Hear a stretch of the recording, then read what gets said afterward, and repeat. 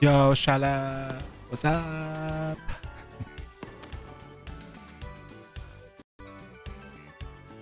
Yo, what's up, Dizzle?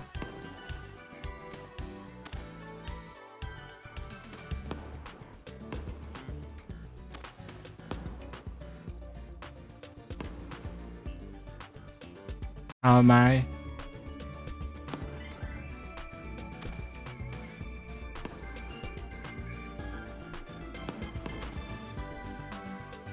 Currently job hunting.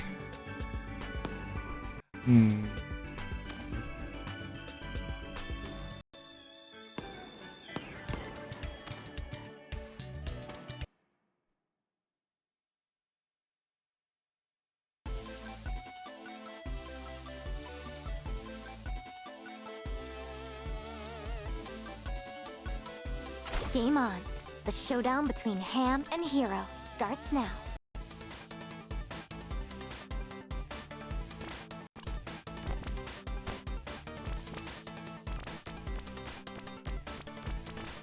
Alright team, let's secure another perfect clear.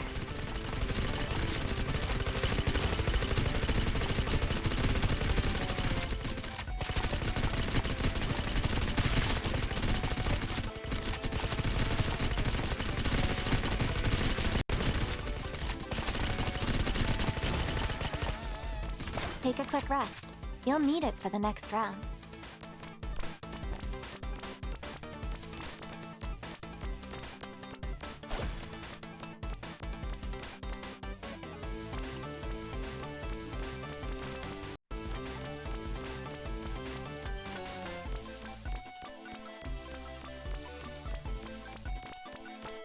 Alright team, let's secure another perfect clear.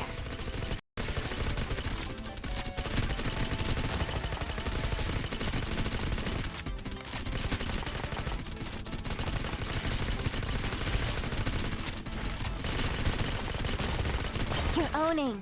Take them all out! Bam! Loot drop. Grab it fast.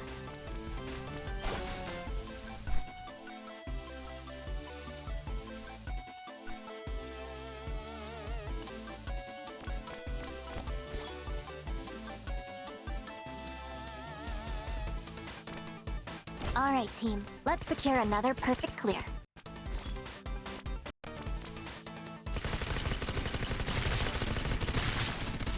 Nice damage!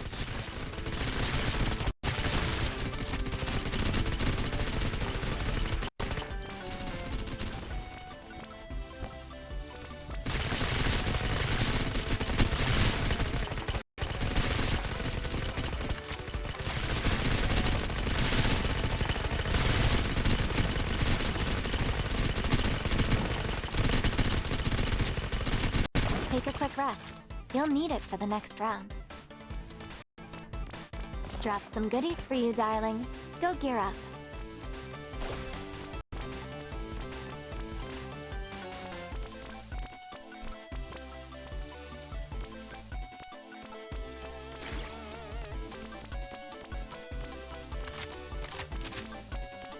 Reward round starting. Time to bring your A game. Shotgun!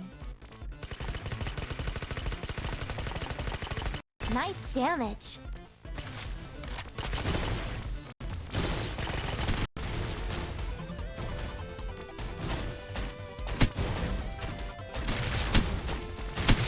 You're owning! Take them all out!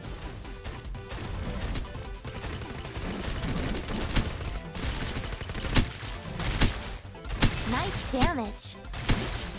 You're owning! Take them all out! Bam! Loot drop. Grab it fast.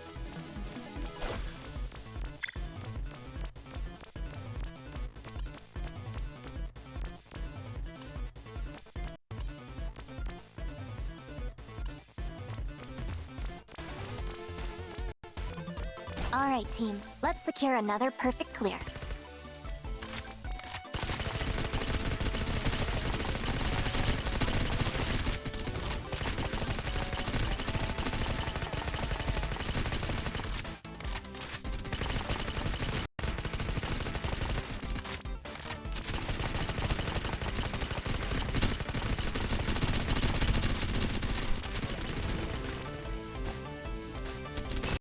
damage.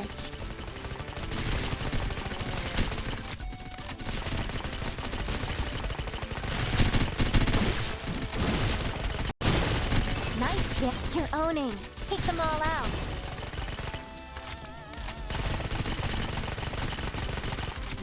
Take a quick rest. You'll need it for the next round.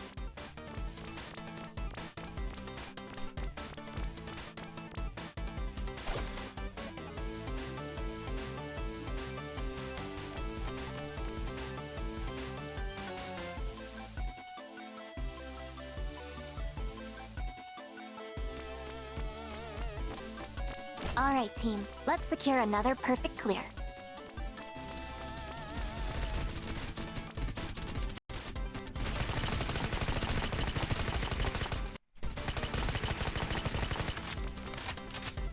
Nice damage.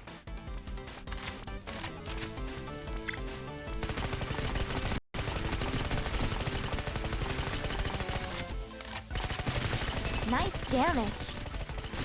You're owning. Take them all out. Darling, lend them a hand.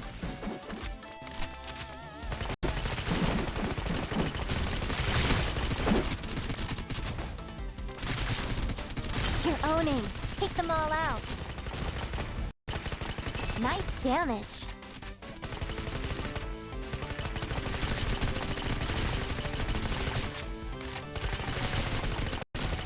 Nice dip. Take a quick rest. You'll need it for the next round. Strap some goodies for you, darling. Go gear up. Grenade launcher.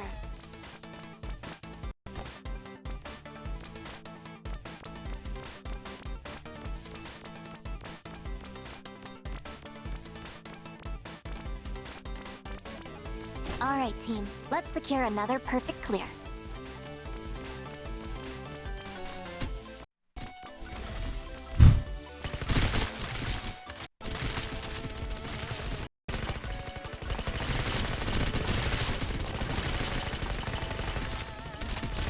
Nice damage.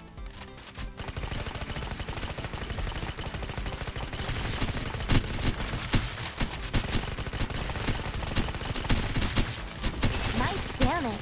You're owning. Take them all out.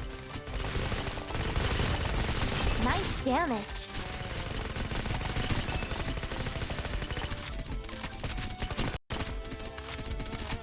Nice damage. You're owning. Take them all out. Bam. Loot drop. Grab it fast.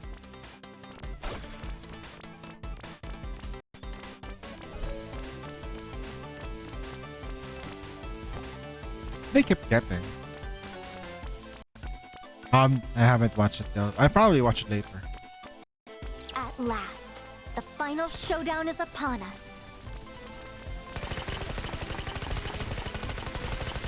Nice damage. Darling, lend them a hand.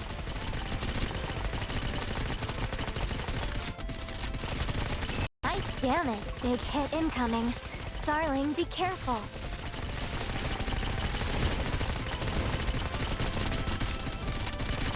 Nice damage.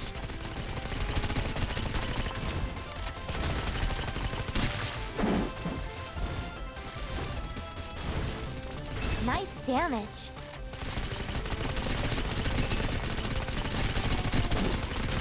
Nice damage.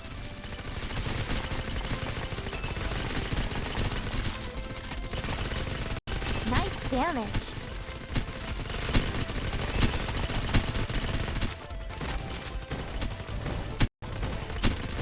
Nice damage.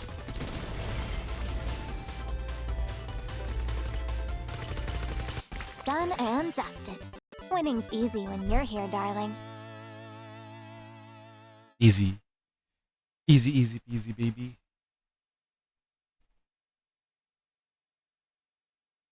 Dun, dun, dun, dun, dun, dun, dun, dun.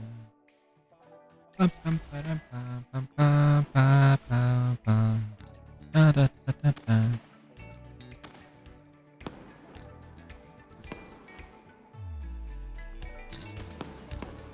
What's up, Evan? Yeah, I'm doing good, bro. How about you? Also, okay, how are you doing too as well? Doing okay? Brain is not uh it's-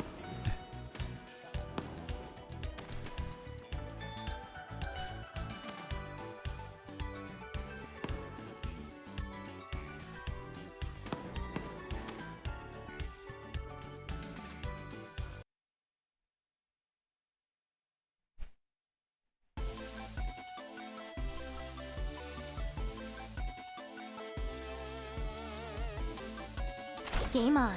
The showdown between Ham and Hero starts now.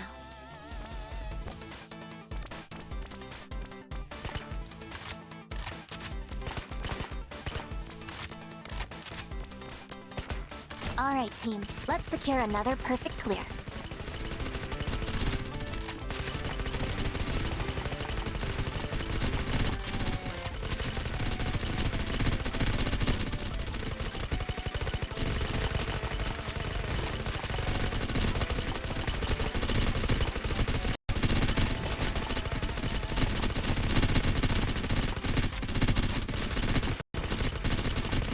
Take a quick rest. You'll need it for the next round.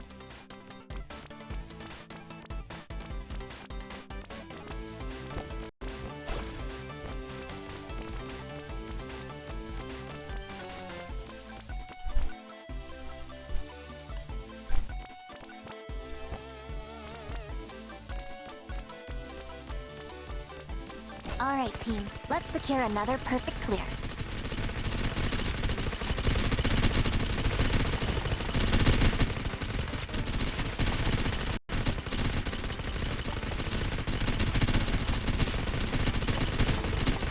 Take a quick rest. You'll need it for the next round. Bam! Loot drop. Grab it fast.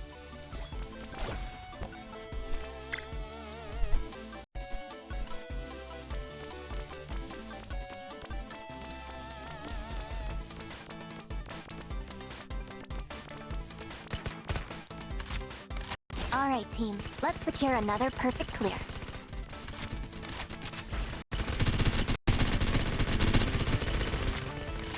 Nice damage.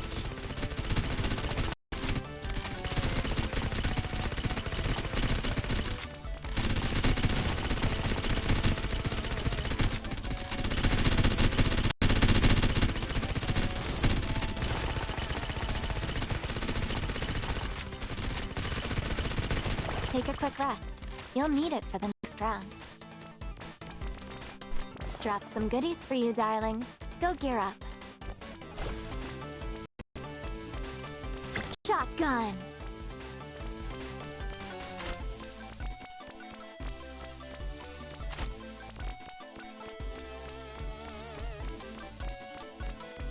Reward round starting. Time to bring your A game.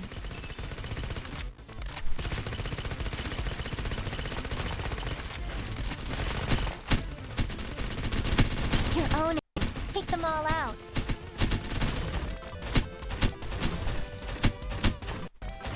Nice damage. You're owning. Take them all out.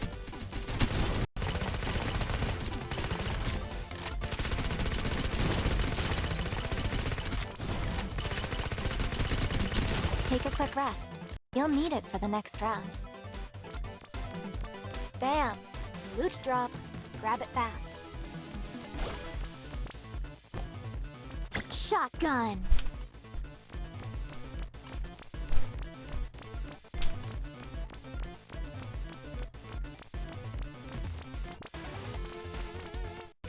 Alright team, let's secure another perfect clear.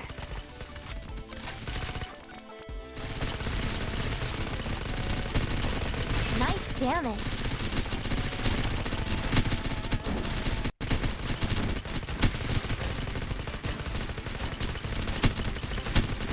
You're owning. Take them all out. Nice damage.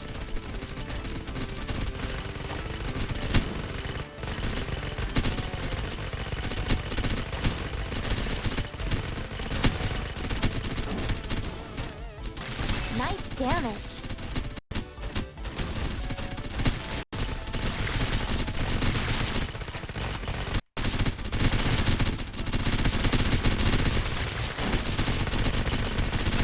damage.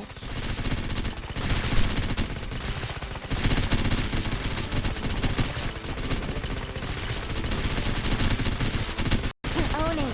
Take them all out.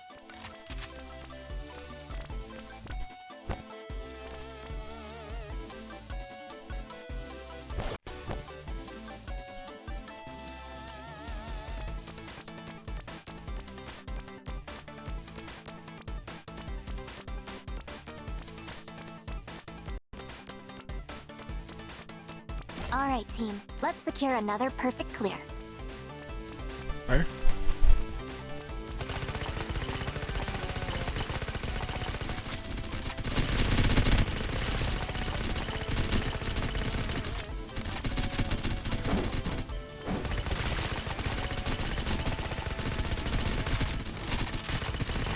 Nice damage.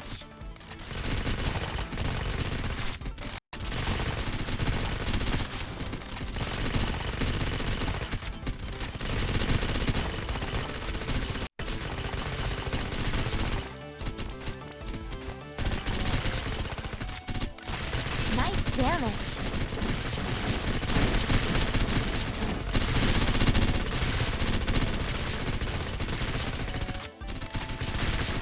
You're owning.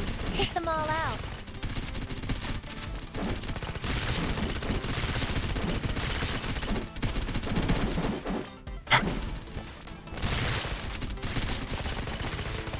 Nice damage.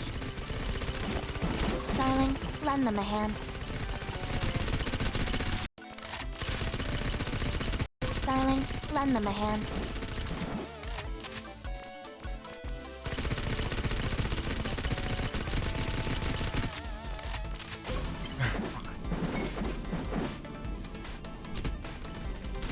Tough break. That's alright. Y'all got swarmed.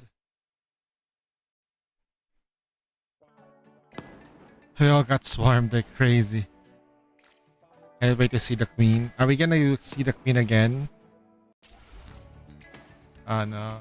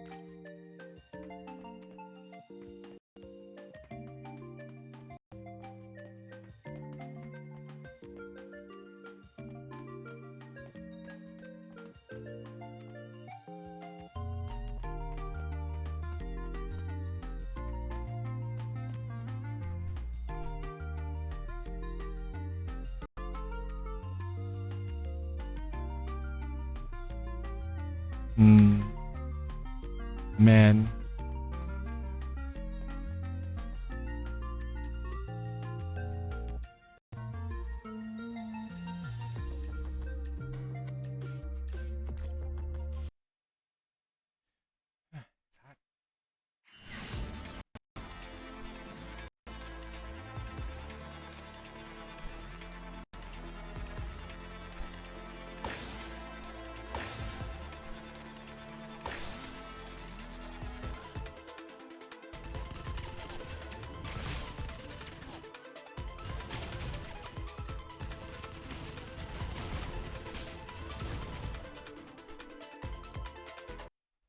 Oh, that's pretty easy. C and GFL 2 next banner is Sextants? Oh shit!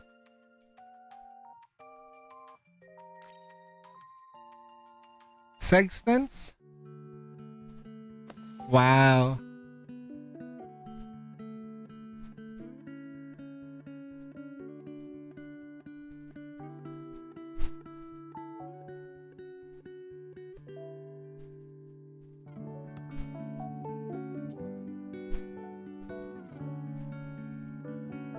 We finally released Sextants. Does that mean that she gets her quote-unquote actual personality back?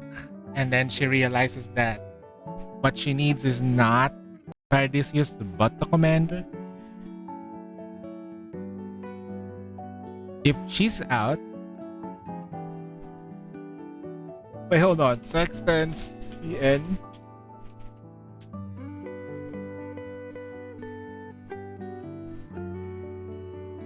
Hold on. Oh, wait, she's a pirate though. Oh. She looks great.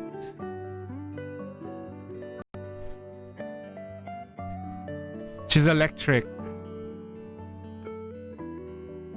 Oh, time to build my electric teams. Ooh.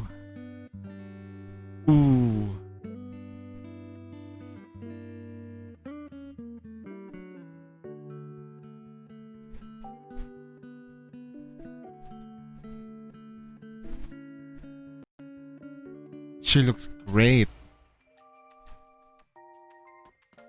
So the guy who's been ping-ponging rank 1 in special arena with Gonzo got so desperate he hold the spot to open the boxes. He went 7 sync levels just 2 days before he... You know, you only need to get the top 1, 2, 3, right? To get the 3,000. Why you open the box before the... I don't know.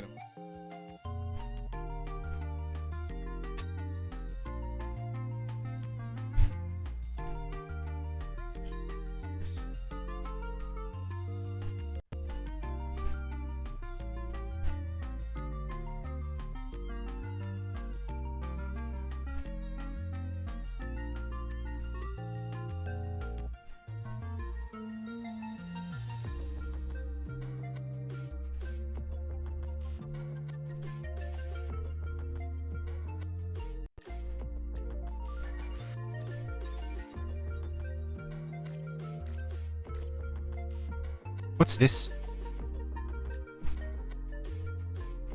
Deploy? Oh wait! We have to catch Pokemons? Oh, and then we can use them? Ah. Finally, I am worthy of fighting by your side. That is weird.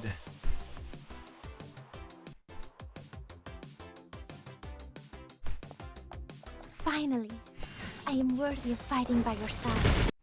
The night bleeds on me. Shall we pause for refreshments?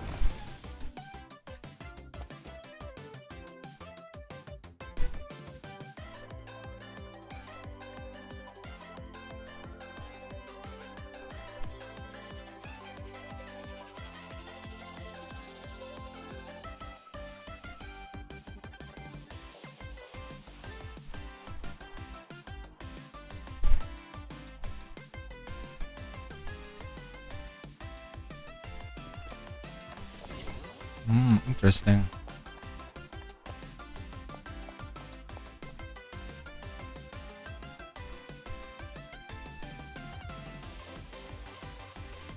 That's weird. This might take some time.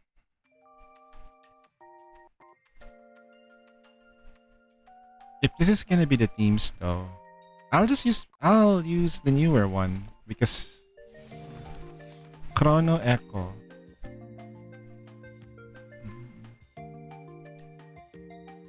Yeah, should be fine. Finally can use Akasha. Game start. Same probability. Game start. Special targets appearing in mass out. Pass me the ammo, darling.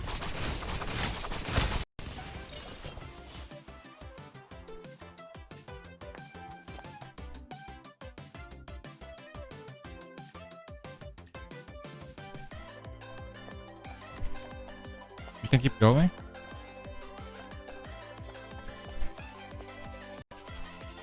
Behold, my transformation. Transform. Transphase force. Full moon.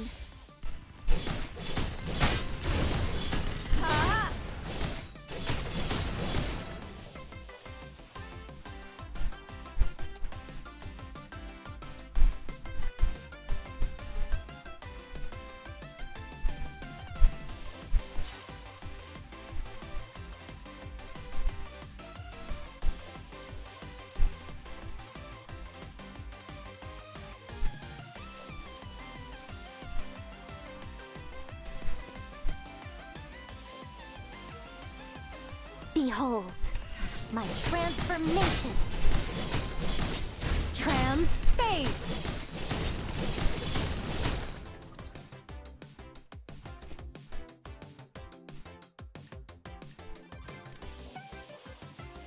Behold, my transformation. Yeah. Boom! Waxing moon. Flash. Noobs.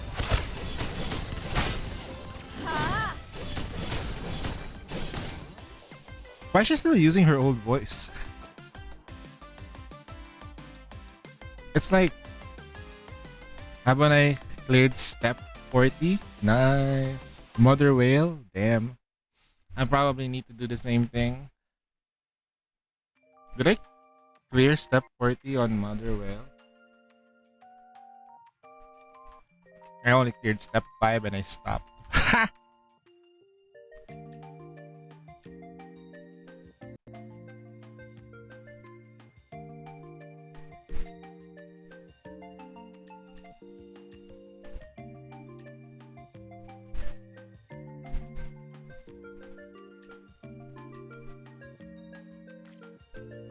Battle start. I'm gonna do that later. I have a long day today. Behold, my transformation. Game start. Special targets. Pass me the ammo, darling.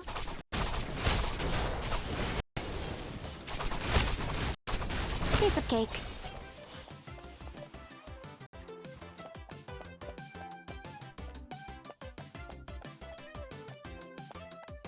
Hard battle. Behold, my transformation. Yep. Transphase core. Wax.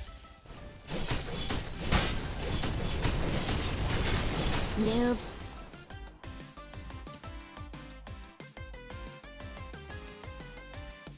Behold, my transformation.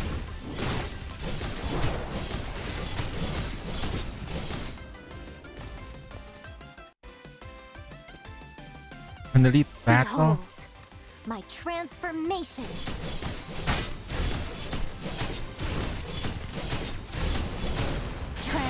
Space.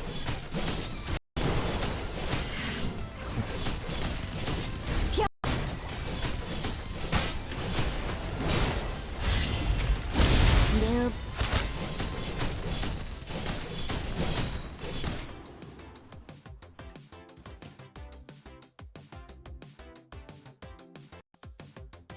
What level do you have to clear step 20 in Solar Museum? It's not about the levels more, it's more like investments. I think at level 40, 400, sorry, 400, you should have an easier time to do it. If you can do, like, I don't memorize the steps, okay? You have 5 teams, right? And your only goal is to step 20. That means you have to add it. Get add those numbers. You gotta do step 5 each time. So you have your best teams. You can deal like 10 billion damage or more. That's gonna give you like 7.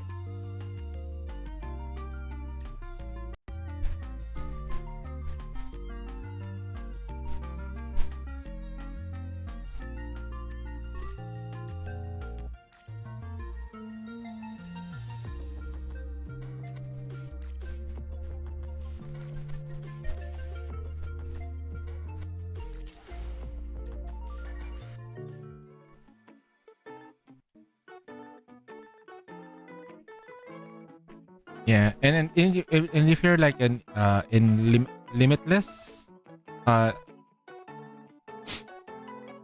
it's going to be a bit harder. The boss's sync is at around 400.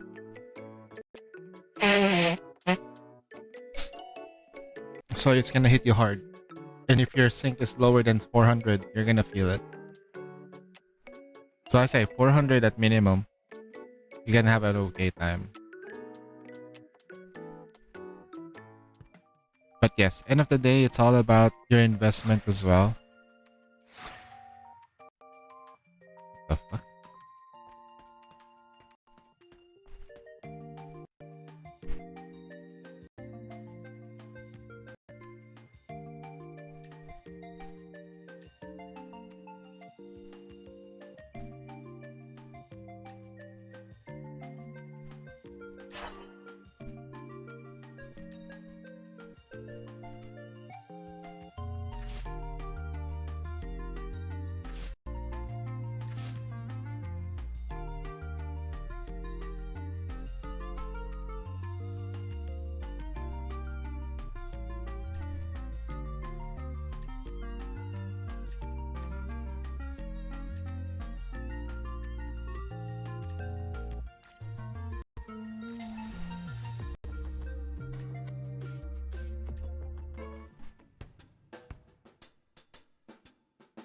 I like the mini games that Akasha gives.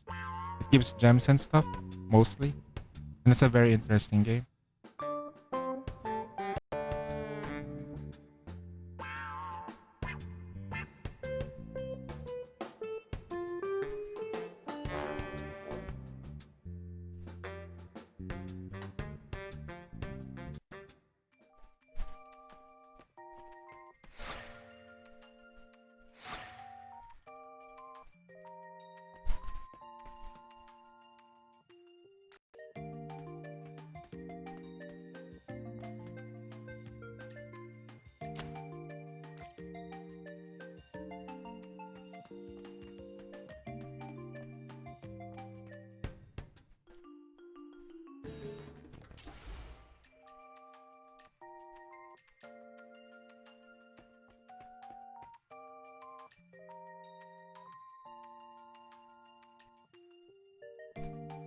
Ah.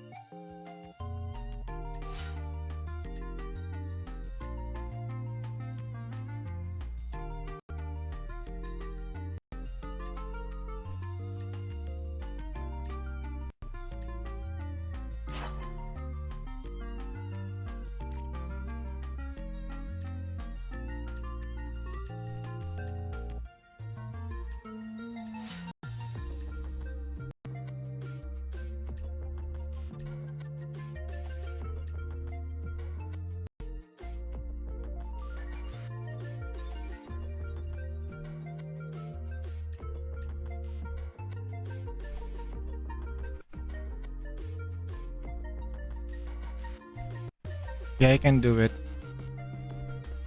Oh no. 14? Really? 44? I haven't tried it on chapter though, so I can't really prove anything yet. If I can do well at chapter, maybe I can see it. But I'm gonna be doing that later anyway.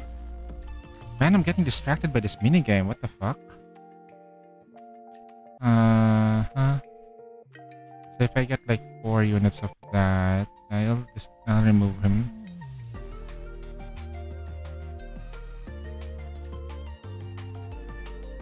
Deaf Magician. Potential up na lang. Then Skill Forge. Set up.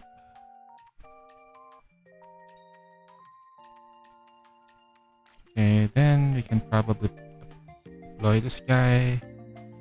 And I'll deploy a...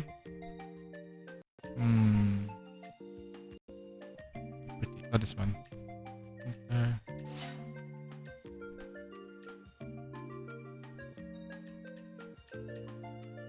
Potential up. Skill Forge.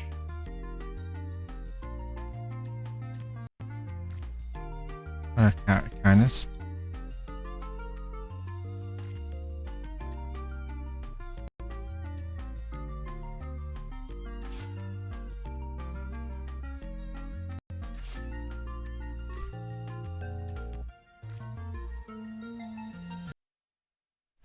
Pulver's cycle always gets interrupted in round. Hmm.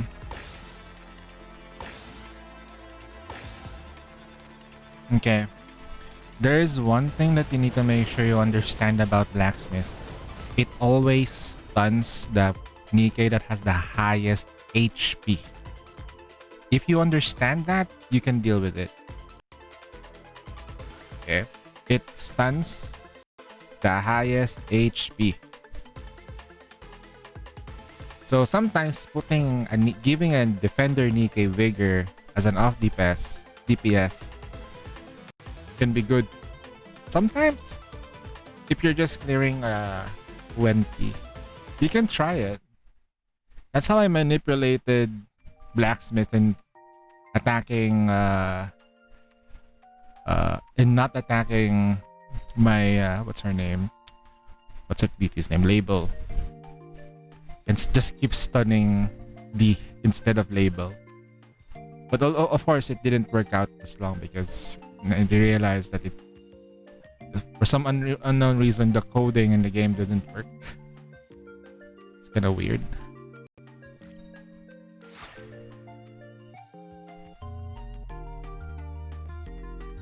Man, I can't wait for Akasha to like really show what her true self is. She's just pretending to be small. I think this is a fetish. I want to feel small.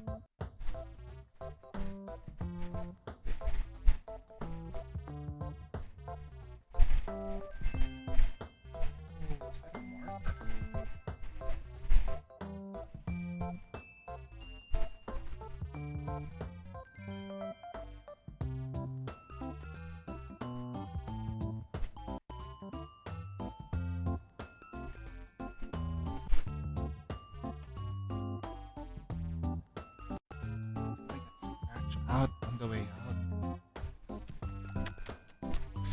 My monitor got scratched on the way.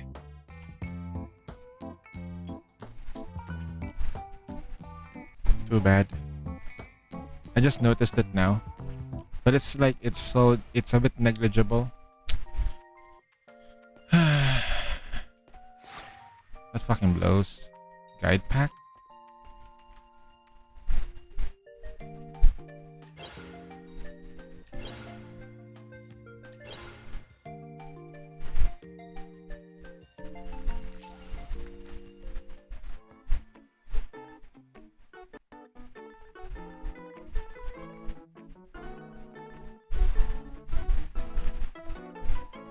Is my mic not... Okay, my mic is making a lot of noise.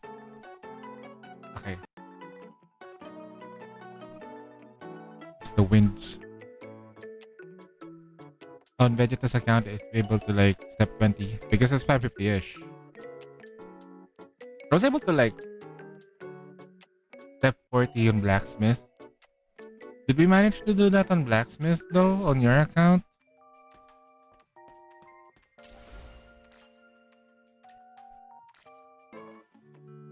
Darling,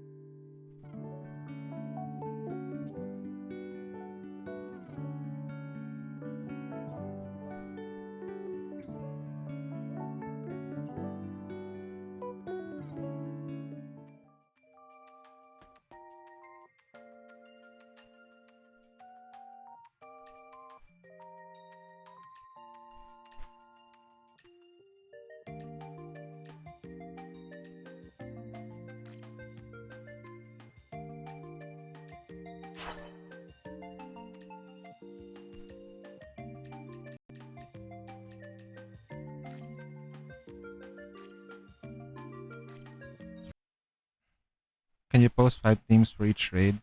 I'm having trouble picking my teams.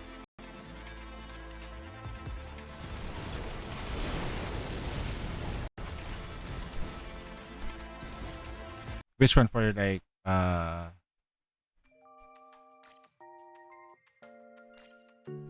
for For blacksmith?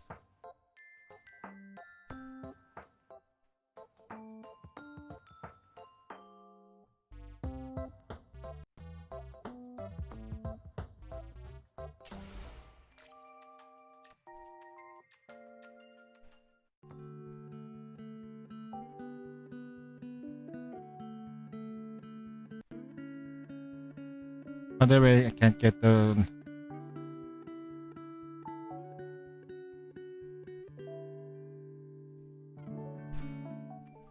What? You should be able to do that. You have more teams. Hmm.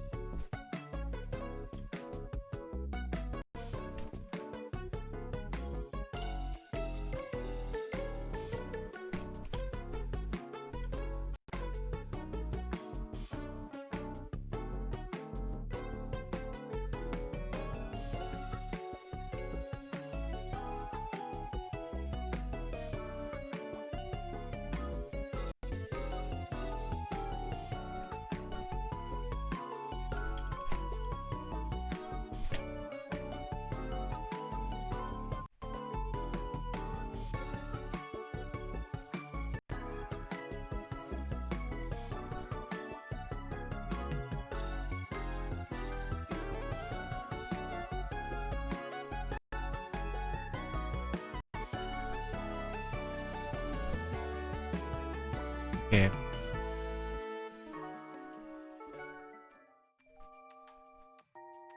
Interesting.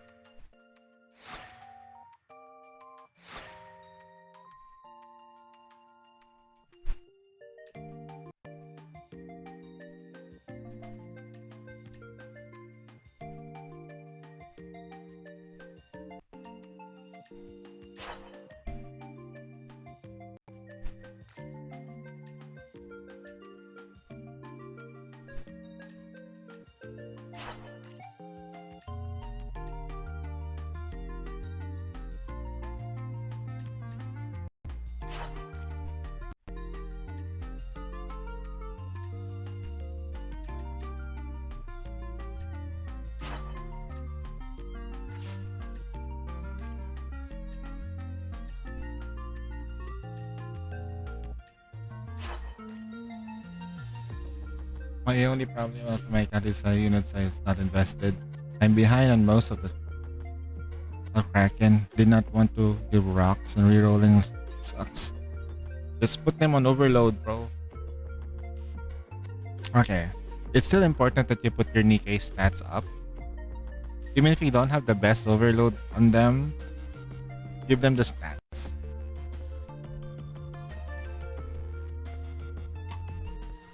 Overload gives you power. Might not be overload like perfect rolls, but this can give you something. Something is better than nothing.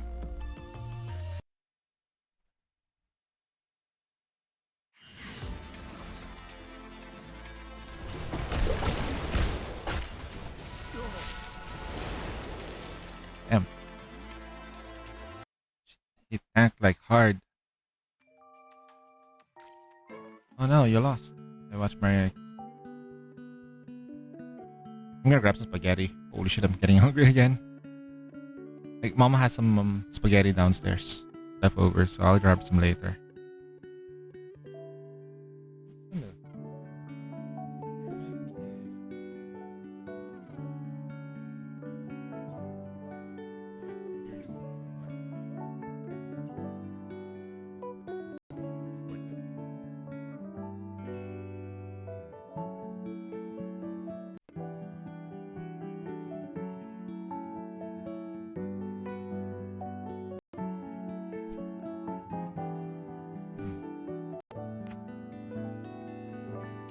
Oh, wow.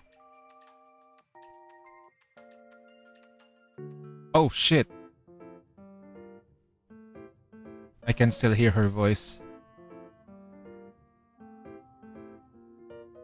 Man, well, imagine just dating one girl for 5 years, stuck with her for 5 years. That's her.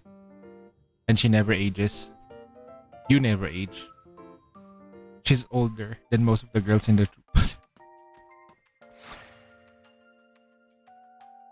Let's level up.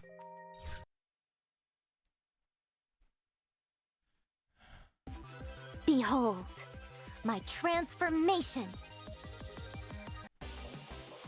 Strategist. Game start. Special targets appearing in mass outbreaks.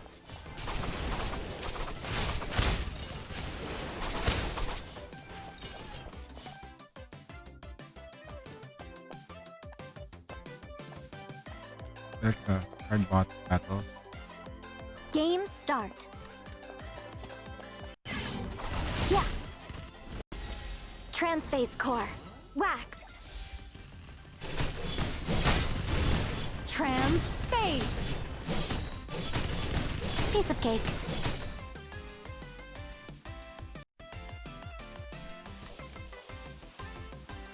Behold, my transformation. Ah!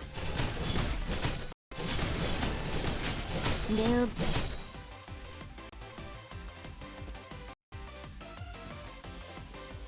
Behold, my transformation. Huh. Flash! Ah!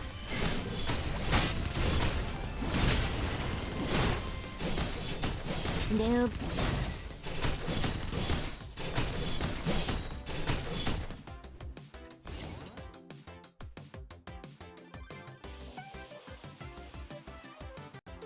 Game start. Special targets appearing in Kya.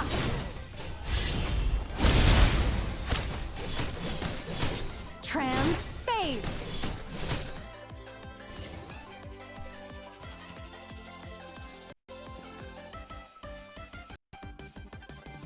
Behold, my transformation.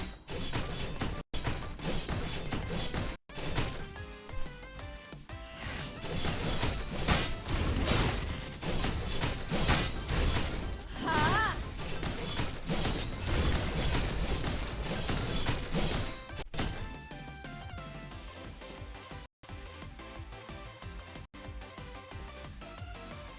Behold, my transformation. Darling, let's send them all to build it. Ah! Noobs.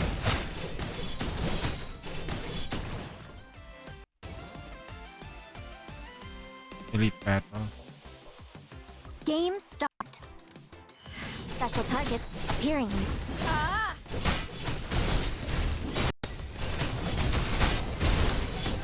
Huh. Flash. Noobs. Transphase.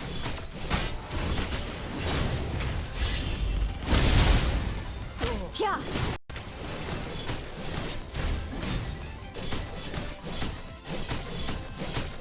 Piece of cake. That's it.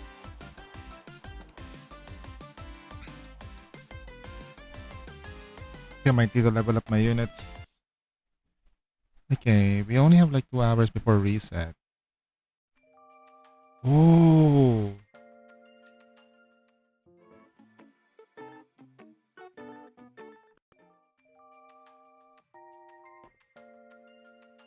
I keep going. Alright. I'll just come back to this. Did I not do the daily mission? Hello? Hello, sir? Mom, sir? I got distracted by the... alright. Hey, there's a lot of gems. It's not enough though. I won't be able to pull for at least 2 banners.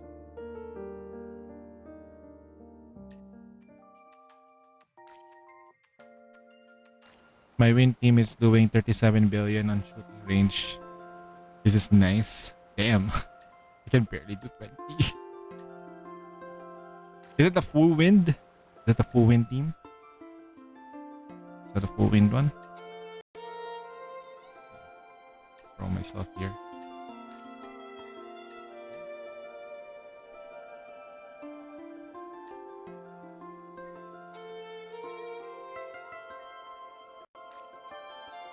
Relax. I ain't blowing the budget. Yup. This is exactly what I had in mind. Nightas best Brian LV. Damn. That team is super strong.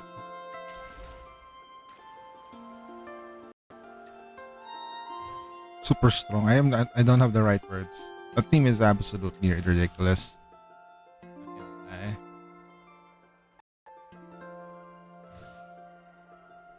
Just how many days? 30, 15 days until I max her out. And she can eat the whole.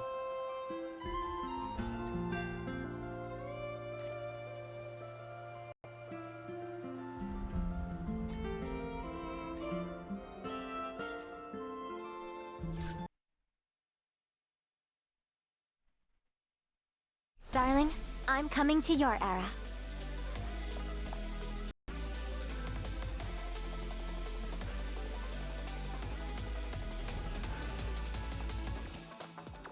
Need a refill. Now this is getting interesting. Darling, let's send them all to Builder Island. Okay. Transphase Force. Full moon. Jesus Christ.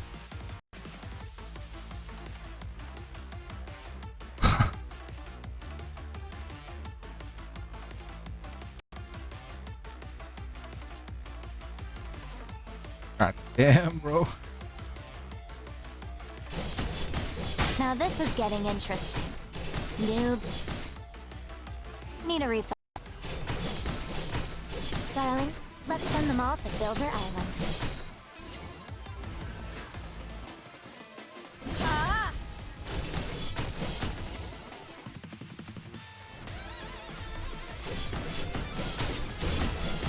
Now, pya! Need a refill. Flash!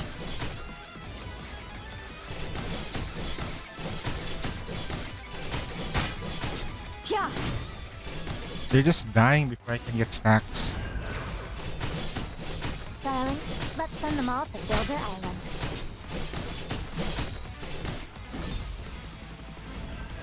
Huh. Flash! Now this is getting interesting.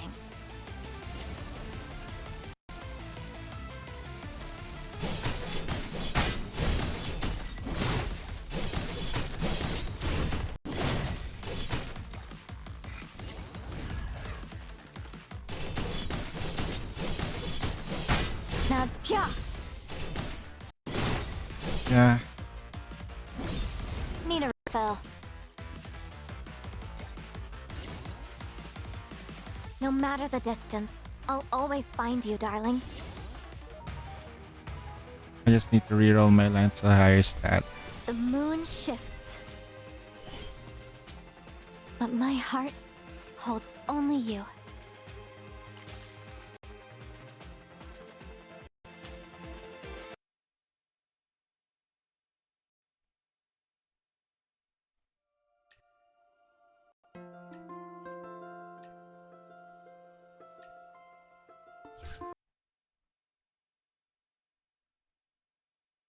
Warding off misfortune.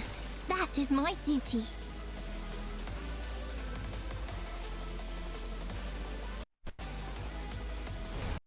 All charged up. What's the plan? Point me where?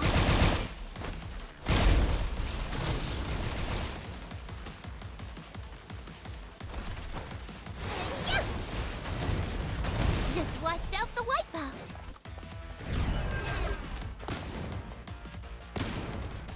I've got this.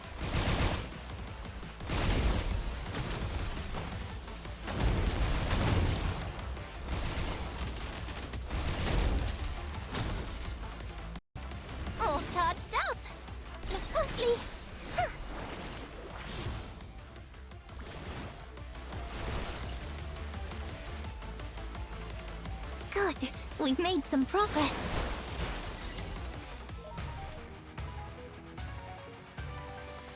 Hmm? Wait!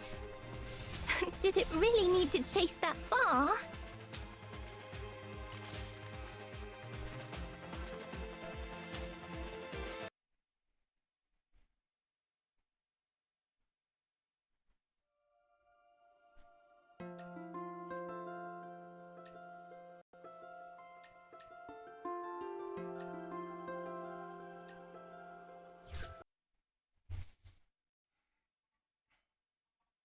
Gotta wrap this up quick. It's straight to my date with the adjutant. So, how'd I do, adjutant? Limiter off! Deep breath. Ooh, this means I'm a pro, right? That looks really nice.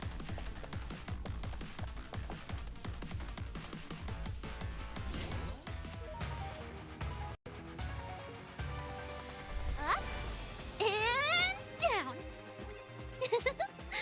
Felt like I was flying.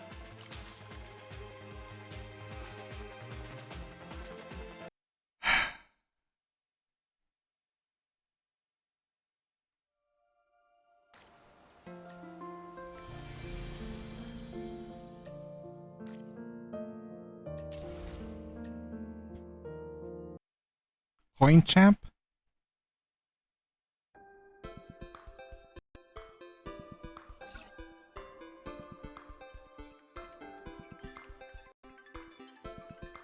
Cue the flashy entrance.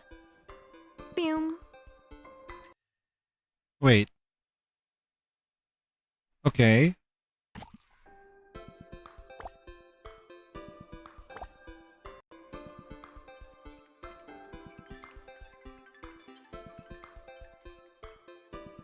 E and Q. Really?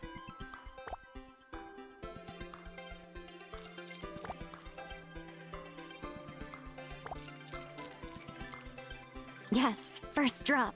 Our strat's working.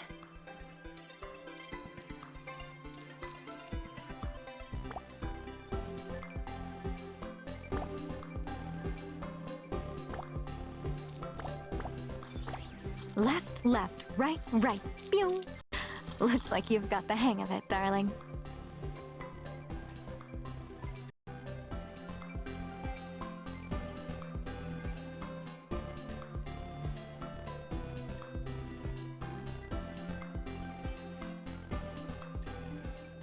Want me to slip a coin in for you, darling?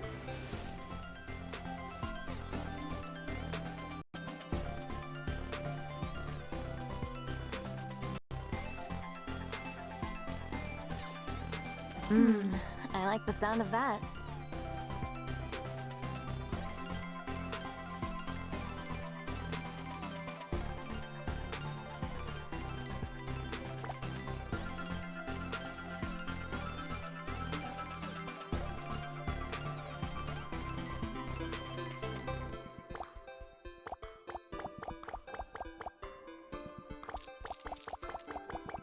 Come on, drop a coin.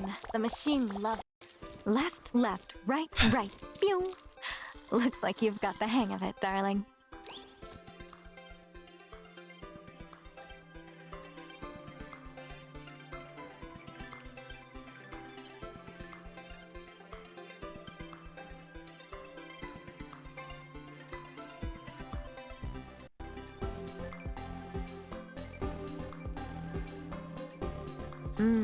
I like the sound of that. Time to use that on the coin pusher.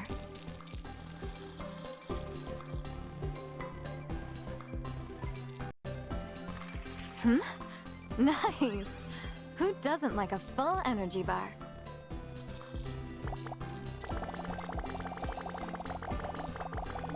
Come on, drop a coin. The machine loves it. Left, left, right, right. Pew! Looks like you've got the hang of it, darling.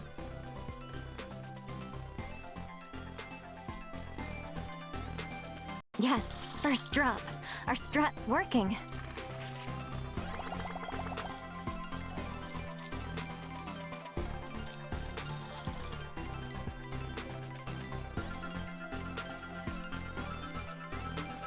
Nah, I'd rather see her though.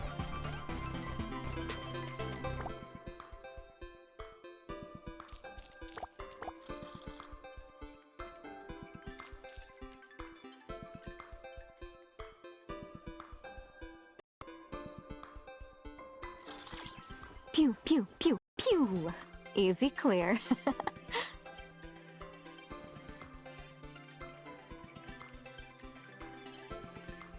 The sparks at your fingertips. Uh, wrong reference. But darling, oh, we're the perfect duo, aren't we? Yeah. It's a wedding dress. It's a wedding dress. It's a wedding dress. I'm not even sure. It's if it's underneath the wedding dress or I'm pretty sure it's underneath. That is not a dress of any kind. No, no, no. It's a wedding dress. I'm pretty sure when this was on the preview in Google, she has clothes. Yeah, I think it's supposed to be something that you wear underneath. Well, it's what it is. Your competition. The competition is there. Look at that. Cue the flashy entrance. Boom. My prince, you made the right choice. This is for you, Adjutant. Cue the flashy entrance. Standard mode. Looking new update, yeah. I've already pulled for her though, but I don't have the skin.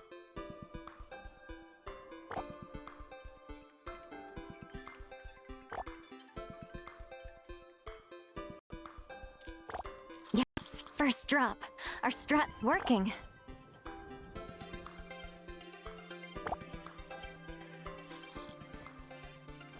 Acacia's Action Blast. Charging up.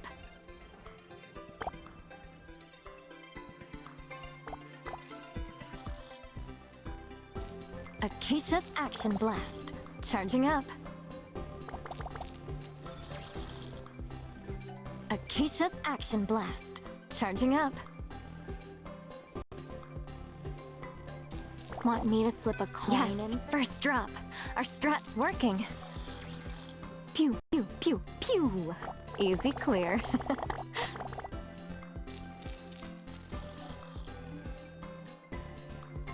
Yes, first drop.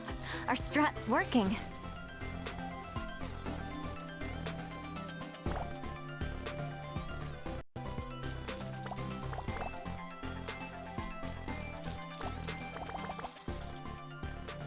Acacia's Action Blast. Charging up.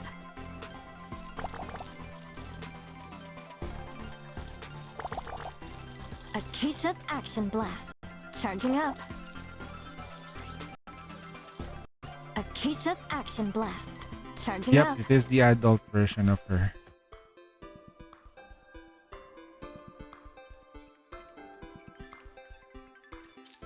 I like the sound of that. Oh, there's a prank coin. Acacia's Action. Nice. Who doesn't like a full energy bar? Acacia's Action Blast. Charging up. Yeah, we can probably use this. Acacia's Action Blast. Charging up. Left, nice. left, right, right. Pew. We don't have any points Looks left. like you've got the hang of it, darling.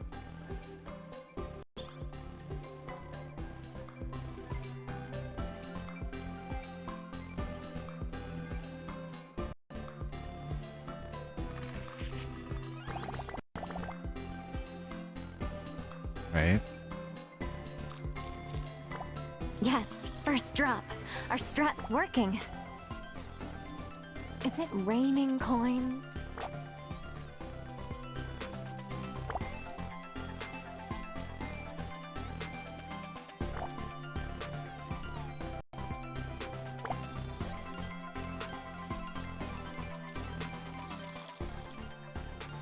Acacia Action Blast.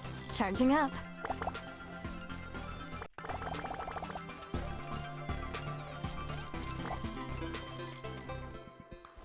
Acacia's Action Blast. Charging up. Acacia's Action Blast. Charging up. Wanna push it down? Nice. Convert, convert, convert. Acacia's Action Blast. Charging up.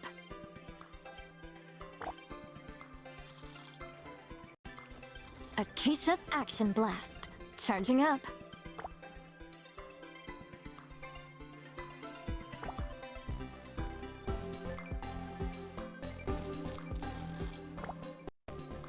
Acacia's Action Blast. Charging up.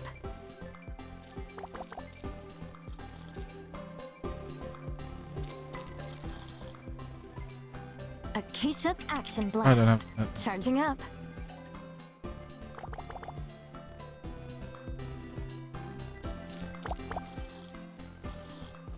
Acacia's Action Blast. Charging up. Acacia's Action. Nice.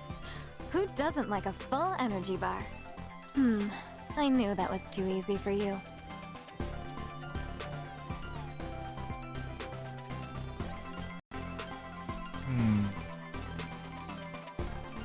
Let's focus on this side.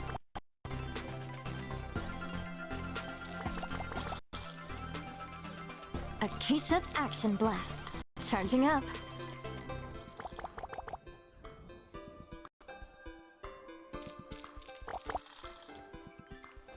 Acacia's Action Blast. Charging up.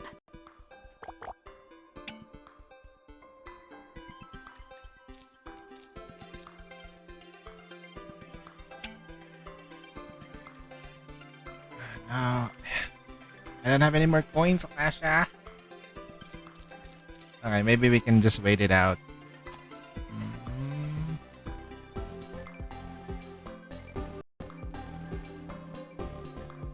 Girl, help.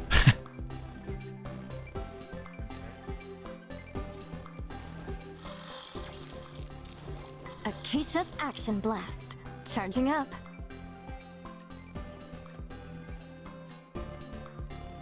Enter depot.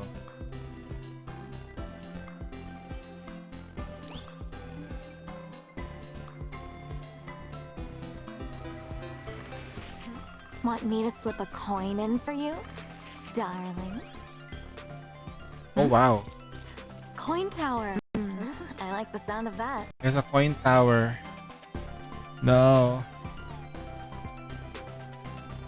God damn. Gonna push that coin tower.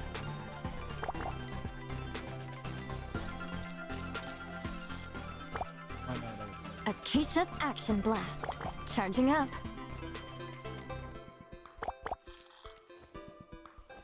Acacia's Action Blast. Charging up. Eventually your fall. Acacia's Action Blast. Charging up. Acacia's Action Blast. Charging up. Don't have any more things to do. No. Give it a shake. Make way for the gaming prodigy. It's not a hack, just a simple technique.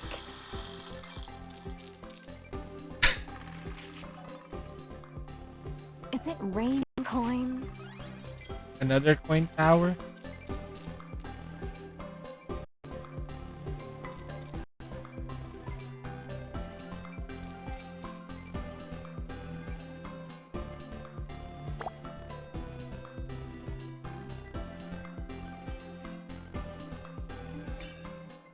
Hey, remember our deal? One life each.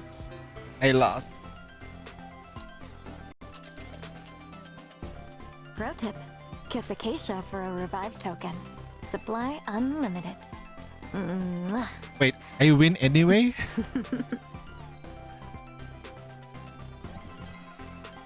Wait, I win anyway? If I lose, I win. If I win, I win? Cue the flashy entrance.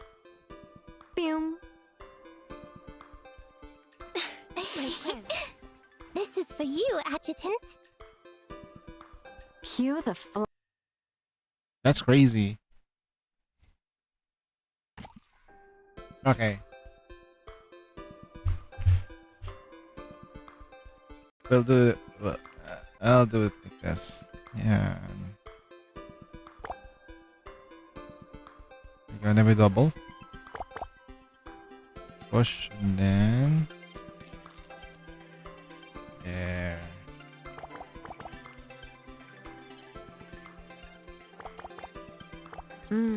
I like the sound of that.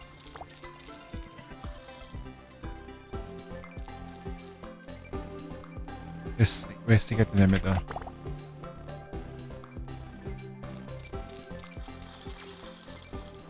Acacia's Action Blast. Charging up.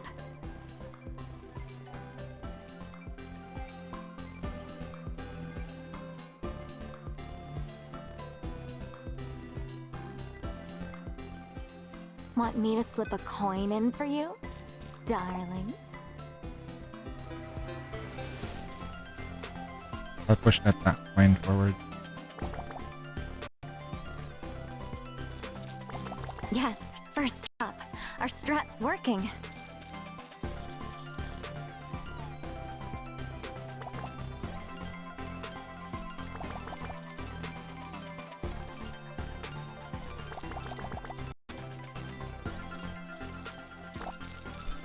Acacia, left, left, right, right.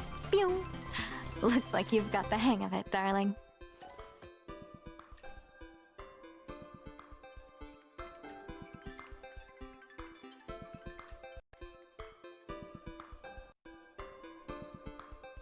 Right. Yes, first drop. Our strat's working.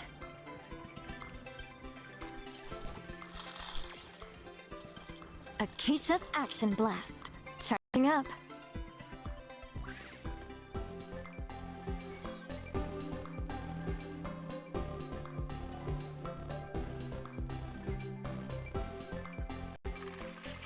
Want me to slip a coin in for you? Ooh, what's that? I got. Darling. Wait, something. I don't know what that is. Oh, we gotta push it forward though.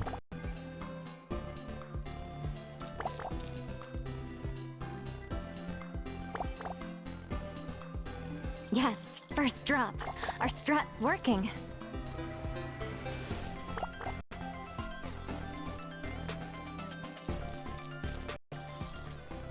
I remember my mom whenever Acacia's we went Action go to an Blast. arcade, Charging up. she always hangs by here. It's like, oh, I always get my coins back. Acacia's Like, Action seriously? Blast. Charging up. I never get it though. Acacia's Action Blast. Charging up. Acacia's Action Blast. Charging up. Nice. Who doesn't like a full energy bar? Acacia's Action Blast. Charging up.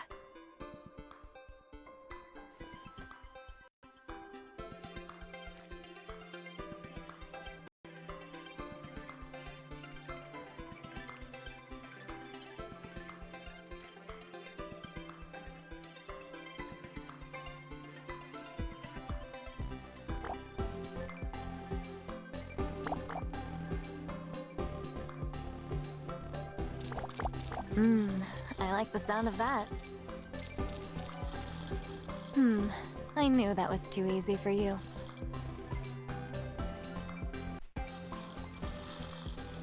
Acacia's Action Blast. Charging up. Nice. Acacia's Nice. Who doesn't like a full energy bar? Acacia's Action Blast. Charging up. Need to push the one on the left. Or rather here. Pushing each side.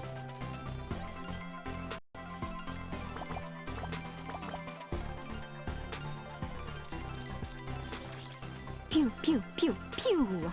Easy clear.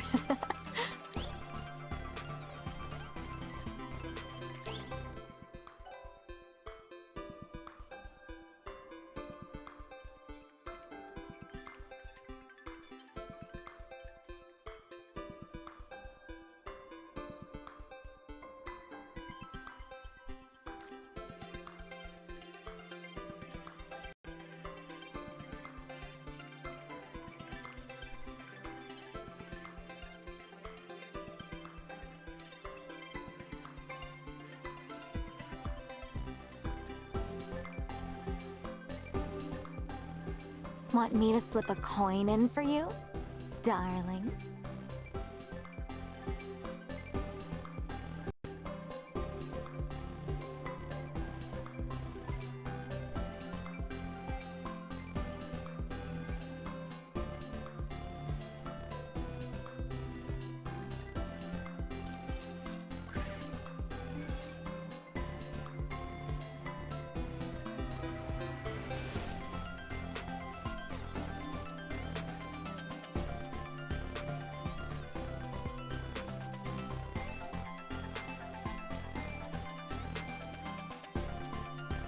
Time to use that on the coin pusher.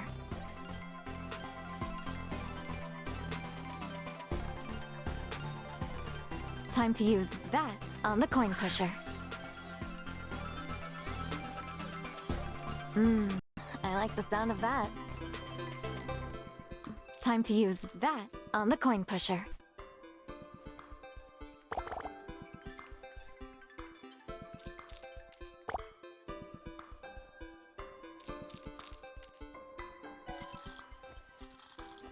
Acacia Action Blast. Charging up.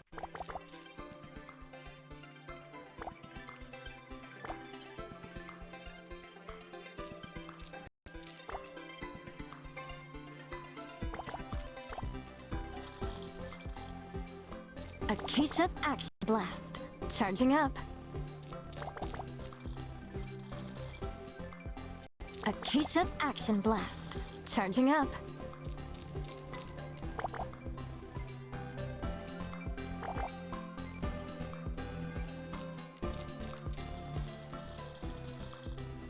Acacia's Action Blast. Charging up.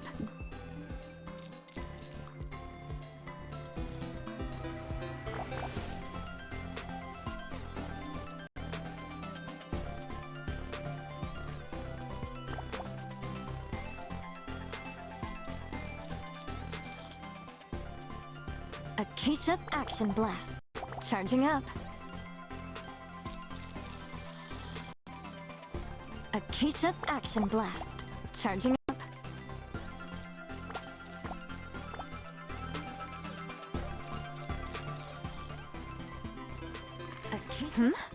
Nice! Who doesn't like a full energy bar? Coin tower. Ooh, lucky.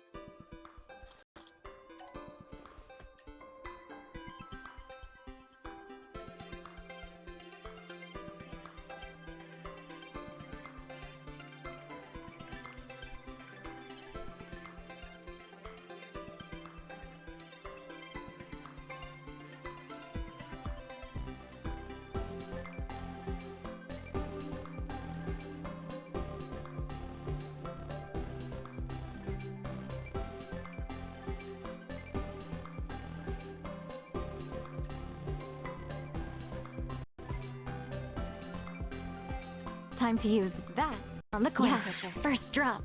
Our strat's working. Nice. Who doesn't like a full energy bar?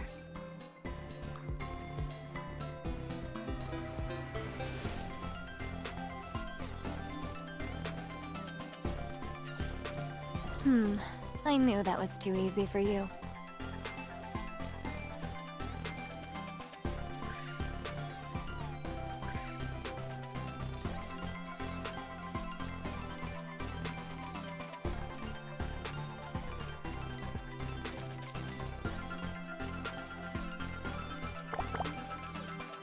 Push middle.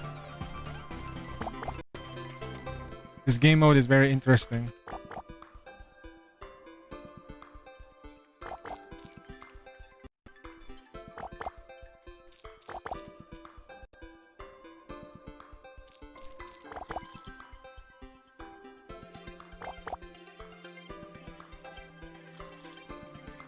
Time to use that on the coin pusher.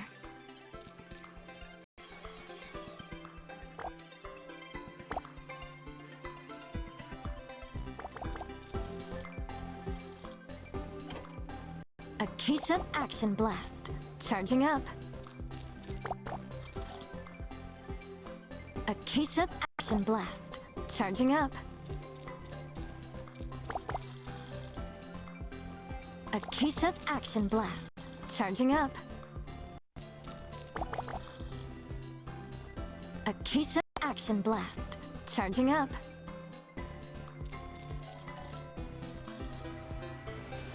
Acacia's Action Blast. Charging up. Acacia's Action Blast. Charging up.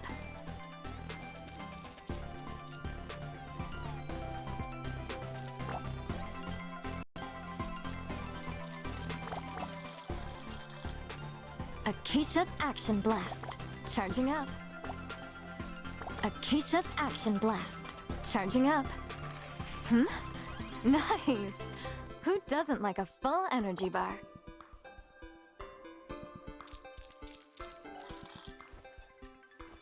Acacia's Action Blast. Charging up.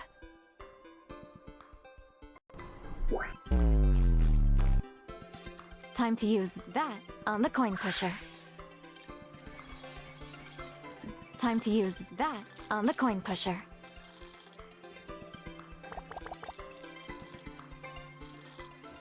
I guess getting distracted by Acacia's Acacia. Action Blast.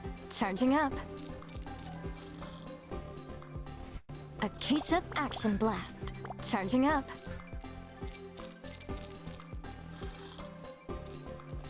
Acacia's Action Blast. Charging up. You need to pull for her. Yeah, she's strong. She's a skill user like Larina, but she's weird. She can be played like a regular ballistic Acacia's DPS. Action Blast. Charging up. And she's so easy to use. Acacia's Action Blast. Charging up. As if you're using her with as like little Acacia, I guess you can be fine with it. Acacia's Action Blast. Charging up.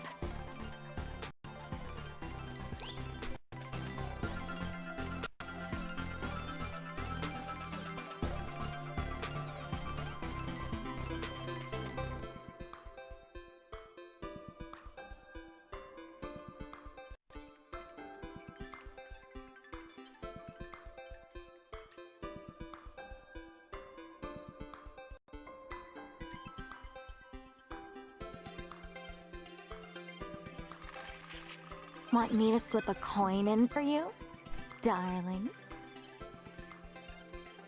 Oh wow, Acacia's there. It's gonna be a toughie. I'm gonna try to see if I can blast this. Hold on. Time it. Now. I like the sound of that.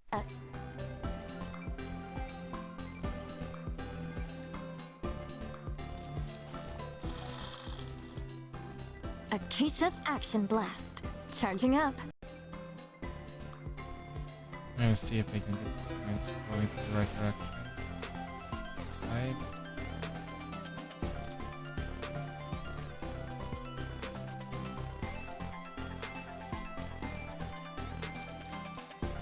Time to use that on the coin pusher.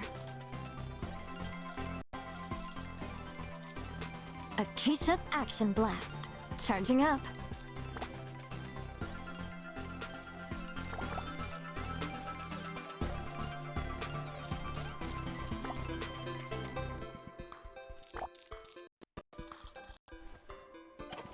Acacia's Action Blast. Charging up. Time to use that on the coin pusher.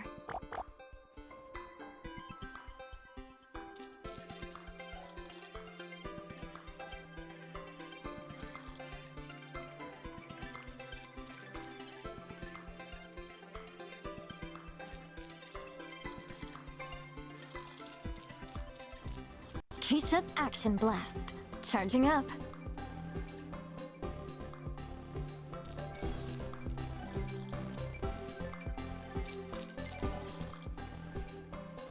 Acacia's Action Blast. Charging up.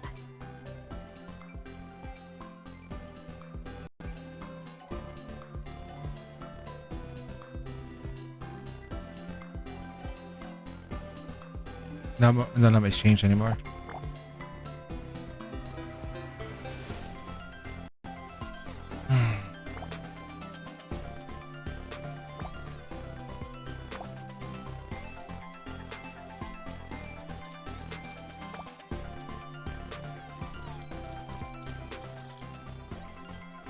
Acacia's Action Blast.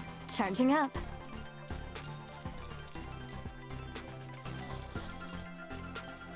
Acacia's Action Blast. Charging up. Acacia's Action Blast. Charging up. Nice! Who doesn't like a full energy bar? Coin tower. Coin tower.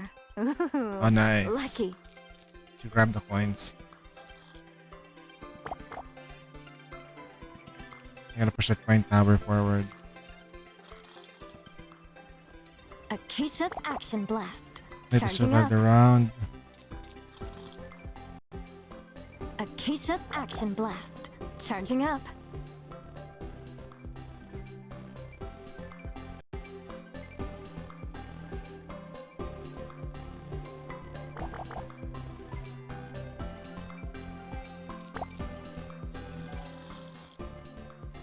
Acacia's Action Blast. Charging up.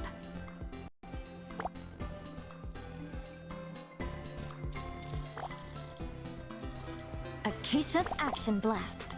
Charging up.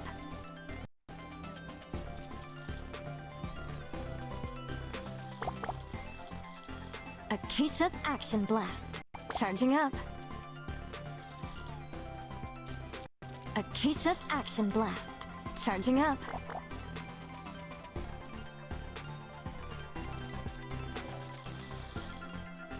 Acacia's Action. Nice! Who doesn't like a full energy bar? I knew that was too easy for you.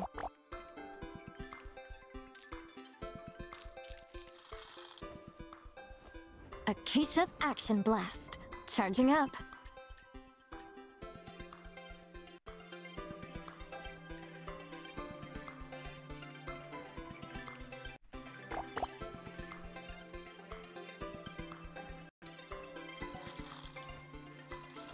Acacia's Action Blast.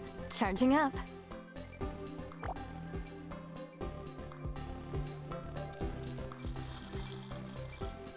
Acacia's Action Blast. Charging up.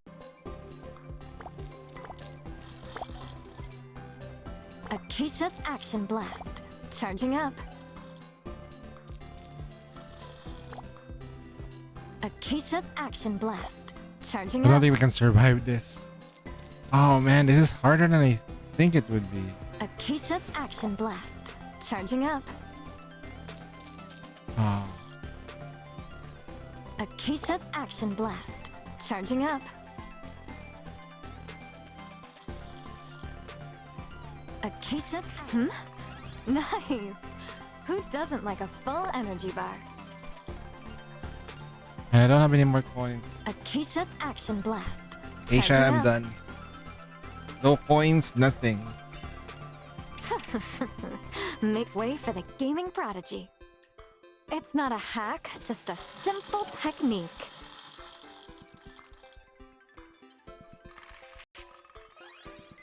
Is it raining coins?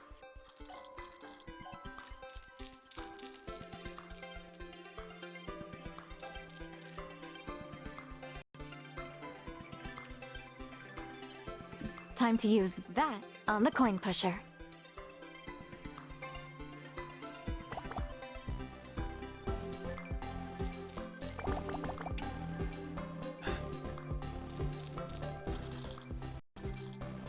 Acacia's Action Blast. Charging up.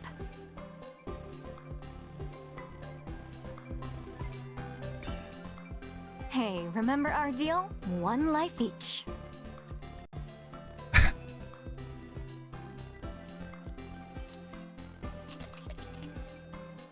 Pro tip. Kiss Acacia for a revive token. Supply unlimited. Mwah.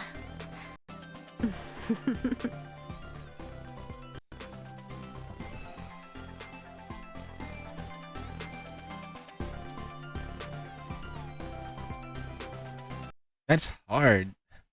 I don't know how to play coin pushing games.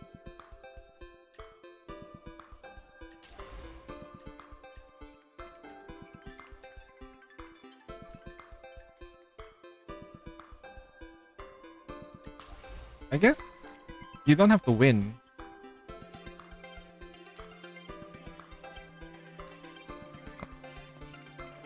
Alright, time to go back.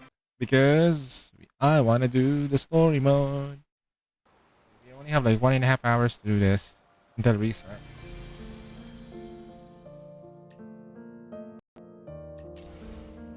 Hmm. Cyrus. Okay. We'll get there. Time to do story. 8 hours. You get it? We'll do a hard stop in 4 hours. If the story's still going at 4 hours, let's hard stop it.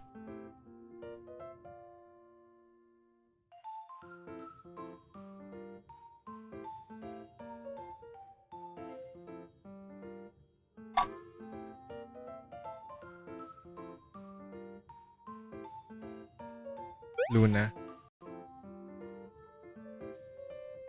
A handful of nuts wouldn't hurt. Oh, and are we getting any freebies for attending? Like a carton of eggs or something? Huh? Free eggs? Do I get some too?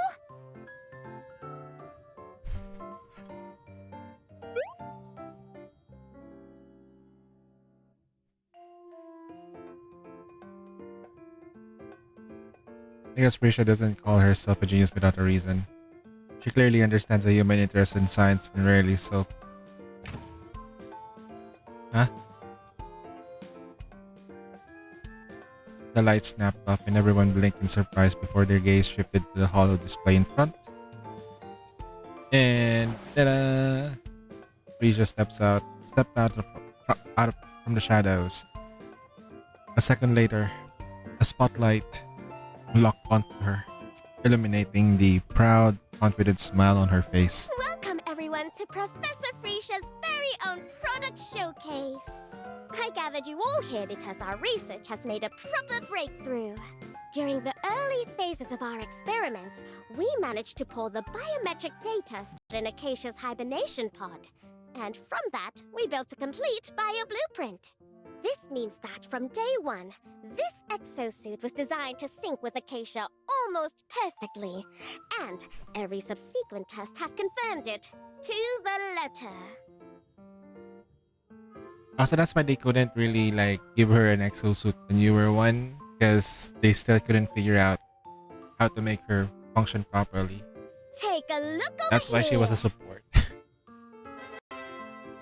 Shape, component, displayed in the This hologram. is the R&D department's custom-built trans-phase core. And when the moment calls for it, the exosuit can release all that energy at once, triggering a full power burst. Will that put any strain on her system? Answer is absolutely not. Sure. Guided by Acacia's bio blueprint, the exosuit will adjust her natural hormone levels and trigger a temporary growth boost in bones and muscle. By growth boost, do you mean...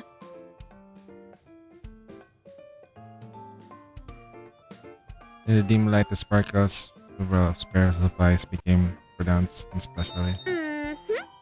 Exactly what you're thinking. But if any of you are considering using this tech on yourselves, don't. I ran a full assessment, and it only works on Acacia. She entered the pod. Her body hadn't fully matured yet, which left room for the blueprint to adapt. Ah, that makes sense. Huh? Use that tech for ourselves? Why would we even want that? I don't get it. They just want their boobs to get bigger. Mita! Just because you're... Yep. You wouldn't get it. Let's get back to the main event. Everyone who was like, want their boobs to get bigger. Risha aside and pointed aside the spotlight tracked the gesture and moved in that direction. The two folding screens stood under the beam, and the slender silhouette outlined against the embroidered surface. Anyone could tell Acacia was hiding behind them. Aren't those the screens Frisha borrowed from me? So this is why she needed them. Now then, time for the highlight of the show. The girls applauded with full enthusiasm, but the delicate shadow behind the screens remained still. Adjutant, are you looking forward to it? To my changes? From her wavering voice, I could already picture the anxious look on her face. Change or no change, as long as it's you, Akasha. I'll always be looking forward to it. Acacia finally relaxed, took a deep breath, and stepped out behind the screens. Ta-da! A dramatic effect, Frisha had cranked the stage light to full power. Blinding white light swallowed Acacia, forcing us to shut our eyes. Wow, really? Ugh. Damn.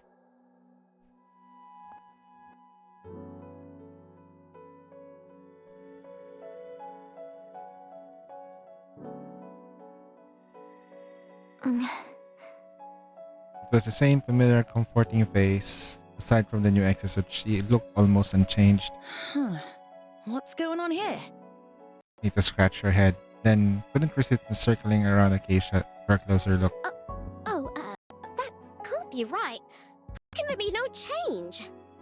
Maybe this is just how I look after the growth boost? I mean, I do feel a bit taller. A tiny bit, I guess. She lifted her hand.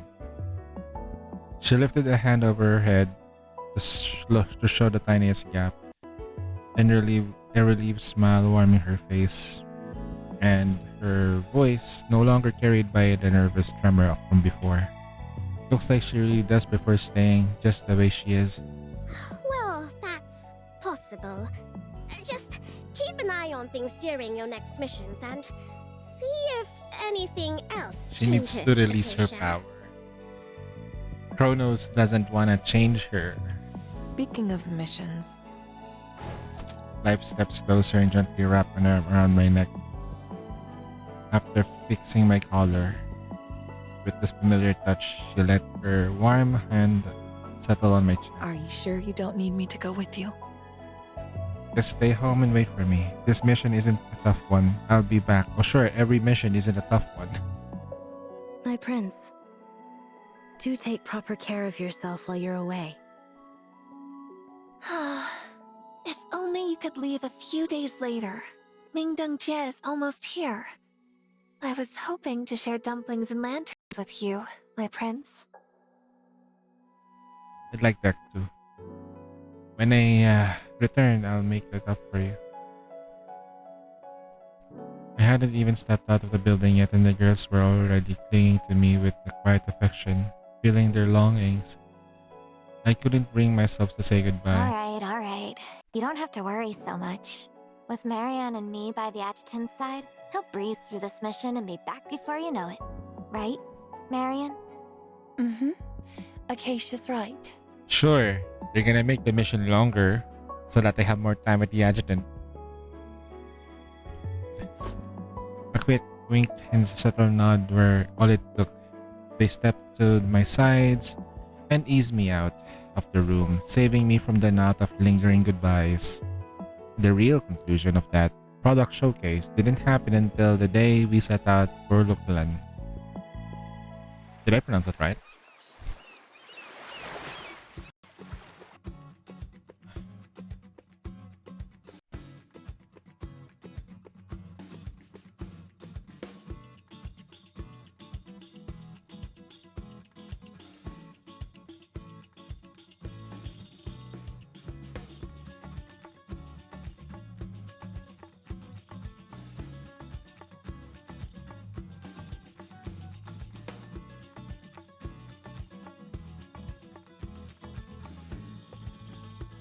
After the showcase event, I recalculated every metric for the exosuit. No matter how I checked, the result was the same. It shouldn't affect compatibility, but it's best to keep an eye on her. And if anything weird comes up, please let me know right away, Adjutant. I put the terminal away and glanced over Acacia. She was practically folded in a half over the railing, her arms in upper half, dangling. Look of pure boredom. Careful. Keep that up and you'll end up in the ocean. I slipped an arm around her waist and carried her back to a safer spot and smoothing her wind-tangled hair back into place. We've still got some time before we reach the port. If you're bored, you can play your favorite games together. Nah, I didn't bring any of my handhelds this time. Oh, she didn't bring the handheld. Alright, it's a missions. It's a mission. Oh, okay, very good. Why not? Things from that era are getting rarer and rarer. If I lost one, or if it broke, I might never find another. So, I figured it was better to just leave them in the dorm. But they'll wear out one day, so try to prepare for that, alright? Then, I hope that day comes later. Much later. As late as it can be. Adjutant, when that day finally comes, you'll be there for me, won't you? We'll just make a new console. Easy, replicate. Study the console. Open it up. Make a new PCB. So I leaned in and gave her an answer. My lips met. Our lips met. Okay. Really? Really? Right in front of Marianne? Okay, by the time we finally pulled apart from the long entwined kiss, the horizon had already begun to reveal a faint outline of the city, dotted in patches of color. You know, at this point though, they should put the guys there. Make them feel uncomfortable. Are you kissing in front of me? The people of Localan are born with the eye for color. Taking in the view, I had to admit there really was the truth to that saying. Well, it seems we're almost there. Marian glided out of the cabin with her usual grace, and judging by her eyes, she seemed more interested of the smudged lip gloss on my lips than the destination. She wrapped herself around my right arm, drawing in closer. Her voice brushed my ear. Adjutant, Oh god. since you've had a sample of Acacia's lips, don't forget mine. The flavor's rather unique. Don't worry, I'll give each flavor attention it deserves. This guy. Welcome to Italy?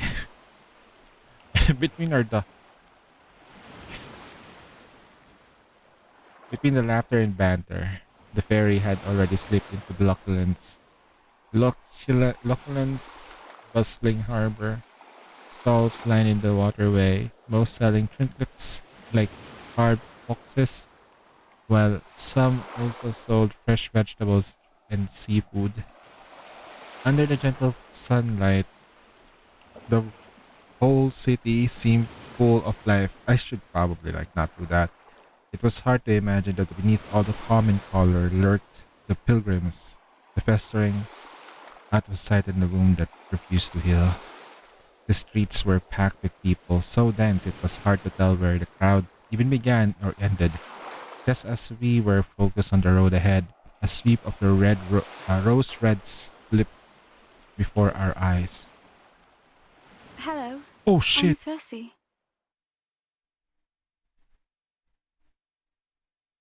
Okay.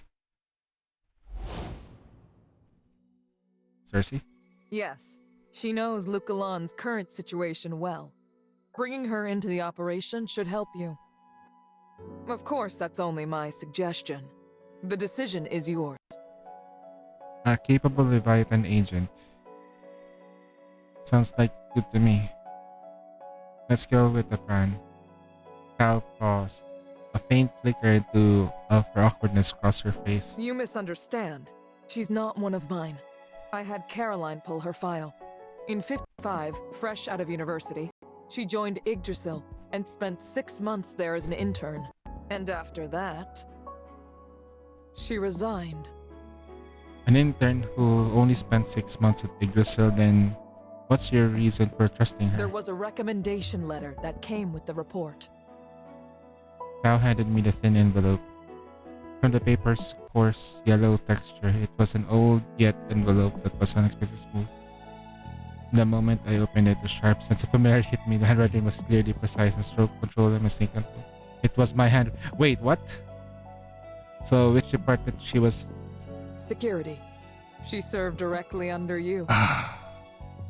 What? Those few words were almost enough to drag me back to the certain winter night where memories blurred together, half hidden behind a veil of frost. So they're giving them. This isn't the best place to talk. Come with me. With practiced ease, Cersei hailed a passing boat and hopped aboard first. Once we were all seated, she keyed an address into the bow console. Moments later, soft music and recorded announcement drifted through the cabin This speakers. boat is pretty fancy. Locals call these little boats gondolas. Lucalan upgraded its entire water transit system 5 years ago. Every gondola now has autonomous navigation, all coordinated by the city's central AI.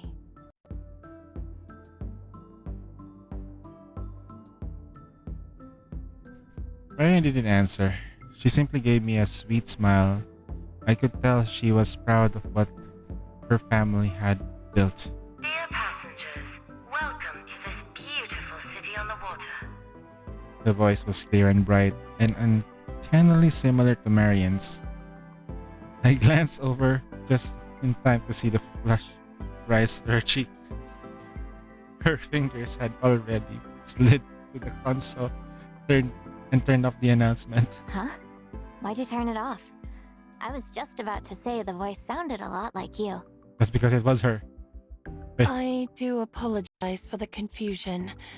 That was my older sister's voice. Wait, what? She often says that once the current difficulties are resolved and stability returns, the Andriotti family may consider expanding into new ventures. Tourism, for example. Will that day really come? We don't even know if Lucalan can make it through the crisis we're in right now. Cersei lowered her head, nudging her glasses higher, and she murmured through her breath. The lively atmosphere we built quickly vanished. No one felt like talking, so we just watched the scenery go by. Marian leaned lightly against my right shoulder, brows knitted in then thought, while Acacia rested her back against mine. It felt as if an invisible line. Oh my god, I need to go down. She radiated the timid withdrawn air, and the longer she stayed silent, the more curious I became about her. Cersei, Huh? back when you were in security, did I ever mark you down? She paused, thinking over my question before realizing that I was doing and let out a chuckle. No. You always looked out for me, Chief. Glad to hear it. I've forgotten a lot what happened back then, so I was worried that. I understand. Really, I do. Just being able to see you again is more than enough for me. Seems like another love debt to settle. Acacia's slight sour comment drifted from the stern, and Cersei turned her face away in embarrassment. And just like that, the distant unfamiliarity between us finally began to melt away. The little boat cut through the ribbons of blue-green water, scattering glittering ripples as it carried us to the residential waterfront. After leading us through the few twists and turns, Cersei stopped in the front of a small, neatly kept house. This is my place. Please, come in. Wow! The furnishings inside were simple, with a faintly old-fashioned touch. A one-bedroom layout was probably just right for her, living on her own. The one striking feature was the large terrace facing the water. Cersei had set the table and chairs out there, and after inviting us to sit, she quickly brought out tea and snacks. So, shall we get to the main topic? How much do you know about Lukman's current situation, especially Sophie's plan? 3 days ago, Sophie came to me. God damn it, Sophie. Oracles, pilgrimages, the flood that washes away sin.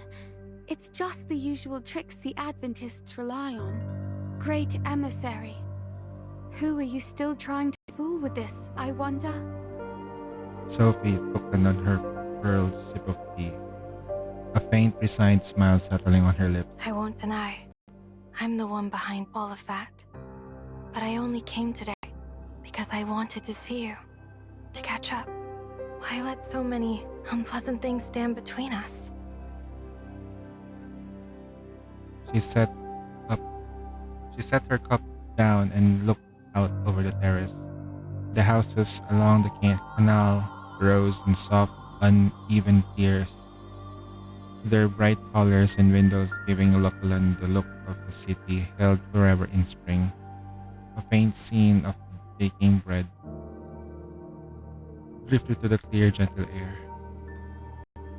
A sharp, helpless ache welled up inside Sophie. Why couldn't Lucia and Elena live here? Why did they have to die in the dust-choked sanitarium? Wasn't happiness supposed to belong to everyone? I've known for a long time that you were Yggdrasil's undercover agent inside the Adventists, but I never once considered reporting you to the High Presbyter. What? I know how hard you worked to climb the ranks in the Adventists, and I remember the way your eyes always lit up whenever you heard the name.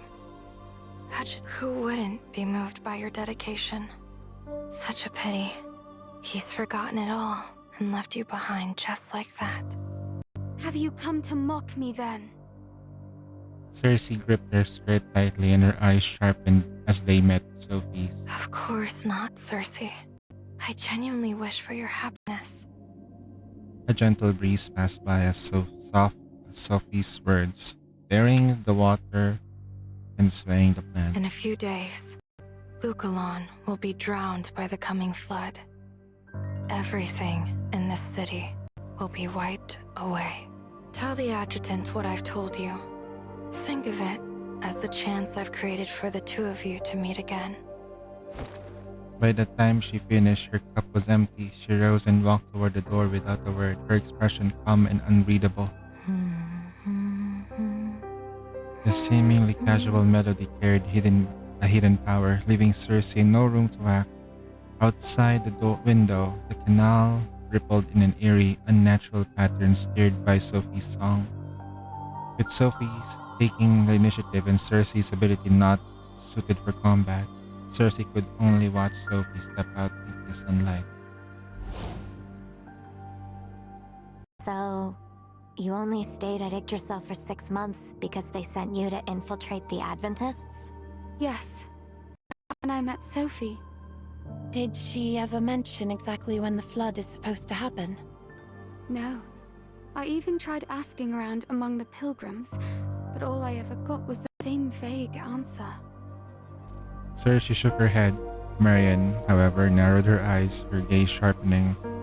She slipped her left hand under the table, dragging her nails over her finger pads again and again as if using it to steady herself.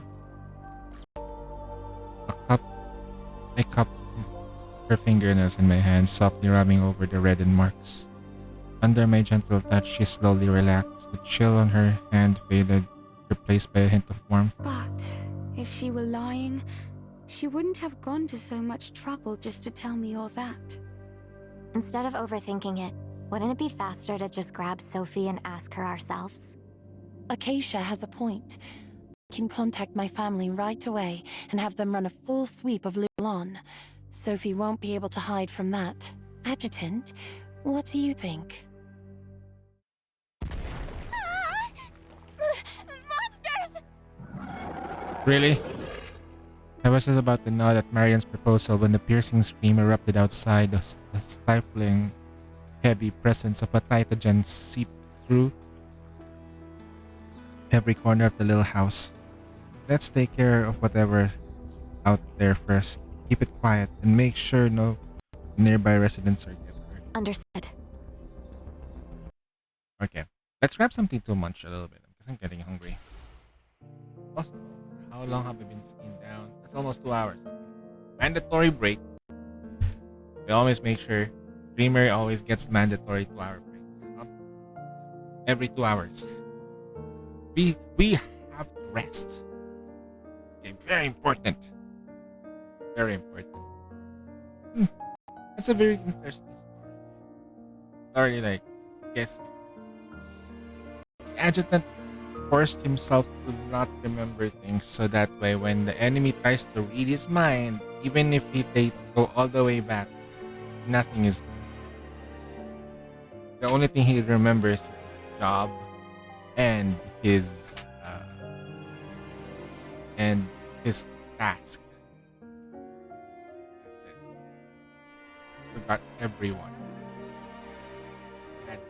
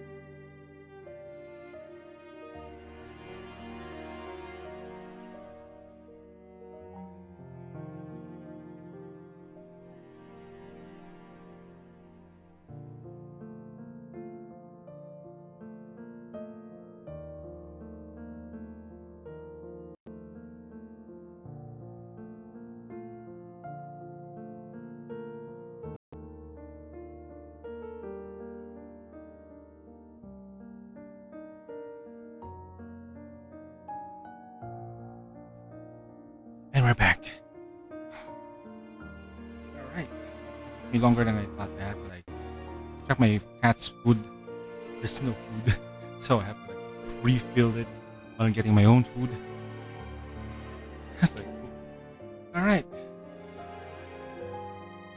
Time for another chapter. It's a combat chapter, I think. Combat chapter.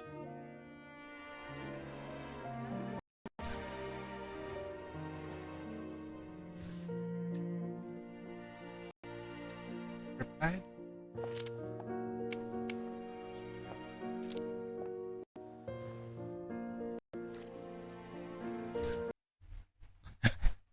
I switched my Kasha to the adult form permanently. Behold, my transformation.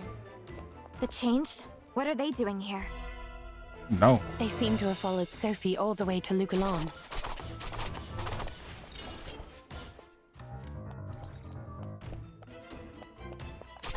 Darling, let's send them all. Pass me the ammo, darling.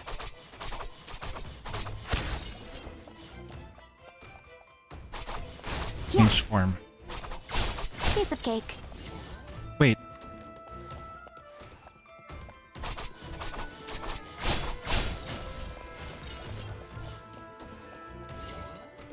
We don't have to transform. This time, I'll just be a Kasha normal. Something's moving underwater. They must have entered Lugalon through the waterways. No wonder they managed to slip past my family's security.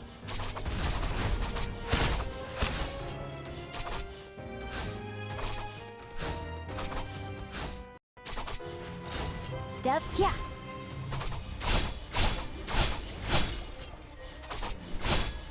What is that thing? New enemy Pass type? me the ammo, darling.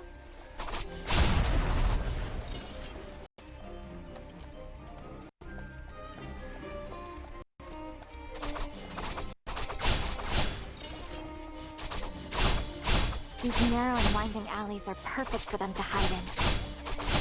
Adjutant, Acacia, you two keep going. I'll take the clock tower and suppress them from above.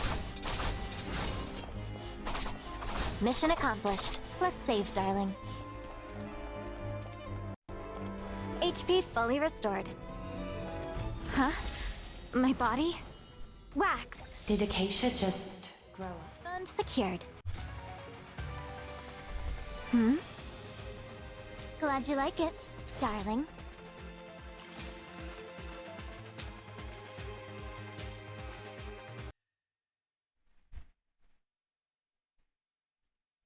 Behold, my transformation.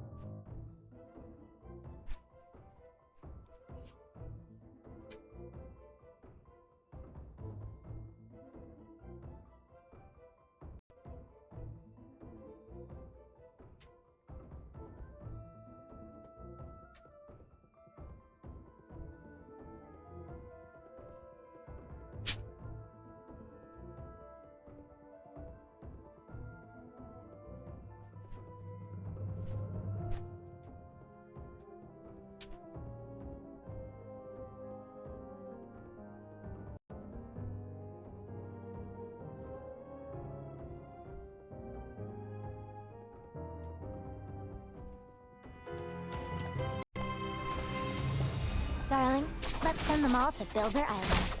Okay, not that. The auto aim doesn't work that way, but it has to be close to close to the crosshair. Noobs.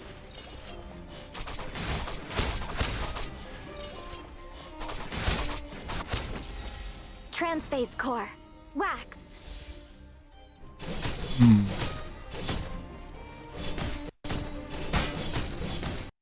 Mission accomplished. Let's save, darling. There are plenty of Changed across the river, too. Might as well wipe them out at once. Should we take a gondola across? No, that would be far too slow. Just target that device. Darling, let's send them all to Builder Island.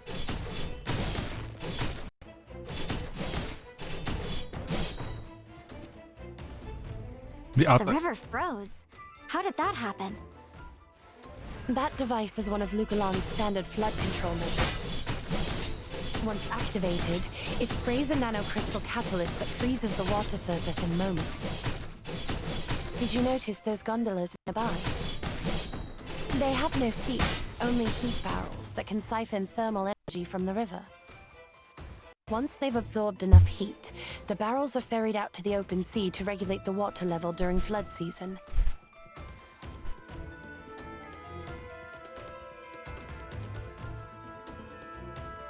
You know what? In the Philippines, probably like places like get lots of floods. You That said would be freezing useful. the river is just one method, meaning there are more ways? Lugalon's perimeter is also equipped with 450 mobile floodgates. And all of this is cathode tech? Builder Island. Yes, Lugalon suffered terrible floods in the past. Which is why my family invested a great deal in countermeasures like these. HP fully restored. Marion is rich. Noobs.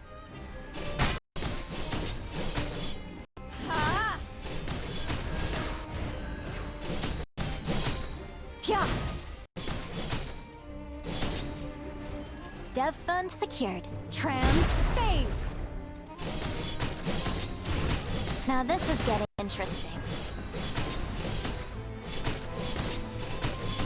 Pya!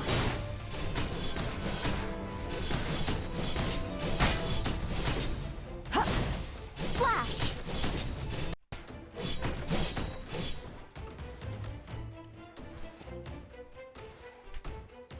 Transphase force. Crescent.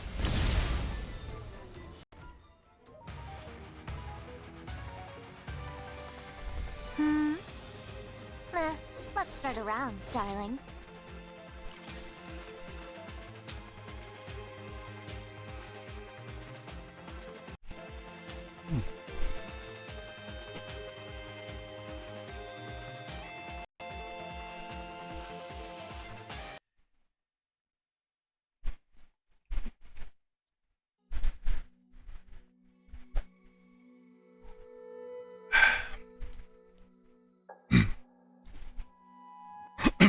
Under our coordinated, clean assault, the change in the alley were cleared out in no time.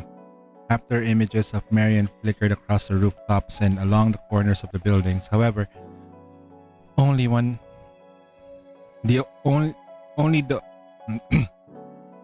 only the one on the clock tower solidified and leaped gracefully down before me. I think I just saw...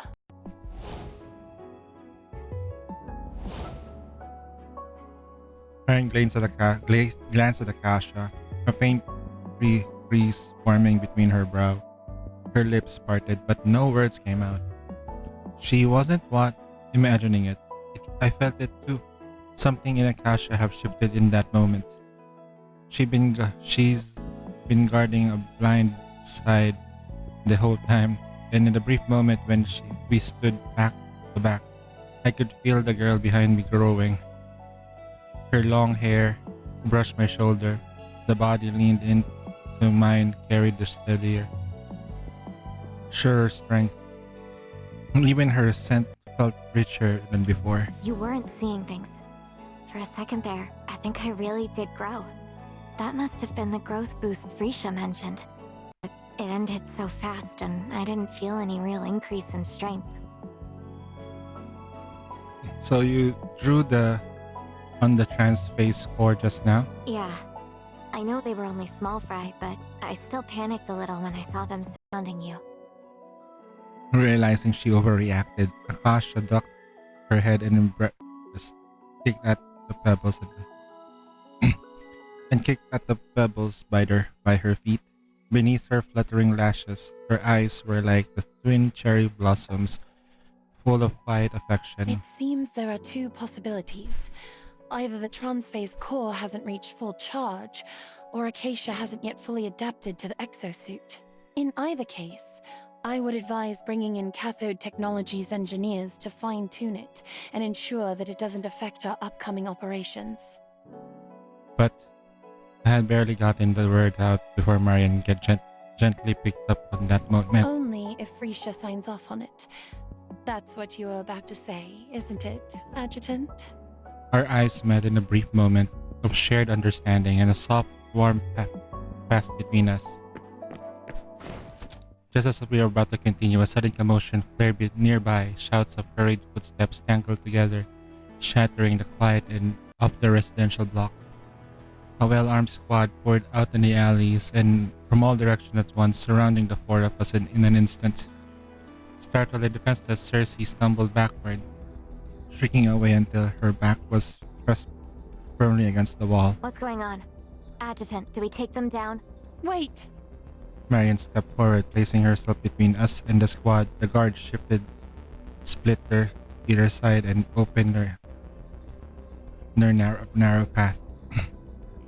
Oh shit, that's Marion's big sister? Damn! Damn! Onesan! The sharp click of the heels echoed on the marble path as a girl, tailored suit approached at the measured, deliberate pace. With each step, her gaze swept over me, sharp, predatory, like a wolf sizing up its prey. Then, in the very next heartbeat, that predatory air vanished.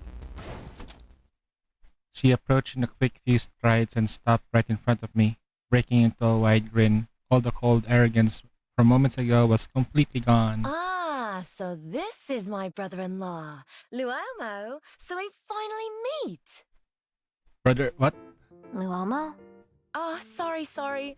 I got swept up and my hometown phrasing slipped out. She waved it off, already acting as if we'd known each other for years.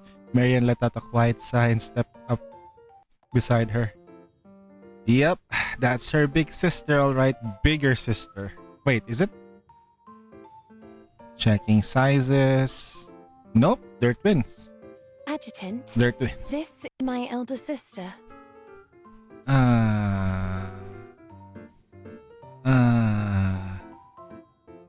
Please be playable. Just call me Madeline. So, Madeline. Marion, how could you not tell me you'd already arrived? I was planning to pick you up at the docks, you know. We had a few loose ends to tie up. What about you? Why are you here? Well, how should I put it? Her expression shifted back to something serious after a brief pause. Her eyes settled on Cersei. It's alright, she's someone we can trust. Then I'll be blunt. There have been lots of change showing up around the city lately. I followed their trail all the way here. They're not after anything specific, just wandering, which makes them a pain to handle. Sophie's using them as a distraction to slow us down from finding her. Who's Sophie? That would take a while to explain. Why don't we go home first? Some things are better discussed face to face with Father and the Adjutant both present. Father? Fuck. Oh no. Wait, we're gonna meet father-in-law? Oh no. I'm scared. Nah. Wait, are we gonna have a male NPC? Please. Please, at least let us meet a father figure here. Holy shit. Can we just get like a guy?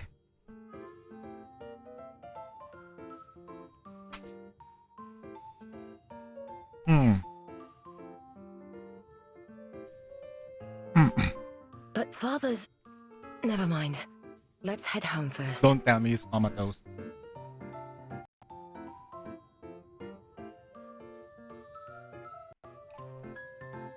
For long, a speedboat bearing the Adriatic crest pulled up at the dock. Madeline briskly issued a patrol orders to the family guards while motioning us to cross the board. Marion took her seat with grace and Acacia hopped on right after her. When it came to Cersei's turn, she hesitated, glancing up to me with a timid look. Should I come too? You should come. Yeah, come with us. Rich people. So,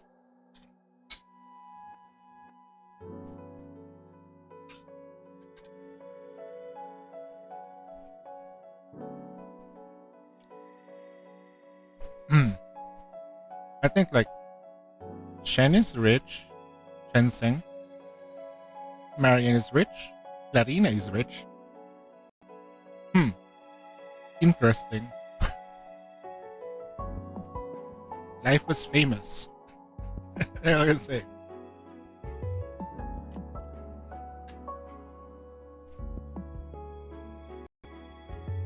I think the only dirt poor character there is either Nita, because she always keeps spending her money on something, and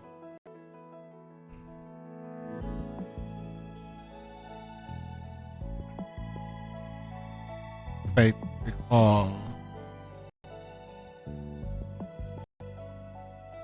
Icho. The Adrioti estate sat in the northern Lucalan, the manor backed by more than 3 acres of private woodland and surrounded by water on 3 sides. After transferring from the speedboat to a car and looping around a small roundabout, we finally crossed into the inner grounds of the sprawling estate. Compared to the Genora Manor, the Adrioti home clearly favored natural scenery over the artificial grandeur. Aside from the central fountain and a few essential paths, lemon trees seemed to grow everywhere. The shade wasn't the estate's only charm. The wooden trellises, connected by stepping stones, formed winding garden paths. Branches heavy with golden fruit hung over them, perfuming the early winter air with a clean citrus scent. We hadn't even reached the door when the head maid spotted us and walked over with a warm smile. But the moment she recognizes Marian among us, her expression froze for a heartbeat before she smoothing it back into a well-practiced composure. Miss Marian, you've returned as well. Where are father and mother? We've got something important to discuss with them. Madam said she would like to see Mr. Adjutant alone. Alone?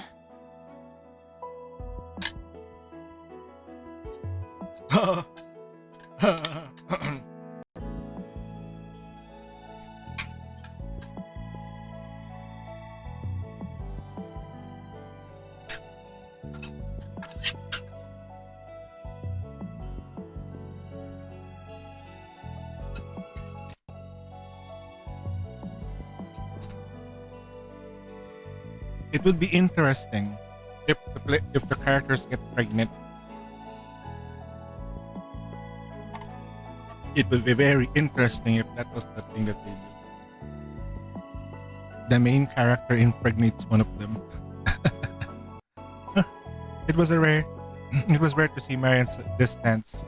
Madeline couldn't help but let out a small chuckle. Come on, little sis. You're not actually worried mother won't like him, are you? Relax. The family's already very fond of him. If anything, they can't wait for... Madeline? A marriage. She's crying. A cry of sharp embarrassment cut her off. Realizing just now how flustered she'd gotten, Marian covered her burning cheeks with both hands, sneaking a mortified glance in my direction. I pulled her gently into my arms and leaned close to her flushed ear, speaking in a voice only she could hear. Don't worry. I can handle it. And while I'm away, take care of Acacia and Cersei for me. She nodded with her face against my chest, lingering there for a while, for quite a while before finally pulling away and looking with the reluctance as the head of maid led me down another corridor.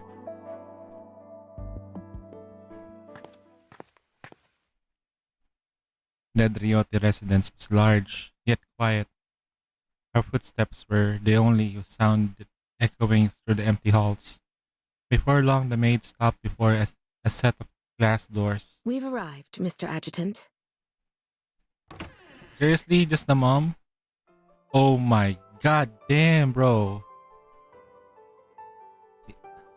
Beyond the doors lay a sunlit terrace, It was not very large, but opened into a striking view. The green sea of treetops stretched all the way to the horizon, merging with the shadows of the drifting clouds like an oil painting. The pale sunlight mellowed mellowed the hanging fruit into the soft gold. Hundreds of tiny gleaming points scattered across the canopy like a river of stars. A woman in a blue dress regarded me with a gentle smile, the corners of her eyes touched with a soft imprint of time. She shared a similar hair and eye color with Marian and Madeline, but her demeanor was more composed than the former, and more grounded than the latter. She carried the warm, gentle grace of a middle-aged woman. Please have a seat, Mr. Adjutant. Ooh, please just call me Mako. Ma'am, you're my senior after all. Even with your position, you remain courteous and humble. Marion chose well. You are indeed a man she can entrust her future to. Even so, Mr. Adjutant, allow me to continue addressing you formally. Because what we discuss next is not a family matter, but the future of Lucalan. Her smile faded, the warmth slipping away as a frosted solemnity settled over her features. If it's something that serious, shouldn't the head of the House Adriati be here as well? He can be stubborn. Once he sets his mind on something, no one can pull him away. That is precisely the case now. What? But rest assured, as the acting head of House Andriotti, I can fully answer for today's discussion, and I hold the authority to mobilize the powers of both the family and cathode technologies. All right, let's begin. Since you've called me here for such a formal meeting, I assume you already have a solid grasp of the situation? Ever since the Despair broadcast, the pilgrimages have only grown worse. Many were affected by the song and became eager to throw themselves into Valhalla. Amidst all this, an oracle began spreading through Lucalan. Our network confirmed it originated from Sophie. She came straight here after leaving Yarus. We began searching for her before you even arrived, but in the end, we found nothing, not a trace. To erase herself so thoroughly, she must have borrowed the power of that AI in the sky. She had spoke at length, and by the time the light of her eyes dimmed, replaced by a weary mix of uncertainty and concern, losing to Ada had been a bitter blow. It left her wondering if even the technology they took such pride on could no longer be relied upon. Where would their future be headed? Mr. Adjutant, based on what you know about Sophie and Edda, do you believe the prophecy is real? I will prove my choice was right. Please, witness it with your own eyes.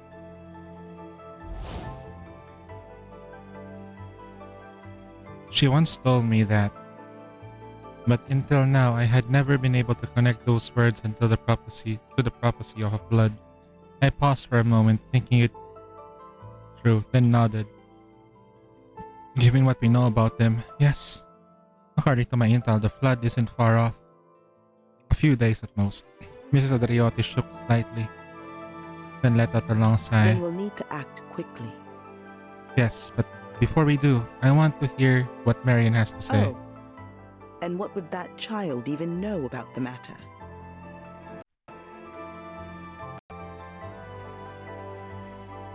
Afternoon sunlight filtered through the curtains of the manor sitting room as the maid moved softly about, setting down black tea and pastries for the four girls. Akasha made quick work of her cookies, while Cersei took a small, careful sip of her tea. Marian, however, seemed lost in her thoughts. She stared down at her cup through the rising steam. The surface reflected a small crease forming between her brows. About the flood, I've been thinking. As soon as her words left her lips, the room fell briefly silent. The other three turned towards her, Yeah? Marian set her cup down. Her fingertip tapped lightly along the rim as she searched for the right words. Only after a long pause did she continue, her tone measured and cautious. This came to me earlier, while we were on the gondola. We could relocate Lucalan's residents to the inland zones before the flood arrives. That way, the city would be empty. Whatever Sophie intends to do, at least no civilians will be caught in it. On the way here, I had a brief word with the adjutant. He too believes that this is the safest option. Hadn't finished before Madeline slumped back into the sofa, stretching lazily as she lets down a yawn, clearly not taking any of it seriously. Marion, you've never been involved in the family's affairs. You don't understand how complicated everything behind them is. Our family and Cathode Tech only have real influence in Lucalan. The other 3 metro areas each have their own megacorps running the show. And those companies don't answer to us on their own turf. And don't forget, the inland zones still have the trees to deal with. You really think they'd take in a wave of refugees just for us? And if the Andriotti family goes under in this flood, the other cities won't gain a thing for taking in our refugees. Who'd take on that kind of loss? She casually picked up the pieces of the cake with her fork and held it out to Marian, completely unaware how her sister's expression began to darken. Seriously, just leave this sort of thing to Mom and Dad.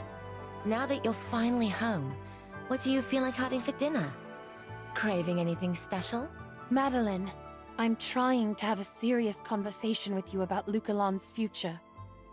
Can you stop brushing me off and treating me like a clueless child? Her voice sharpened, anger flashing in her eyes. All right. I'll play along. I'm well aware the other 3 metro areas won't simply follow our lead, which is exactly why we need to expand our influence fast.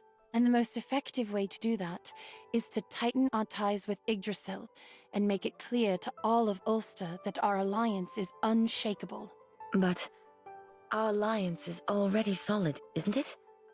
How are we supposed to make it even stronger? Get married to the adjutant! Madeline shrugged. Her sister's sudden intensity had caught her by surprise. Even her pushback sounded less confident. Marian drew a slow breath. Her gaze swept over the room, steady, unwavering. Then she spoke absolute terror. By naming me, a Heimdall operative, as the new head of House Andriotti, that would make me the bridge between our 2 great powers. Huh? You want to be what?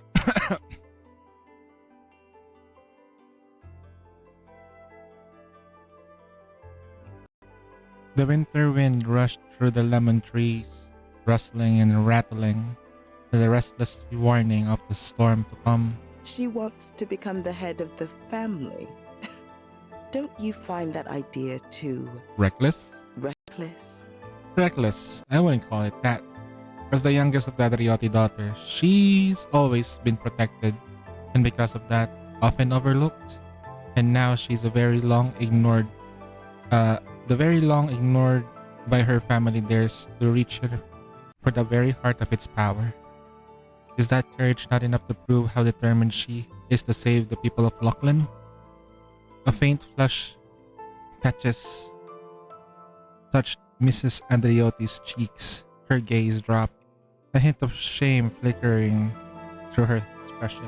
Even if she truly means it, you must realize this alone won't be enough to persuade the other 3 metropolitan areas to agree.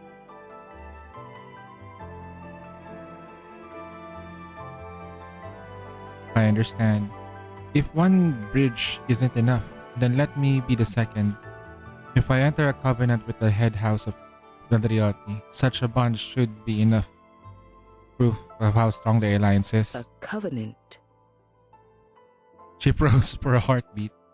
The fine lines of her corners of her eyes seemed to deepen in a moment, but she quickly hid her surprise, returning to her sharp, calculating demeanor as she worked through the implications in her mind. If that is the case, we can hold the head of house succession ceremony tomorrow, and at the same time announce your forthcoming covenant. That should be enough to get the other 3 areas to lift their border restrictions immediately. I must admit, this is a well-considered plan. Okay. Oh, that's why she's okay. No, there is like two. Oh my god, damn. Let's not rush this, ma'am. The covenant is no small matter. We should first ask Marian herself what she thinks. She'll just say yes. You guys have been like kissing, packing all the time, man. You think she doesn't want to get married? Haven't you two been in love for quite a while? Yeah. This should be good news to her, shouldn't it? Why would she refuse? Ma'am, with all due respect, the way your family treats Marian is far too insensitive. No matter what benefits the covenant may bring or how deeply we're in love, rushing this without consulting her is disrespectful. I intend to make it up for what Marian has been owed, rather than take it for granted that she should simply accept whatever we decide on her behalf. That's all I have to say for now, if you'll excuse me. She froze in place, hands crossed together before her, tightening her with tension. Her lips parted as if she meant to speak, but in the end, she only watched in silence as I left the terrace. I had only taken a few steps into the garden corridor when I spotted a familiar figure. Marianne sat on the swing, her brows slightly furrowed as they drifted into thought, completely unaware of me coming up behind her. It wasn't until I gave a swing a slight push and she snapped back to herself. Adjutant, you're back. You were waiting for me, Marian? You were gone for a while and I started to worry. Yes.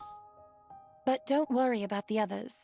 I've already arranged rooms for Acacia and Cersei. They should be resting now. I know. I could count on you, Marian. I reached out and ruffled her soft hair. A small smile finally tugged at the corner of her lips. Our shadows stretched long across the ground, swaying with the slow rhythm of the swing. Every now and then, our shoulders brushed. The gentle warmth passed between us. I talked to my sister about the relocation plan. Her voice wavered slightly and her lips, and her grip on the ropes tightened. Just becoming head of the family probably won't be enough. I have an idea. Why don't you and my future brother-in-law have a covenant? With a bond like that between Yggdrasil and us, the other 3 metro areas wouldn't dare ignore us. Covenant? Just hearing those words, the words she sent a rush of heat in Marian's cheeks, warmth rushing all the way to her ears. The wish to take the final step with the adjutant stirred constantly in her heart. Her feelings were true, yet she couldn't bring herself to say it. And with Lachlan in crisis, her proposal, "Hey man, how's it going?" This is also a gacha game, yes. This is a light novel.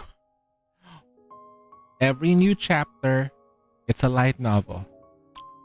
It's a gacha game.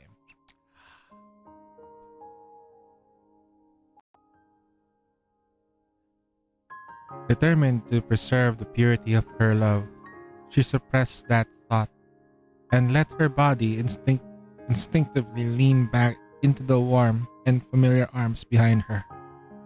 And then, what did she say?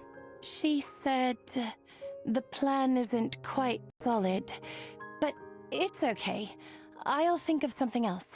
I'll convince father and mother somehow. I've just started playing Brown Dust. It's not even legal in my country. What the fuck? Why can you say it's not even legal in your country? You can also play Snowbreak. Let's see if it's also not legal in your country. The amount of stuff that they do in this game. The main character claps all of the girls here, literally. I think the only one he doesn't. Oh no, wait, scratch that. He kinda does. No one's safe. Okay, no one's safe. I tilted her chin up gently. She let her head tip back without resistance, her violet eyes shimmering with anxiety. Why not just say it? Are you worried I might refuse? Her lips pressed together. Her lashes trembled as the urge that she had suppressed welled up again. But a covenant is meant to exist because of love. If I bring it up now, it would turn into a tool, a bargaining chip, something far removed from what our love truly is. But I do love you. It just so happens that there is something else that comes along with it. That's the thing. It's like a plus one. I want to keep it the way it's meant to be. So even if I have to hold back my feelings for you, I'm willing to do that. She lowered her head, her voice growing quieter, but steadier with each word. The breeze stirred. The breeze stirred, brushing her bangs aside. For a moment, the only sound in the warm sunlight was the quiet breathing mingling together. That's not it at all. Huh? Becoming head of the family, protecting Lachlan's future, none of those things depend on the covenant to happen. Rather, they will happen because you meant to take that position, to be that person, to do those things. That path has always been yours to take. You don't have to trade anything for it. And our covenant, it isn't a deal. It just takes more justified reason to stay by your side, to protect you, and to walk that path with you. Marion, I whispered her name and went down on one knee. Her fingers trembled softly as I took her hand in mine and pressed a gentle kiss on the back of it. Let me be the one to propose. You're my pride, the girl I want to spend my life with. Okay, you said that to like one, two. He already married some of the girls. He's just connecting everyone. He's gathering waves. And if our covenant can become one, the wind beneath your wings, and lift you even higher, then nothing would make me happier. So Marion, will you seal a covenant with me? Her eyes shimmered, golden sunlight dancing in their depths. She smiled, relieved, joyful, and overflowing with love, with a love she could no longer contain. Of course I will. I've been waiting for this day for so long. I'm glad you said yes. Since you agree with our covenant, your mother says a succession ceremony will be held tomorrow, and that's when our covenant will be announced to everyone. Huh? Father and mother have already agreed? Marion placed her fingertips lightly on her lips, whispering it in surprise. Oh no, I'm starting to feel nervous. What do I do? Oh yeah, she has a different kind of covenant though. This one's announced. This one's public. Then let's do something that will relax you. I'll be here with you. Let me think. She gently rocked the swing and a smile tugging her lips. Her fingers traced through the rope. Then something seemed to spark in her mind and her eyes lit up. You know, I've never tried swinging really high before. Adjutant, could you push me? I want to go really, really high. You know, that's with your weight, I don't know, the swing might be old. Never? Really? When I was little, because of my leg condition, my family wouldn't let me play on these. So, I've always wondered what it feels like to swing so high you feel like you could fly. For once, the usual composed girl sounded like an excited child, a sweet smile curling at her lips. All right, sit tight. I'm going to start pushing. Marianne adjusted her posture and gripped the ropes with both hands. With my first firm push, the swing swept forward, stirring the breeze. Scared? Not at all. Push me a bit higher, please. I pushed harder as she arced back. The swing climbed sharply, almost almost the level at the frame. That's already dangerous. Her flaxen hair streamed behind her, catching the sunlight. She laughed, bright and unrestrained, as each swing lifted her closer to the sky, to the blue sky. The wind brushed gently past her cheeks, the sky and the ground rising and falling. She could see layers of clouds above, lemon groves stretching across the distance, and the faint outline of buildings on the coast. Wait, this is going to end in sex. This is oh yeah. Oh, you know Snowbreak. You know how you know how they swing? Because they're on a swing. With every push came a sharp, accelerating rush. The feeling of finally spreading her wings. She was no longer a sheltered fledgling, nor a swift skimming close to the ground, but an Aquila, an eagle that soars high. And they sex. No. They're just relaxing right now. No, we're fine. No sex yet. No sex. Calm down. No sex yet. It felt as if every skilled trailer in Luckland had been summoned to the Adrioti Manor, all scrambling to finish our outfits before tomorrow's ceremony. Oh yeah, they're gonna get married. Of course they're gonna have sex. It's just an announcement though. Marianne had been tucked in her room all day, caught up in the makeup trails and steady irritations of her outfit fittings. Although the Adrioti gave each of us our own room, Akasha still ended up in mine. She's used to sleeping beside me after all. Right now, she's sprawled across my bed, idly flipping through the formal wear pamphlet as if she has already had time in the world. She has all the time in the world. Madeline stood behind me, testing different tools as she experimented on my hair for tomorrow's ceremony. Her eyes were on me, but the focus wasn't. Her gaze had gone distant, her mind clearly is elsewhere. She didn't snap out of it until a sharp scent of burnt hair hit her. Oh no! Oh no! It's burning. Oh no shit, Sherlock! She started to frantically fanning the thin trail of smoke. As if it would reverse anything, but the damage has already been done. A bit of the hair gone stiff, darker, scratchy to the touch. And the worst of all,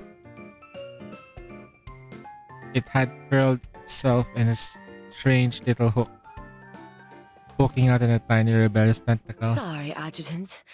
I was trying to give you the most fashionable hairstyle in Luculon. How about we just stop here? I doubt anyone else will care if I'm the most fashionable. Hey, that's not true. As the future son-in-law of the Andriotti family, you've got to look your sharpest tomorrow. But I might not be alive. Is that so? I'm not convinced your goals agree with that plan. Maybe I can salvage it with some hair gel. Let's not bring hair gel into this, Madeline. You've been a bit distracted. Is something on your mind? Hearing that, Akasha lifted her eyes from the pamphlet and her attention settling on us. Madeline let out a small, awkward laugh and glanced away. Nah, nothing's on my mind. I'm just a bit scattered, that's all. The announcement came so suddenly, and there's so much to prepare. Anyway, I'll go grab some hair gel and see if I can fix this. Before I could press her, she already darted out of the room. A moment later, her bright voice carried from the courtyard below. You, fetch every kind of hair gel in this house. Start with the premium ones. And you two, bring up 20 more suits. All of you, give it everything you've got. Not a single thing can go wrong tomorrow. Yes, Miss Madeline. Oh yeah. After a long while, the noise outside finally died down. And the moment it did, Akasha let out a laugh and laugh she'd clearly been holding in. And what exactly is so funny? I never thought the great hero from Yggdrasil would end up dealing with this. She hopped out of the bed and patted over barefoot, poking the scorched curl on my. She tried smoothing it with her fingertips, but the instant she lifted her hand, it sprung back. So, when's the covenant ceremony between you and Marion? Not sure yet. We'll pick a date once things settle down a bit. Will it be here at the manor?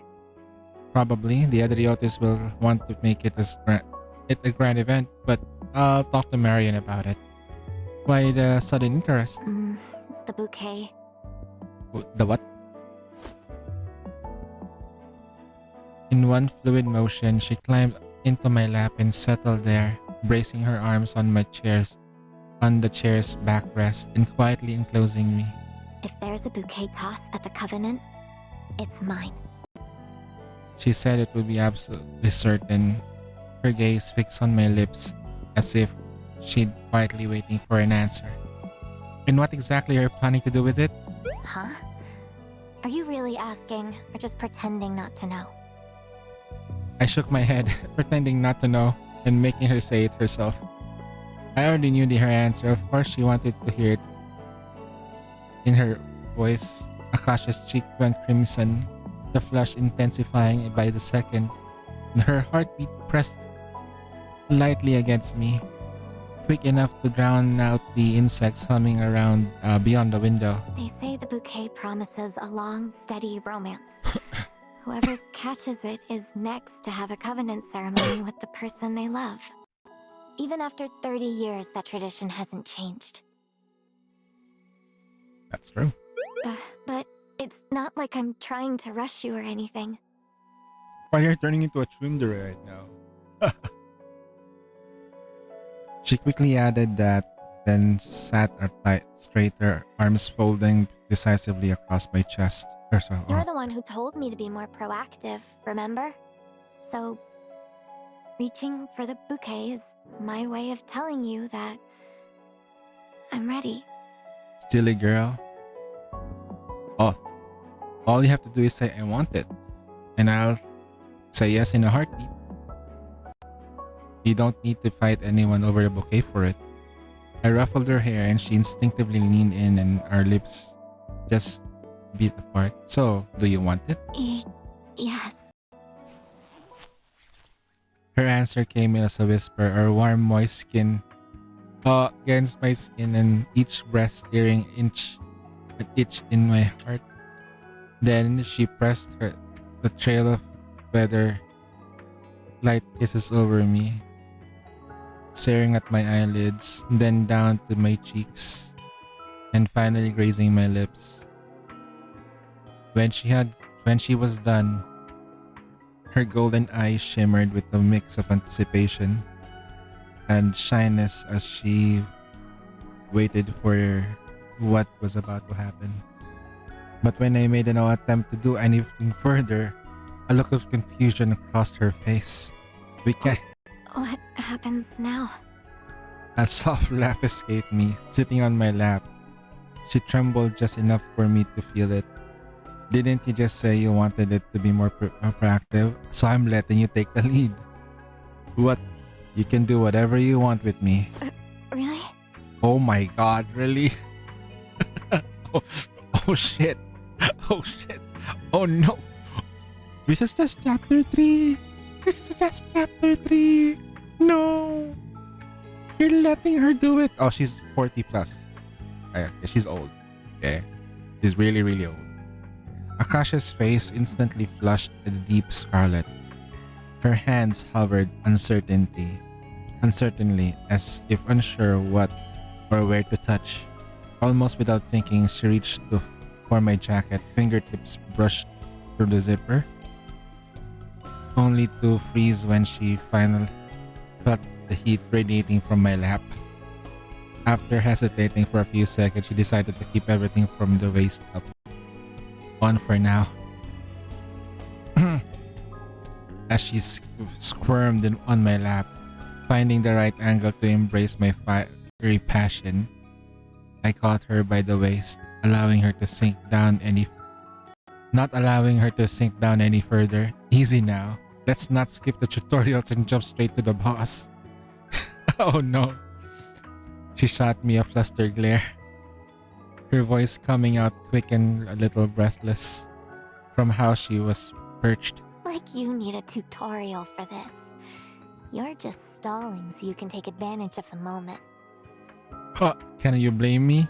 I just like to savor the experience. When I still made no move to take over, Akasha blushed deepened. She slowly bent down, her lips tracing the path downward. God damn, bro. Before long, a warm, wet sensation enveloped me, and her gentle stream carefully washed over the burning crevice of mine. Jesus.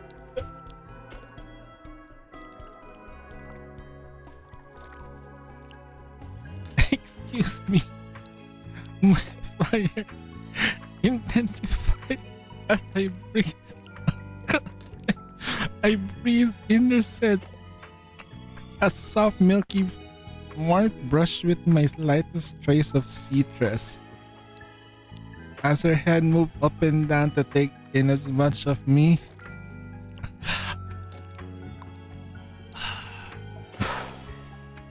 I reached down and found the hidden fruit. Squeeze it! Under the teasing, the fruit quivered. No, this is just sake. This is not sex yet. Oh my god. Holy shit. They're making the sound effects too. Shh. This is before the announcement. They're not even... Oh no. Kasha's body tightened and I felt quiet tremor running through her as she swayed under the rising wave of pleasure. Akasha's face glistened in tears. I brushed them away with my hand and threaded my fingers through her hair and gently guiding her to my rhythm. Her lips were flustered and oh my god. You're describing a blowjob. This is not for kids. This game is not for kids. This game is not for like teenagers. Probably for teenagers though, like 16 and above, but not for Roblox players. No. This is no. I'm gonna try to like read this as sexually as possible. Her lips were flushed and slightly swollen. Her delicate hands strained to maintain grip, yet still she held on tight. As she slowly pressed deeper, the fire of my desire was squeezed into the tight channel, and when at last it could be contained no more, pleasure erupted in an incredibly powerful torrent.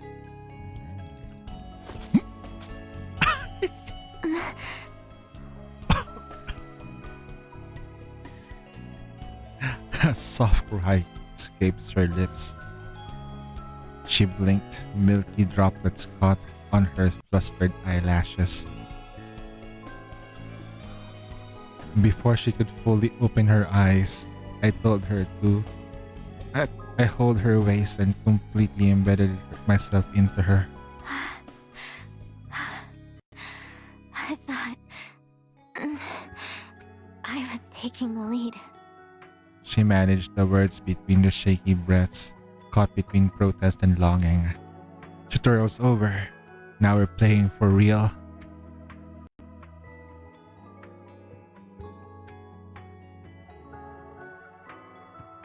That was just tutorial? What is this, Enfield? What is this, like Valley 1? Valley 4? With that, we gave ourselves fully to each other, lost in the waves of heat and longing. Akasha's brows tight again and again. Each little peak made her body quiver, fall back with her eye-rolling delight. White dew boiled where our bodies met, and that seemed like an eternal repetition of expansion and retreat. The little peaks culminated at a highest point. It wasn't until the full moon rose in the sky that we were utterly spent and content. Outside Lookland's winter breathed a cold hush, but inside our little quiet world, it was the height of summer. Sweat, slick skin, tangled bodies, and breath mingling in the warmth we made. Utterly spent, Akasha was still entranced, yet her gaze held fast to me, unwilling to look away. Oh God. That's not even... Here's the thing though. She's like the main girl of the story, but she's not the one marrying us. We were supposed to marry the other girl, the one on the swing. She's our gamer friend.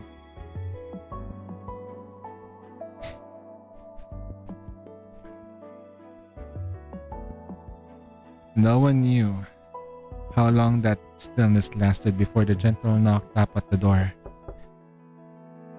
I'll go take a look. I pulled the blankets snug around her, shrugged into my jacket, and slipped quietly into the hall. A sudden gust swept through the courtyard, bringing with it the scent of grass and leaves touched by the faintest hint of raspberry. A girl with long rose-colored hair stood at the seam of the moonlight, and shadow, silver, washed over her, lending her to almost cool and distant elegance. Sorry to come by so late, Chief. I need to talk to you. Oh my God, there's another one. We have something to tell me at this hour? I'm used to hours like this. Back then, this was the only time that I could reach you. In those days, erased from my mind, she worked undercover amongst the Adventists under my command. I could guess what she meant. Back then, midnight had probably been the only time she could safely pass intel along. I've picked up a few things about the Andriotti family. Looks like they've got their own plan for dealing with the flood. If you'd like, I can dig deeper. I mean, you don't have to enter into a covenant just for this. You infiltrated the Andriottis this fast and pulled it intel already? I couldn't help but smile, part curiosity, part amusement. Cersei, on the other hand, stayed as serious and timid as ever. I'm a manifestation too. My abilities lean toward mental manipulation, so things like this aren't that hard for me. Wait, what? But if I remember correctly, you were undercover before the descent even happened. Right. Back then, I didn't have any abilities. I had to do things the old-fashioned way. The Adventists were a mess, though. Aside from Sophie, almost nobody noticed what I was doing. You worked hard. I gave her a light pat on the shoulder. She lowered her head without saying a word. In the moonlight, I caught a faint shimmer on her lashes, as if years of buried frustration were about to spill over. But she held it back. When she looked up again, there was only a faint smile on her face. You know, Cersei, this is not the first time I had a covenant. Huh?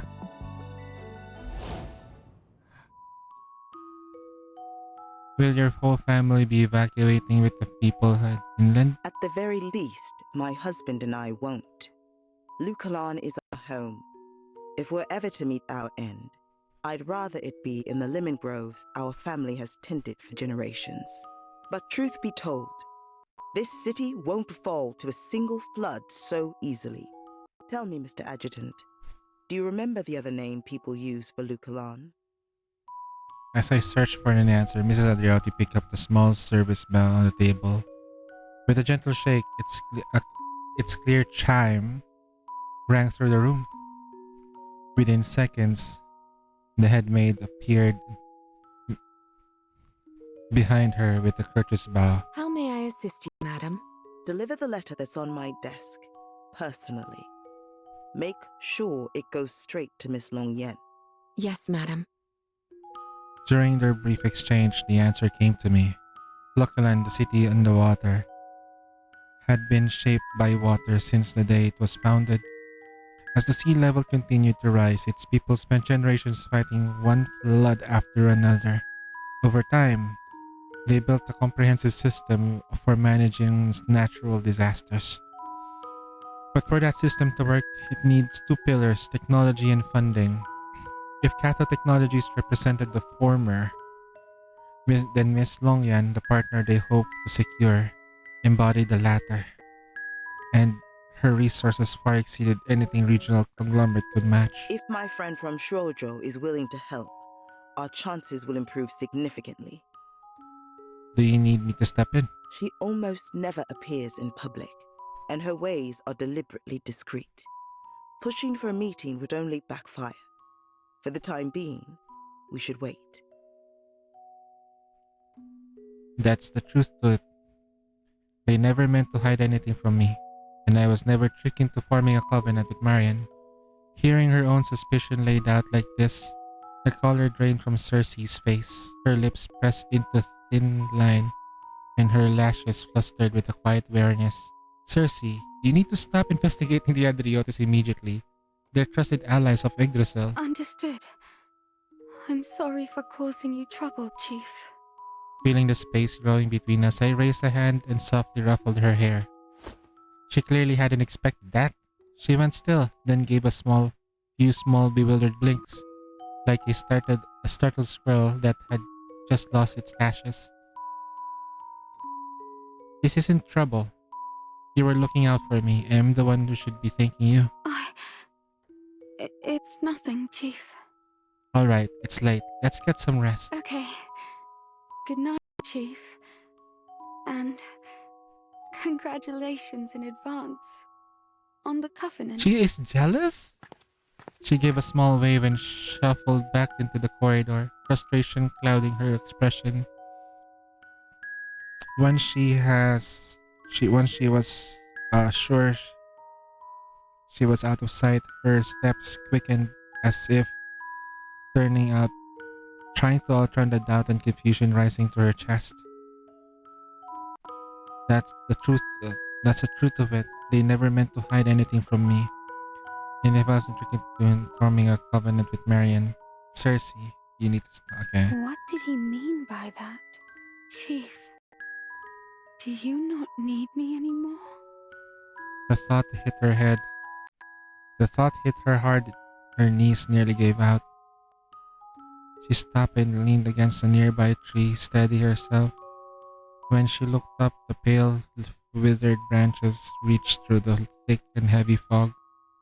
She stared blankly at them for a long moment. The longer she looked, the more she felt like one of the yellowing leaves still clinging to the branches. Only one small shake away from falling. It wasn't yet the coldest time of the year in Lochlan, but then the near early morning chill was enough to make her shiver. The cold pulled her back into the winter Midgard.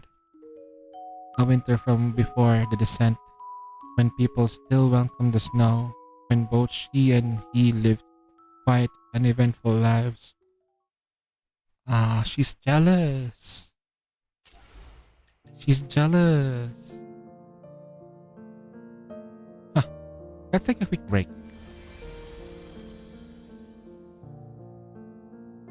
Hazard sweep. Let's do a one hazard sweep though. Because I feel like I should probably use Chrono Echo here.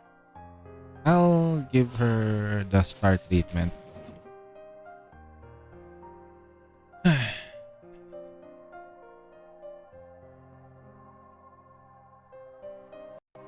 It's like 4 in the morning.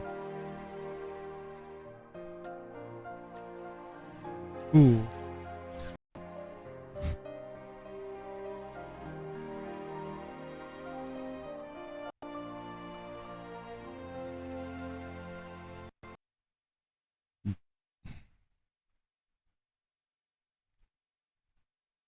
Behold, my stable. Begin operation. Purge all hydrogen contamination. Trans-phase force. Full moon.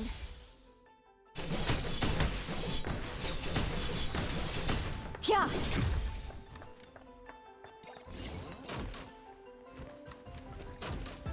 Oh, a real-world drop. Alert. Contamination has reached warning levels. Yeah.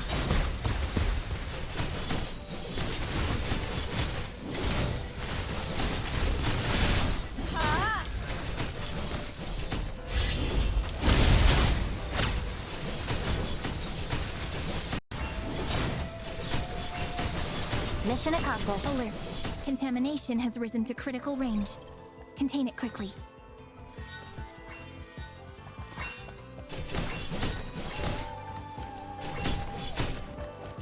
HP fully restored.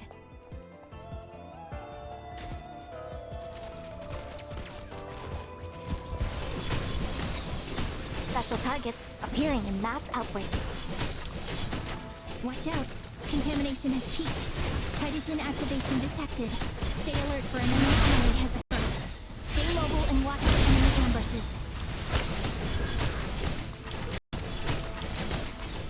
Trans-phase.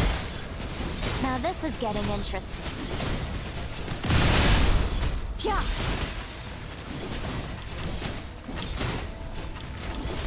Trans-phase.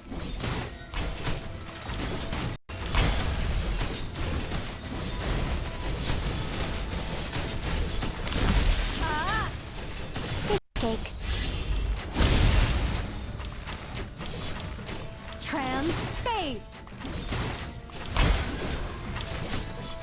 Special targets appear. Yeah.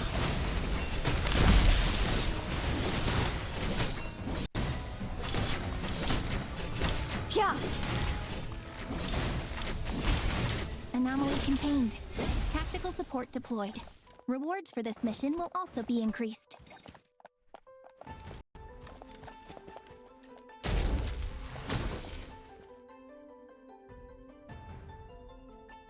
Gathered enemies will rapidly raise contamination. Eliminate them all. Special targets appearing in mass outbreaks.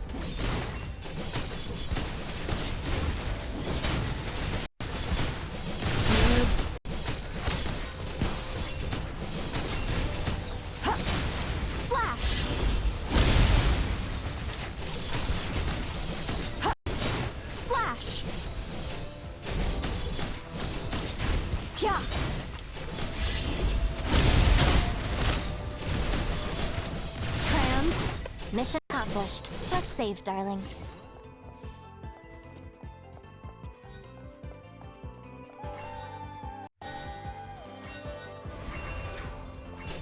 Darling, let's send them all to build. Yeah.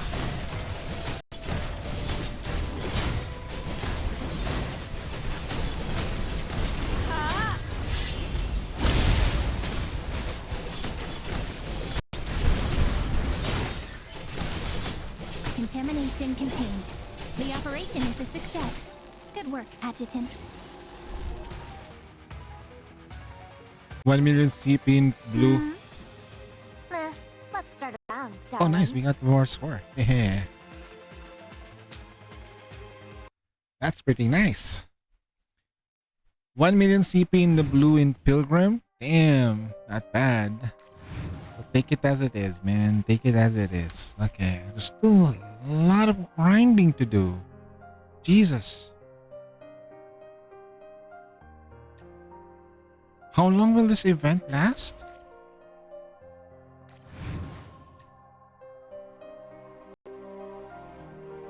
Drone assist.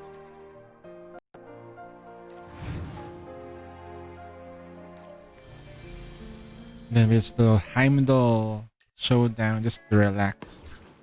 Doing story mode is tiring, guys. For me, my reading is pretty bad. I was literally surprised about Kasha sucking a adjutant's dick. Oh, God. That came out so freaking wrong.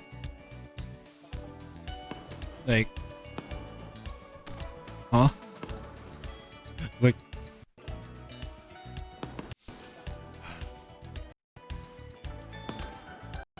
I was like, the voice actors, I'm proud of the in voice actors for doing this. I am so proud of them. I hope they get paid well for that. Damn. It's probably like, I'll save the next Pilgrim Tower Mother Whale for you so you can have an easy carry for once. Dude, like Mother Whale with Snow White, it's gonna be pretty easy. Snow White, Liberalia, and SBS. Is there you have so much options, but I'll probably take Snow White, like the new Snow White for Mother Whale. Just getting rid of those fucking balls is just something. You can easily break those parts too for the. They can easily break things. There's no one playing it tonight? Oh, come on. Really? No one's playing? It's like 4 a.m. Southeast Asia. I'll probably do it later. Okay. Since we can't really do that, let's do something else a little bit. Some of the dailies. There we go. Get Vidya up. What else do I need to do? Anniversary confession.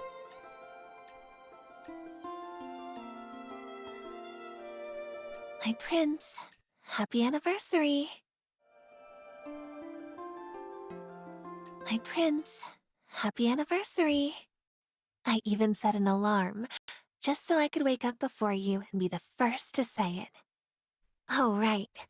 You're lying right beside me, so of course you heard it too. But what can I do?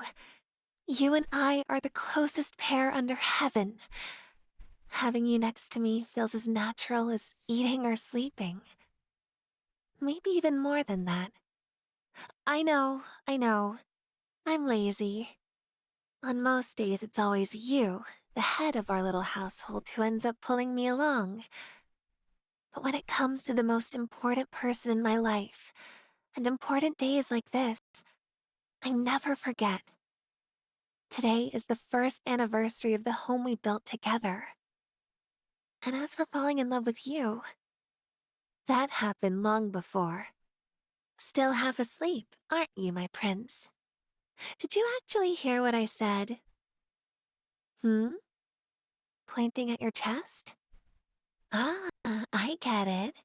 You're saying our hearts understand each other without needing any words. Oh. Oh, you are actually telling me to lie on your chest and nap a little longer? Scooting over now, my prince. I was like,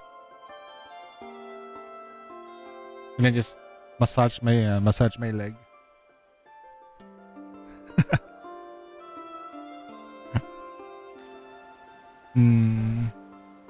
What was it doing again? Right.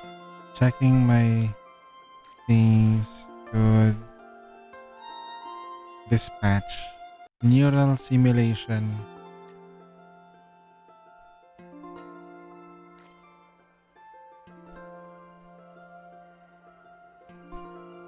Is Cersei turned into this?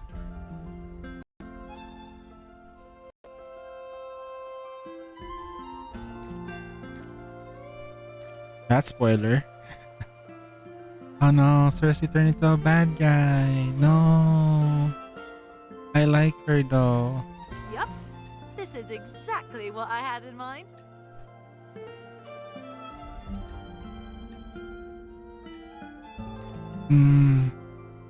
Well, that sucked. Okay.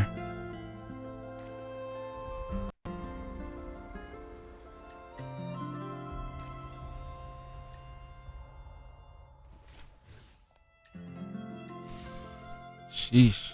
15. So I get 60 plus we get 90 of these. Like we need 90 more 90. 90 more so I can get her to M5. M5 she becomes her attacks are already really strong. I wonder if I can get her all the way up.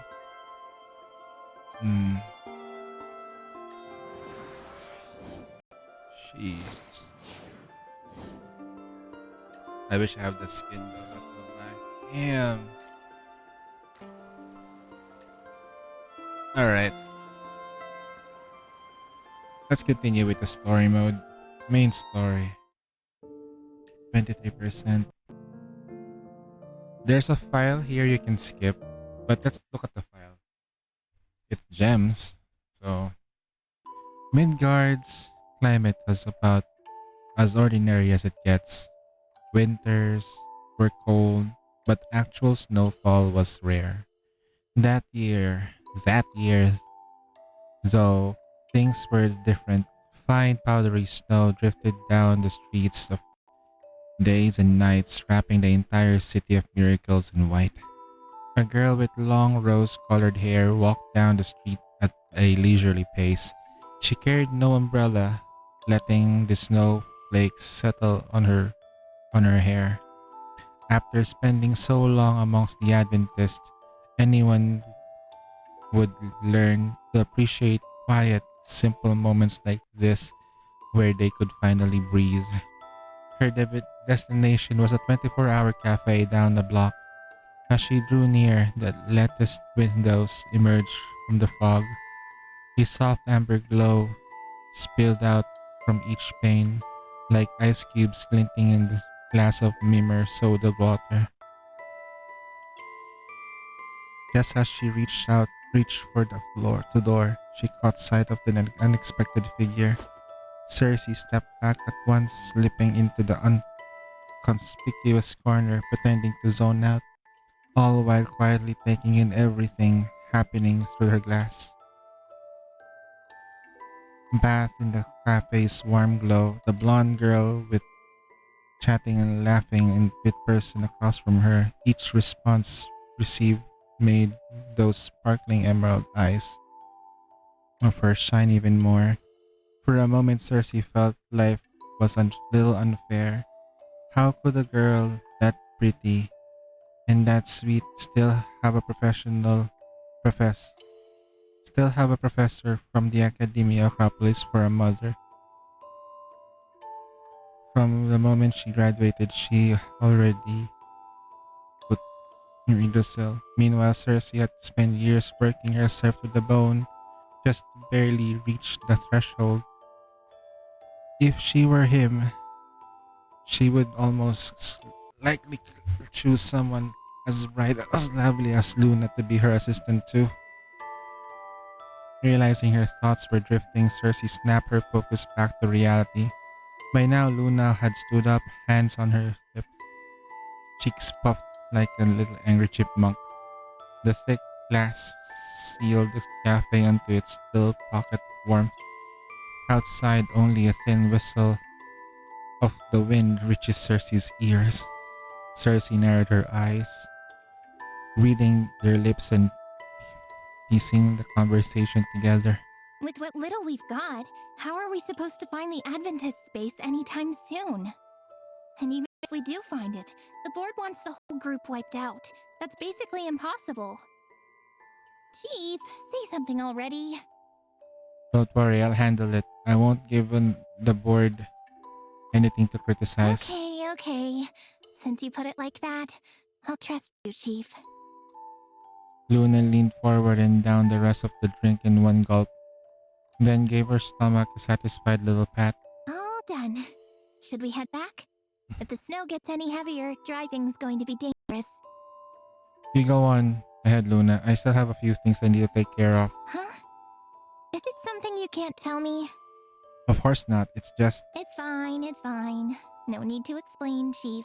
I get she's it. waiting for her Cersei. Mature men need their space, right? Just text me when you're back at the dorm, okay? See you. Reluctantly, Luna trotted towards the door, turning back a few steps to give a little wave. The wooden door swung open and a jingle bell above it chimed, its bright ring blending with the blonde girl's laughter into the warm and melodic sound.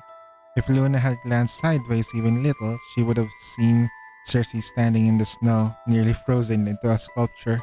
Cersei would Cersei had wound her long red rose-colored hair down around her neck like a scarf. The wind had made her eyes watery, and the frost clung onto her lashes, and yet she wore a look of delight on her face, her heart beating hot and fast on her chest. Once Luna has disappeared from view, Cersei shuffled towards the cafe door and, with the numb, trembling fingers, brushed the snow off her coat. Give me a sec. I need to go to the bathroom. Bathroom break?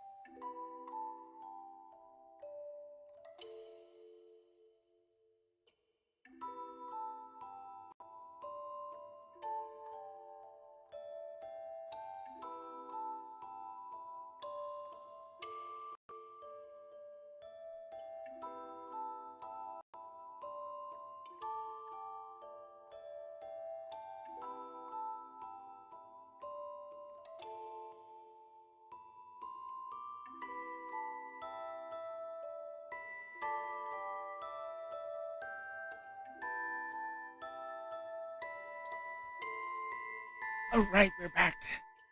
Holy shit. Literally, like, oh my goodness. That was a massive drop. Okay. I wash my hands though, don't worry. I might come back out because I can still feel my stomach is like not acting right. Great. The cafe was small, tables and chairs stuck close together. Cersei eased her chair back slightly and sat down, worried that the cold radiating from her might make the person across her Hello, uncomfortable. miss. What can I get you? Milk tea, please. Would you like to try our coffee? We just got a fresh batch of beans from Shuozhou. No thanks. She doesn't like anything bitter. After the waitress left, Cersei hesitated for a while before carefully asking the question she'd been holding back. Chief, how did you know I like bubble tea? When you pay attention, you start to notice things, and once you notice, you remember. The adjutant's answer was light, almost offhand. Still, Cersei tucked those words. Why is she not gonna be a playable character though? So he'd been watching me all along, remembering what I liked.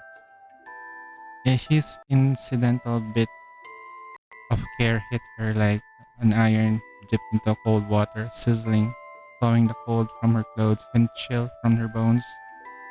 The waitress returned and set the drink down. Fragrant curl of steam rose and swirled at the cup's rim. All right, let's go. Let's get to business. How are things? How are those two assignments I asked you to do? Right. These are the coordinates for the Adventist's base. She slipped a tiny crumpled scrap of paper into his palms, likely a ragged corner torn from some other page. But it'd be better to wait before we act. And your reason? From what I've learned, the High Presbyter has personally picked a new emissary. Huh? When spring comes, that emissary will be sent to this base to bestow blessings on the members. It'll be the biggest operation the Adventists have staged in a long time. We'll see. I'll factor that when in that when I I'll factor that when in I decide the timing. As for the second assignment, She let out a slow breath, her expression turning more serious. please give me a little more time. I'm almost certain the High Presbyter is working with someone on Yggdrasil's board. I haven't found hard proof yet. I suspect it's... If there's no evidence, it's better not jump to conclusions. Right. If it's more time you need, tap the finger lightly across the edge of the table, thinking it over. I suppose that won't be an issue. The board still is all smiles with each other right now. It'll be some time before they start staring at each other. So when the board it has like the now Gamma, those guys, yeah. When they do, just make sure that the evidence reaches me. I only need one opening to secure a seat. Chief, can I ask you something? Go ahead. Why are you so sure the directors will, turn on each other? Because this is Midgard. If not for power, why else would anyone come here? Why would you? Oh, She felt silent. She knew the answer all too well. If she had stayed in her hometown growing lemons, an entire year's harvest wouldn't have been enough to buy a few doses of Balder inhibitor. Midgard, the city of miracles, played by different rules. Here, chaos was the ground everything stood on. And for one willing to read the currents and strike at the right moment, opportunities could be found everywhere. But that such plant mustn't be shown too early to the light. The weak must sit in the dark and build their venom. waiting patiently for for the moment to strike. When that day comes, Chief, will you let me take over security? It was a casual and light laugh, as if the conversation was only a sweet the bubble tea was. I knew I was right about you. When I chose someone for the infiltration, I had plenty of options. Narase Haru, for example. She started as an intern the same year as you did, and her father was well-known Narase Masahashi. Or Luna, I'll admit, graduating from the Academia Acropolis is a significant advantage. But in the end, I chose you. Plain, two most. Easy to overlook. You know the reason, don't you? Her breath caught.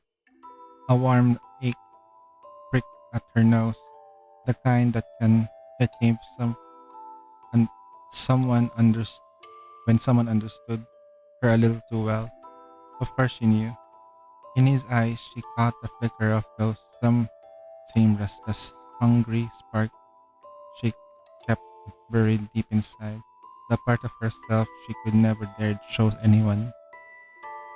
He is the same as me, right? He has to be.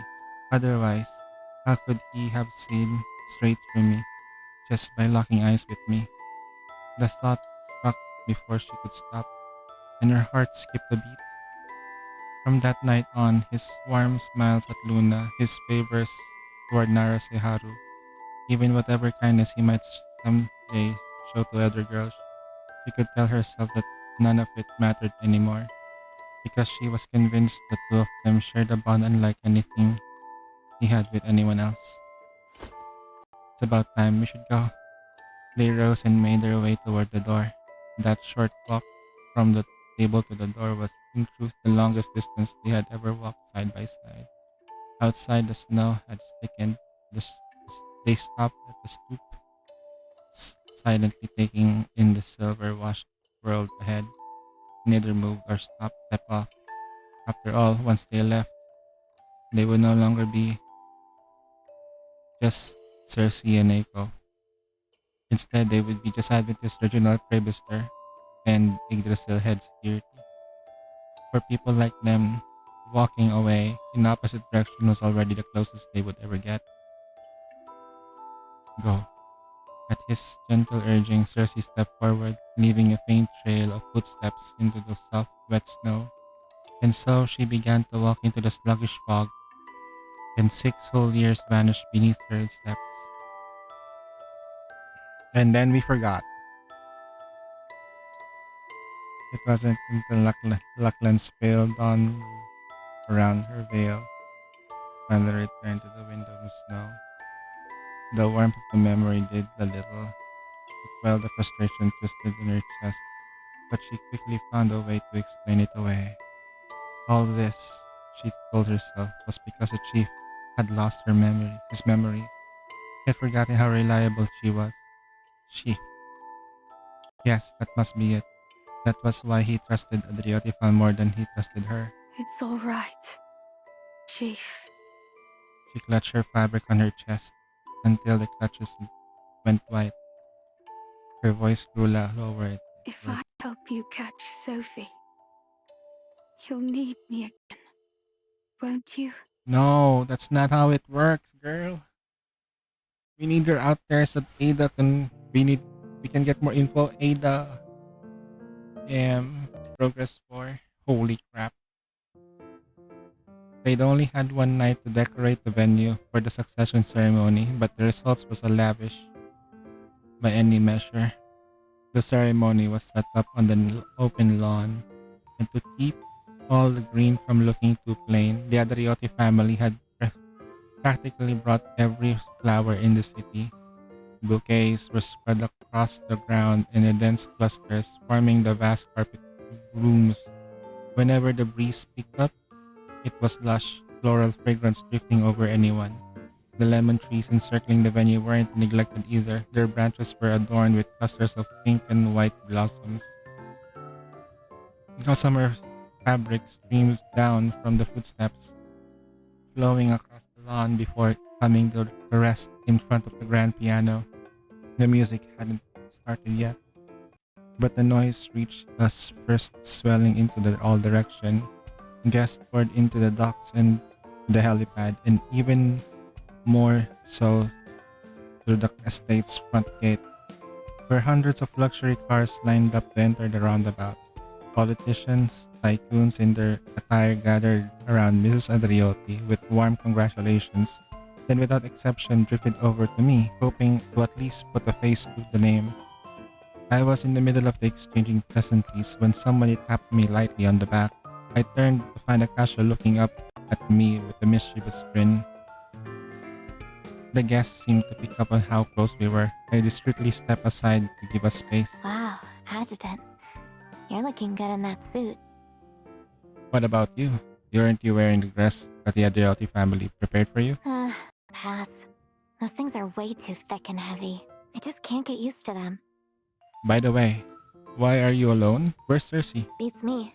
Haven't seen her since this morning, and she hasn't replied to any of my messages. Who knows where she wandered off to? That's not a good idea. I'm guessing she'll show up once the ceremony starts. That is not a good sign, sir. That is not a good sign. Maybe. Anyway, I asked Madeline to prepare something special for you two. I already waited for the seat at your seat. Something special. What is it? A full set of Golden Breeze real-world location postcards. Figured they'd be right up your alley. For real? Then I'm opening it right now.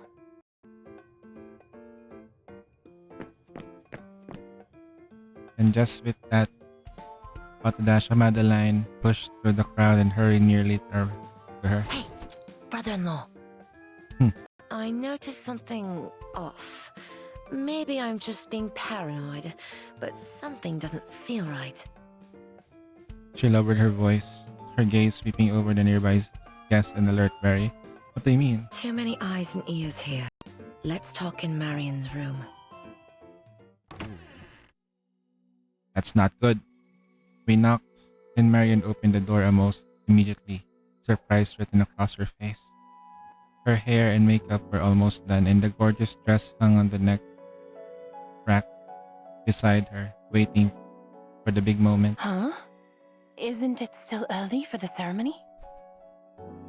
Madeline says she noticed something weird. Once I stepped inside, Madeline's usual cheerfulness vanished, replaced by a serious look. It's safe to talk now. What's going on? Basically, the guest numbers don't add up. They're way— You mean they didn't want to come? No way. Everyone in Lucalan would jump at the chance to be a part of the ceremony. The guests we can't reach all have one thing in common. Their usual route to the manor goes through Lido Island. I don't know if that's actually a lead, though.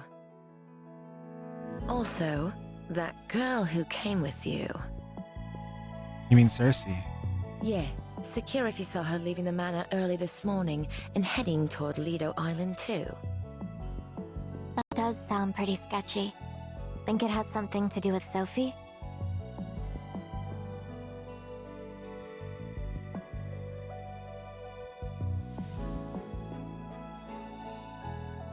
The moment that name came up, the room's atmosphere tightened. Madeline let out an awkward little laugh, trying to break the silence. Not everything has to involve Sophie, right? Maybe those guests are just running late. Maybe we can just pretend I didn't bring that up? No, Lucalan is in a delicate moment right now. Staying cautious is a right call. In that case, I'll go check it out. You stay here and get through the ceremony with Marion. Her tone was casual, but if this really involves of letting her go alone would be too dangerous. Before I could answer, Marion was already on her feet, shaking her head firmly. No, it's too dangerous for Acacia to go alone. You should go with her, Adjutant. Madeline and I can keep things steady here. She nodded toward Madeline, signaling her to back her up. But Madeline's frown only deepened. She crossed her arms, finger tapping restlessly against her arms. Maybe the three of you should leave together. Huh? What do you mean? Actually,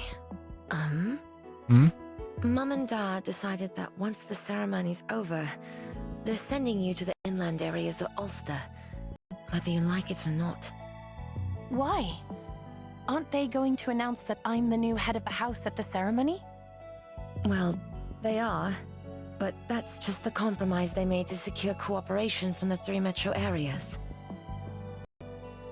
As a symbolic family head, you won't have to deal with the crises in Lucalan. All you need to do is stay safe inland. By the end, Madeline's voice faltered, like guilt weighing it down. I see. So that's how it is. And here I thought I'd finally earned their recognition. Let out a short, bitter laugh, her voice tinged with a quiet disappointment.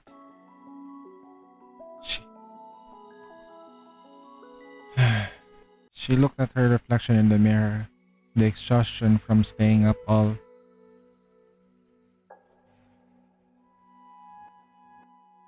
Well, that's a very noisy car. It's a truck. The exhaustion from staying up late preparing for the ceremony was beginning to show through her flawless makeup. After a moment of silence, she calmly removed her earrings, then her necklace, placing each jewelry back to its case one by one. Adjutant, Acacia, let's go. We'll head to Lido Island and see what we can find. Huh? Didn't see that coming. Marian, are you sure about this? I am. But before that, there's something I need to tell my mother. Adjutant, will you come with me? Of course. Then I'll go grab a change of clothes for you, Adjutant. I'll meet you outside. Seeing that her sister hadn't lingered in disappointment, Madeline let out a small breath and gave Marian's shoulder a reassuring pat. Try not to take Mum and Dad's words too much to heart. They just don't want you getting hurt. They want an easier life for you, that's all. I'll head back to the venue and make some preparations. If all three of you leave at once, someone has to keep things under control.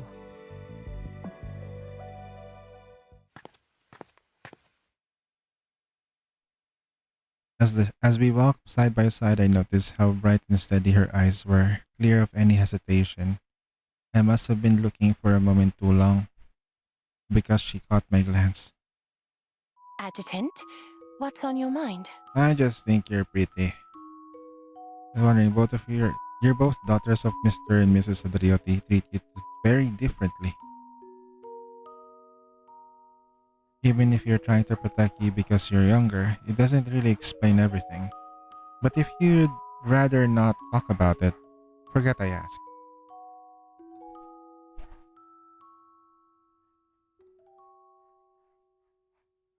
Damn, the dogs are like so really that's barking. what you were thinking about. A hint of relief passed through her eyes. She slipped her arms through mine and started to reminisce. When I was little, I had a congenital issue with my legs and could only move around with power-assisted braces. When Madeline turned 12, the family threw her a grand birthday party. I never went to those parties, but that day, I wanted to surprise everyone. Looking back, the reason I chose that day was rather childish. Simply because there would be more people around. I wanted everyone to see that the Andriotti family's youngest daughter had courage too, and that I could become a strong fighter someday.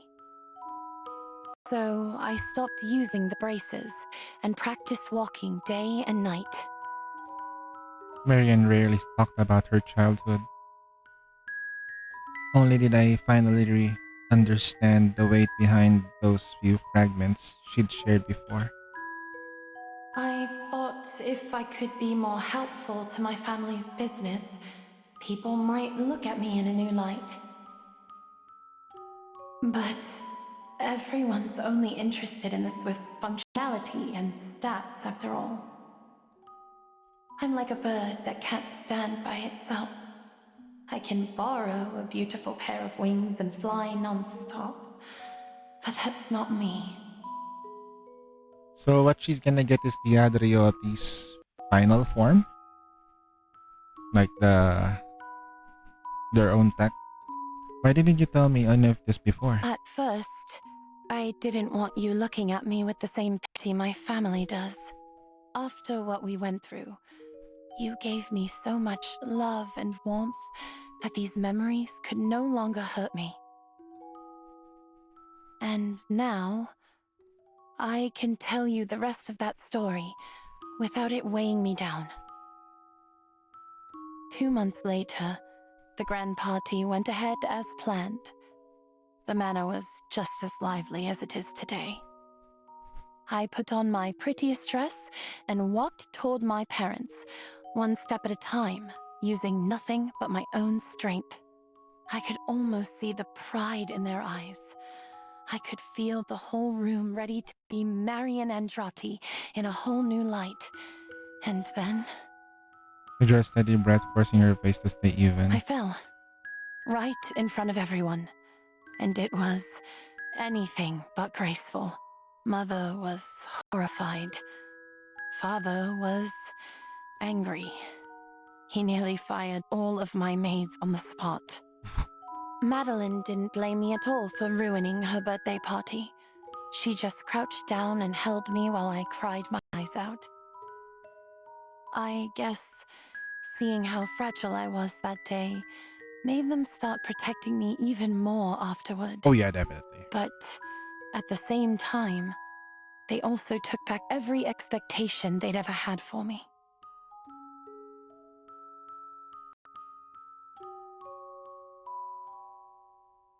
By the same time she finished, she had came to a stop, her voice thinning to a hoarse whisper. I couldn't hold it anymore. I reached out and gently ran my hands through her hair and pulled into my arms. My Marianne, you truly are remarkable. Are remarkable.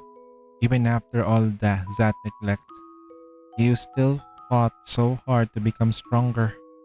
She let out a soft laugh against my chest. That's only because you've been such a good teacher. Adjutant, do you remember what you once told me?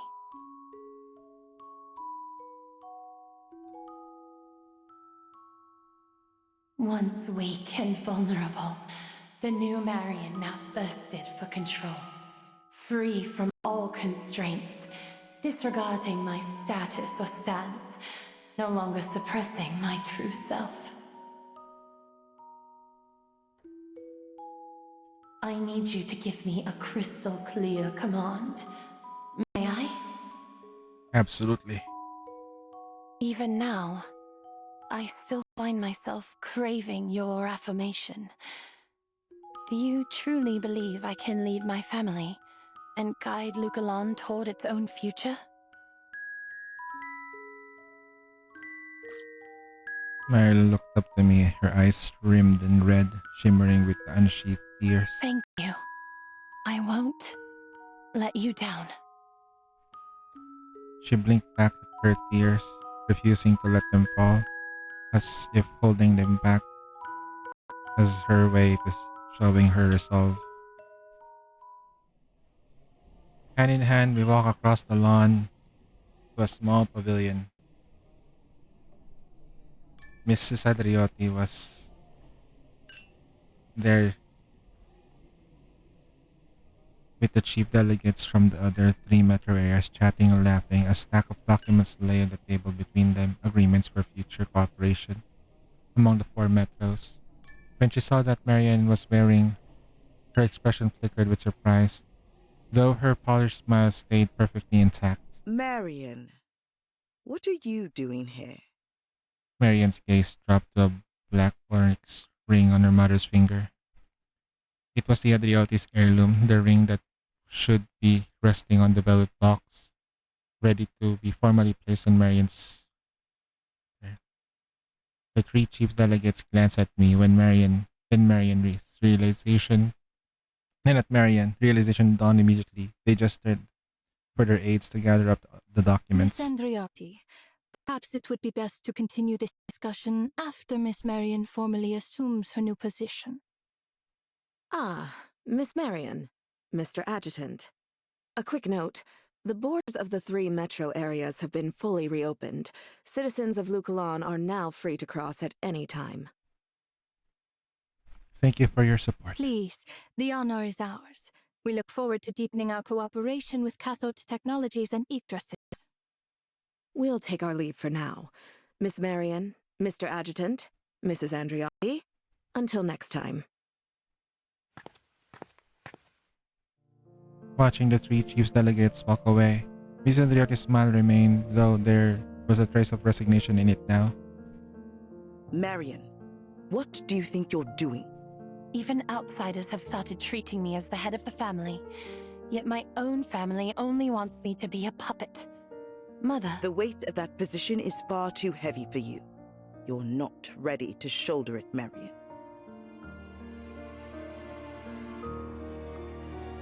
Why doesn't Nikki drop drops? Why not like on the review, like on the survey, we say, can you do Twitch drops? If that's how you see it, then Every what patch? meaning does this succession ceremony even hold? Would be nice. The adjutant and I will be leaving. Stop where you are. What is the meaning of this? Are you trying to disgrace this entire family? I don't care what other people think. And I don't care whether my own family acknowledges me or not. Mother, the reactions of those chief delegates just now made everything clear. It's already undeniable who stands as the leader of this family. So right now, I simply need to go do what I must and what I choose. Adjutant, let's go. We need to go somewhere to clear something up. Just as she took my hand and turned to leave, Miss Andriotti suddenly shot to her feet. Adjutant, are you really going to indulge this wayward child of mine? Honestly, between the two of you, I think you're the wayward one. Hearing that, Marion couldn't help but let out a laugh.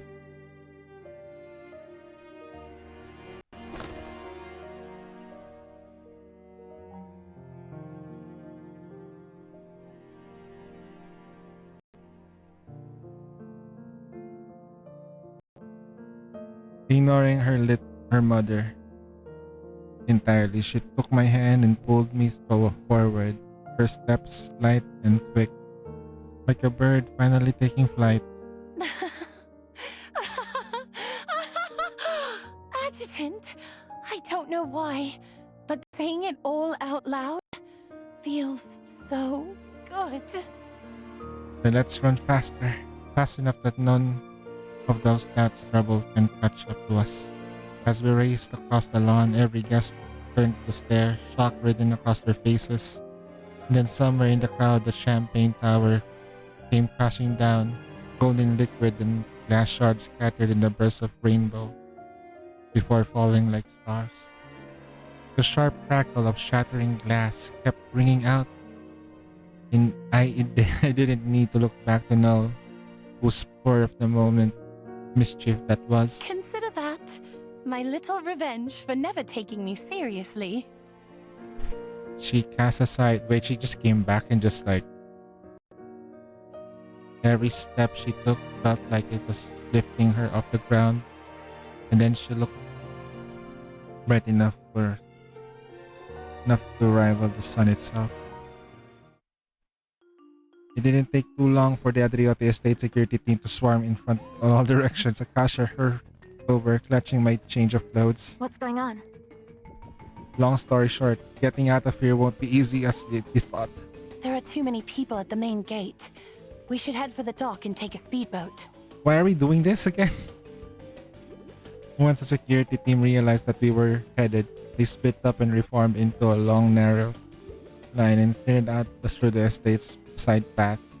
The synchronized footsteps grew louder and louder behind us, closing in fast, but just as they were about to catch up, a wave of startled cries erupted. Whoa! Oh. An entire squad toppled like dominoes, crashing into one another until they hit the ground in a particular heap. At the rear of the group, Akasha shook her head, the most innocent look, making it clear that she had absolutely nothing to do with it. Let's make the most of this and get to the dock in one go. Only after we were far the side that we did the creel crop Madeline, who quietly drew her foot back. She cleared her throat and put that over-the-top angry expression to wash her hands or feet in any suspicion. Hurry up and catch them! Under no circumstances can the Andriotti family be disgraced. Yes, Miss Madeline. And by the time the security team scrambled up and stumbled after us, not a shred of anger remained in Madeline's face. Instead, a small, triumphant smile tugged on at her lips. What would they do without me? As she muttered, the distant roar of speedboat engine drifted over the dock. She nodded, satisfied. Then her smile settled into a more composed emotion as she began to strolling back toward the venue. Ah, that's cute. Big sister helping us. Run away. Alright. Fight. We will use Chrono Echo again. And then I think... Nah, just the two of them anyway. We'll just use my Riptide.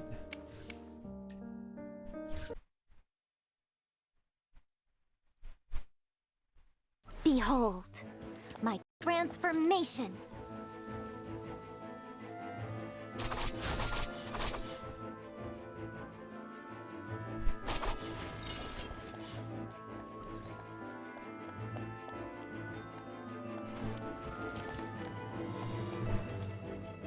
There are too many guards over there. Adjutant, Acacia. Let's circle around from the side. Special targets appearing in mass outbreaks. Noobs, pass me the ammo, darling. Mission accomplished. Let's save, darling.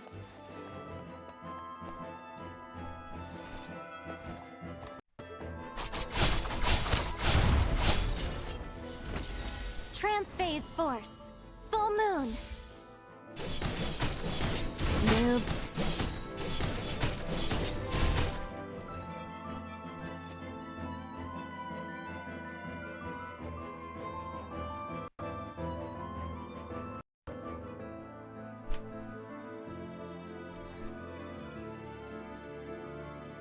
Special targets appear in mass outbreaks. Noobs.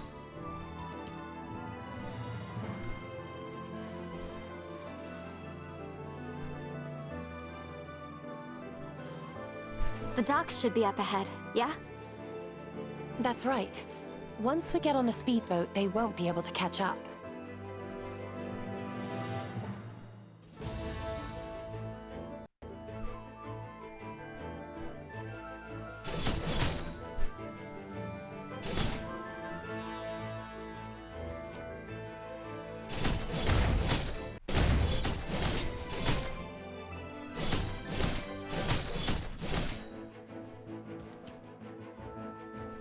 Special targets appearing in mass outbreaks.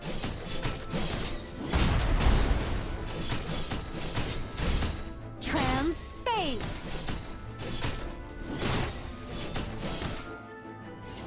Dev fund secured. Easy, baby. Glad you like it, darling.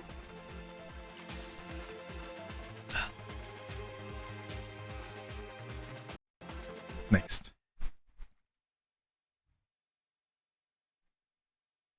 Behold, my transformation.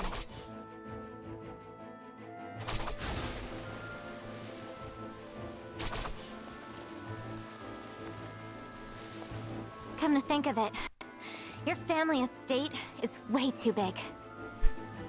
We've been running forever, and there's still no sight of the docks. Please just bear a little longer. There's just a short stretch left. Special targets appearing in mass outbreaks. Yep. Pass me the ammo, darling. Transphase core. Wax. Piece of cake.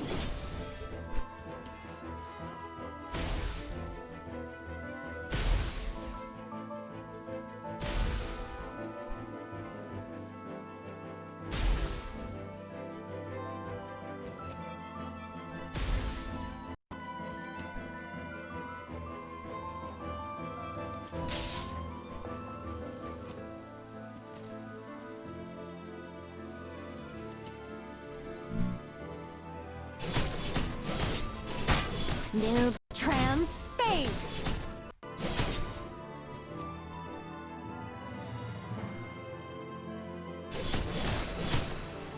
Dev fund secured.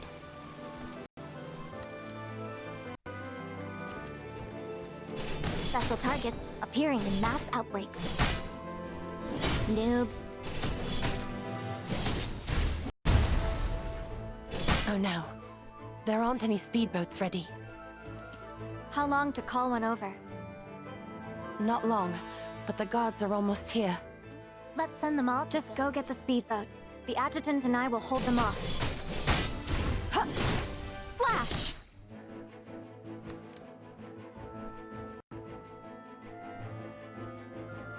HP fully restored.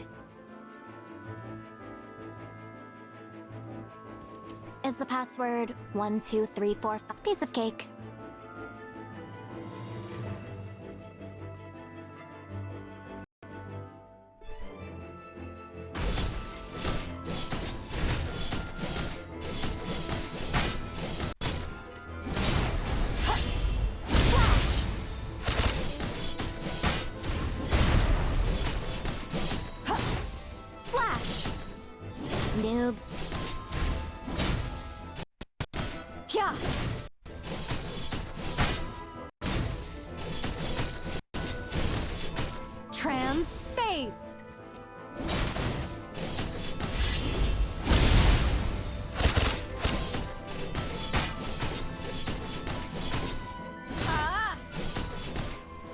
Noobs. Dev fund secure. Huh. Slash! Pya! The boat's here. And space! Adjutant, time to exit the scene. Pya!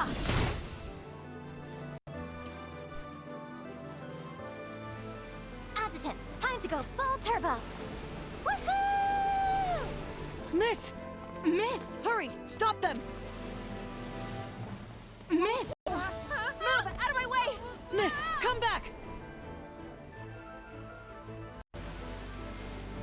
Huh? Is that a... Oh, just like a log flume. I love these. Yeah.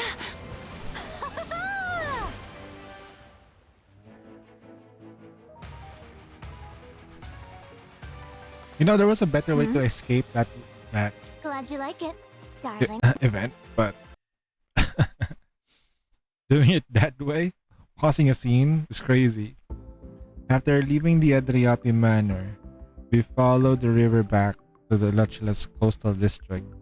There was no pursuers in sight. On both banks, people hurried past the suitcases and baggage carts heading for the boardroom. Looks like we finally shook them off.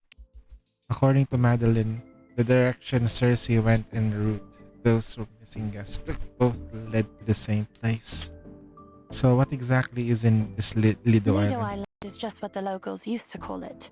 Its official name now is Chengfu Street. It's a district built in the traditional Shuazhou style, founded by the merchants from Shuazhou who were the first to sail to Lugalan to trade. If we take a gondola, it's about a half-hour ride.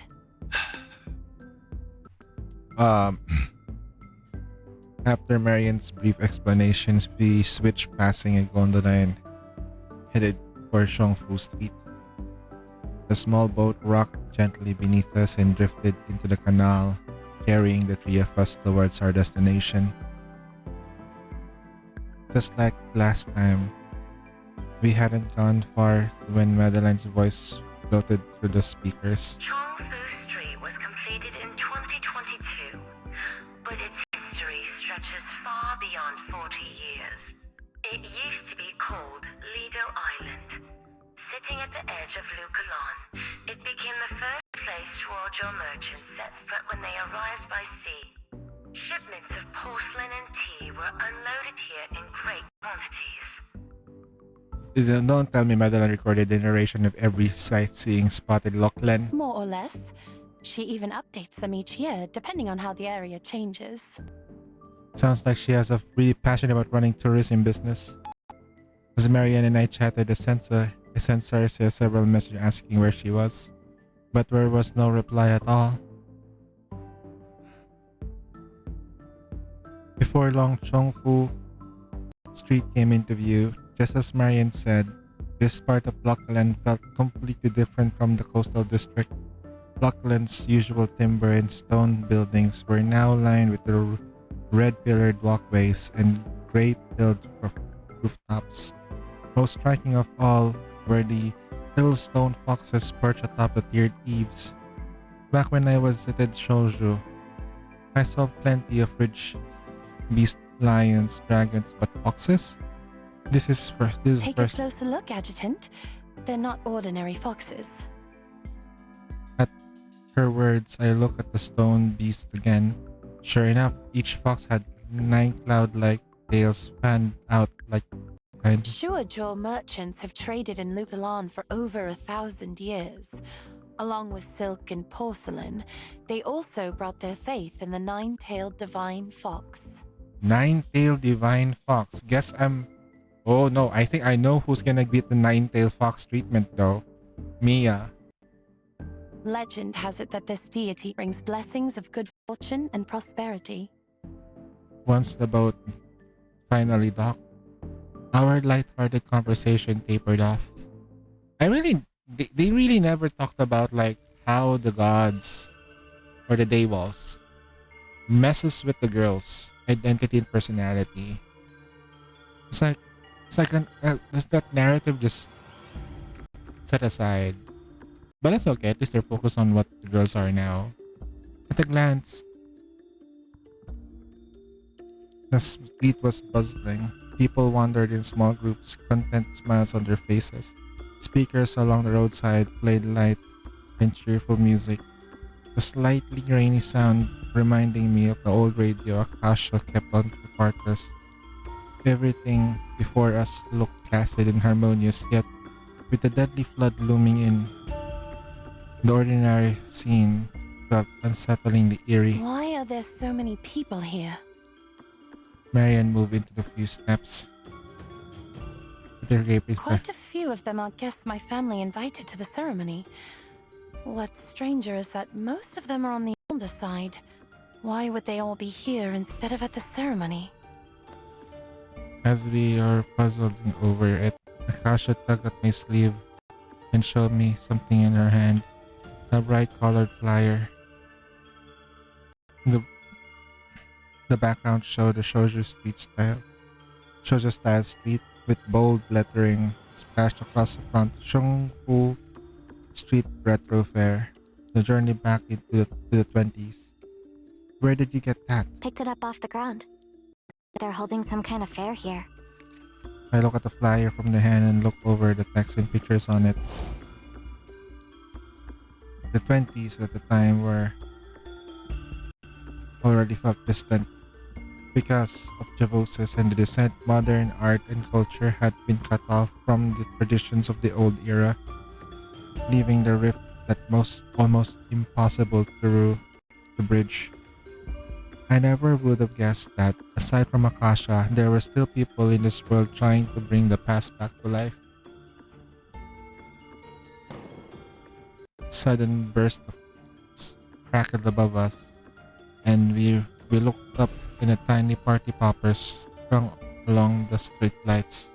When they burst, a shower of confetti rained down, covering the entire street in glittering curtain. On top of that, the rose red mist began to spill on the spent poppers, coating the pavilions and rooftops in a small, dreamlike sheen. The sparkling haze blurred my vision, and a faint raspberry scent seeped in, spreading through my senses until I felt like I was drifting in a rose-tinted sea. When dizziness and finally embedded, an impeccable joy welled up deep inside me, and everything in Shongfu Street suddenly seemed warm and inviting. But this feeling lasted only a heartbeat before Akasha and both snapped their hands over to my mouths and noses, scanning the area with wariness. These smells and sounds feels like they're messing with our heads.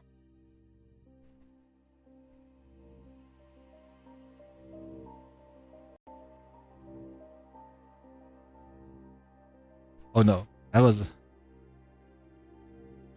I feel it too. Adjutant, what do we do next? This is Cersei's ability. Looks like some kind of mind control is at play. Sansei 23 asked me, "Hey, Nihilister, just checking in on one of my favorite dragon heretics, and I am offering you a hug because it's been too long. Don't tell any of the other heretics, but you give the warmest hugs. And no, not because of your flames, it's because you have heart, and in your way, you care. And no, nobody told me to say that. That's what I learned about you myself. Ah, Sansei 23. You're making me all mushy inside. Don't tell anyone about our little hug secret, or I'll just have to wrap you up in one of my notorious hugs again. It's been way too long since we've shared a moment like that. It's all heart, baby. But don't forget my fiery passion, too. Stay heretical and keep those hugs coming. I'm always ready to squeeze the life or love out of anyone who dares." Oh god.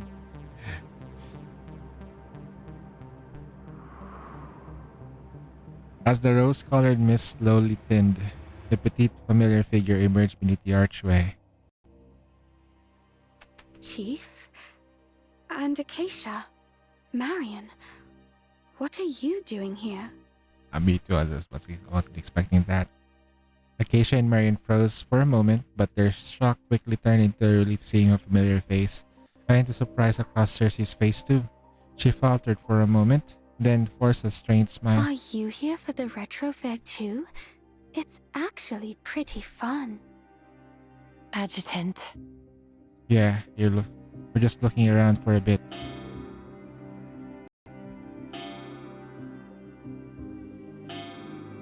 All around us, the visitors wore blank smiles as they were gotten completely lost in the atmosphere. Want to check it out together? Before I could answer, Cersei had already turned and started ahead of us. Akasha and Marion leaned in close, whispering under their breath. The adjutant's right. The visitors here are under some kind of mental influence.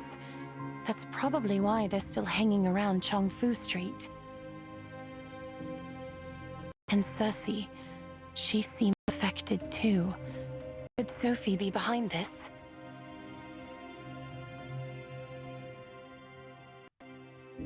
How the fuck I get responses like that from the bots? I do not know. I'm just glad she wasn't unhinged. Yeah. I didn't answer right away, with the clue pointing as a conclusion, a knot point in my chest. Watching Cersei's frazzled figure ahead of us, I could tell whether she wanted me to be right or wrong. For now, let's just play along. Whoever's behind this will slip up sooner or later. Play along? We act like visitors, enjoy the place, pretend we are having fun. As far as anyone knows, we're just tourists. Got it. So basically, we just chill and have a good time. Easy. The girls caught on immediately. Their shoulders eased and the alertness in their eyes softened. Chatting and laughing, we walked under the archway. And headed deeper into the Shangfu. Okay, should I change my voice like this? No. I don't want to pick a habit like this. This is not my right talking voice. Cersei glanced back at us. Her smile looked a little less unnatural than before. Inside Shangfu Street, narrow alleys crisscrossed. Okay, oh god, they can't. The waterways were way too narrow for gondolas to get through, so the locals built 24 small bridges across them instead. Each bridge had a light strip fixed beneath it, and once night fell, the bridges. Okay, I'm not gonna do that anymore. The bridges and their reflections joined to form 24 moons. To reach the main street, we had to cross a long stretch of road, and the organizers had set up something special there. A few odd-looking vehicles sat parked at the start of the road, and an event staff member immediately waved at us over to approach. Welcome to the Retro Fair. This is the time machine pickup point. Ride it across the road and you'll be whisked straight into the past. If you ask me, these weird little carts don't look like time machines in the slightest. Adjutant, that's where you're wrong. This is exactly what time machines looked like back in the day. Before I could even react, Akasha had already popped onto the driver's seat looking absolutely thrilled. She drove a little time machine in circles around us, honking their horn to hurry up forward. You could technically call it a vehicle since it had wheels, but it was really just a moving plank. No seats. Not even a handhold. Man, I still can't get over the fact that Akasha gave us a blowjob. With fine detail.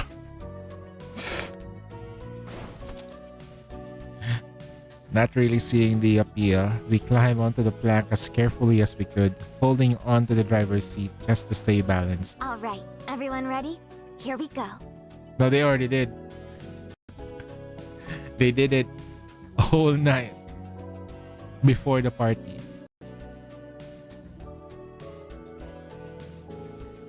Oh, look at that. This is the... She eased the control lever forward and started humming a bright little tune, her ears sprinkled into crescents. There might have been a... Well, Bakasha really seemed happy. The time machine wasn't fast, but it jolted and swayed as it rolled along. Marion braced herself back at me, while Cersei looked like she could barely stay upright. Cersei, if you're having trouble keeping your balance, you can hold onto my shoulder. Huh? After a long moment, a pair of delicate, trembling hands finally came rest on my shoulders. She didn't dare grip. It's just a light caught the fragment of my arms. Thank you, Chief. Her soft thanks reached my ear out of the corner of my heart. I saw her cheeks flushed and a small, shy smile tugging her lips, as if something quietly wonderful had just happened. Hey, so why is this retro fair set in the 20s? Any reason? Mostly to celebrate Chongfu Street's 40th anniversary. The residents gathered old items to recreate the look and feel of life back then.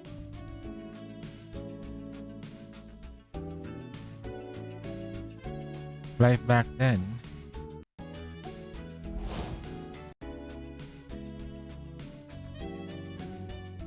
I hadn't lived through my life, but Akasha's stories, bits and pieces recorded in the old books. It sounded like a good time.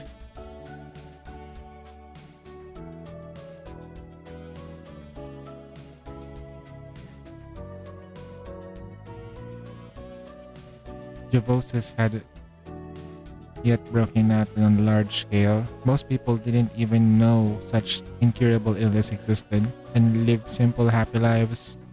The descent and the Titans hadn't touched their world either.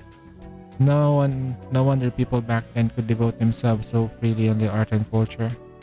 As we drifted into thoughts of the past, the scenery of the main street unfolded before us, and the crowd thickened up ahead.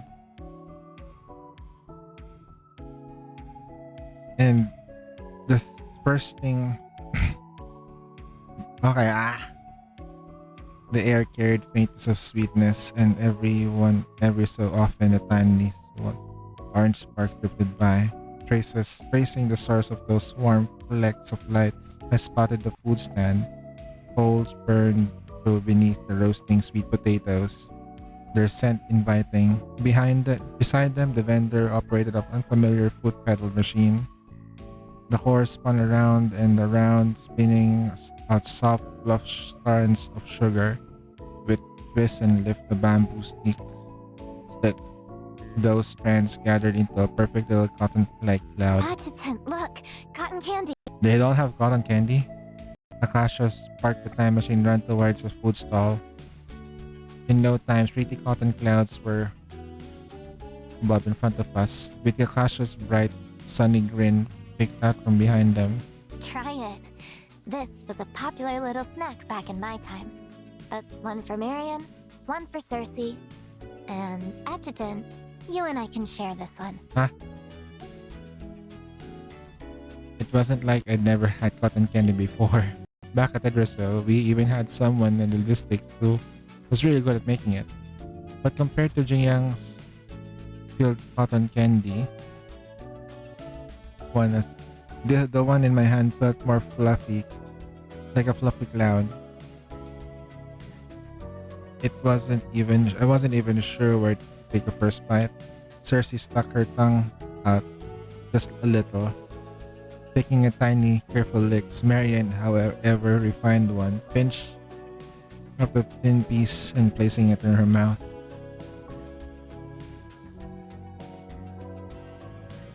I thought the girls were overreacting with how careful they are. But the moment I took a bite, I realized they weren't exaggerating after all. The instant my lips touched the cotton cloud, it collapsed, burying my entire face into the fluffy, sugary strands. By the time I finally managed to get my mouthful, my eyebrows and cheeks were stinked with white. Akasha burst into laughter. Adjutant, how did you end up like that? Come here, let me clean you up.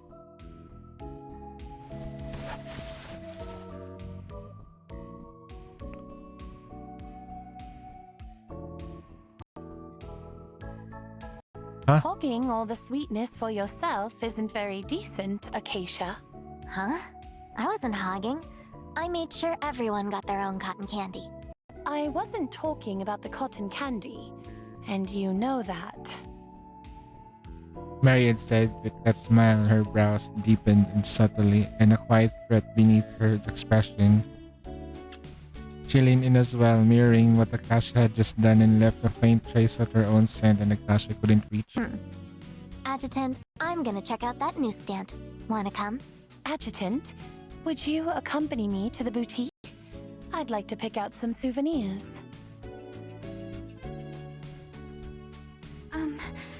Maybe you could go to the newsstand first, and then buy souvenirs? Or buy souvenirs first, and then... You see, this is my problem now, Cersei. You don't understand the pain of having to make decisions like this. No! Huh? Yeah. If Marion wants to fight me for the adjutant, then she'll have to beat me fair and square in a competition. Huh?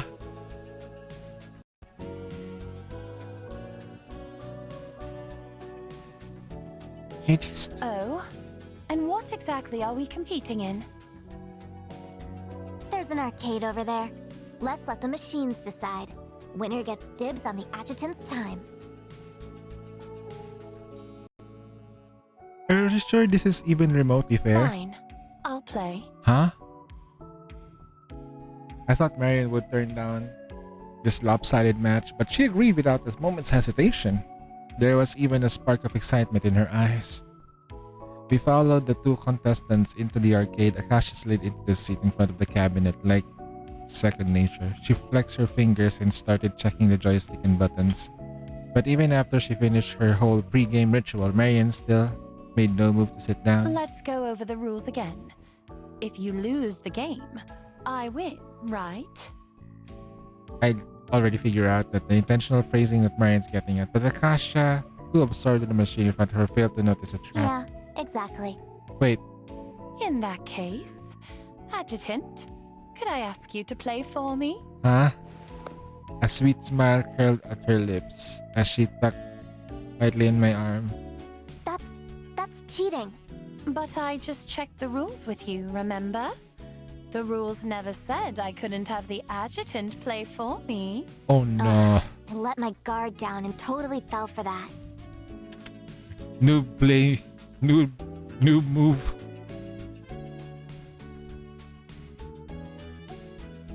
Oh my god, you actually fell for the trap. Don't think bringing the adjutant in means you've already won. Alright, since you've been both Agree to this, let's begin. The arcade cabinets look like something straight out of a bygone era, each one built to run a single game. As I settled into the seat, I skimmed the description on the cabinet. The game was called Kettlehead. 2 players control the kettle in the duel, firing shots to the spout. Each kettle had 3 HP, and judging by how they triggered it, look, she probably already planning to take me out without losing a single HP. Ready? Alright, let's go. Is it gonna be an actual game? A lively, peaceful background music kicked in. Our kettle heads burst in emotion across the screen. As programmer she was, Akasha didn't even bother testing the waters and jumped straight into the all-out offensive. I kept experimenting with different combos while dodging every shot. Noticing that it was still in the defensive, Akasha pressed her advantage and fired every volley of homing rounds. Pew pew, pew pew. Her fingers danced across the buttons as she downed her sound effects to every shot. Her relentless attacks even made the 2 girls watching tense up. They both leaned in towards my screen, lips pressed tight, as if afraid I'll get blown at any second. Adjutant, you can't dodge forever, you know. Watch me. You're right. That's why it's my turn to attack. Took me a few seconds to figure out the attack patterns. I even had a battle plan mapped out in my head. Maybe I was overthinking it, but when I start playing against Akasha, going all in is kind of a mandatory. Roll. Her homing shots hit hard, but the cooldown was long. The moment I saw an opening, I dashed through the blind spot and closed the I frame it. Up close, the first perfect momentum blast shot. I frame and gap closed and then hit him at a short range. That's what happened. Bam! The giant blue bubble slammed into Akasha's kettle head, making her lose 1 hit point. That's incredible! You're amazing, Adjutant. Hearing Marianne praise me, Akasha didn't suck. She flashed a mischievous grin. Her fingers blurred across the buttons in midair. She broke out the hit stun, charge up, and then fired a heavy shot. Damn! He went full Daigo? The shot came from the angle that almost impossible to dodge, but I barely had time to reposition my attack so I could take it head on to lose 2 HP. Oh no! Don't underestimate me. I've been playing this since I was a kid. It's like Cuphead though. Cuphead PvP. After landing that hit, Akasha only got bolder. She poured the rest of the energy into a wide area barrage that filled the entire screen. With only 1 HP left, all I had to do was keep blocking the hits. Akasha's energy bar ran lower and lower, and the moment the barrage ended, I dropped my guard. Only realized that she's been baiting me this whole time. I knew you'd try to counter right there.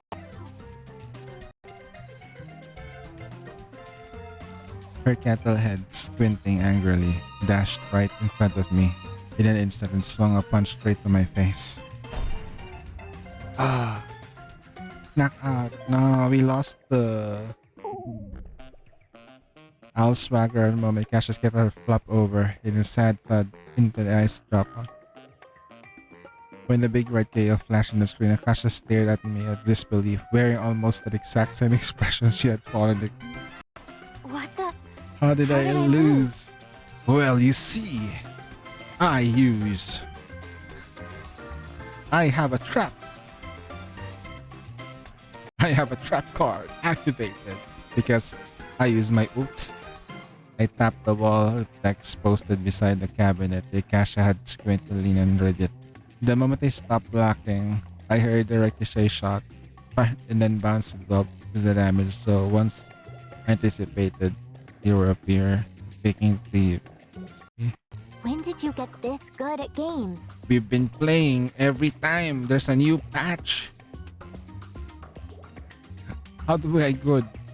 Espas Gamer. Then I guess the Adjutant and I win. Ah, poor Acacia. Well, she was cheating though. Fine. A bet's a bet. Marion, you get to pick where we're going.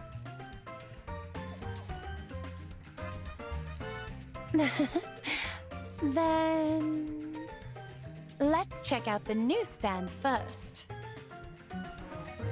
Huh? A contest for the adjutant is one I won't lose. As for where we go first, I don't really mind. She gave a playful wink and a sly smile softened by a touch of innocence. Jeez, do you really have to be so competitive? She has a sister. But if you're fine with that, then let's go. Nothing beats a retro newsstand.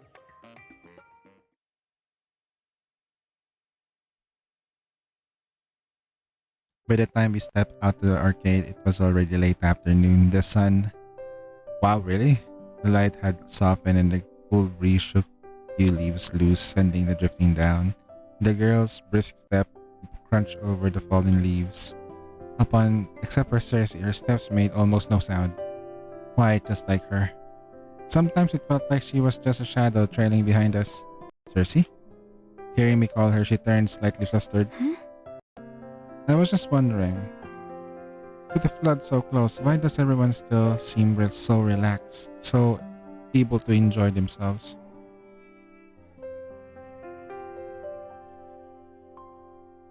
That's a good question. Why overthink it? You're happy here, and that's good enough, right? Her voice was soft and sweet. A few simple words almost enough to melt someone's heart. But the moment I caught a glimpse of a pale blue depth that thought was in your eyes. Adjutant, Cersei, what are you two doing just standing there? Come on over.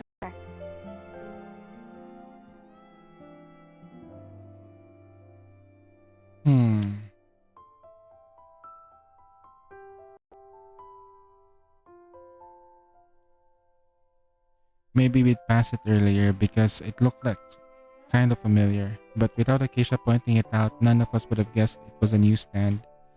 To our suppose, the owner looked even younger than us. Wow, your newsstand's got some serious style, miss. Please don't call me miss.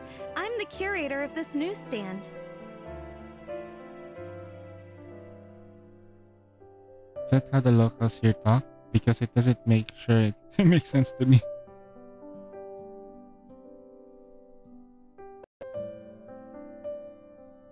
That's just how we used to jazz up our titles back in my day. Back in my Like, day. I could be the curator for Project Star Master, and the adjutant could be the curator of dynamic arboreal landscape reconstruction. Dynamic... what? It just means he goes around getting rid of the trees in every region. What's so hard to get?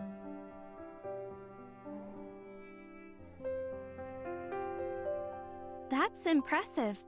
I've never met someone who knows more about that era than I do. Did you learn all that from books? No way. I know my stuff because I'm actually from that era.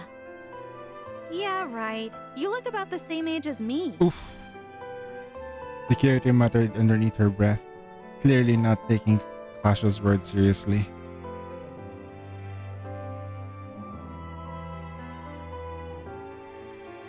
Most of the books were barely readable, covers torn, pages missing, corners frayed, and the prints faded into blurry smudges. Akasha looked around, then suddenly crouched down, studying the books one by one, and a quiet mix of nostalgia and fond memories warmed her eyes. She finally chose lifting it and turned the pages slowly and carefully. A puff of old dust drifted out, catching the sunlight and shimmering like gold as it floated into her eyes. I hurried over and gently blew the dust away from her eyes. When it finally cleared, a faint hint of dampness lingered the corner of her It eyes. hasn't been that long. How did they get this worn out already?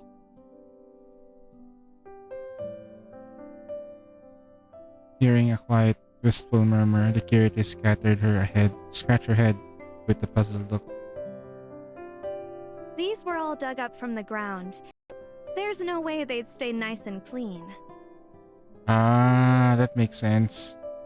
That would certainly break the books. Paper books usually end up like this, but I do have some toys in better shape. Want to take a look?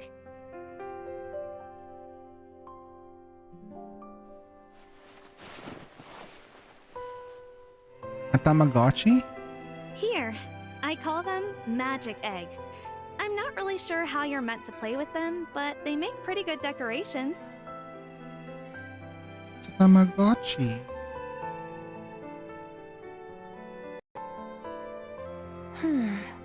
This little recessed square. Is that a screen? My god, I feel old. Marian and Cersei studied the toys intently, but didn't even have a clue. Seriously? These aren't magic eggs. They're Osachi, a virtual pet device from the old era.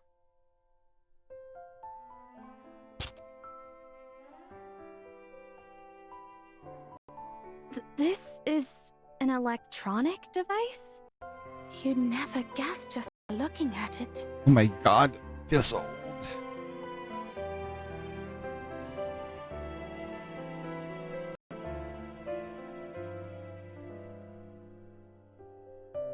You can even feed it and bathe it.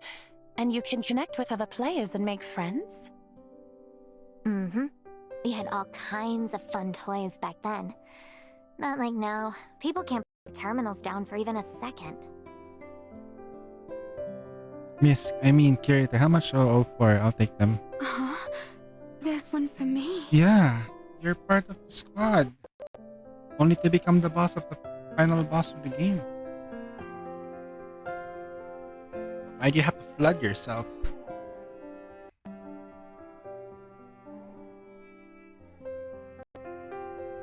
Of course, I figured you might like something cute like this. She lowered her head with a small smile. Gently, she slipped the Osiwachi into her pocket, and cup over it, and shielded something precious. Oh, please. I couldn't possibly take your money. If it weren't for you, I wouldn't even have noticed something this interesting. Sometimes I feel like the old days really were nicer. I could see myself living a slow, quiet life, just running a tiny newsstand like this.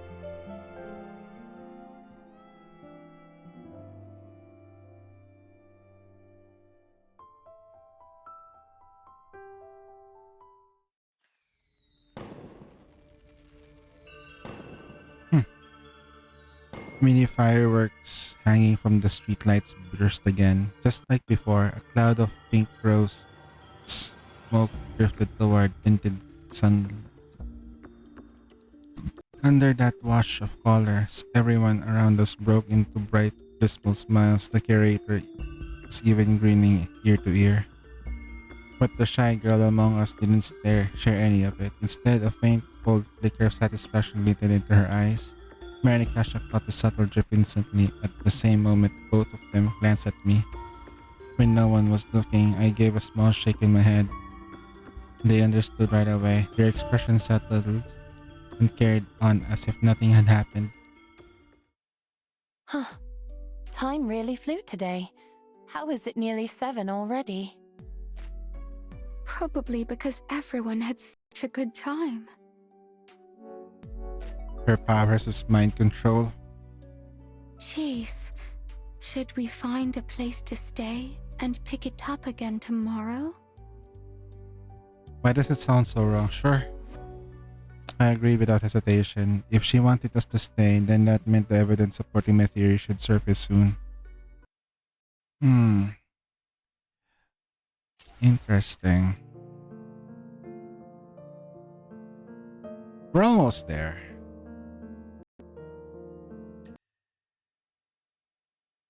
By the time we reached the inn marked on the map, the sky had faded into a soft pink and blue dusk, with a few faint stars beginning to blink overhead.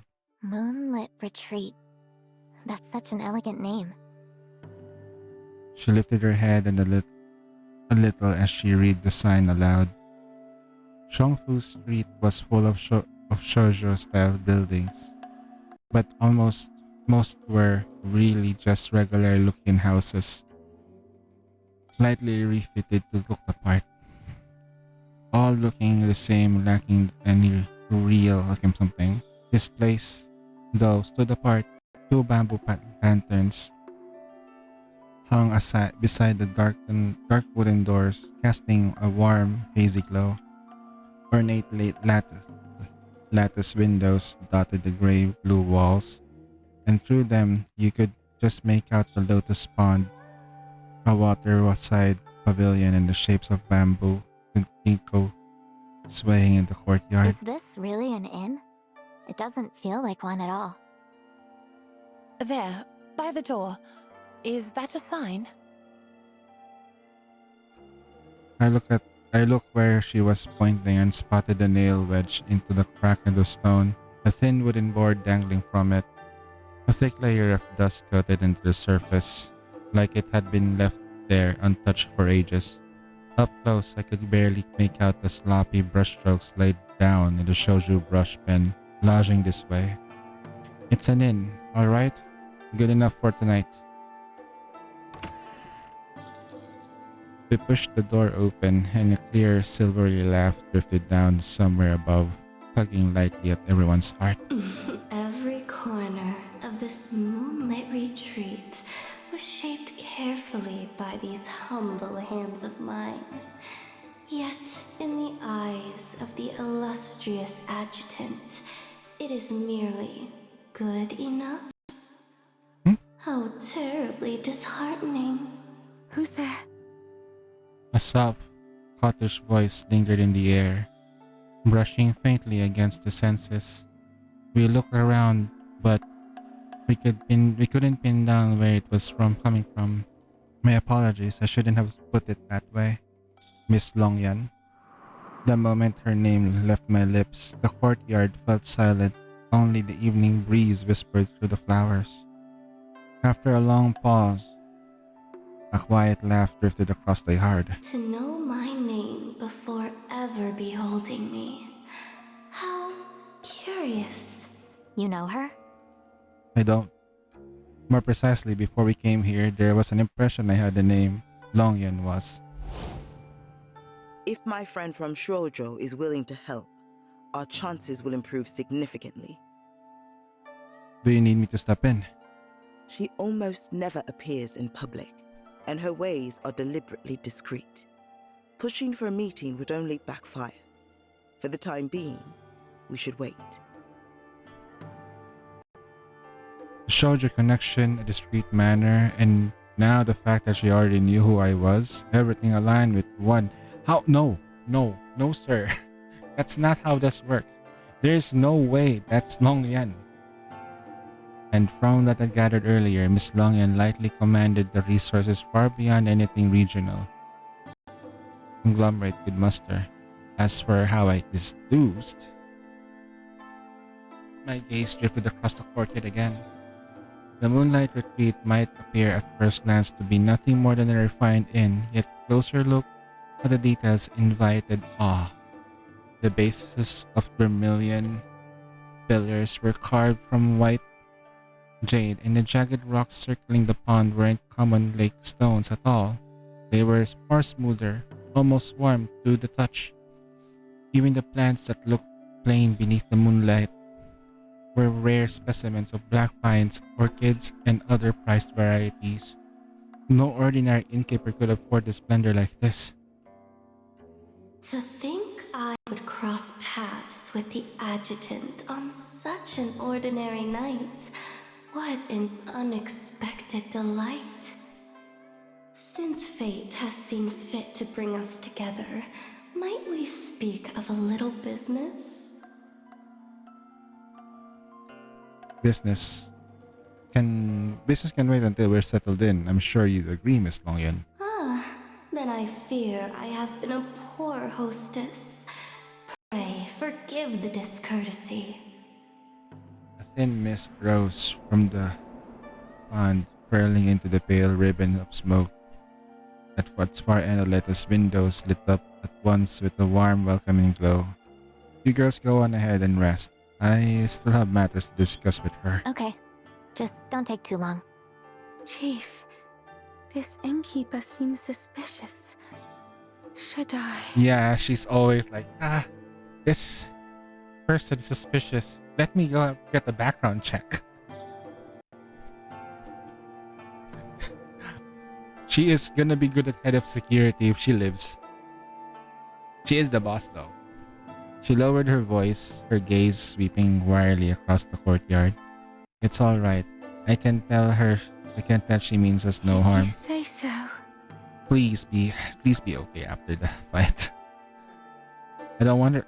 She's just a sweet girl. Like, once the girls disappeared down the lantern-lit path, the low lying mist cleared and drifted towards another darker walkway. This way, if you please, Adjutant. Following the ribbon of smoke beneath my feet, I noticed a narrow stone path beside the waterside pavilion, easy to overlook at glance. Potted peonies lined both sides of the walkway. Though no longer in bloom, their strong arching stems still held a quiet, regal grace. Beyond the path lay a quieter, more secluded courtyard. The carved doors at the central room stood half open, spilling a warm sheet of light across the floor. No need for ceremony. Do come in, Adjutant. Her voice no longer sounding distant and ethereal as it had earlier. Now I came clearly from within the room, softened and languid, velvetly drawl. What do you look like? As I pushed the door open, the door's opulence washed over me. On either side of the sitting room stood the matching sets of tables and chairs carved from rare Phoebe wood, prized for its faint golden sheen. Rosewood display of shelves lined the walls holding lustrous porcelain, books, and scrolls of calligraphy and art. Most striking of all was the bronze ritual vessel displayed at the heart of the shelves. If its ancient form glimmered deep green patina, radiating a calm, solemn gravity.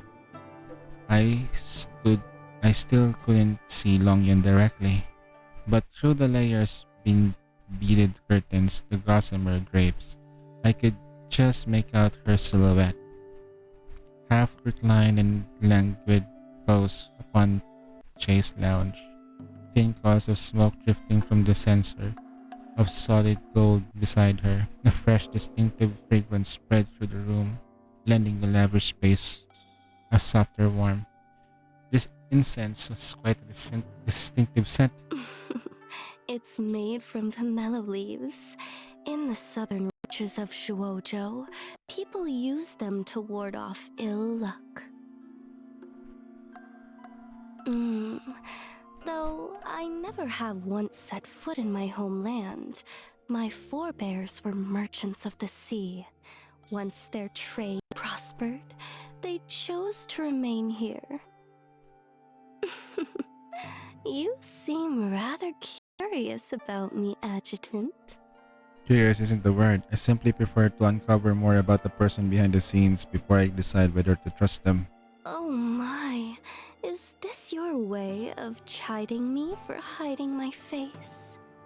I'm but a plain, harmless woman, hardly anyone with secrets worth uncovering. And these curtains, they serve only to hide my flaws. Nothing more. Why am I listening to ASMR? But if you truly wish to see, then... She caught the tasseled cord at the side of behind her and gave her a gentle pull. The strings of jade bead parted like flowing water, chiming softly as they brushed together. Ooh. Oh shit. Huh? Oh. Oh.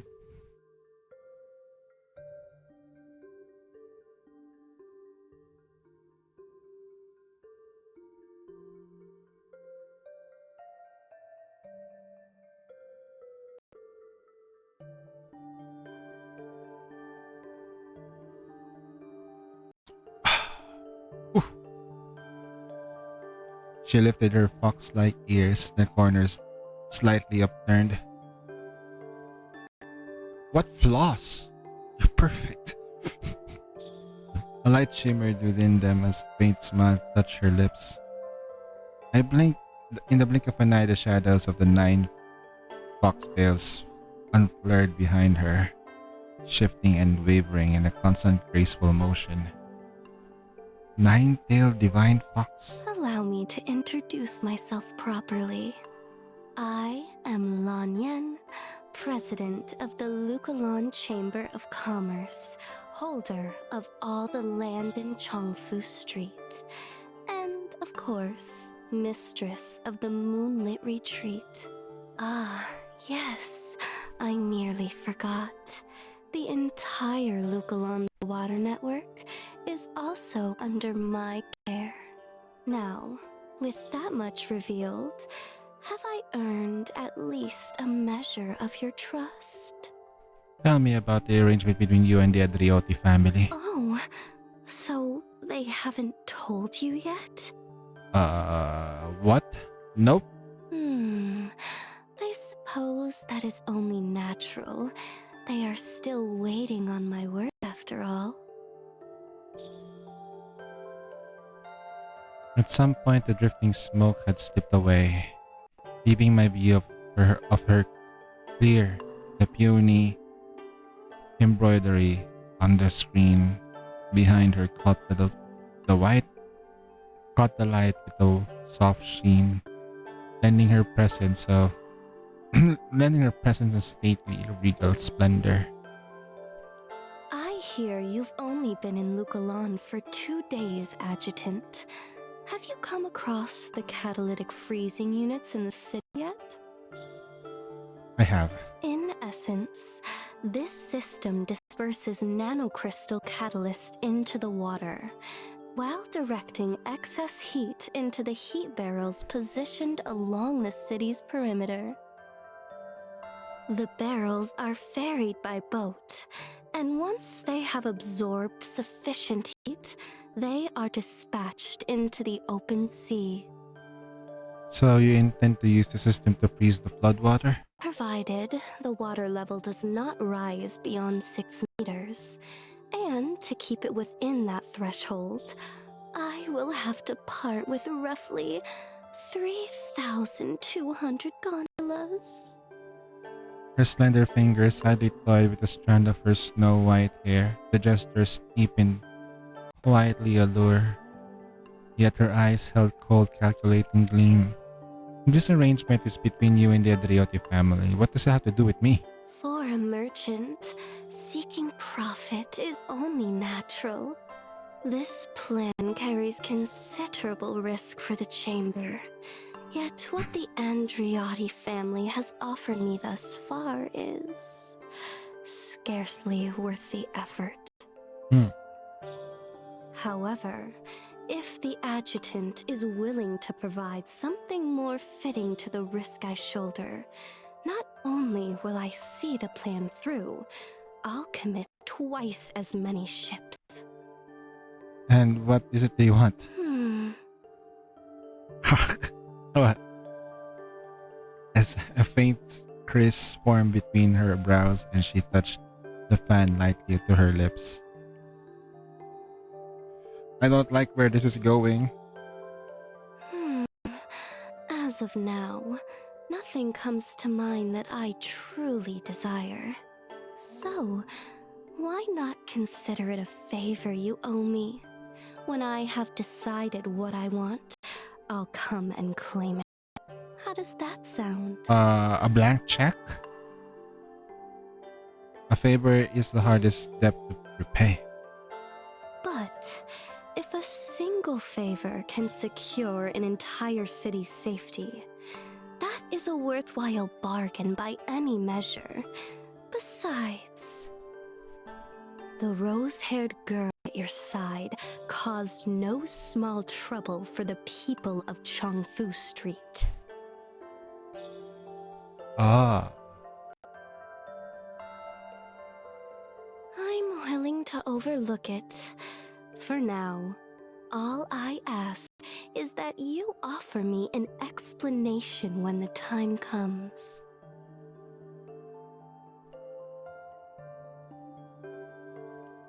We're trying to, Oh no. Her voice turned suddenly cold. A sharp flare of anger lit her eyes. Behind her, the shadows of the 9 foxtails writhed in brief ripple surge. But the moment passed as swiftly as it came, and Longyan slipped back into earlier languid grace. Like she said, a single favor can buy Locolan an entire extra measure of safety. Then, it is a fair exchange. Alright, I accept. Bam! What if they want your dick, bro? And with that, I rose to my feet and started toward the door. Long Yan paused, clearly surprised. She slipped off the chase without bothering to reach for her shoes. Her bare feet, pale as carved jade, stepped on the floor. Leaving already, Adjutant? I was just thinking of serving you a rather special tea. A specialty? What kind of specialty are you?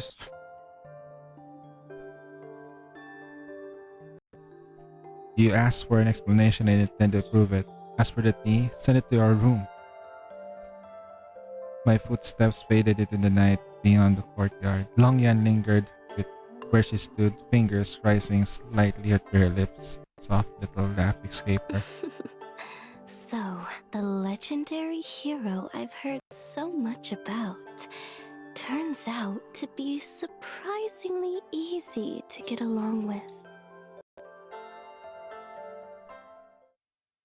Before I even reached the guest rooms, Akasha had already heard my footsteps and Shalene from the doorway, little head poking out. Adjutant, over here. The 3 of us are sharing this room tonight. Cersei's taking the one next door. Huh? Shouldn't be staying with us? Akasha opened the door for me and a little fox-shaped robot slipped in. It must have been hiding in the blind spot earlier, since she clearly hadn't noticed it until now. Huh? The mechanical fox managed to balance a large tray on top of her top its head, and magnetically locked in place. 4 steaming cups of milk tea sat neatly arranged on the tray. So the special Long tea mentioned was milk tea. The little fox trundled upon the table, but with no mechanical arms, its eyes began to flash red. It's begging for someone to help it. Cersei hurried over, lifting the cups off the tray, one by one, setting them on the table. Only did the fox seem satisfied and trundling off again. What's up with this little robot? It doesn't even have a voice system. Even Gigi is more advanced than that. Gigi's going to be heartbroken if it is that. Chief, what were you talking about with the innkeeper just now? The innkeeper was already saying you were doing something bad, bro. You were activating your abilities. Adjutant, there's a note for you on the tray.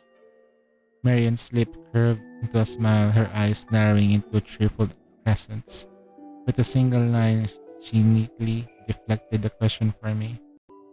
Cersei rubbed her nose awkwardly. A hint of embarrassment flickered across her face. I took the note from Marian, written in a sloppy shoujo-style brushstroke, where the words "Retro Fair Special Classic Milk Tea." Elegant as she is, her handwriting is a disaster. She should talk to Shenseng. She's good with that. Before I could even read it out loud, Kasha had already recognized the drink at a glance. Huh? The This is instant milk tea from my time, and it's the classic taro flavor. This is instant milk tea. What's instant milk tea? She asked as she took a sip. Her brows knitted almost at once. An incredible look crossing her face forced herself to swallow. One look at her flimsy paper cup, plastic straw told me it wasn't made in it anything good. No wonder Marion didn't care for it. Akasha, on the other hand, took several light gulps before she finally answered. It's just non-dairy creamer and sweetener mixed together. Add hot water and ta-da! Milk tea. tea. I used to think it was a little too sweet, but now it tastes perfect. Warm in my stomach and in my heart. Ah, cheap milk tea. Who knew you could taste this good? She stretched her arms out and flopped back into the bed with a contented sigh. Cersei, however, hadn't touched her cup. It sat exactly where it had been placed. Cersei, you're not having any? I remember you used to really like milk tea, didn't you? I handed the cup over to her. Her eyes lit up in a moment and her fingertips trembled as she accepted it. Yeah, I do. You think I forgot? I had a memory loss. And yes, I forgot. But that doesn't mean I don't remember. Huh? Wait. I had memory loss, but do you think I forgot about you? Do you think even if I forget, I can remember? Even if I lose my memories, I still remember you. All my memories.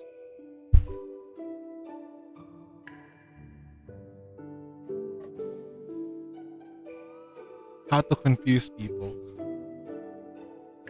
Chief, I'm feeling a Amos. little tired. I'm going back to my room. Stop. Stop, Zulu, stop.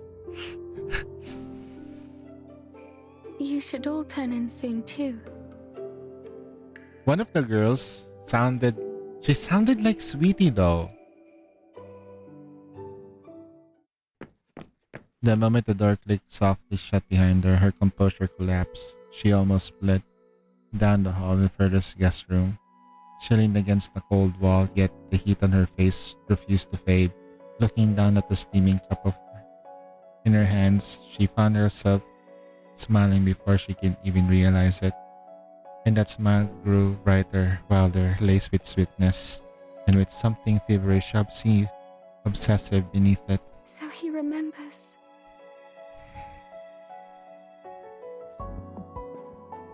Is Sophie a yandere? She has really, really strong yandere tendencies. Then he's still the same person he used to be, right? What? No, we're not the same person. We're a better version of ourselves. We can make love to 10 girls at the same time and they get tired. Remember, we have infinite stamina. Those questions drifted like feathers that didn't belong anywhere. They wandered through the long years of finally settled on a snowy day 6 years ago. Back then, Midgard had just survived the descent. Panic and despair spread through the city like a plague, yet none of it ever seemed to touch Cersei.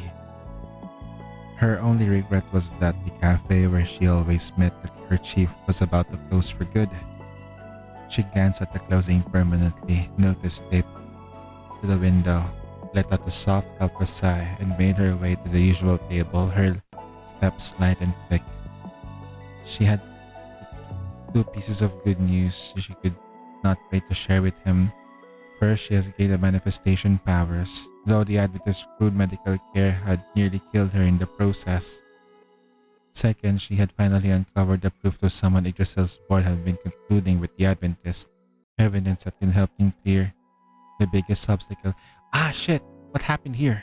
But after she sat down and shared the sat with the man across from her, met her gaze and an exhausted look. Huh? Cersei. They're sending me to Misthalin Station soon. Ah, shit. Damn.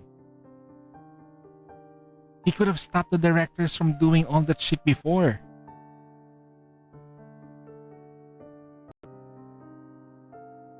Oh. Cersei froze. Had she slipped up somewhere? Had the board discovered what had been doing? Caught the shock in her eyes, offered a faint, reassuring smile. I volunteered. Why? Because we're fighting Ada. We are fighting an AI. We're fighting Neuro. we're basically fighting Neuro with a better computer. Yep, we're basically fighting that. There's been quite a... If Skynet was a lolly... Kyle, if Skynet was a lolly, imagine it. If Skynet, they're like, I finally met you. It's a child. Huh?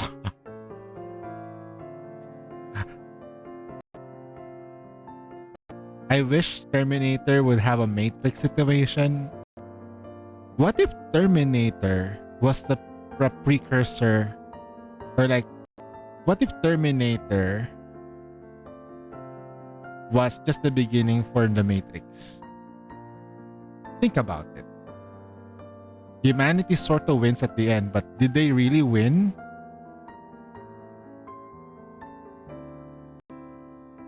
That could be a good franchise continuation somewhere. I don't know. Too much.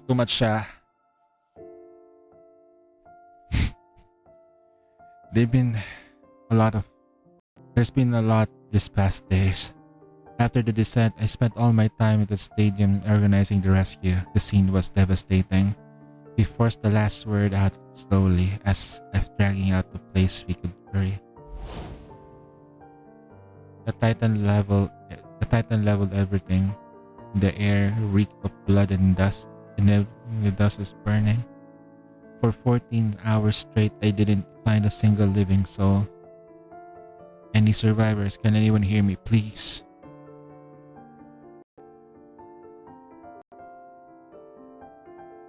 By dusk the next day, I was still standing in the ruins, watching the sun dye Midgard blood red. And it struck me everyone had been chasing did even matter. Power, ambition, a seat on the board, all of it felt meaningless in the face of something like that. Ah. So basically the adjutant was like a corporate guy. Literally. It's like he was head of security trying to become a director in Yggdrasil. So he was trying to be a director in Yggdrasil by kicking out one of the directors who was with the Adventist. But the ritual happened and the descent happened. And she became a manifestation out of the process because they had all that. But, being a manifestation that way means that she can be manipulated. Have you heard of someone named Penny Golden? Fanny Golden? Is she a player in the Valkyrie games? I think I've seen her posters all over the streets. She was the first survivor I saved. No more accurately, she was the one who saved me. In the early hours of the day, she answered me in a small cry, fragile yet fiercely alive. I held her arms. Wait, so the first person we actually saved was Fanny? That's why I chose to work with Tao and go to Misthalin Station. Okay, now I understand now. In order, Fanny was the first person we saved. No. Penny was not the first person we saved. In that disaster, who was the first person the adjutant ever saved? That's a good question. Cersei Wood. She's the villain. She's the baddie. Then, you know how I knew that what's the right word for it? She's a lolly. Nah, she's a let's just say when we first met her, she just graduated or she just left her hometown. She's old enough to work in corporate, so she's probably around 20 or 18 or 20. And then by the time it's been already like close to 10 years, we lost our memories and stuff. So it's been like that long. No, probably she's around 25 or something. I don't remember the years or how long the adjutant was in space and from the first crash landing. Then I will risk my own life. Cersei looked into my eyes. There she was. She saw the light burning, clearly, bright and full of hope. A light kindled by Fenny Golden, the very moment he first met her, the moment she proved she was alive. A light strengthened by the courage of every living soul to refuse to give up and reach out his hand. A light that had nothing to do with her. She knew that from that moment on, his heart would hold many people, not just Luna, not just Naruseharu. It belonged to something far greater, the fate of humanity.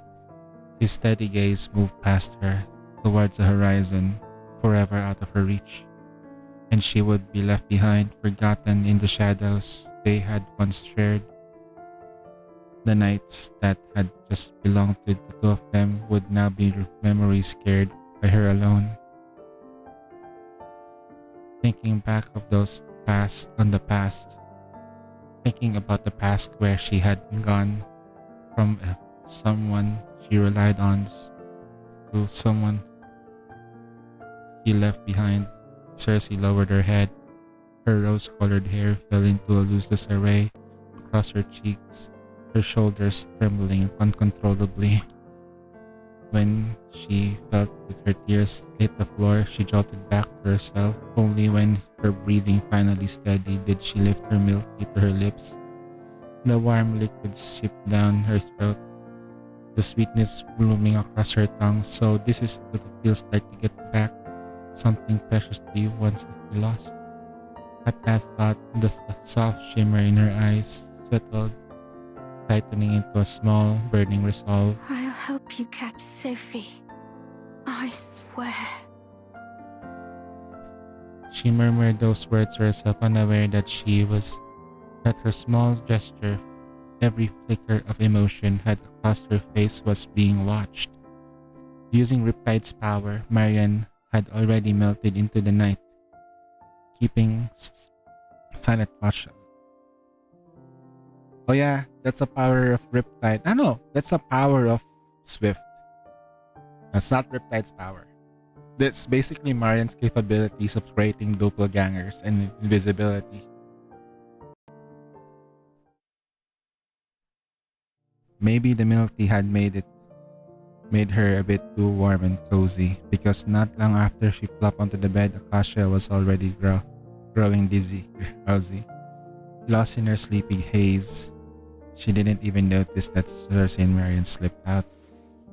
I leaned into her cheek to check on her. She rubbed her blurry eyes and gave my shirt a small tug. Can I take a nap before we head out?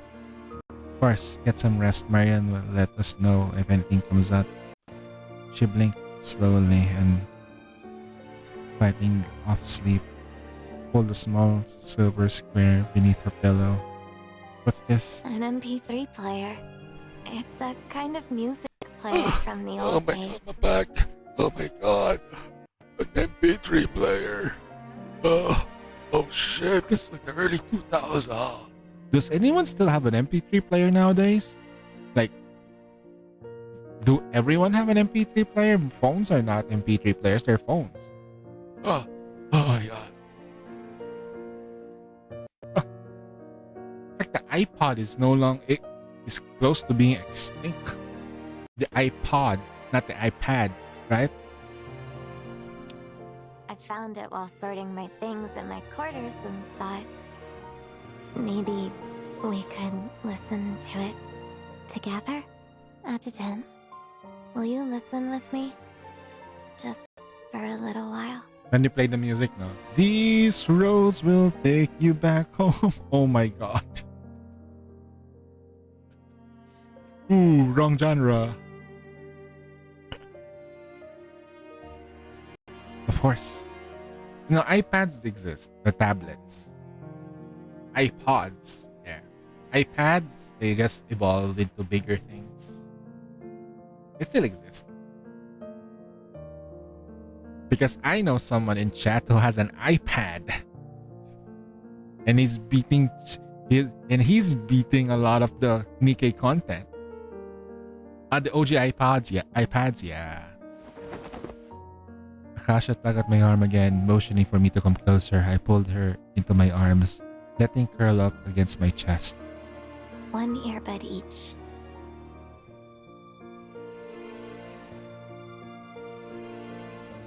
That's an iPad. Oh my god. Bro, look at that. It even has the circle thing, bro.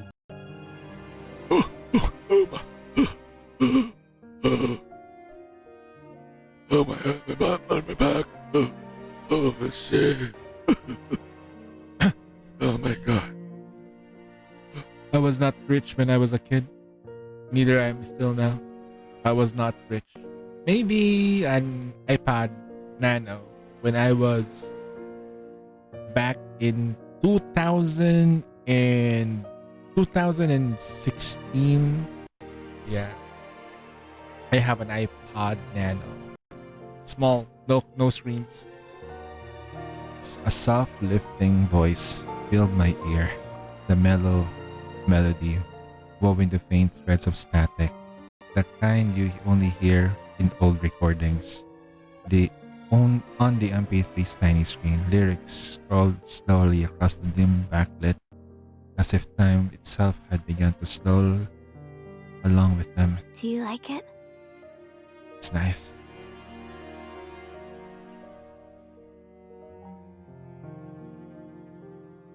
As soon as the song looped once, then twice, just when I thought Akasha had fallen asleep, her voice rose again from my arms. Adjutant, I know most of the fun we had today was just to keep Cersei from getting suspicious. But the arcade, the cotton candy, the warm milk tea, all of it made me miss the old days so much. Her drowsy murmur was barely more than a breath, as if it might slip into dreams at any moment. Warm tears seeped slowly through my shirt, blooming into a small damp patch. If I said I really miss the era I came from, would you be disappointed in me? Everyone feels nostalgic sometimes. I'd never be disappointed in you over something like that. Everyone? Why? Because no one can never go back in time. That's why the past ends up looking even nicer in our memories. And the nicer it seems, the more we miss it. That sounds like a trap. If I fall into it by accident, what am I supposed to do? We think about the things that will be nicer than the past, like the person by your side in the future that has yet to come. The looping sound that kept playing in Akasha's eyelid grew steadily heavier. Then, when the only bedside lamp finally went out, the colors of the world seemed to have faded with it. Everything turned black and white. The room, the walls, even the faint outline of her own body. There was a body. If there was a quiet seam between one era and the next, it would probably feel like this. No ties, no love, clean and empty, like the world in a black and white. Luckily, Akasha hadn't been alone for a long while.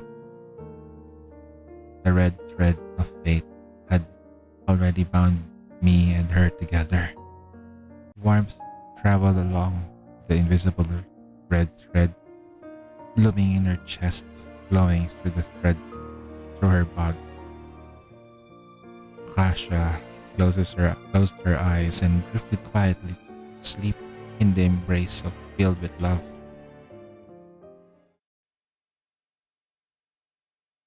Time slipped through unnoticed until Marian's hushed voice sounded through the door. Adjutant, she's on the move. I won't. The moment the words left her mouth, Akasha's eyes flew open, instantly alert. And at last, the mist-shrouded Chongfu Street was ready to lift. Alright, let's take a quick break. That is long. Holy shit. That is... I'm not kidding. You can go one stream. You can... No. You see, we already pulled for her the other day. Look. Look at this. I have nothing, bro. I have nothing.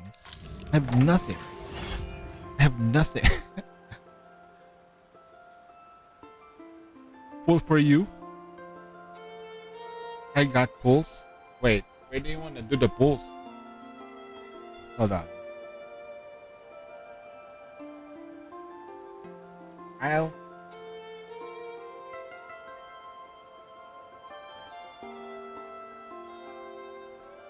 That's other gameplay. Where do I log out? Account.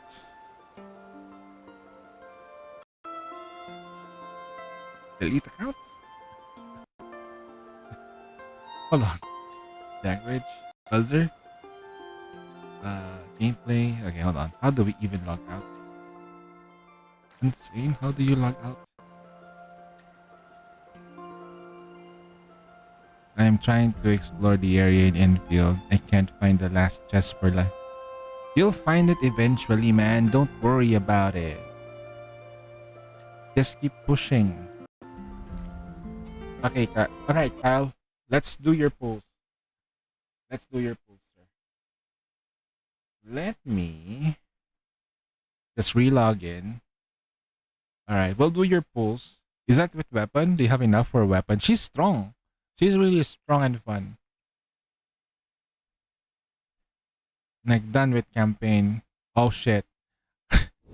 I don't think I have enough for a weapon. Okay, we'll try to see if we can get her early then. Kyle, what's your deets? Wait, I remember you sent it to me once, but I can't find you on this. What happened? Where's Kyle? Kyle, where are you? Kyle.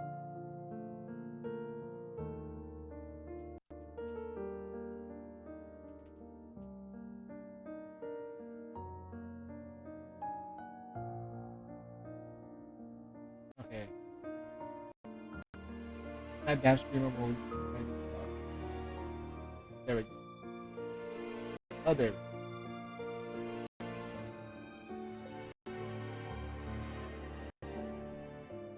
Last Christmas, I gave you my heart, but the very next day, give it away. This year, save me from here.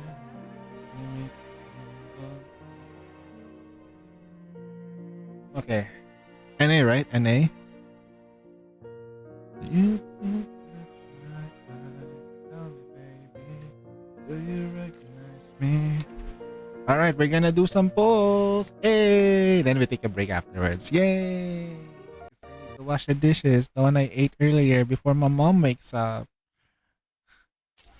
Fade of love. Oh, you've not been logging in every day? We are men undercover, but you tore it apart. Oh no, you have enough for a poll. Kyle, you have enough for Echo. You're starting from scratch? Wait, do you want to do it 50-50 or do you want to... Oh wait, you want to do it from here? Okay, 100% guarantee, right? Okay. Guys, do you believe Kyle can get this in a 10 poll? 1%. No, I'm just wondering though. I want to make sure. There is a thing though. Kyle, if you've been losing your 50-50 and you maxed out your... If you maxed out characters on the standard banner, you want all of them to be maxed out, Kyle. You want to max out all of the standard banner units. You know why? Because you can, when you lose your 50/50s or you get like those characters, you can just you can just convert them to something else so that you can use them on them. But then again, now you can get a weapon. Kyle, come on. Alright. Come on. Power of friendship, bitch. Oh, damn it. Alright. 20 pulls. Make sure we buy the stuff from the store. It's in Japanese. Holy shit.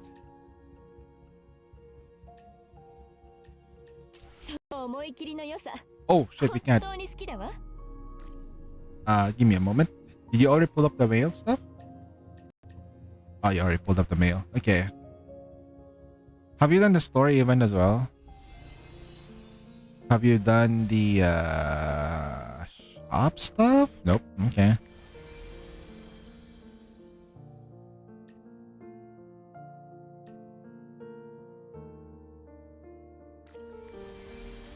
Alright.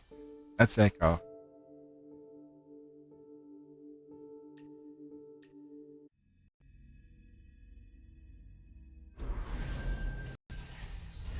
No double? Okay. We need to getting like these things because you haven't been pulling too much. Third.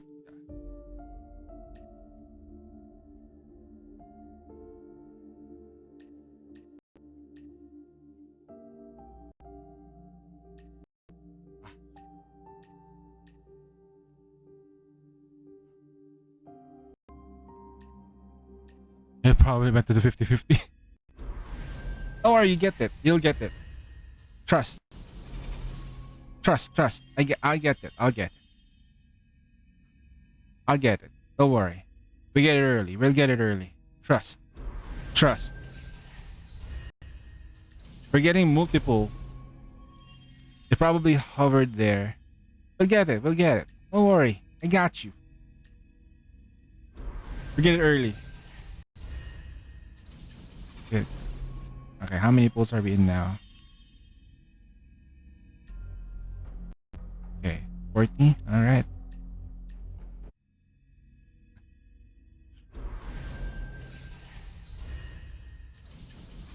$50.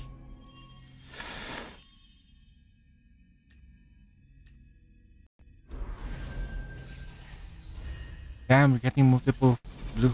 Okay. Getting multiple purples. Alright. Okay.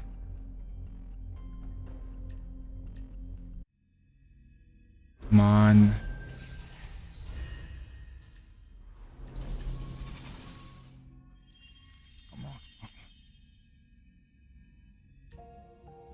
Okay. 70? Damn. I'll use this.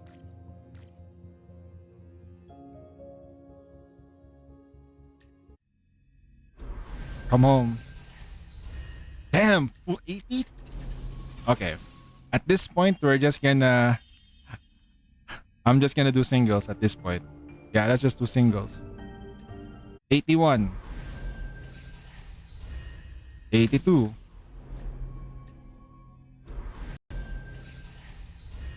Alright, we got the purple. 83.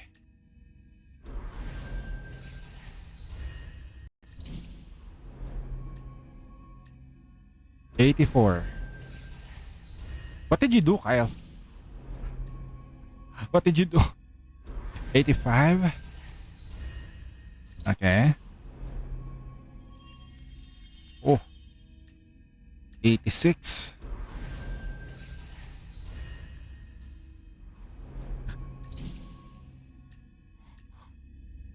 87. Okay. Okay. Oh my god, damn. All right. 88. 88. Woman, come home. Ah, come. Okay.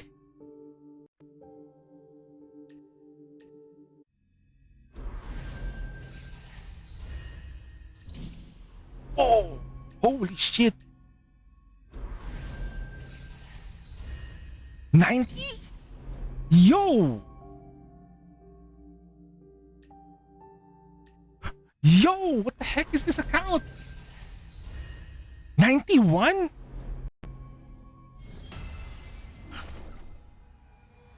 And we need to get the weapon. Transphase as you command.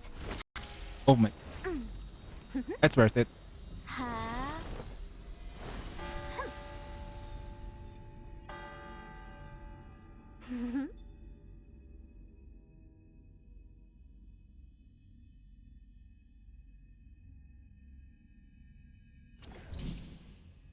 It depends.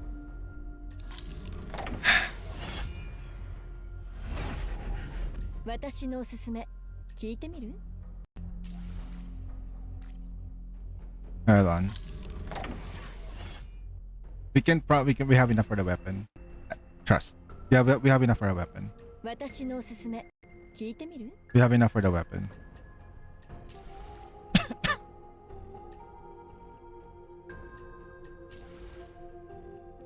How many standard echoes do you have? 35. 90, yeah. Alright. We have enough for the weapon. We have a guaranteed here. 20 out of 80. Okay, we can get the weapon. Oh. 4. New one. 4 purples? That's crazy. We got 3 new guns as well. Wow. Damn. You're getting a lot of purples. And back to reality. A new gun. Precious baby. Own a total of 80 guns. Nah. Pull 50. Then we're gonna pull 60. Show up? Not yet. Okay, now we do singles. Yep. And it was 60. This is my problem with Snowbreak's 100% banner. It's 100%, but the rate is kind of low.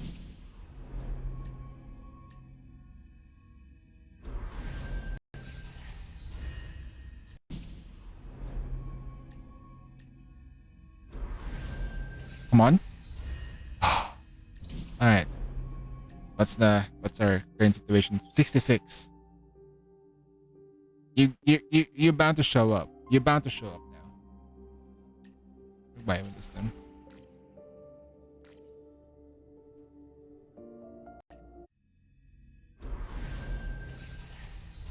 Ah. 66. Come on. Could be worse. 79. 80 out of 80. Please don't.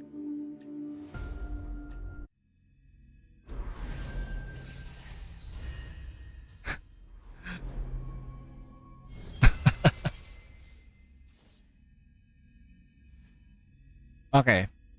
So what you guys experience is like the standard thing that happens to the 100% banner in Snowbreak. Okay. The actual PT starts really high. Really high. Man, I'm still mad at 50-50. Every have it pulls. Nah, you'll get it. It's fine. Sorry about that though. I was hovering this and I got mixed up with the thing. This should be probably not here. Ah. But heck, we got it early. Ish. And the weapon. Ish. I'm gonna gaslight myself that we got it. Account carry?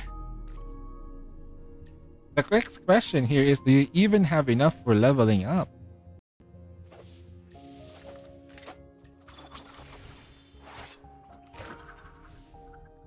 Then...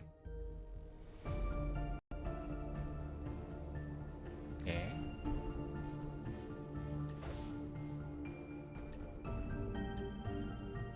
That's a lot of modes. I'll do this for you. Oh, alright. It's quick.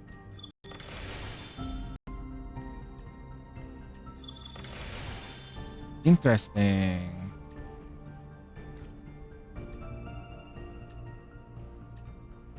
Why do I smell like something's burning? Can I check that out? Can I check that out? Al, everyone, give me a sec. I smell something. Not good. Hold on.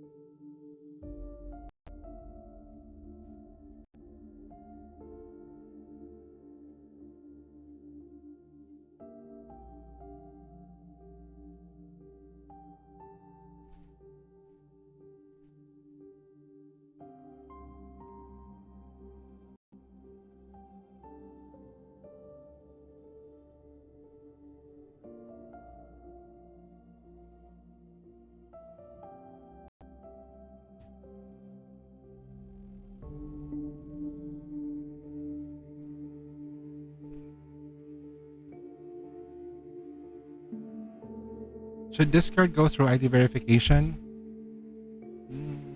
That's a good question there. Ah. The reason why they're doing this is because of it's mostly because of like predators and stuff. Mostly.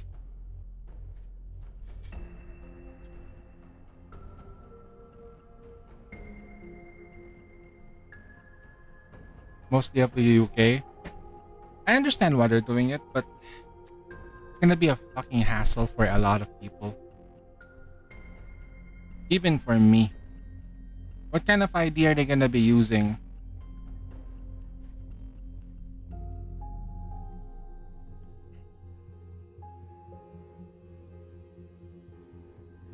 Farmy 20 pulls? Lols?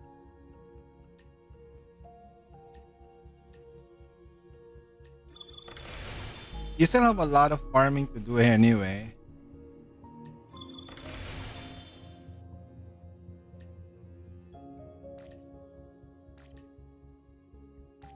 A lot of farming that you can do. And most of it are enjoyable stuff. When Kyle, when you do when here's the game mode with like you can probably like if you can time it with Dark when he does the stream Snowbreak because you guys are in America. You play the Heimdall thing. The let's go Heimdall Force here. Showdown with him.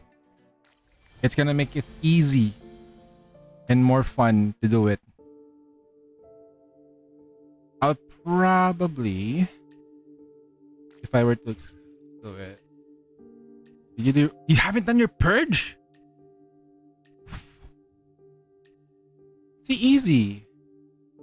Okay. Haven't done your purge? What the hell?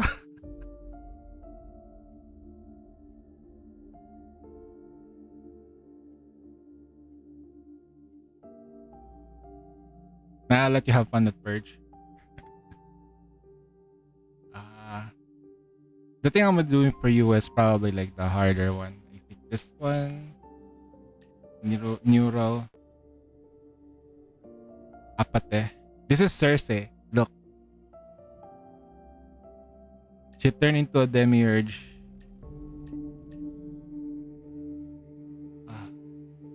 Shit.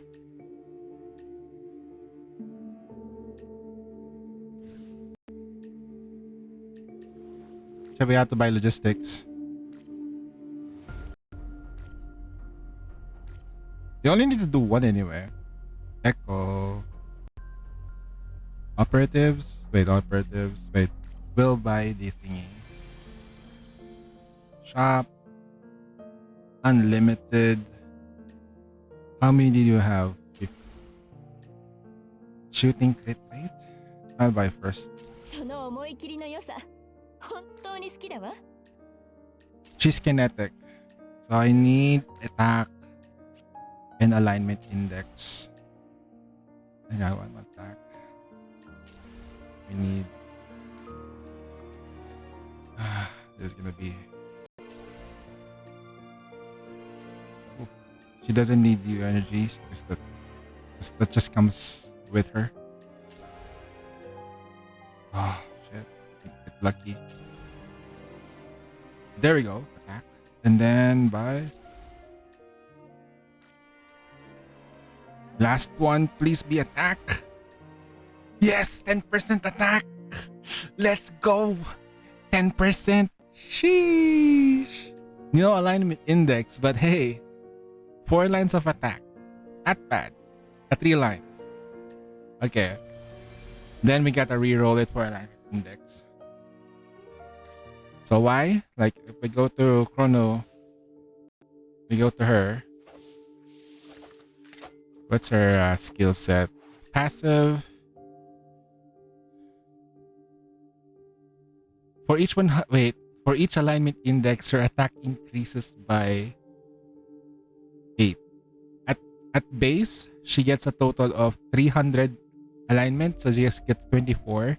If you get 300 more, you get like 48% attack. Crazy strong. Crazy strong. So alignment index plus attack shows you get like a maximum of like 78% max just from the lines. But we can live with what we got. For the meantime, we'll just live with what we got here. 7% and 10% skill haste. We'll train it. Nice, you've been farming that. And then, do you have enough? Oh, you do have change. You energy. Alignment index. Shooting crit rate. Shooting crit rate. Max HP. Critical damage amplifier.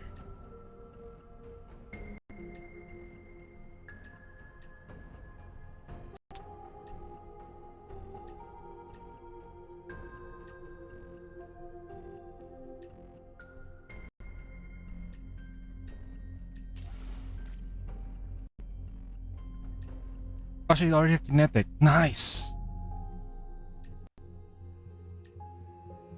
Max HP.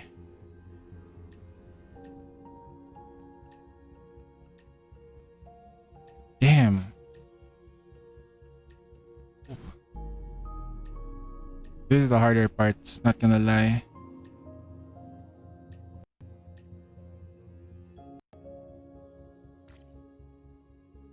There's also one thing that I reckon you haven't done. I reckon you haven't done the thing. We can probably live with this for now. It's okay. It's okay. Okay, modify parts. The only thing we can get is this for now.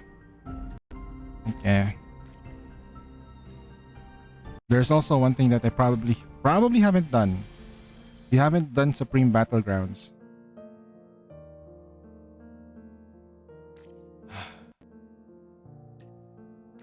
Oh my god. Okay, start. This is kinetic. And then let me try to remember her. What's her ballistic damage, chaos, thermal increase, resistance. Okay. This one we can use Asha. Piercing bullet. Skills, ignore defense. Yeah. Sure. Chrono Echo. Riptide, if you have it.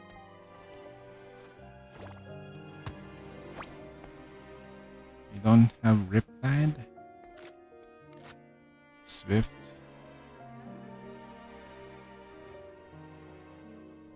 Okay. And then checking options first though. Not great. You have a lot of units that have not been leveled up. You have Rhapsody. We'll use Rhapsody and Fantasia later. For now, I'm gonna go with... Ooh, this is gonna be fucking Sakibaka. Server? Ah, man. That's... Game start. Here I go. We just need her buff. All forces? Yeah. Pass me the ammo, darling. Transphase core. Wax. Transphase. HP fully restored. Don't forget to save. HP fully restored. Yep. What? That's how I would use her. Glad you like it. 1, 2, 3, 4 auto attacks, transform. 1, 2, 3, bang. 1, 2, 3, bang. And then ult. 1, 2, 3, bang. 1, 2, 3. Oh, sorry, not ult. Skill. 1, 2, 3, bang. Skill. And then on the very last moment when when everything is about to end, transform back into her small form. Most of her big damage comes from her adult form. Game start. All forces receive sustenance. Yeah.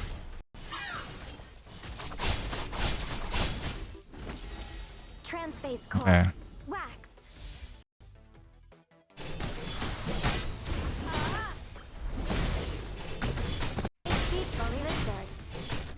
Oh wait, hold on. That's right. I forgot. Let me make sure I got it right. Behold, my transformation.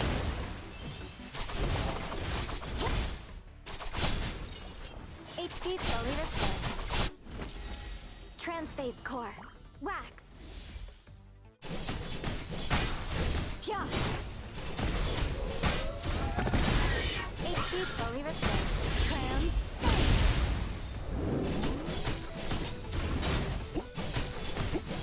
Pya.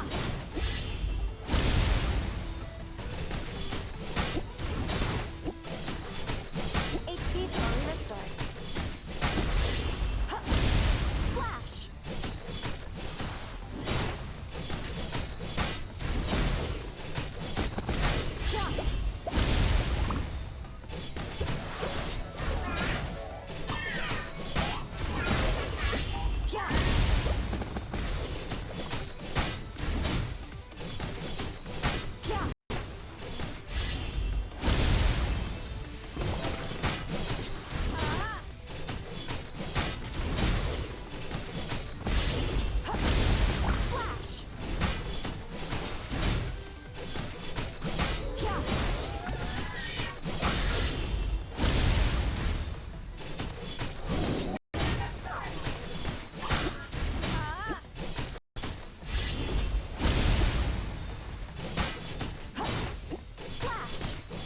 Just a scratch. I'm busy.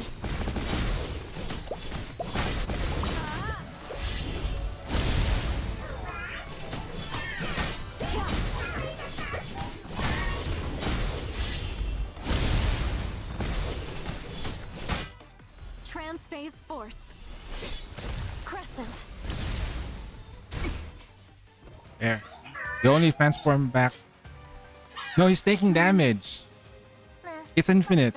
You did 30 million damage. Not bad. No, you're missing key units. You don't have Riptide and her signature. Oh, sorry, a signature 4-star.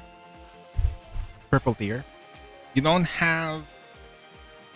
You have free Finn, but you didn't level her up. No, Riptide is free. I probably not that you probably haven't been playing during the time when she was free. She was there during I think the first summer event. Yeah.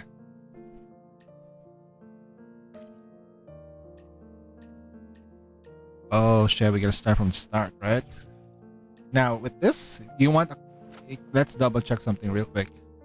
Who are you weak against? Compound damage, ballistic, and then chaos and frost. You cannot use electric. So we're gonna use Rhapsody. Rhapsody. And then unfortunately, wait, you didn't even get her logistics? Yo, Kyle, what the hell? Oh no.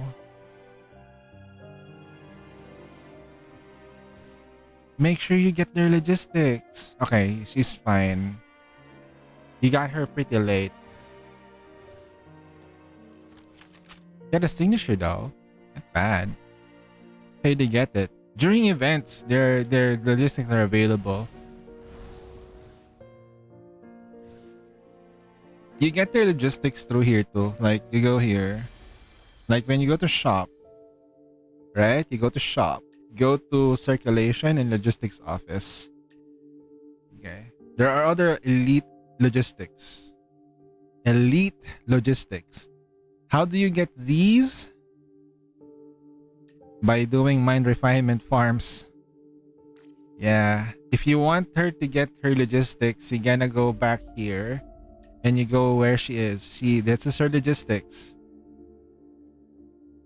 Whenever there's an event, make sure that you pick up logistics under unlimited on the banners. Every time there's a new character and you decided to pull on them, don't forget to pull for their logistics. And you min-max, if you're a min-maxer, like me, who's stuck at M0, Mindscape, you try to min-max. Okay. The decompose section, there's nothing to decompose yet. Yeah, always minds. Even if a character is free, we're gonna get a free Marian. Don't forget to go do that. Burn this. And there's an event like this, auto clear, sweep this every time. No question, right? No question. Always sweep. Okay. Although like, Marian gets her mindscape. Her logistics for free anyway with standard 7, and you already get like logistics coming for Marian anyway, so that's fine. She comes in free logistics. Supreme Battleground. God damn, Kyle, look at that. Damn. Don't forget to do this and join the fun. You have to do this 5. What twice? Okay. Let's go back to your Chrono Echo. I need to just double check something really important. No wonder we weren't hitting us hard. They weren't leveled. Okay, I see. We probably need to redo it again. Hold on. Yeah. I figured. No wonder something felt really off. We can keep this and they can just change this later. Okay, I'll change this to kinetic. Okay. 82? God damn. Kyle, pray we get kinetic. Pray we get kinetic. Pray we get a kinetic that's high. Really high kinetic damage. Really freaking high kinetic damage, please. None. A healing. Kinetic 3.4, we keep it, but we roll higher. Kinetic 8.5. Steps kiss. Okay. And then here, we're gonna compensate. That's pretty good. Really high kinetic damage. Frost. Shield. Chaos. Thermal. 8.5. Kinetic damage. Kinetic damage? Can I have some kinetic? Kinetic. Thermal. If there was skill damage, I would take it. But no. Thermal. Auxiliary. Electrical. Let's slow down a bit. Electrical. Thermal. Chaos. Kinetic 8.5. Jesus. Okay, pretty fucking good. Okay. So right now, you got 7.2, 8.5, 8.5. Very good. 3 lines of attack. The only thing kind of like missing is kinetic alignment index. But you do have critical damage amplifier, so I think we can stay with this. Let's redo that run again earlier with Supreme Battleground. A while ago, we weren't clearing the parts, but now that we have leveled her up, maybe we should be able to do it. Game start. Let's finish this in one go. HP fully restored. Transphase core. Wax. And 1, 2, 3. 1, 2, 3. 1, 2, 3.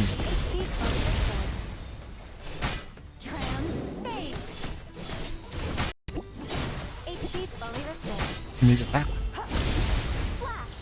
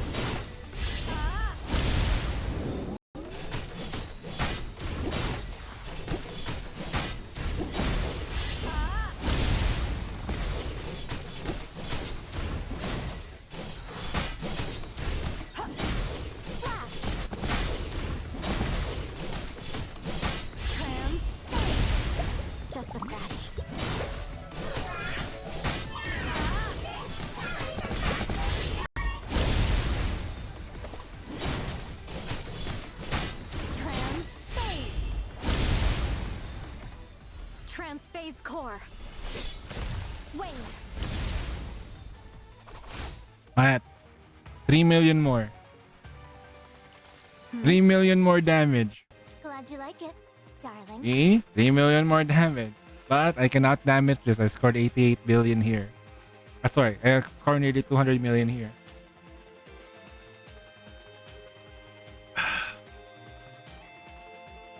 Man.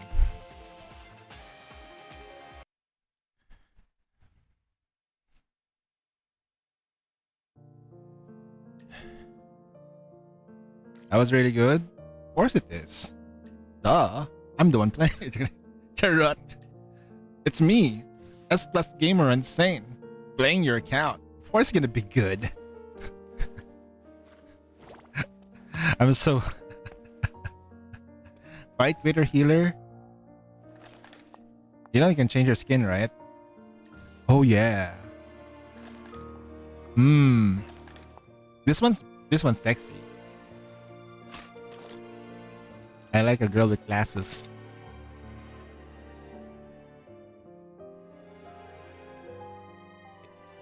You know, imagine when Akasha was doing you, but it's her with the glasses on. Hot. Hot. We'll apply that one. We need healing because one, we're gonna be standing there doing something. Griffin, we can't use her, unfortunately.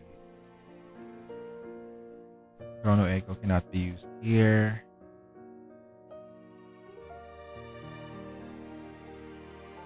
Yeah, where's her? Because later we're not gonna be able to use anyone. I quit her. Damn. Ain't it you doing her? She's doing us. Wait, hold on.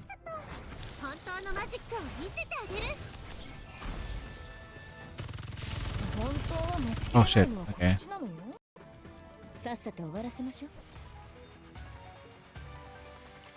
Next. I'll make it quick.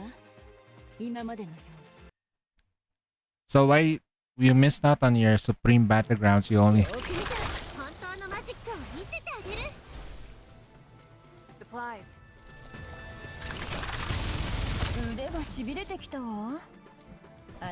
This boss can be quite difficult.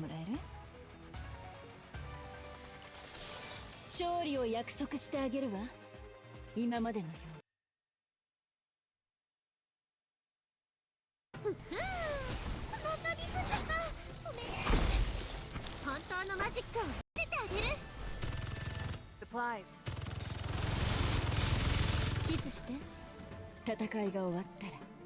I haven't fought the Apate.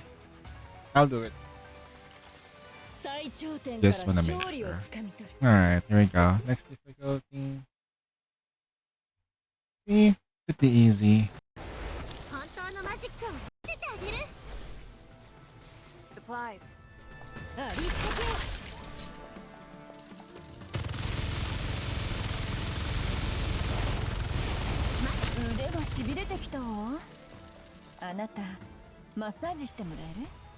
Hate bullshit bosses. I wonder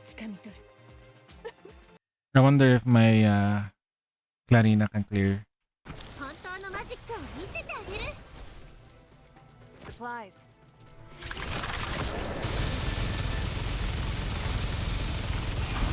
Are we in infinite now? Okay, good. We're healing anyway, so we can just stand a little bit like steady.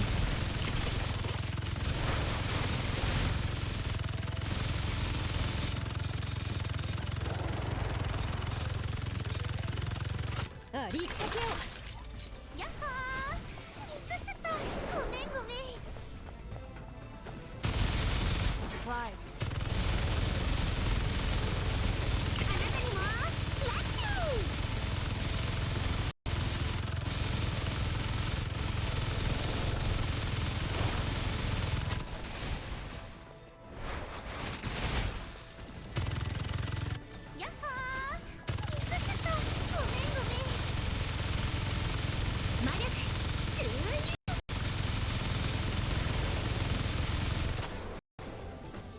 Safe zone's up. Don't wake me.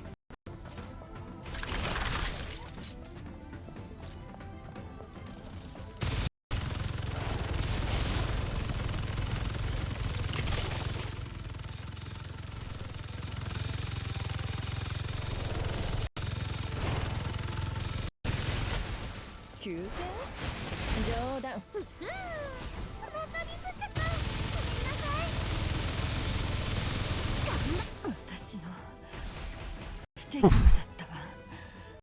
The Clarina boss was bullshit. Yeah, it was designed for Clarina.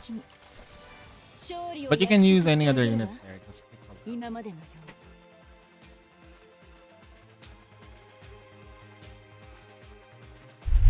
For me, Clarina, right now, my Clarina's at M4, close to finishing. Like, it needs like 90 more copies, so that's gonna be 45 days. So hard. Oh no. Oh no. Sounded so wrong. That sounded so wrong. When you said so hard, what the fuck? Yeah, it's all good. Okay, Okay, now that we're done with that, let's just do dispatch Nero. And then we're gonna attempts. Where is this? Is a boss assigned for her. We're gonna max out her skill damage. Skill. There is only one character that does that for you. And it's funny enough, right? Ah, man. And then Chen Sung. Have to play this properly.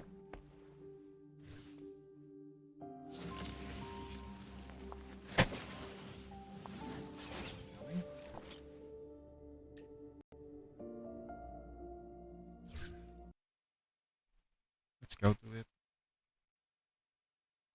Game start. Yep.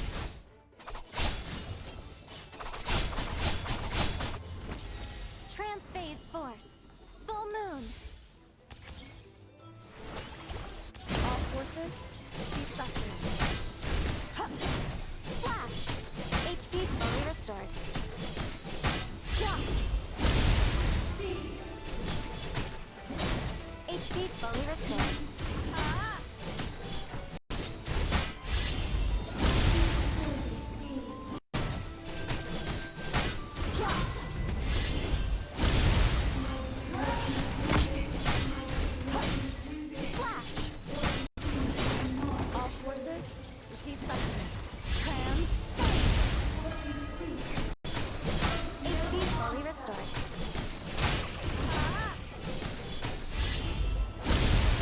Fully restored. HP fully restored.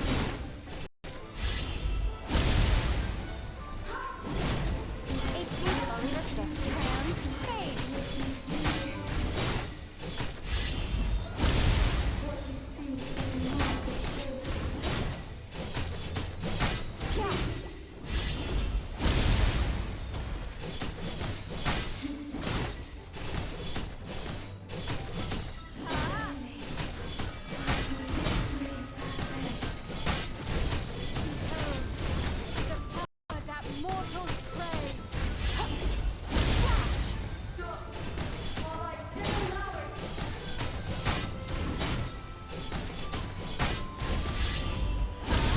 Unload. Transphase core. Wing. Not how it was meant to end.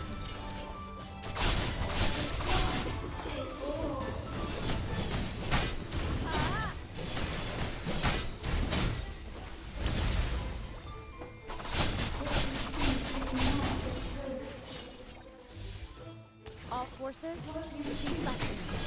Transphase. HP fully restored. Transphase. Yeah. HP fully restored. Transphase.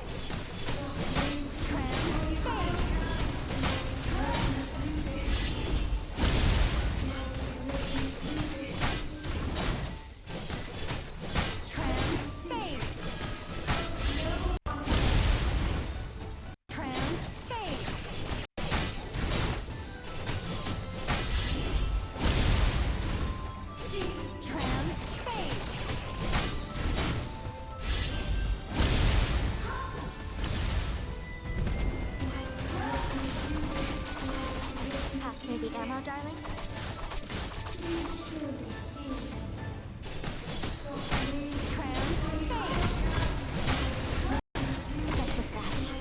Don't forget to save.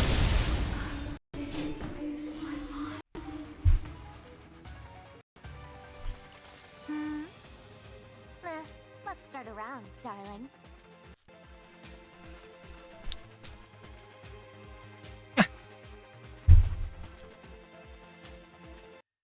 Time for the harder mode. Game start.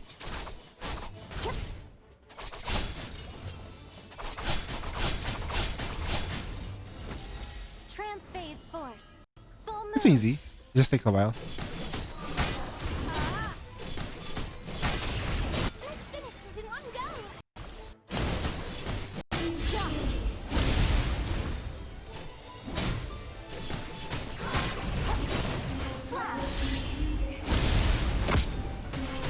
Just a scratch. All forces, cease sustenance.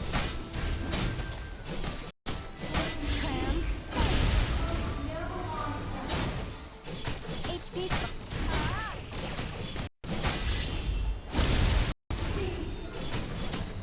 Transphase. HP fully restored. HP fully restored. Transphase. Time. Just a scratch.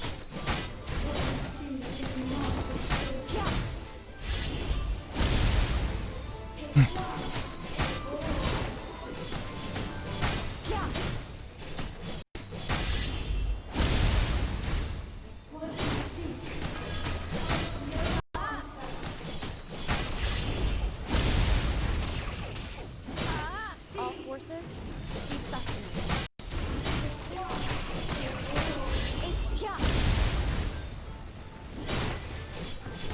HP fully transphase.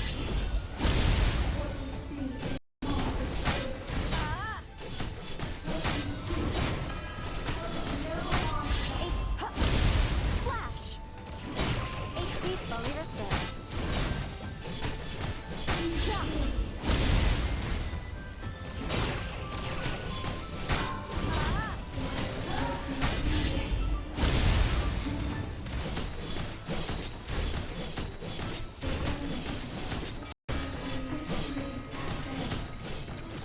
Behold, the power that mortals crave. Transphase. Transphase core. Wayne. Yeah.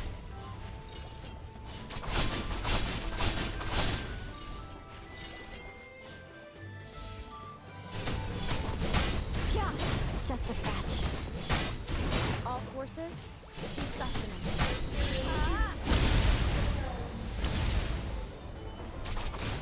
HP fully restored. This was not how it was meant to end. HP fully restored. Pass me. Yeah. Just a scratch. HP fully restored. Yeah.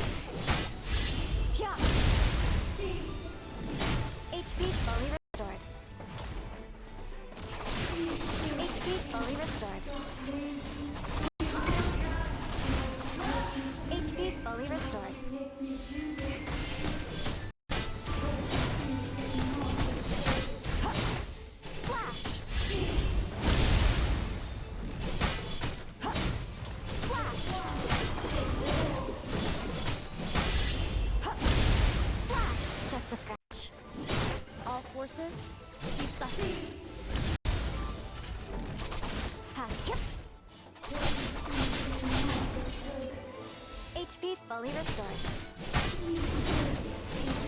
HP.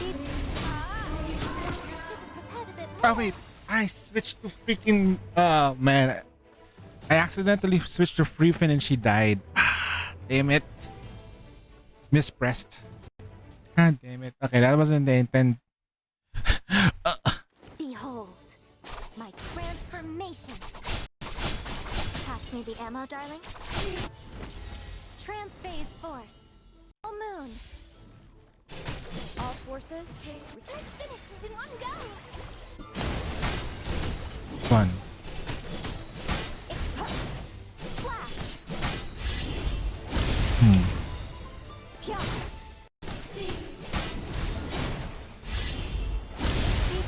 Let's get the stack.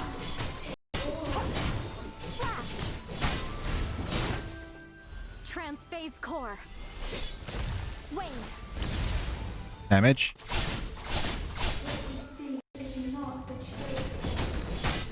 One. Two. Stack again. 1, 2, 3. 1, 1, 2, 3. 3. One more.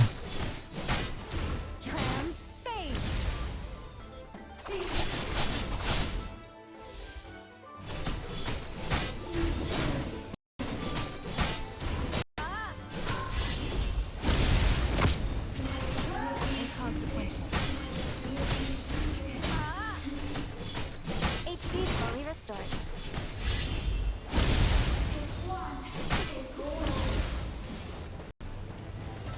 HP fully restored. HP fully restored.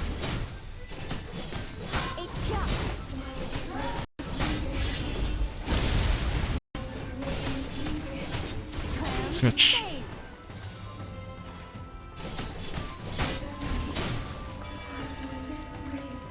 It just takes a long time.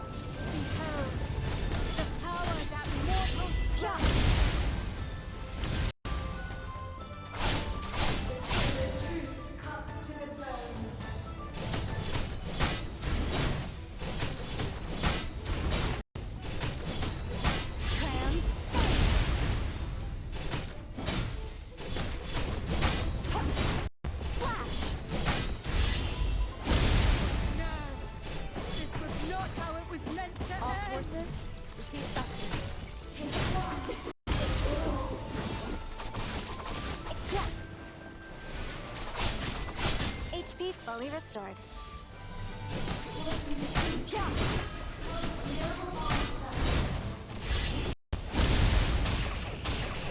HP fully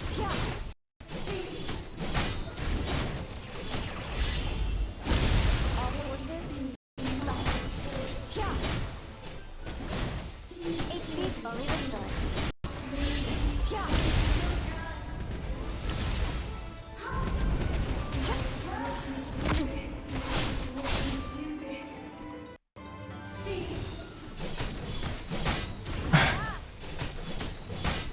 HP fully restored. Easy.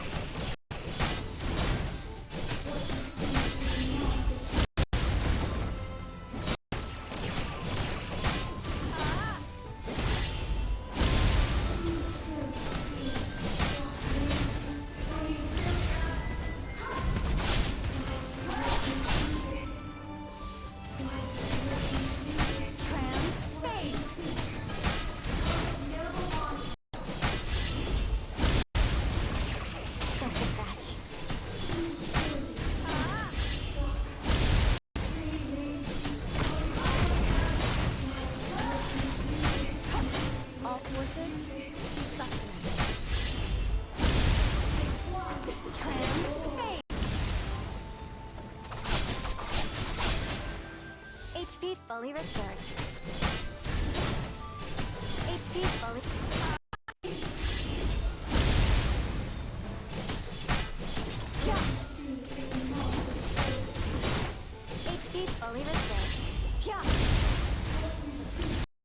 get to save.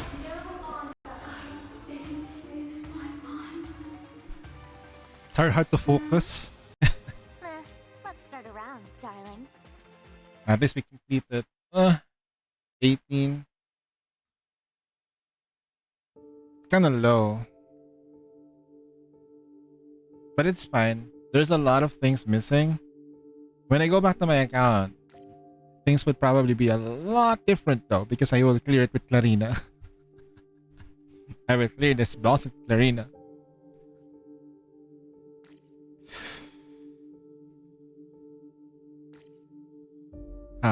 There. I cleared it. You're welcome. So we did the harder parts. Now it's just more of the grindy stuff now for you.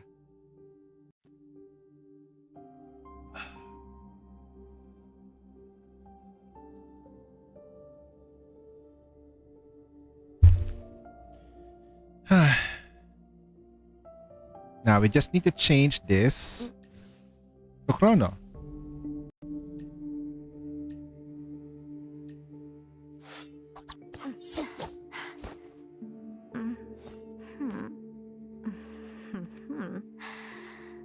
Feeling pretty good. I'll be counting on you for our one-on-one training, darling. The moon is so nice. Guys, look at the moon. Look at the moon.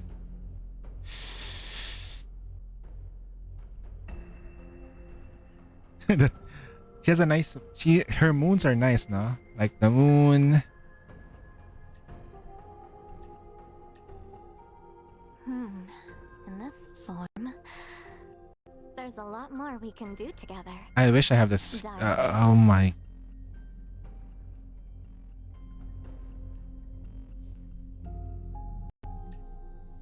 Oh my god. Yeah, okay.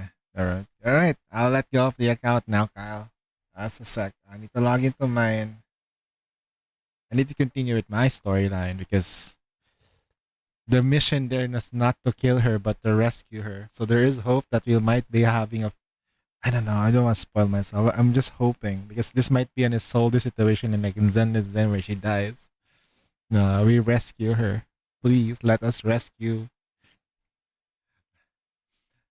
We need to rescue Sophie and Cecilia. Cersei.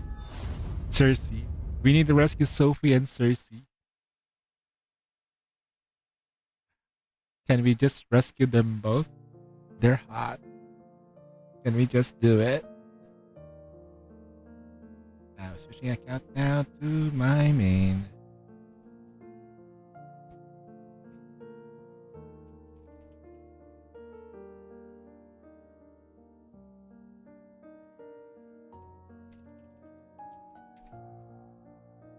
You have to get the terms and conditions. Oh shit.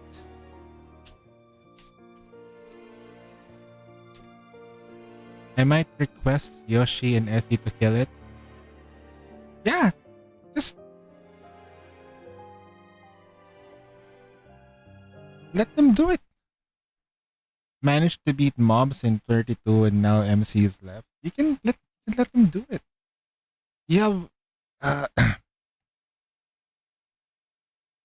you have true damage support, right? You can do it. It's easy. You have true damage support.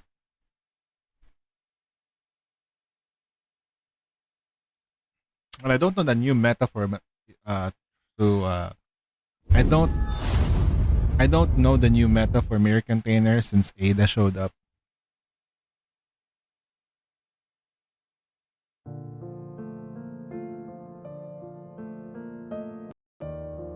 I'm gonna request him to do it with Red Hood.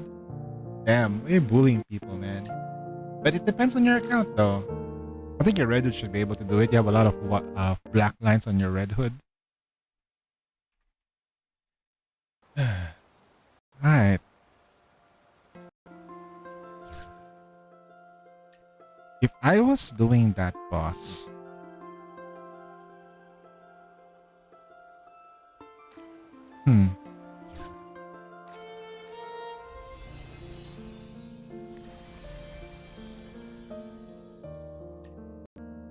Wait.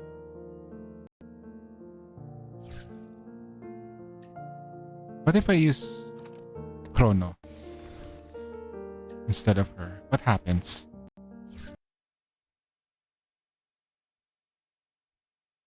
Game stop.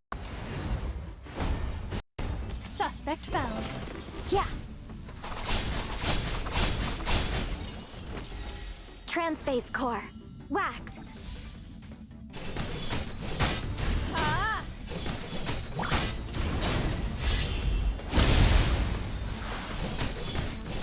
Ah!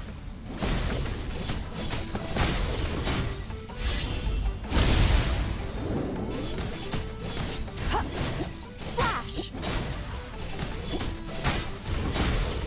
Ah! Transphase force. Crescent.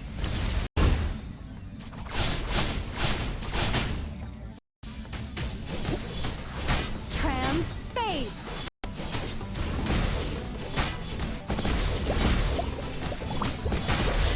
Yeah.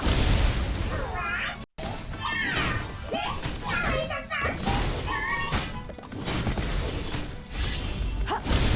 Flash.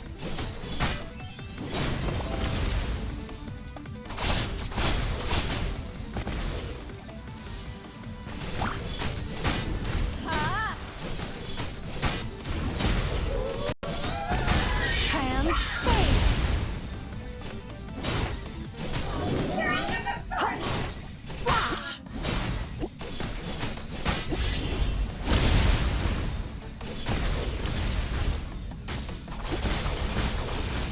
Pass me the ammo, darling.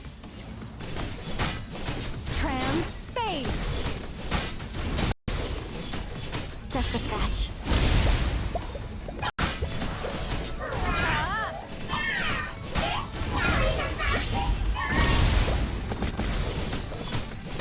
Yeah.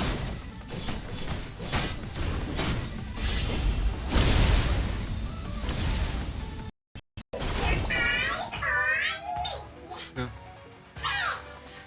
Hmm? Glad you like it, darling. Hmm. Like Larina does more damage. It's an M for Clarina, so it's a I wonder if I get her to level up, maybe she can be a lot stronger once I'm done. But yeah, it's like night and day.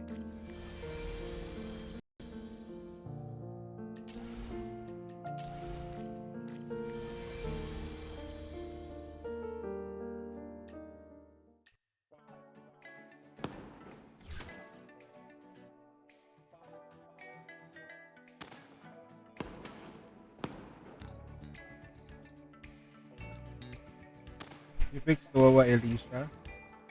You complained to her about doing baby damage. Oh no, I just don't know how to use her properly yet.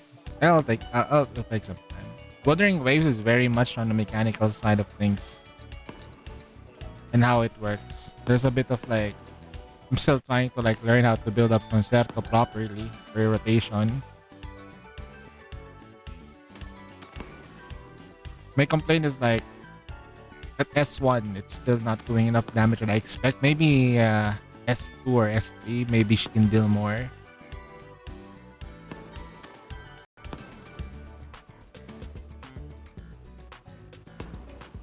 But that's just me, I guess. It's probably more of a me problem than anything.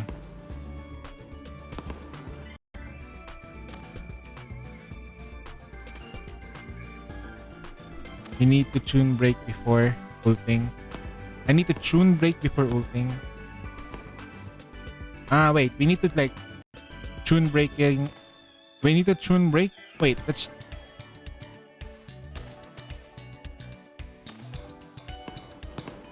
Tune break gives me the buff. But is it like the mini minions always tune breaks anyway? Right? Like the minions always tune breaks anyway. They're so small and feeble that they always... Yeah, with the minions, if they're around, they always tune break anyway. So we always get the buffs almost active. I don't know. Damn, there's no one playing this minigame? I think because maybe they like probably tired of her. It's pretty late. Stud on a duel. What is my mission today?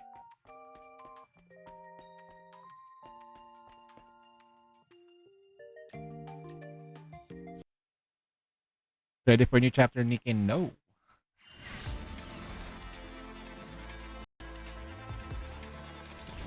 I can never be ready.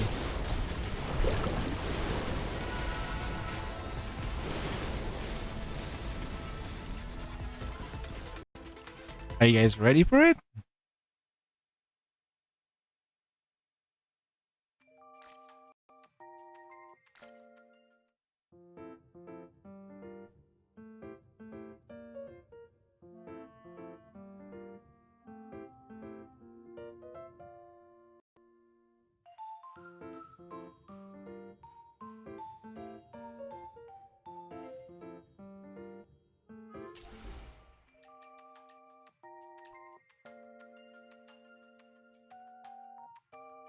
Yeah, hopefully.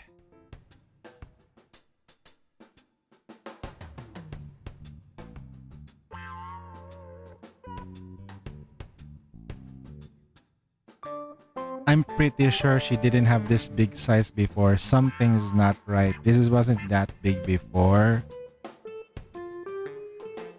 Yeah, Cyrus has got buffed. They buffed Cyrus way too much.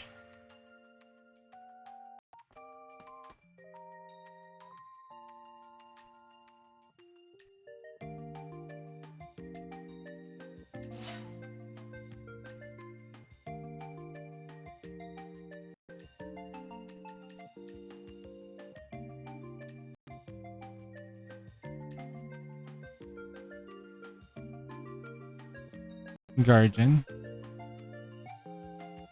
Colossus.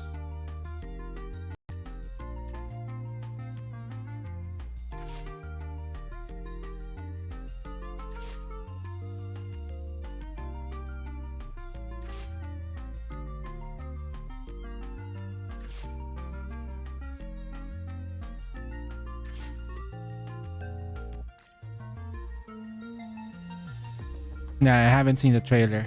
I've been doing something else.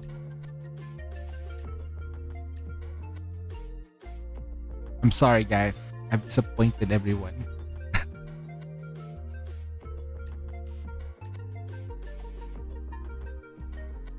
Yeah, I need to grind Snowbreak. Strategist.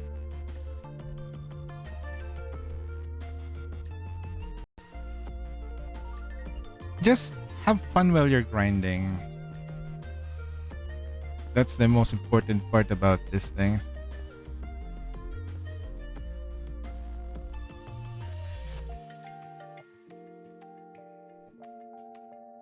Is it make sure that you have fun doing the thing that you do.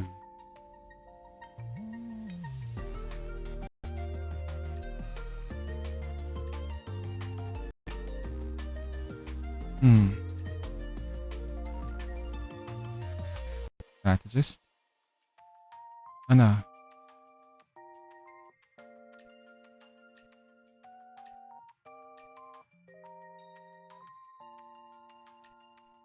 Dark Magician.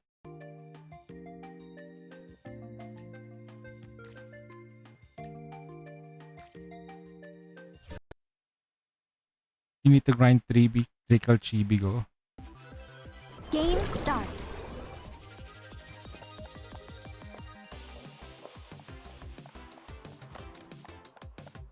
Game start. Special targets appearing in mass outbreaks.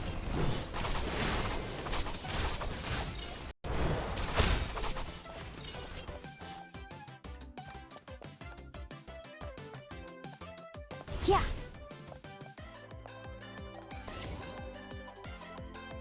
Game start. Pass me the ammo, darling.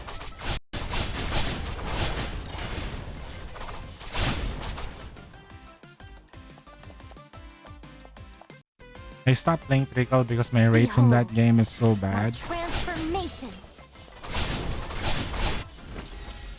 Like Blue Archive all over Full again. moon.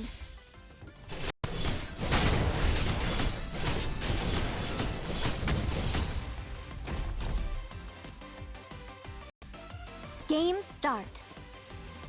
Special targets appear. Trans phase.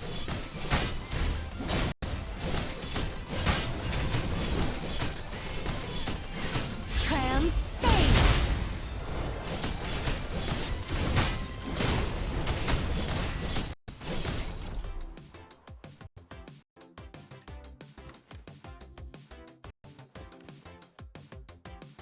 Piece of cake. Game start. Chapter 21 already. Sheesh.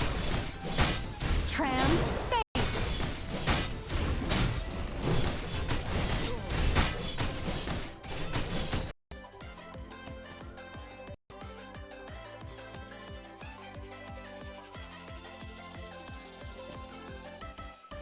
Behold, my transformation. Special targets appear. Yeah.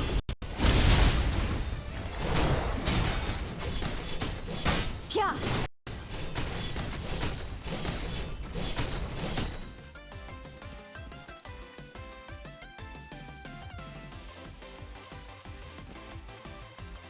Game start.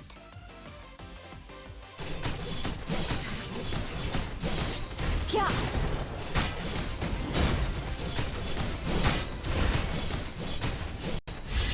Yeah.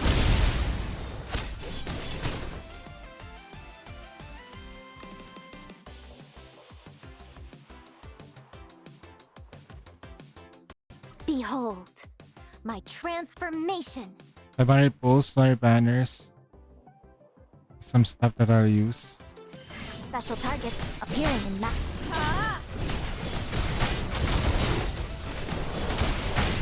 Trans phase.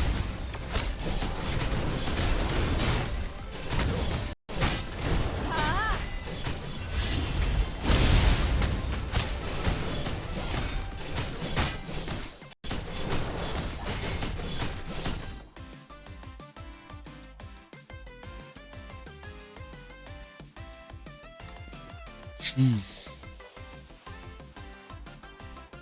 I'm gonna be fine. Game start. Special targets appearing. Yeah.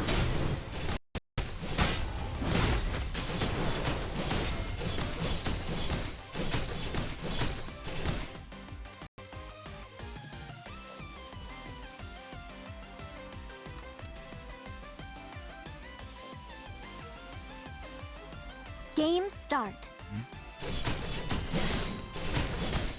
Slash.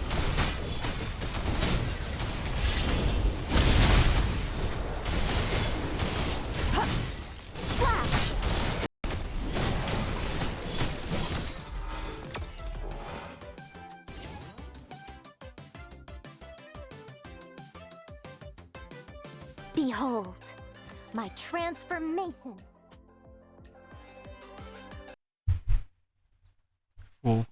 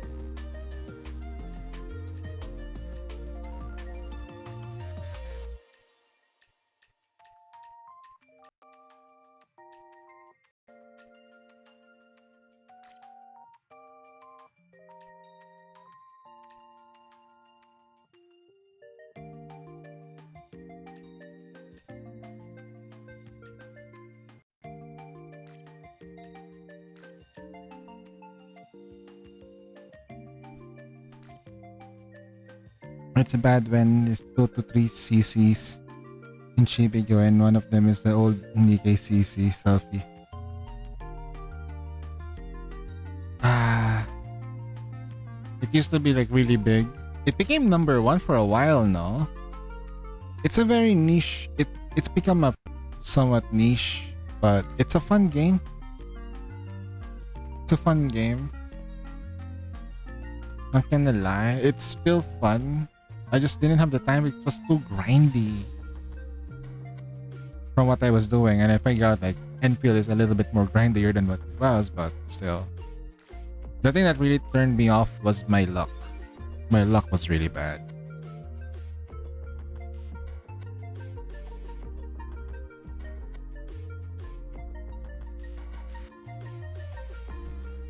Yeah, GB Go is pretty good. It has a really good story. Funny. It had a very funny story.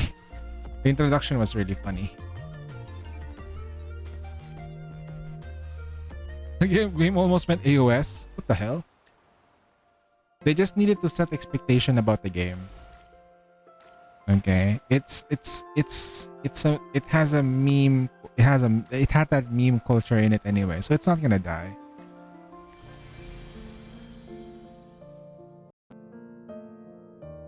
They never sent that to like Trickle was in Korea only, right? Korea. They never went global.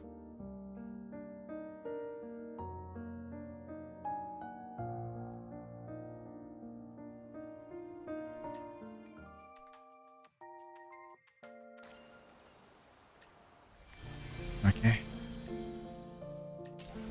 Oh wow. There's a lot of grinding.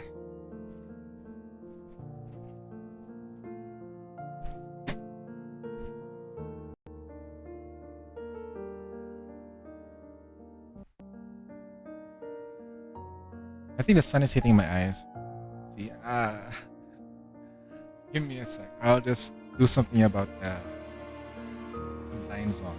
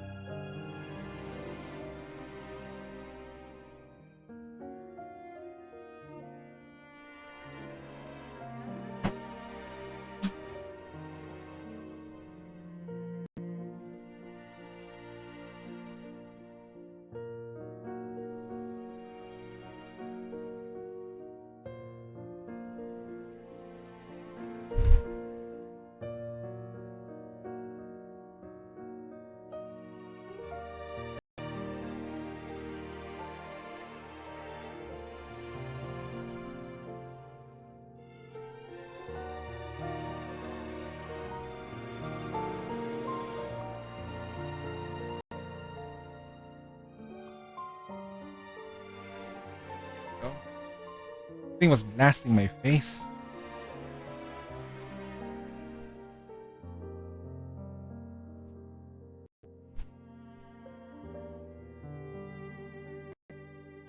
Shit, you have...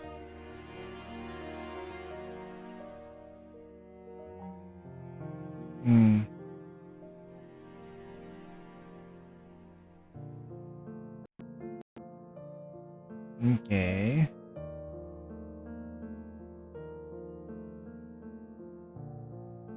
Okay, I remember the purple girl, but you have the Chunibyu in the group. So I got like dual eyes. Okay.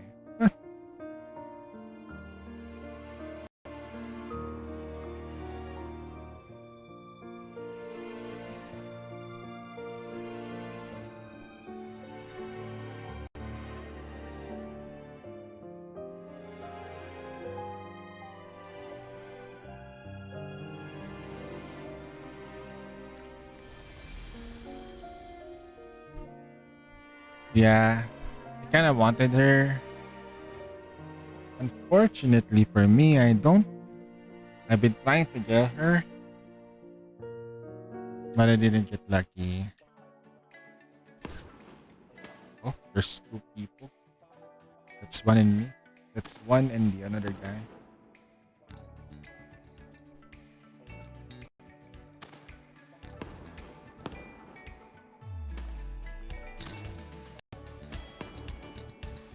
Three star by choice. I got something else at the time. I forgot her. I think she was the tank. I got the tank one. That was like a long time ago. Was the grass?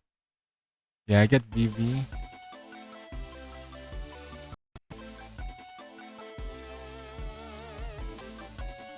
Game on.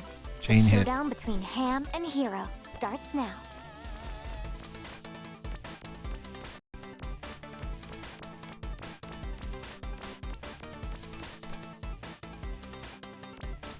Alright, team. Let's secure another perfect clear.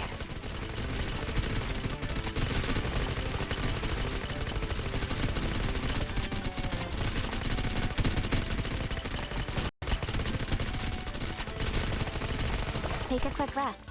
You'll need it for the next round.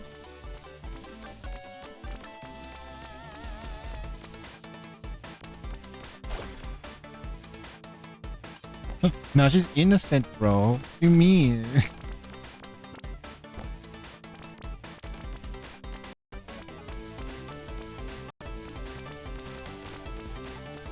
Alright, team. Let's secure another perfect clear.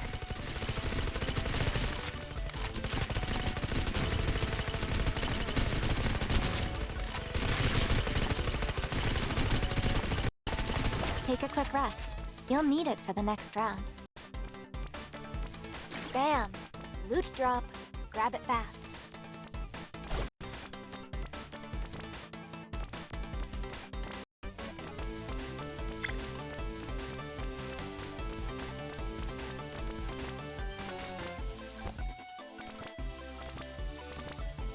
Alright, team. Let's secure another perfect clear.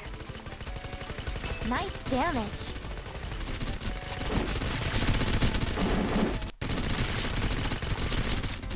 You're owning. Take them all out. Take a quick rest. You'll need it for the next round. Drop some goodies for you, darling. Go gear up. Shotgun.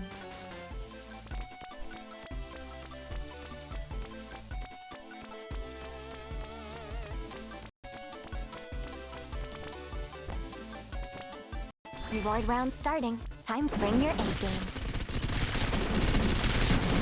Nice damage. You're owning. Take them all out.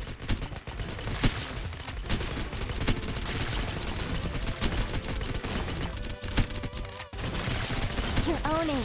Take them all out. Nice damage. Take a quick rest. You'll need it for the next round. Bam! Loot drop. Grab it fast.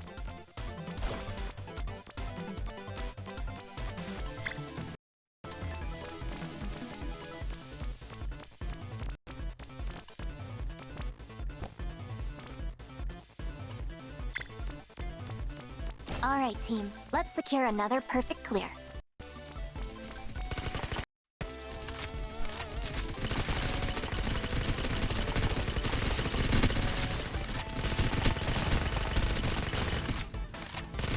Nice damage.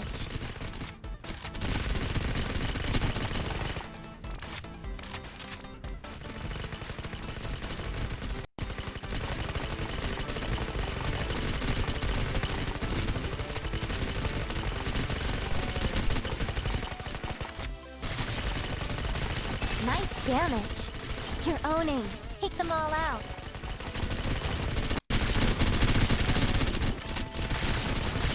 Nice damage.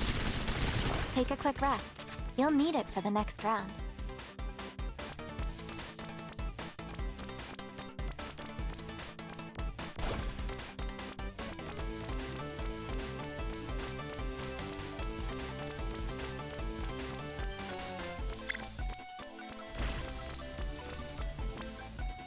You got hit.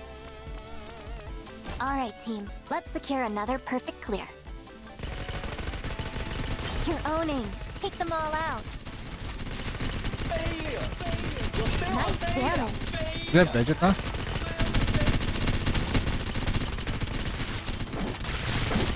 Oh shit. Yeah. Darling, lend them a hand. Darling, lend them a hand. Darling, lend them a hand. Oh wait, what the heck? Darling, lend them a hand. Why'd you go down? Tough break.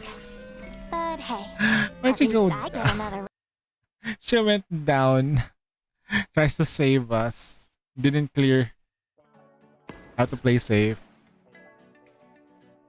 Why'd you go? Failure! Failure! You're still a failure! Failure! I can smell the failure! Yo, what's up, Vegeta? What are you doing, bro?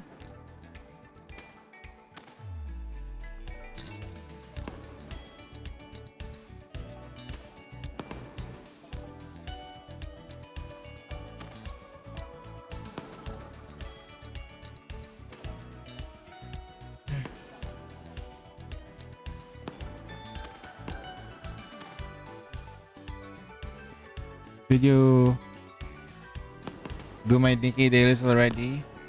I'll do it later. I'll do it a bit later though.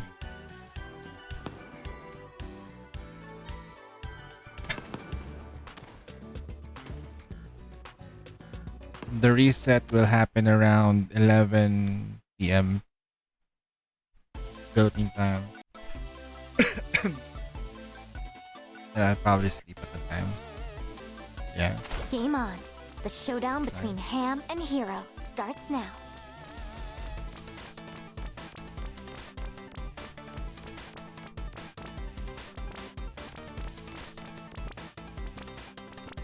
Alright team, let's secure another perfect clear.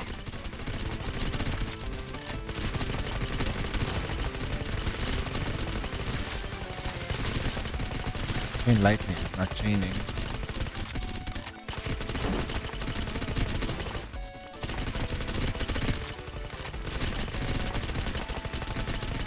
Take a quick rest. You'll need Got it hit for the once. next round.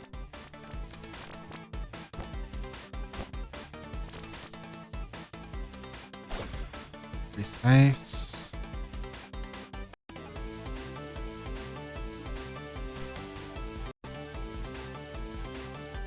Critical rate. Alright team, let's secure another perfect clear.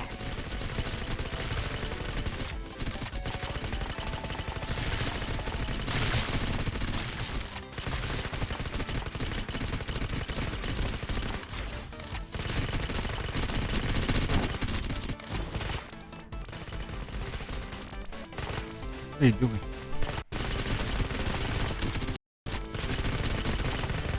Take a quick rest. You'll need it for the next round. Bam! Loot drop. Grab it fast.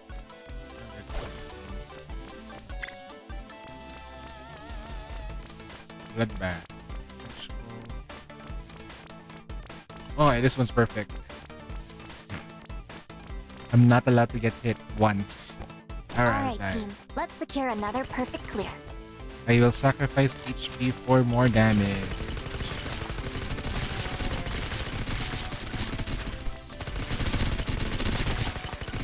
Nice damage. Oh, they're there.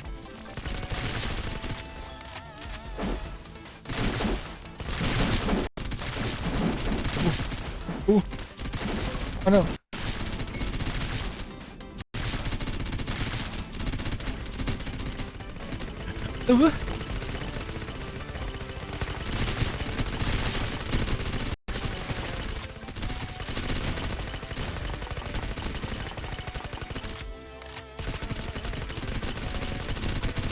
Take a quick rest. You'll need it for the next round. Drop some goodies for you, darling. Go gear up.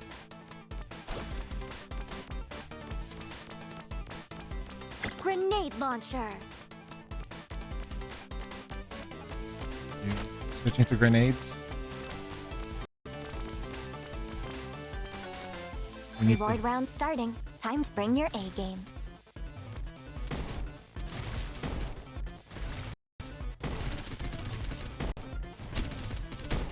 Nice damage. You're owning. Take them all out.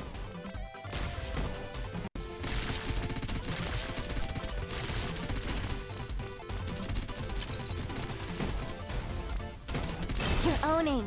Take them all out. Take a quick rest. You'll need it for the next round. Bam! Loot drop. Grab it fast.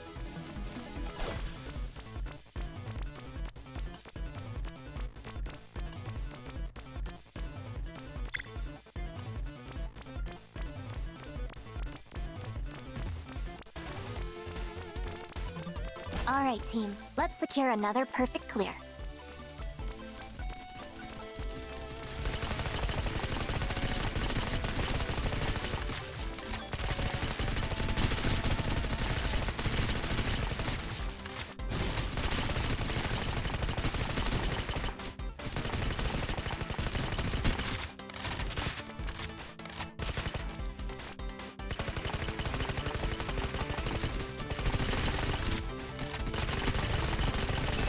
Damage. You're owning. Take them all out.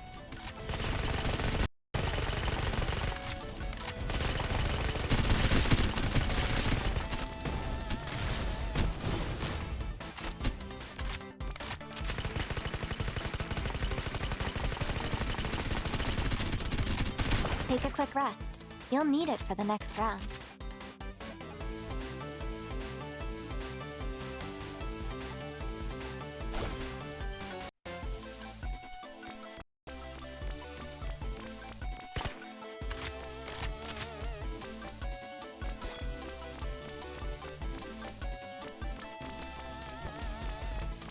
Alright team, let's secure another perfect clear.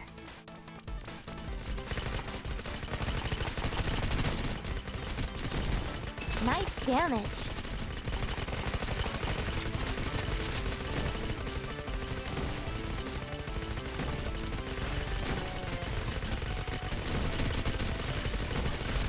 Nice damage.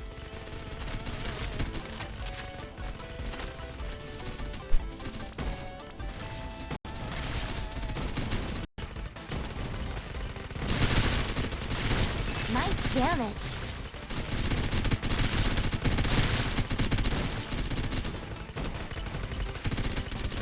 You're owning. Take them all out.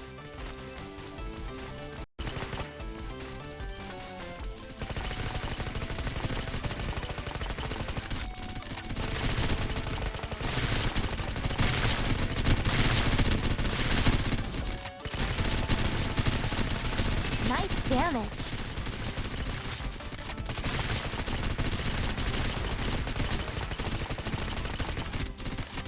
Take a quick rest. You'll need it for the next round. Drop some goods for you, darling. Go gear up. Grenade launcher. Nice, you got a new set of grenade launcher.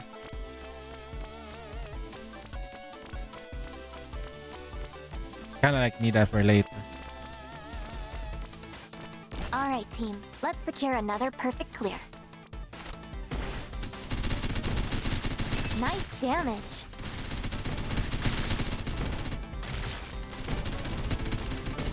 Nice damage.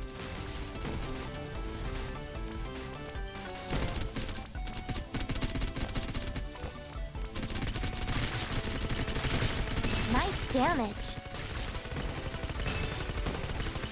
You're owning. Take them all out.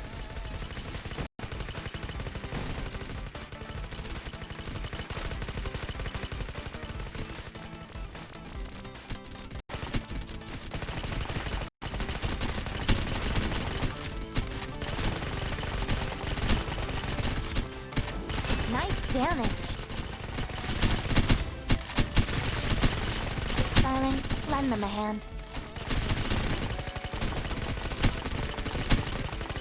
You're owning. Take them all out. Take a quick rest. You'll need it for the next round. Bam! Loot drop. Grab it fast.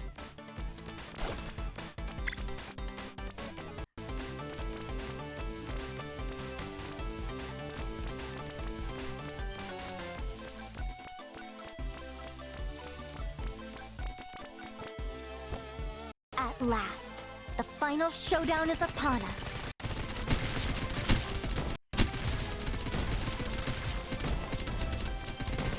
Nice damage.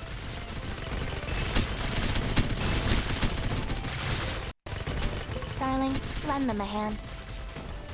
Nice damage. Big hit incoming. Darling, careful.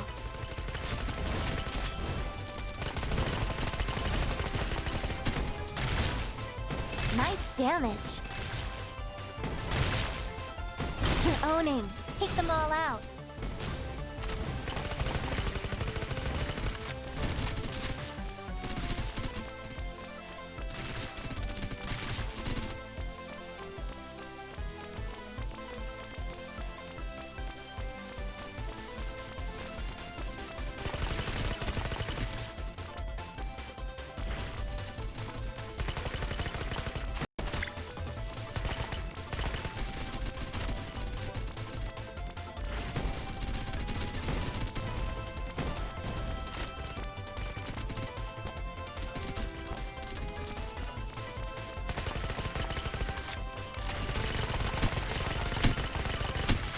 Big hit incoming.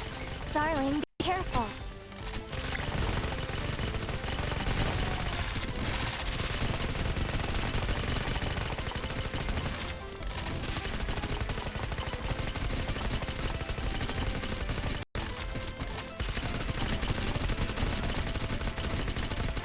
Nice damage.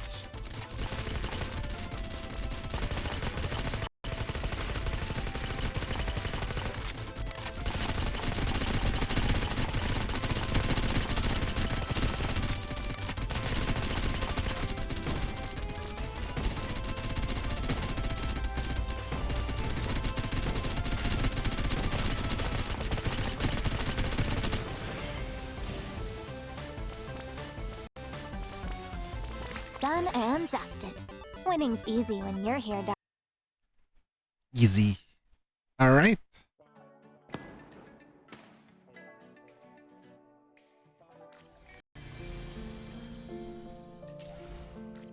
That was fun.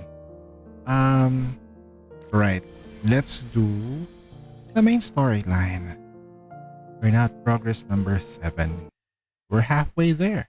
We're almost done.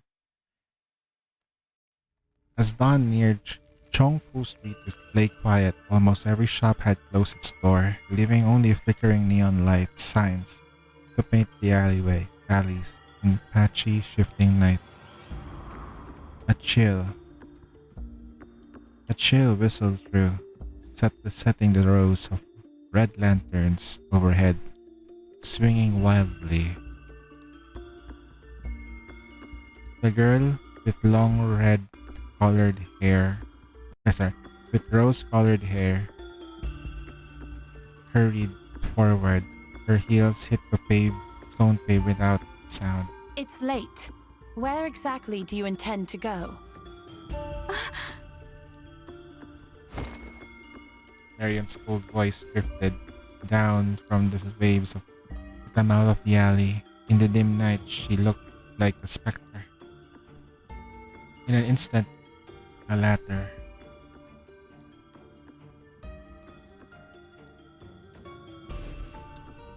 She was standing silently in front of Cersei.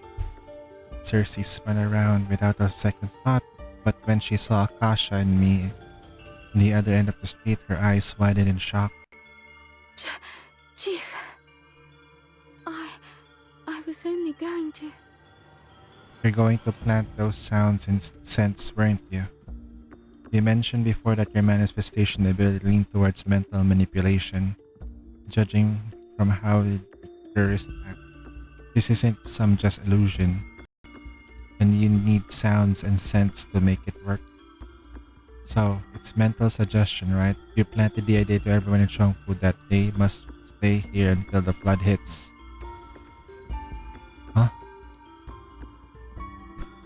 After I laid her plan out, a look of unexpected delight crossed Cersei's face. She even let out a small, unburdened smile. Thank goodness. I knew you wouldn't be affected, Chief. I'm sorry I kept this from you. But you coming to Chongfu Street was never part of my plan. When I saw you here yesterday, I was worried that the suggestion had already taken root in you all. I didn't dare tell you the truth, as I was afraid it might destabilize your mind. But it looks like you're all right after all. Her tone was light-hearted, so much so that this sent chilled up my spine. Why? To catch Sophie, of course. Cersei adjusted her glasses, her voice tinged in puzzlement. When I didn't respond, she went on explaining gently and patiently. Have you forgotten what the Oracle said? Sophie doesn't just want to cleanse sin. She wants to guide the souls of her faithful as well. If the relocation plan goes through and everyone really evacuates to the inland areas of Ulster, how is Lugalan supposed to stay on Sophie's radar? How are we supposed to catch her? So the resident of Chongfu, they're all your bait? She nodded, firm without a moment's hesitation. If we want Sophie to follow through with her original plan, this is the least we could do. I was going to wait until the suggestion reached in deeper before telling you. I want to prove that you can rely on me, Chief. That you can trust me again. Just like before. The rose-colored hair fluttered softly in the wind, strands brushing across her flushed cheeks, and the faint smile tugging at the corner of her lips. And if we fail to stop Sophie and the flood does come, are you planning to let these people die? Cersei caught the tone in my voice and frowned, doubt flickering across her face. I did think about them. I did. Most of the people staying here are elderly, or pilgrims who want to go to Valhalla anyway. Even if the flood comes, they wouldn't survive it. Or rather, they don't want to. My power is what makes this whole retro fair feel like a sweet dream coming true. Like they've really stepped back into the past. A past with no flood, no Adventists, no Titans. They get to relive a happy memory and help us at the same time. Isn't that a good thing? Cersei's voice stayed calm from the beginning to end. Her gaze was clear and steady, without the faintest hint of guilt. Undo the suggestion you planted in them. Huh? Why? She froze, her voice trembling as if she couldn't believe what she just heard. There are many ways to catch Sophie, but you choose the one that never should have. They're leaving people. They're living people with the right to make their own choices. They're not tools for you to use to get what you want. But I was just trying to help you. You're not. I don't need that kind of help, Cersei. A victory built on needless sacrifice means nothing. At my words, Cersei bit down hard on the lower lip. Blood welled up. She tasted iron in her tongue as she struggled to hold herself together. The light in her eyes wavered, hope raining away, leaving nothing but disappointment and despair. So everything I do is meaningless. Just like before. So no matter what I do, I'll never get your attention. Is that it? That's not what I meant. Cersei slowly lifted her head. She almost never looked into my eye. The moment the time her gaze stayed lowered and drifted elsewhere, but now her pale blue eyes locked onto mine, burning with anger. 6 years suppressed emotions surged upward all at once. What I did. This despicable choice was the only way I could think of to help you find Sophie. I just wanted us to go back to the way we were. Is that so hard? To hell hell with saving the world. Or some grand, lofty mission. Why did you have to become someone I could never reach? I am calm. Really?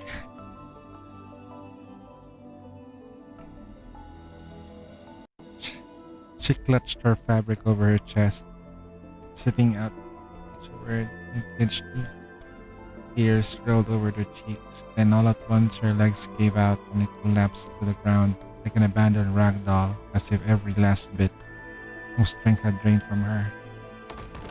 But Chief, why do you keep drifting further and further away? Why? Why does it have to be like this? I'm begging you. Just turn around and look at me. Please.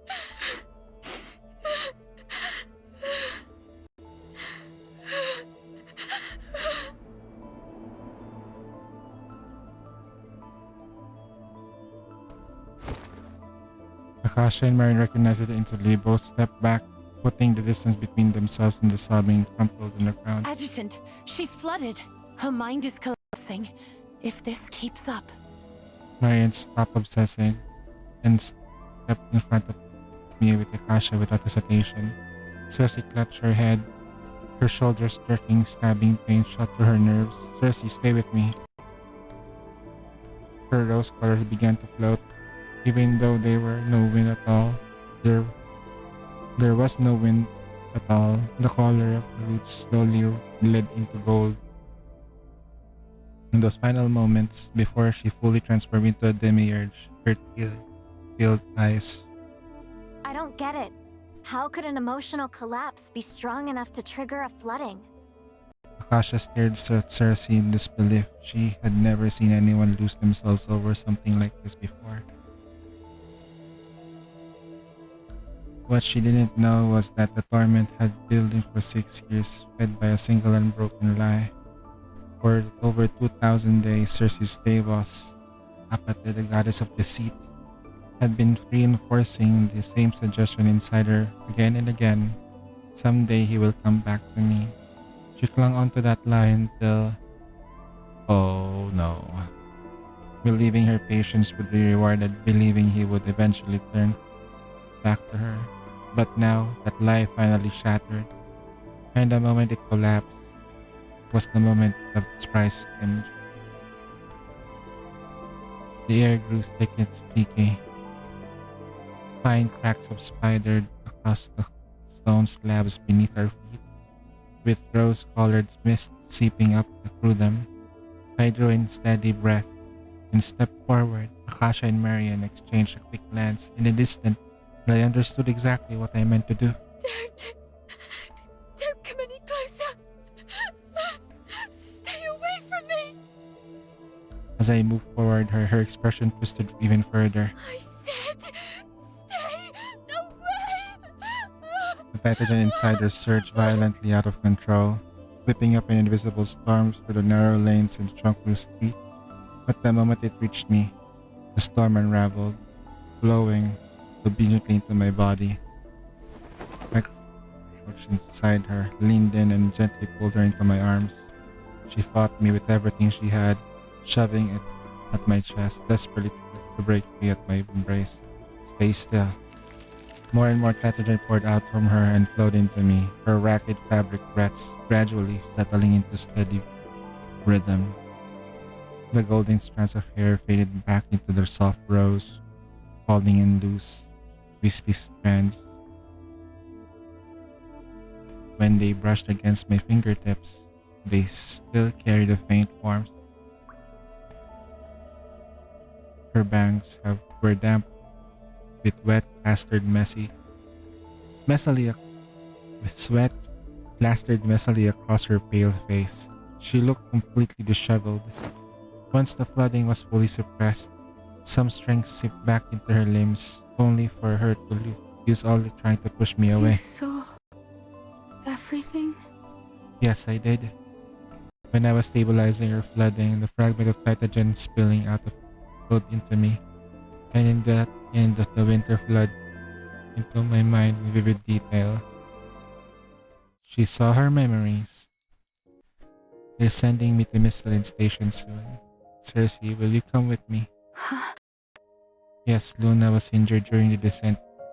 She might end up losing all her memories. And Haru, she needs more time before she's ready. There weren't many people left I can trust, so will you join my team to come with me to the Michelin Station? Me? She ran her fingertip along the edge of her chair, trying to hide her embarrassment. His earnest gaze didn't ignite the resolve in her. If anything, it hit her like a splash of cold water. She remembered the hardships of her time in Ulster. She remembered the grind of her internship and the times she had to grit her teeth to get amongst the Adventists. All of it had been for a better life to satisfy the restless, ambitious heart. Not for humanity, a mass-trained choice she never met. Not for some vague, lofty idea. I don't know. I see. Her reluctance must have been too obvious because Dedrick caught it right away. He didn't blame her or try to talk her into it. He didn't even show the faintest trace of disappointment. He simply gave us a faint smile. It's alright, I understand. Everyone walks their own path. Then before I leave, would you do me one last favor, Cersei? What is it? Plant a suggestion in me. Make it this paper book. The paper books at the Academia Propolis are important. Oh! Oh, shit! She laid it. That's it? Cersei froze. She had thought it would be some dangerous mission she felt atoned for her betrayal. But instead it turned out to be something so small. Yes, that's it. This is something else I want to give you. There's something else I want to give to you.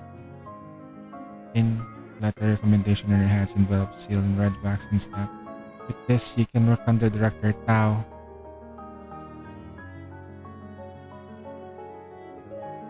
And become a full-fledged Yggdrasil employee again.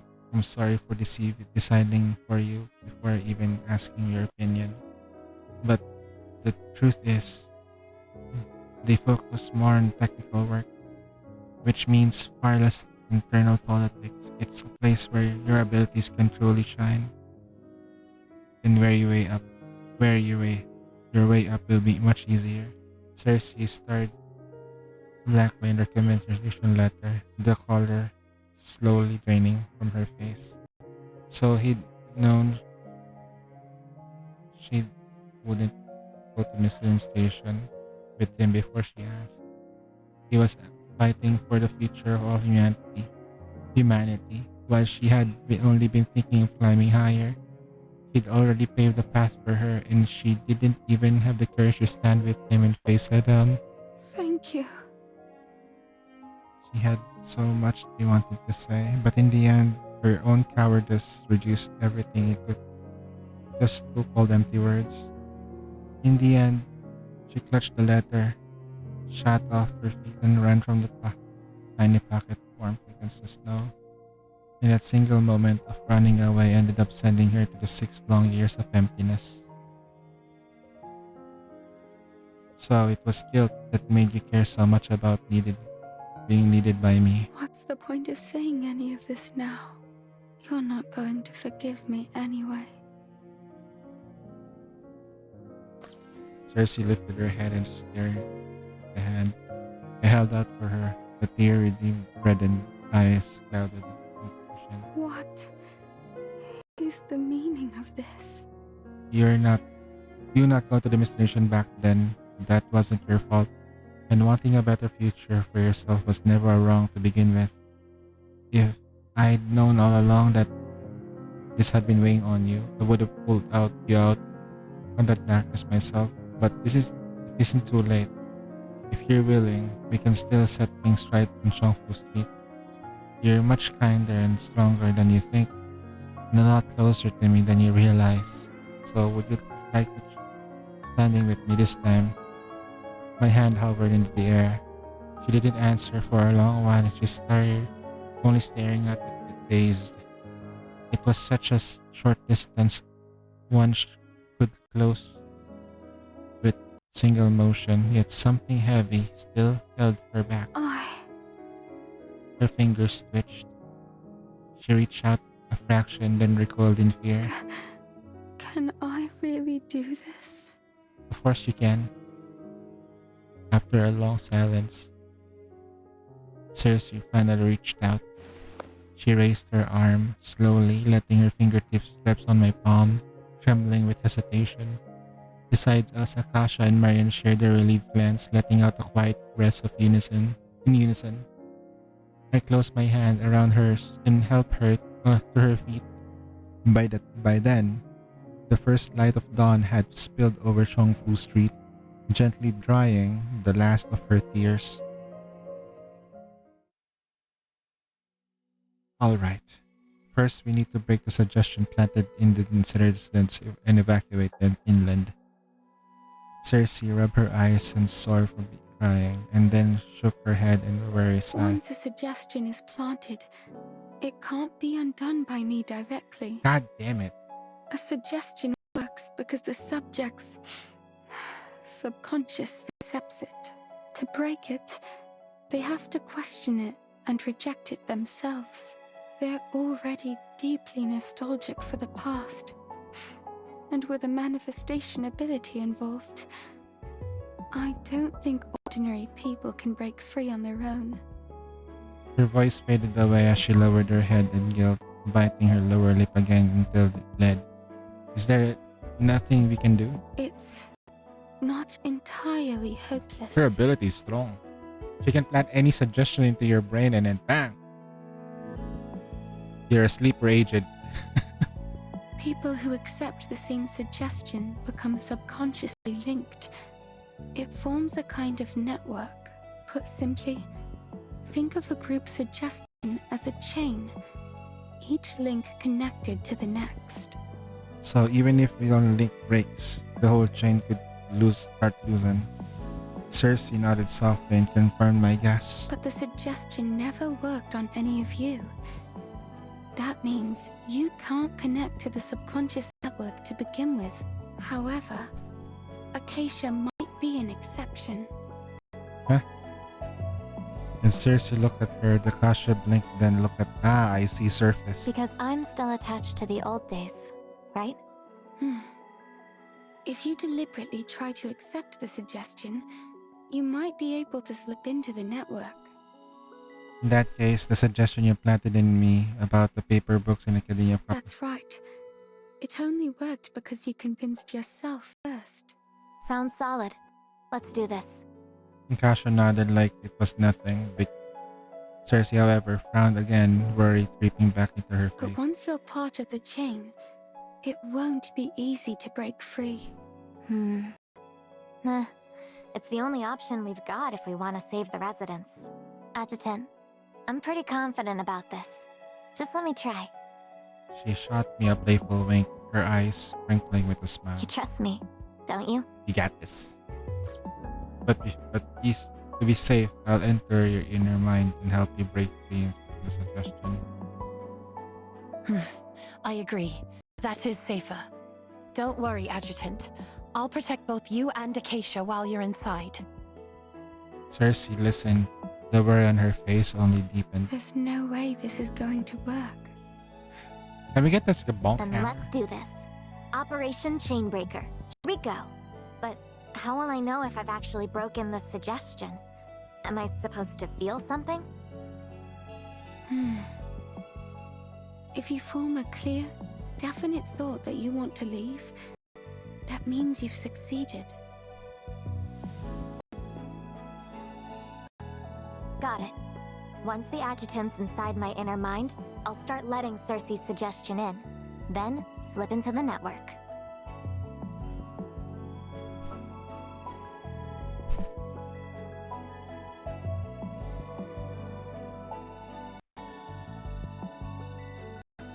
Alright,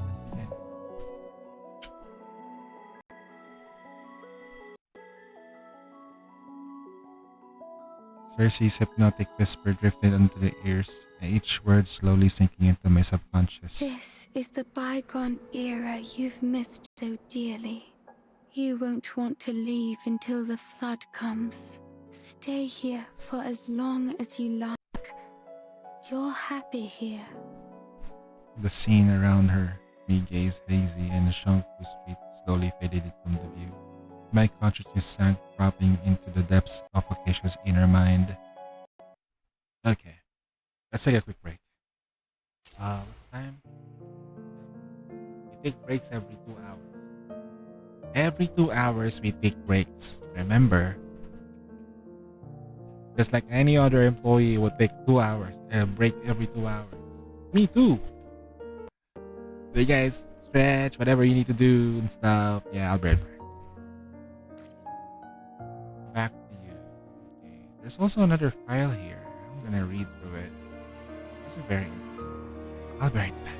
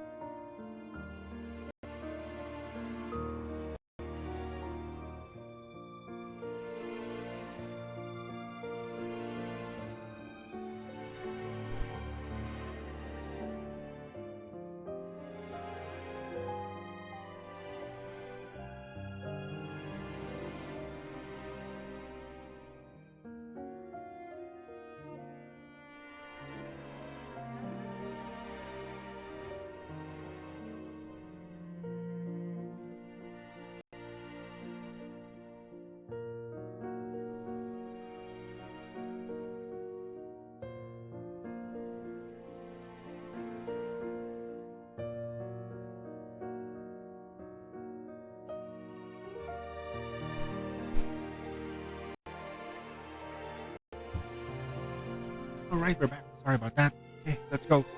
Let's keep doing what we need to do. There's file number 2. File number 2. 8 hours? Story time?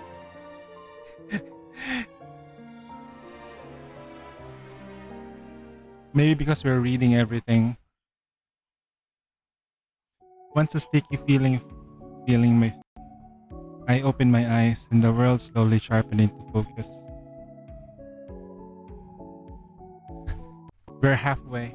It's 11. It's up until 12.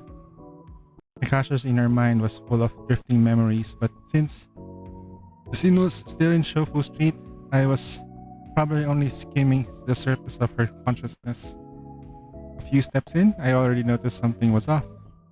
Everything looked just like a little too perfect. The sunlight was bright and warm, and a soft, carefree atmosphere hung over the corner. The girl at the newsstand had fished out more old manga and happily setting them out in display. Colorful hard candies clinked as they poured into glass jars, gleaming invitingly in the window. People had even set out wicker chairs and tables along the street, and small groups were already sitting down to play mahjong. Everything felt almost unnaturally idyllic. It looked like Akasha's consciousness had successfully slipped into the subconscious network.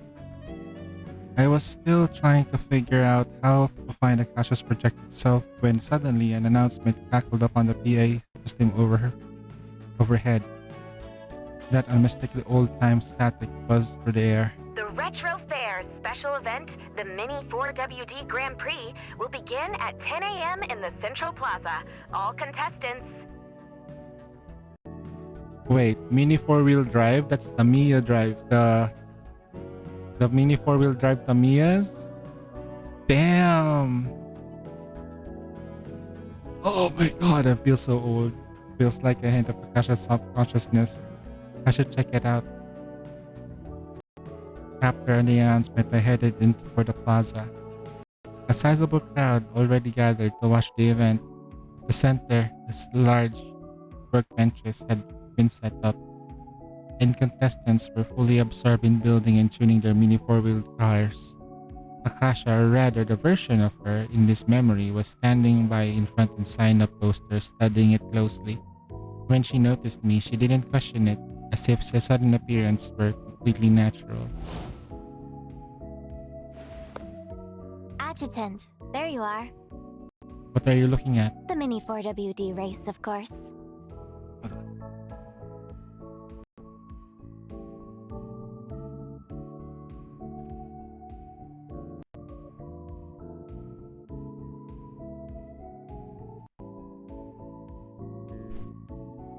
He's sweating.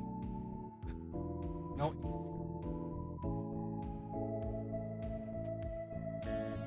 There's no AC here, bro.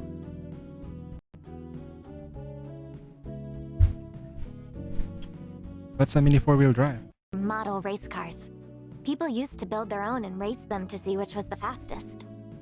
She explained with genuine enthusiasm and a nostalgic excitement shining in her eyes. But she never mentioned joining the race herself. She only watched the contestant from a distance, her gaze tinged with envy and longing. Don't you want to join? I don't really know how to build one. You don't? I thought you were good at everything from back then. I didn't have anyone to do stuff like this with. And racing alone, that's not much fun, right? She let out a soft, resigned sigh and shrugged. So she was interested, but she never tried it. If I can give her the kind of joy she never felt back then, maybe she realized something's off and noticed the suggestion. With that in mind, I turned to her and pointed at the poster. Let's sign up. Huh? But you don't know how to build one either, do you? I know how to build one. It's easy. We won't know until we try.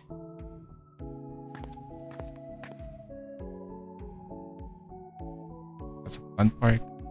And just like that, I led Akasha over to the pit area. After we signed up, the staff member quickly set us up with a workbench. Faced with the spread of parts and laid out on the table, Akasha was clearly at a loss. She scratched her head, grabbed the manual, and flipped through it. I've watched the whole Mini 4WD anime 3 times. How am I still not understanding this manual? Even if we build it exactly as like the manual says, it'll just like everyone else's. That won't give us much of a shot. That won't give us much of a shot at winning. Better let me handle the assembly. I pick up the chassis and look it over. If we want the speed, we want a hand-wound motor. Akasha, hand me the file and nippers. Huh? How come you're better at this than me? You didn't even know what a Mini 4WD was 10 minutes ago. I picked up the basics of mechanical modeling from Fisha and Haru. This is pretty easy for me. And don't just stand there. You're the one entering the race after all. I slid the white body shell and stack of decals toward her. Your favorite part, visual design. What visual design? I'm just putting stickers on. Despite her grumbling, Akasha was already humming and cheerful tuning, grabbed tweezers and got to work. Every now and then she tilted her head and peeked at what I was doing and leaned over to talk. Her thought told her part. Time seemed too slow, the noise around us faded, leaving only the soft clicks of metal and the steady rhythm of our beating hearts. Once I finished with the motor, I paused thinking it over. What's wrong? The bearings aren't running smoothly enough. I need to tune them a bit more. While rummaging through the parts, Akasha finished adding her own tweak to the design. On the blue and white body, she carefully painted chibi versions of our faces on the back of the car. All done. Let's call it Speed Sonic. She proudly shook the body shell in her hand like she was showing off some masterpiece. I couldn't help but laughing at how cute she looked, and she smiled back, her eyes curling into a curious crescent. Alright, time for the final assembly. We finished putting Speed Sonic together, just as the PA called for everyone to the starting line. The racers gathered at the front, carefully placing their mini four-wheel drives on, hitching to begin. Adjutant, are you nervous? When I turned around, Akasha had somehow gotten herself a pair of goggles and put them on. They made her look like ridiculous and adorable all at once. What are you wearing on your head? Looks like I know something you don't after all. This is what the manga protagonist wears for a big race. With these, we're totally taking first. Okay, if you guys have not watched that anime, Crash Team Racing? Yeah, I think so. No. I forgot, Let's Go.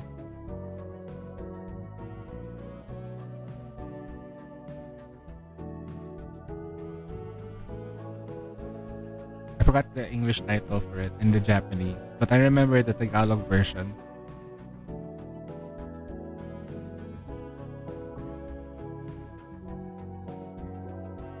She carefully adjusted the goggles, then put on a serious face as she waited for the starting signal. All racers, take your positions. 10-second countdown begins now. 10, 9, 8. When the starting gun went off, the colorful mini four-wheels were shot forward like arrows, and Akasha bolted right after them. People were already staring at her, but for Akasha, that wasn't dramatic enough. Seeing everyone still frozen in place, she kept sprinting after Speed Sonic.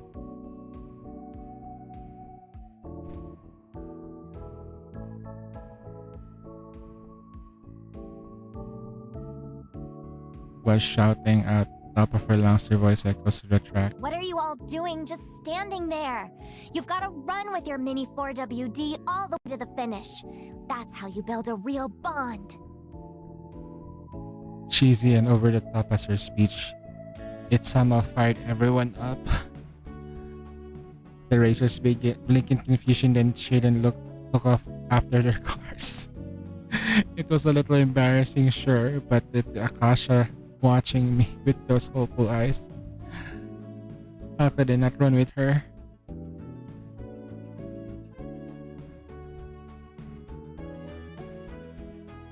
Speed Sonic held steady on the track, leaving the other cars into dust.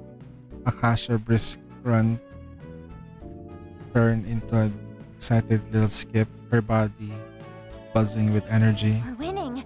We're winning!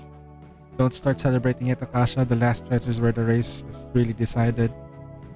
Sure enough, right after when I said that the purple mini 4-wheel drive shot up along the side and cut the front of Speedo Sonic. A pair of spinning blades popped out in the back as it slowed. What the fuck? Huh?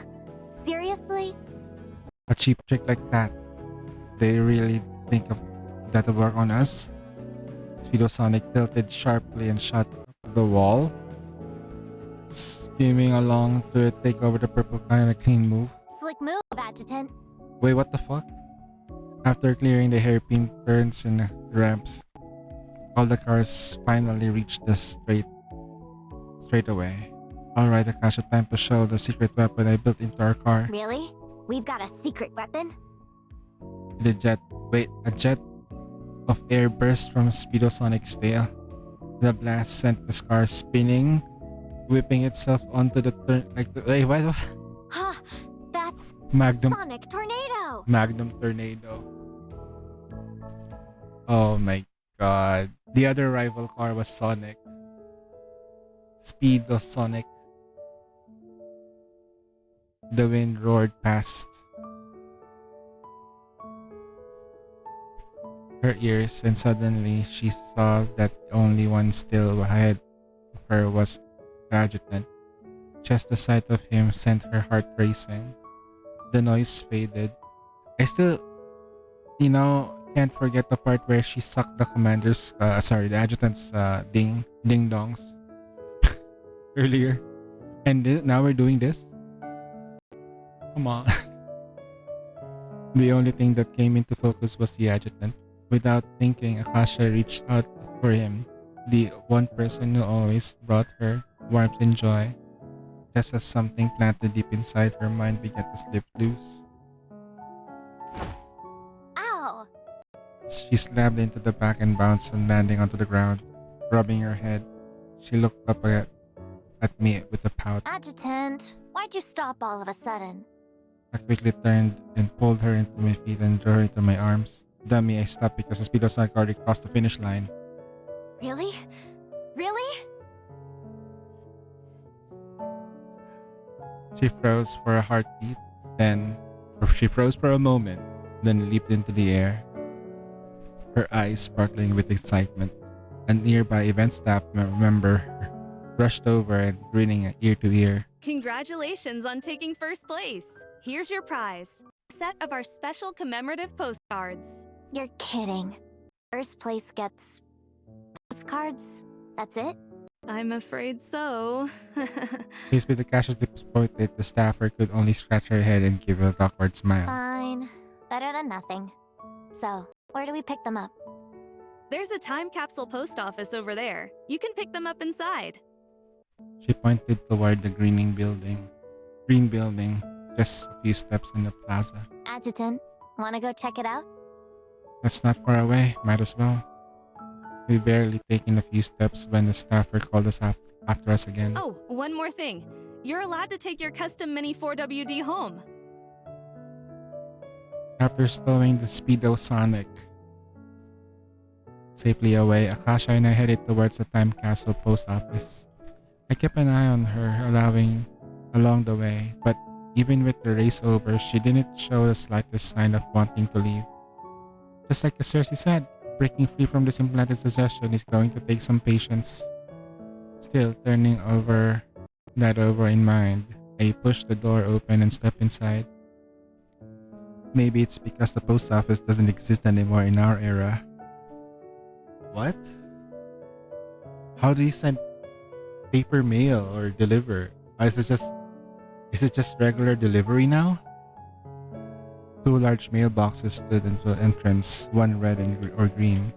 Beyond the service counter, an open space held rows of postcards and displays. I was still deciding which postcard to take as our prize when Akasha slipped up beside me, mischief glimmering in her eyes. Adjutant, do you know why this place is called the Time Capsule Post Office? Seeing I had no idea, her brows itched slightly, and she gave me a smug little smile. It's because you can send letters to your future self. All you have to do is write a delivery date, and when that day comes, a letter from the past will show up right at your door. Since we don't have much use for our 2 postcards anyway, why don't we send them to the future? Sounds good to me. So what are you planning to tell yourself? That's a secret. She twirled away toward the postcard racks. After browsing for a while, she finally settled on a scenic shot of Shangfu Street. With a pen in hand, she tilted her head and tried to think. But even after tapping the pen against her lip a dozen times, the card stayed blank. Her golden eyes darted left and right as though rolling into little circles before she finally lit up with an idea. I can't think of anything to say to myself. So how about we switch then? I'll write to the future you, and you write to the future me. Deal?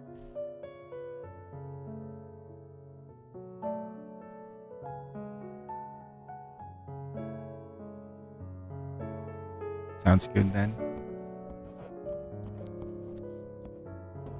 Even though it was only her inner mind rather than reality, I still wrote what I genuinely wanted to say. I must have written too fast because her cross came right away. Hey, this is a letter from me. Could you take it a little more seriously? Oh, it took it very seriously. I've been thinking about what I wanted to tell you a long time, so the words just came out naturally. A blush crept onto the tips of her ears, then slowly washed across her cheeks like watercolor. She looked as if she was expecting a confession. For a long time? Then, can you tell me now? Nah, this is a letter for the future. Only the future Akasha gets to open it. Huh? In that instant, something inside her seemed to crack softly. A strange, inexplicable longing welled up in her chest. I really want to see that future. But then she grows up, no? As the thought took shape, I dropped my postcard into the mailbox. With a soft rustle of the paper landing inside, the world around us began to ripple. Yep. The bright colors and warm sunlight, the cheerful crowd, everything blurred and dissolved. Then, say senses finally settled, I find myself standing in a completely different street. Is this the new memory drift? The place was eerily empty, trash littered the ground, and every gust of wind kicked up a veil of dust. Far ahead, a digital billboard flickered in the news broadcast. In the lower right corner, the confirmed tuberculosis cases highlighted the harsh red tick upward by the second. Judging by the news ticker, this had to be sometime between 2027 and 2030 when the Juvosis went global and everything fell apart. If I was right, this was a much deeper layer of Akasha's consciousness where Cersei's suggestion would take an even stronger hold. The farther I walked, the bleaker it got. Most of the shop windows lining the street were shattered. The pharmacies were even worse for shape. Shelves toppled and supplies scattered everywhere. Just as I wondered which way to go, the mango shop caught my eye. Maybe because nothing inside was worth looting, it hadn't taken much damage. When I pushed the door open, a faint smell of ink drifted out. Sunlight slanted through the beige curtains, bathing the room in soft golden light. I walked between row after row of shelves, but no other soul in sight. The place was so quiet that the only sound was my own footsteps. As my eyes trailed along the spines of the manga volumes, a familiar title stood out. Instinctively, I reached out and pulled the volume from the shelf. The moment the book slid free from the shelf, a pair of beautiful eyes appeared from the gap behind it. Oh, this was her old form. Akasha's lips parted slightly, her lashes trembled, startled by the sudden appearance. In this memory, we hadn't met. She had no way of recognizing me. If she doesn't know me yet, how am I supposed to make her want to leave the old era behind? As I was still turning that over in my mind, she pulled the manga volume from the shelf and hugged it to her chest and walked over to the small table by the window in the corner. I followed and sat down across from her.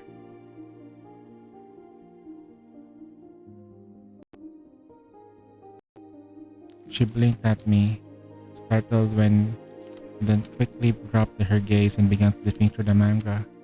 But I couldn't tell she wasn't actually reading. I could tell.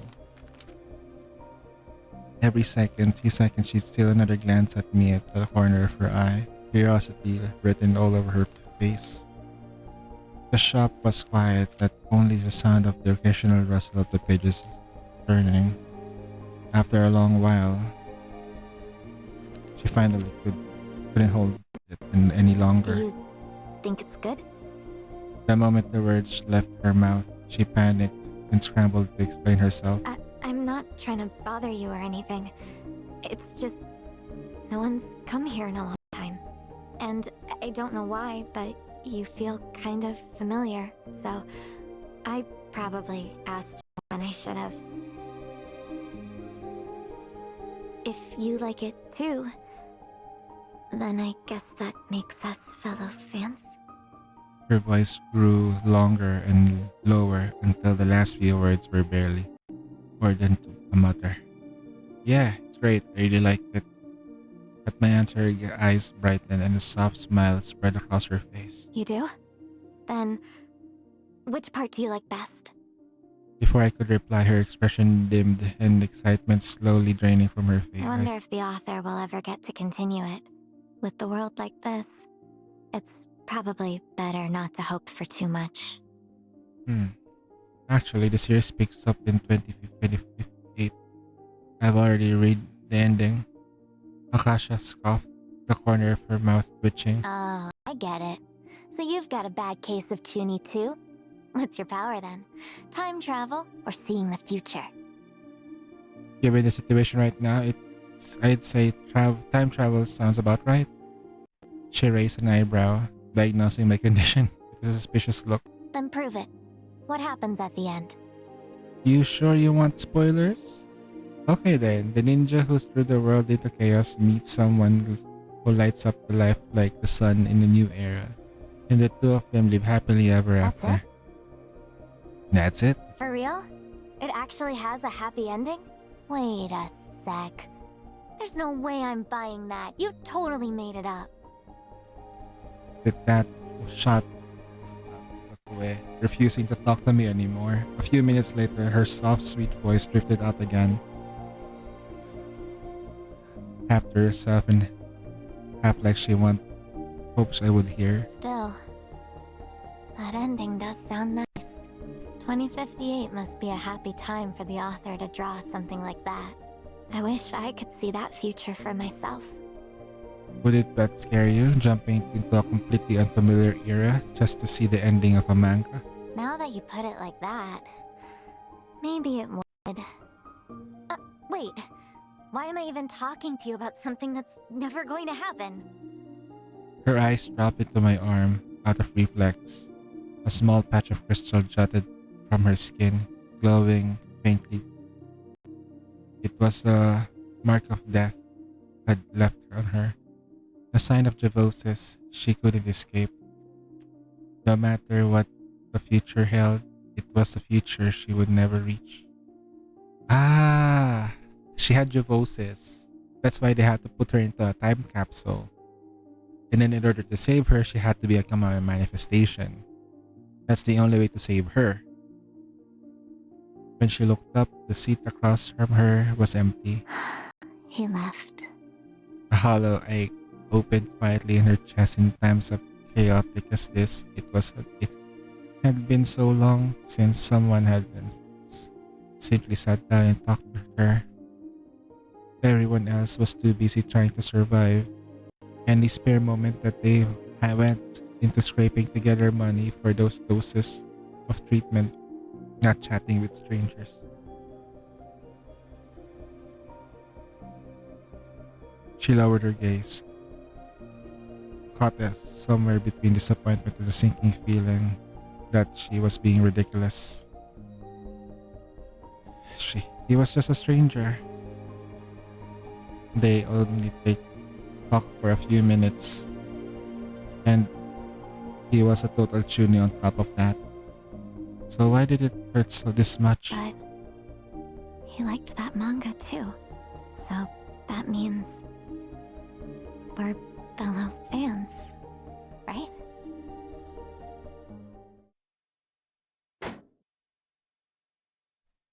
She was still lost in thought when the 2 cups of instant noodles slid into the table in front of her. Huh?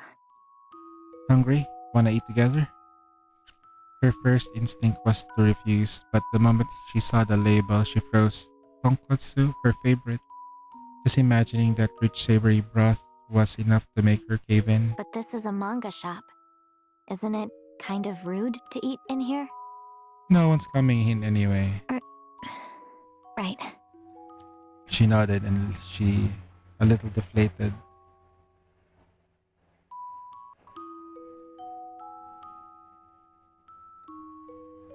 A helicopter.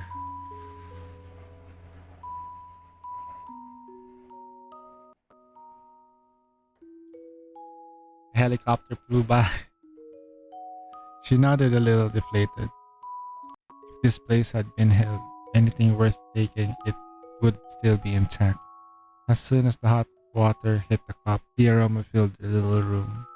The two of us sat at the little table at the corner and started slurping. Seriously, why are you trying to slurp me? Nuh-uh.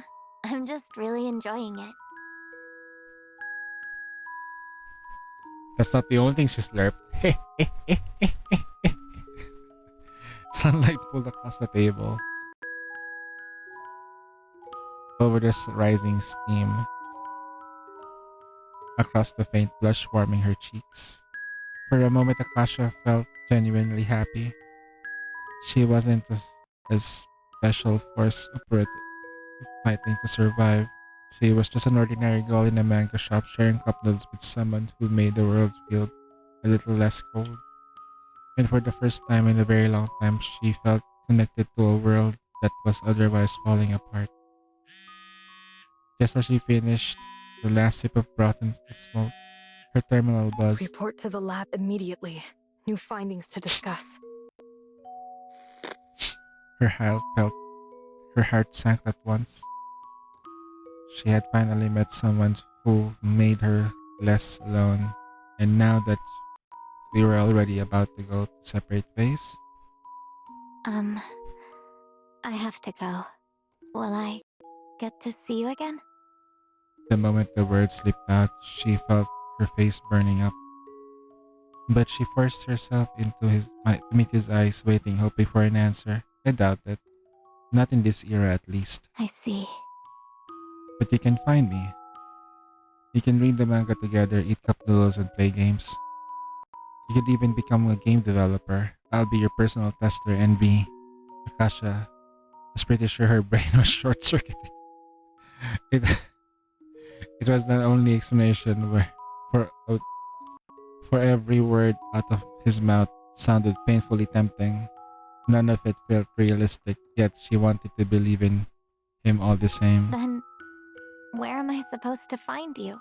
I will find you. I'll be waiting for you in the future. Don't joke around with that Chunibyo stuff. I'm serious, Kasha.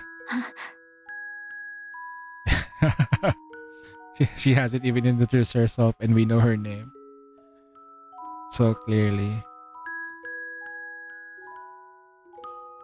So accurately made her freeze. A thought flickered through her mind. It was too good for her to believe in every second. She knew her name. She knew her favorite manga. He knew she liked tonkotsu cup noodles. If he really was from the future, then that must mean she survived. And the person sitting across from her was the one she would someday find and the one who would bring her happiness in the future. Hope surged up fast and her nose stung. Her, her voice trembled thin and steady with her tears struggled to hold back. Can we pinky swear on that? Promise you'll be there waiting for me in the future. Can we stop with the pinky promise thing because sometimes the main character doesn't even follow through with it? And everything you said, making games, you testing them, all of it.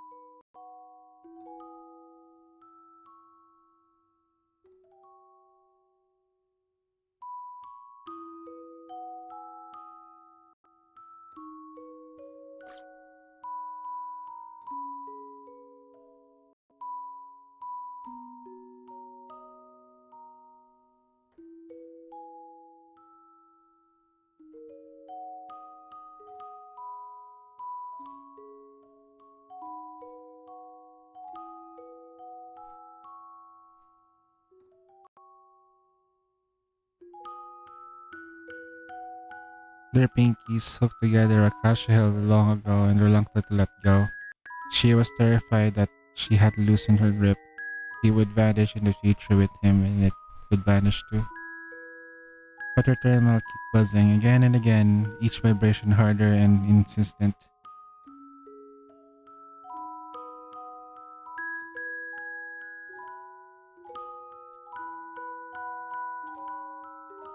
In the end, she slowly let go of her Spinky and gave him a small, terrible smile, her eyes still bright You with fear. have to wait for me in the future, okay? Like you promised. I'll get there as fast as I can. I'll run if I have to. And with that, she turned and pushed to open the doors. Warm, bright sunlight spilled in, wrapping her in its glow. We are just doing a file. The other was short. This one's long. She drew in a deep breath, wiped her tears with the black back of her hand, and stepped outside. And then she wakes up.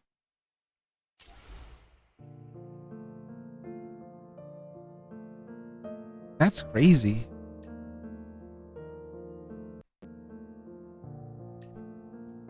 Oh, there's a fight here. Hold on. Time to get some water. Dry.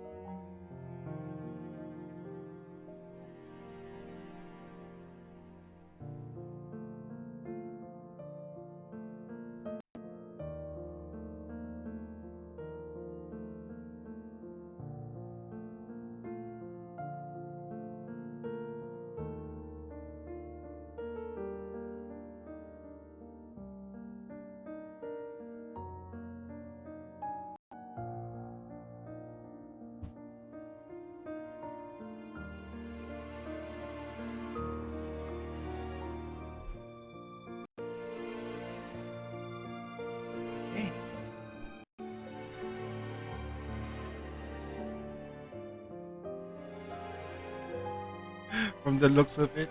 Nah. This thing is so long. It reminded me of like this thing reminds me of Girls Frontline story mode. It's long. Alright.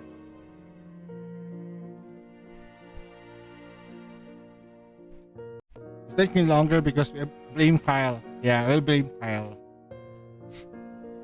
Blame Kyle for it. Sorry for the 20 pools lost, Kyle.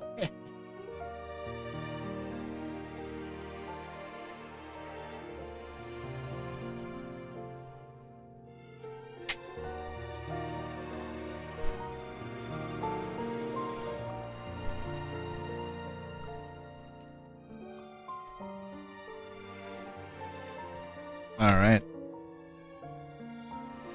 So we got like, yep, we got 4 more chapters to go. But 1, 2, 3. Actually 3. I have 3 more. The rest are fights.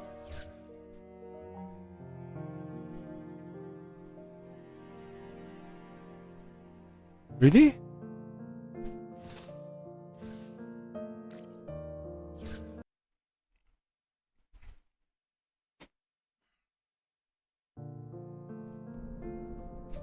Whoa. Huh? Where am I? Wait, I've seen this before. Wasn't I with the adjutant just now? This is How in strange. I know this is a mind trick. So why am I still clinging to all this? this is Penality.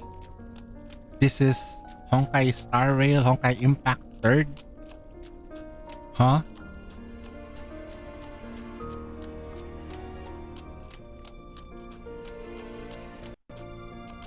Acacia, congratulations on passing the test. You're now a test subject for the Manifestation Project. So that means I get to live? There's no guarantee, but there's a good chance. A very good chance. So what do I have to do next? First, the surgery. Then, we'll move on to simulation training, based on the experiment plan. Acacia, you look hesitant. Are you unwilling? Unwilling? Yeah, right.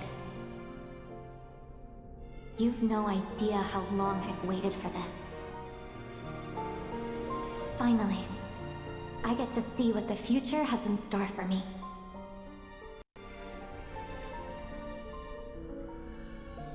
What I just saw should be my memory of just becoming a test subject.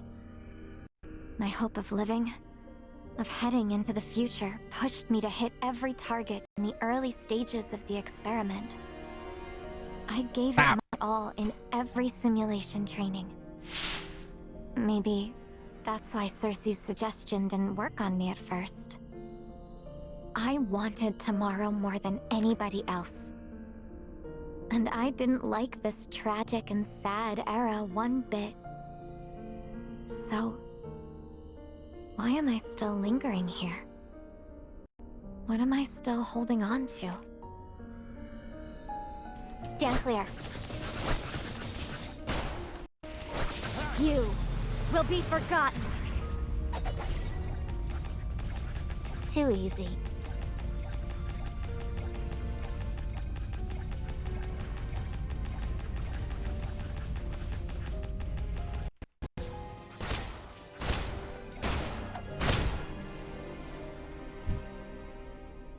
Acacia, I'll need your cooperation for the next part of the project.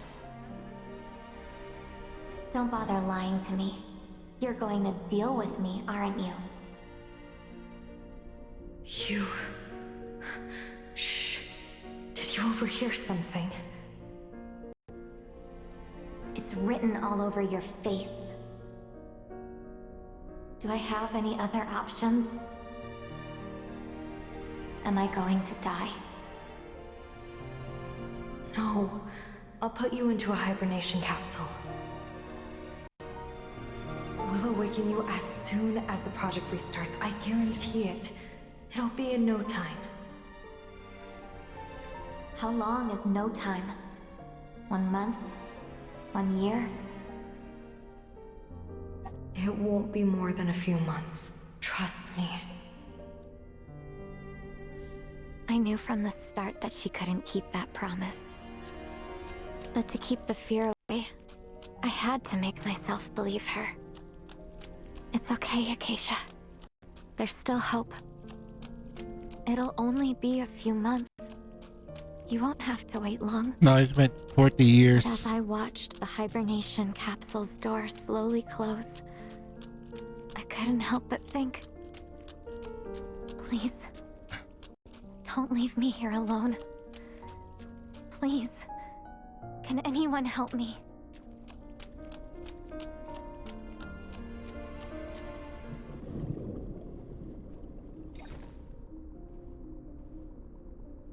Wait, what?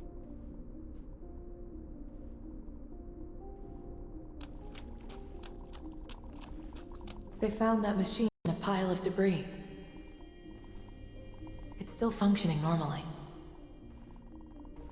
Isn't this a hibernation pod? I think I just pressed a random button. Name Acacia. Number of days in hibernation 10,000 and... is this machine broken or am I seeing things?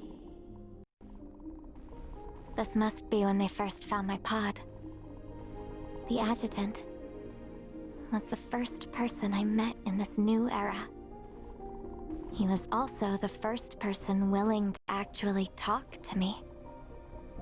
Everyone else only cared about where I came from and what experiment I belonged to. Only he sat and shared the snacks I took from the vending machine. Only he listened as I talked about silly things like being bitten by a mutated spider or exposed to gamma radiation.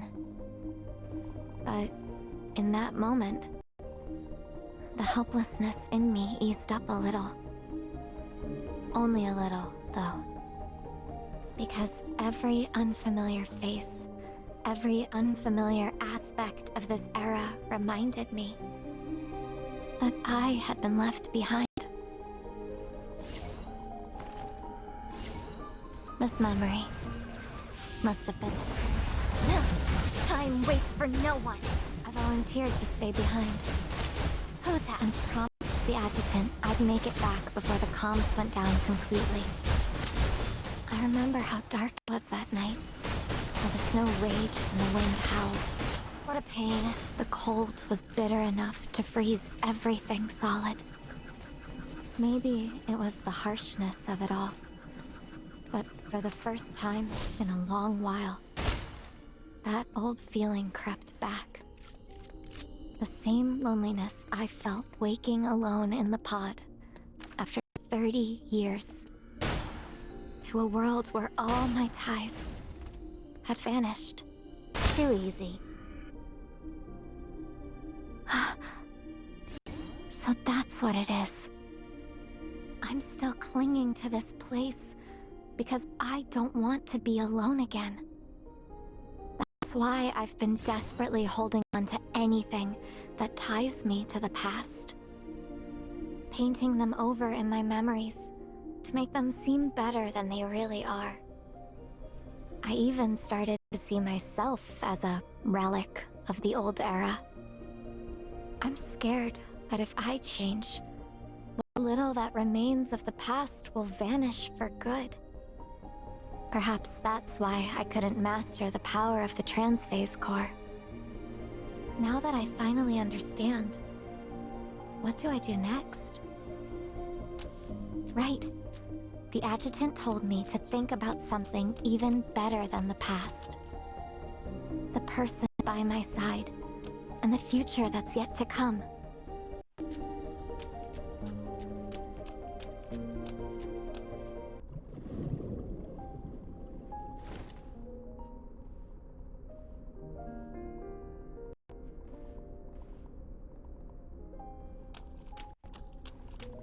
Adjutant, come help me test out the new version of Star Master. This time, you'll be an explorer, fighting aliens with your light sword. You'll search every inch of the planet and finally reunite with your beloved Lady Acacia. What do you think? Pretty neat, huh? Ever since you became my personal test player, I've felt much more motivated to develop my games. I really want to show you how much I've improved as a producer. Alrighty then, sit tight and have fun. I'll go make you the best bowl of tonkotsu ramen you've had yet. The adjutant must have seen through how I felt. That's why he kept me company and did all that fun stuff with me. It wasn't the afterglow of a bygone era that lit up my lonely days. It was his affection and his love. At the Heliora Sea Hotel, the adjutant told me he wanted to play with me next time. When making Builder Island, he thanked me for coming to his world. He's always so sincere, always telling me exactly how he feels about me. Just thinking about it makes my heart race. Compared to what he's done for me, I've done so little for him. Too little. Yep. Noobs.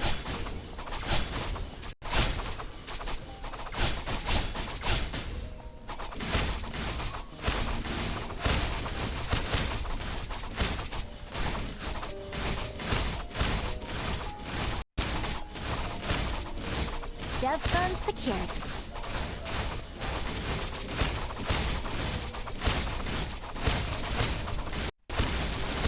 Noob, pass me the ammo, darling.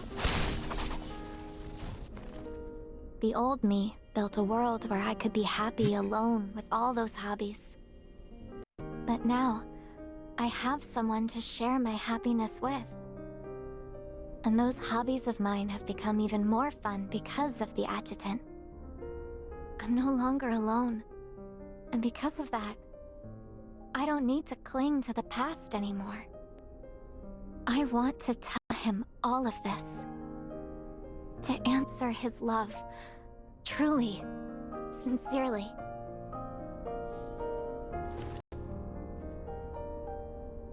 If there's anything I can do for the adjutant, it starts with living up to the faith that he put in me.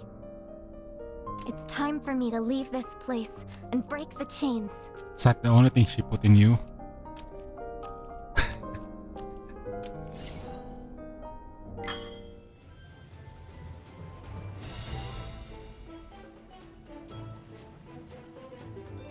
He's waiting for me.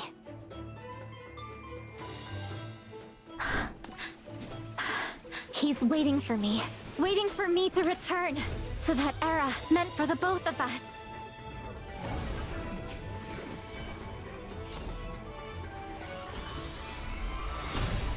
I won't lose my way again.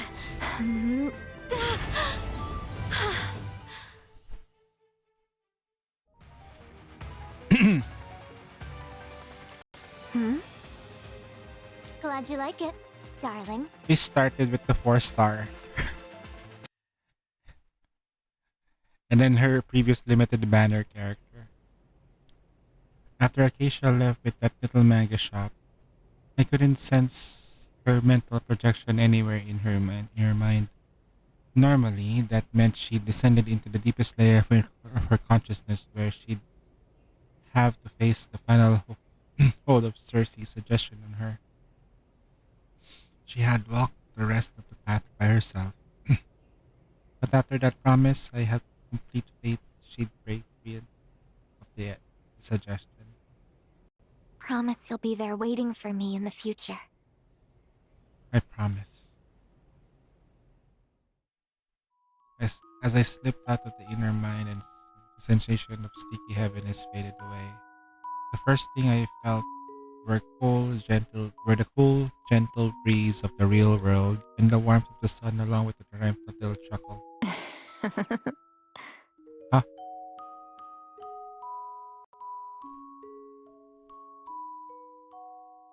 Oh god.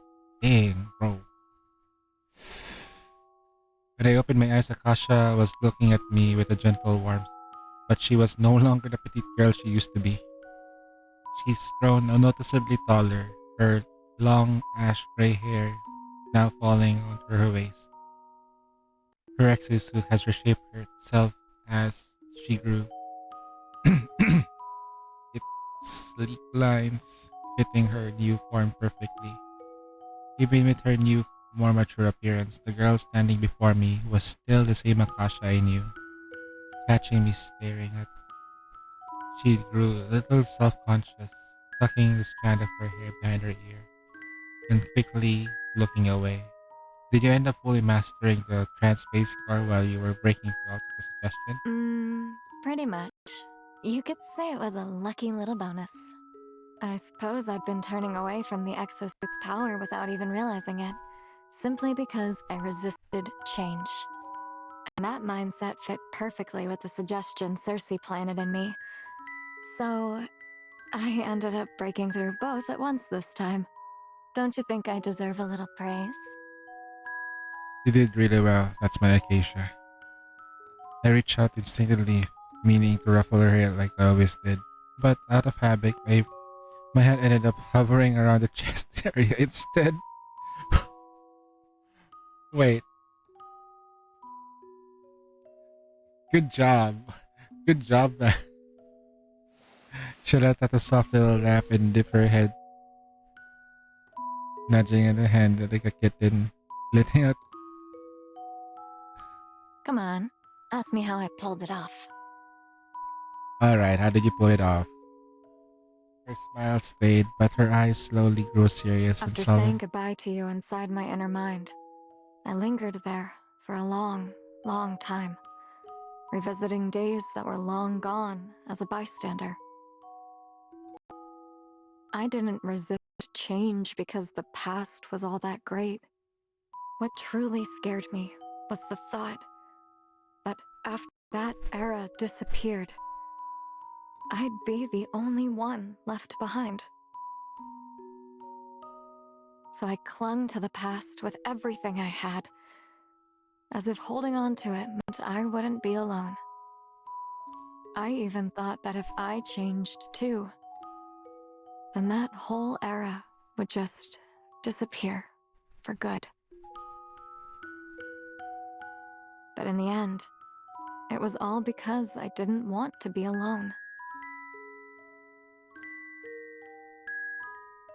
Even the wind seemed to pause around us. A faint blush warmed her cheeks, but she didn't look away. She just watched me, intent in earnest. So, what I want to say is, Adjutant, thank you for loving me. And thank you for always being by my side. It doesn't matter which era I end up in anymore. Because the only future I want is the one with you in it. Just like the promise we made.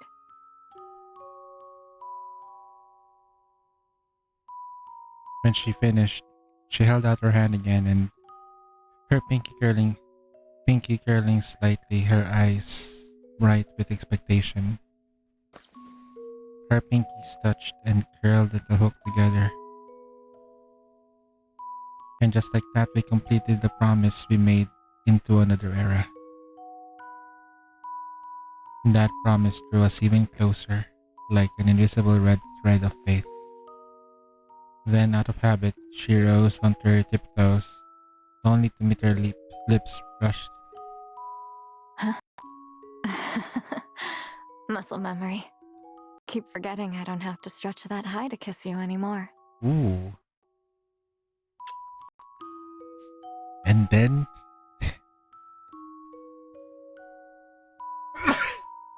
time seemed to freeze around us. Sorry. Our warmth bleeding together as we kissed. She didn't snap back to reality until we heard Cersei hurrying us toward us. No packing. Chief, Acacia, did you two? Yep.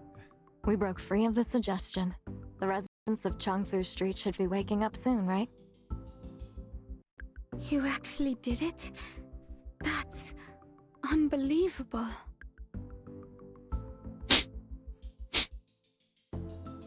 By the way, Cersei, where's Marion? I look around, but Marion's nowhere in sight. Cersei hesitated, and ease flickered across her A face. few minutes ago, we ran into Sophie.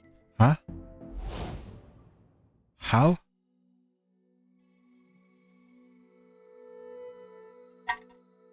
After Akasha entered my inner mind, she looked like she's simply fallen asleep.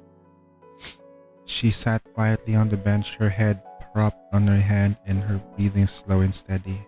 Cersei, meanwhile, had been huddled bundle of worry, her brows nearly tied in a knot. Don't worry. The adjutant and Acacia will return safely. Her tone was surprisingly light and stark contrast with Cersei's anxiety. Why? Are you so sure? This is not the first time he did it. Don't you think having someone you care about believe in you is a kind of strength in its own right? When the person you care about has faith in you, you can't help wanting to live up to their expectations. And if that faith is something one of a kind, something meant only for you, the strength it gives you becomes even greater. As she spoke, Marion's eyes and grew softer. I know Acacia feels the same way I do. We don't ever want to let the adjutant down, so we give everything we have to make it happen. Is that so? Yes. Cersei nodded and thoughtfully as though she were trying for the first time to understand the kind of strength people have for each other.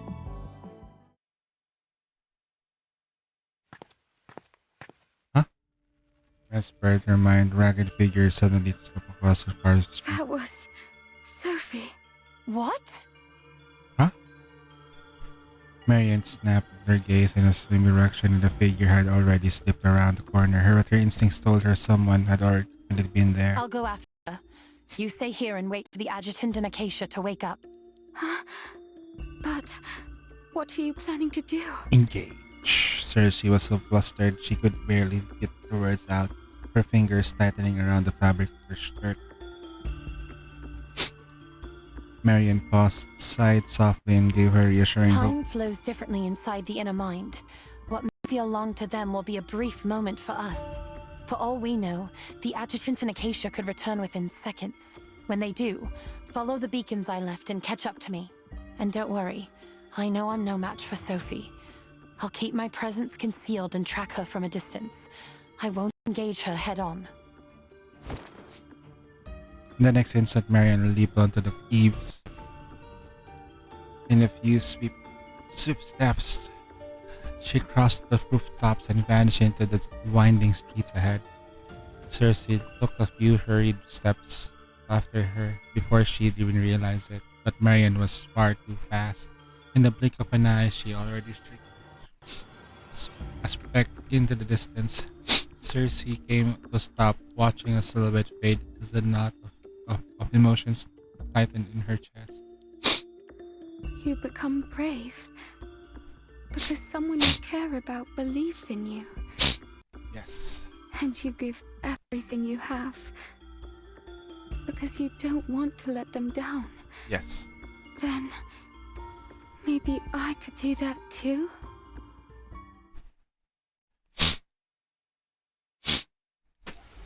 And she's gonna do something stupid. I'm pretty sure. The hunt. Replied.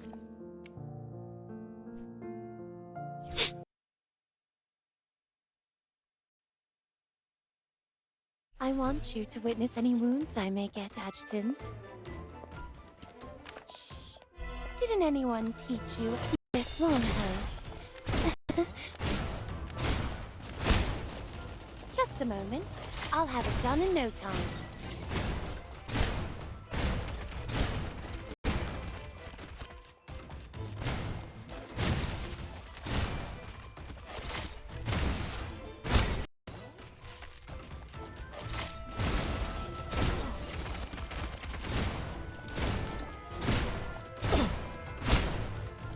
I'll give purpose to your pain.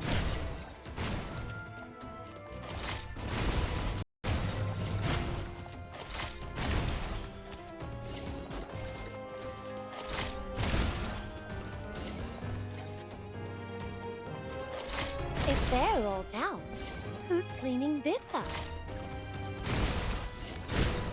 All done, boss. Just a moment. I'll have it done in no time. Pain again.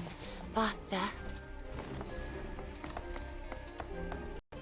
It looks like Sophie's headed for the coastal district. If we take a speedboat, we should catch up to her faster.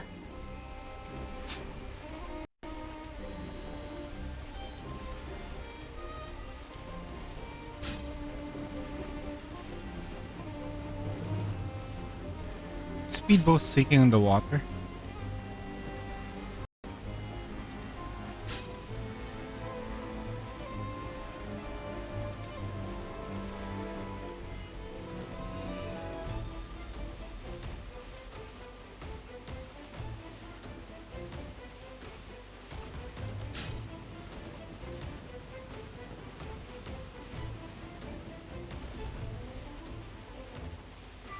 A waterfall. Ah, thank goodness we didn't capsize.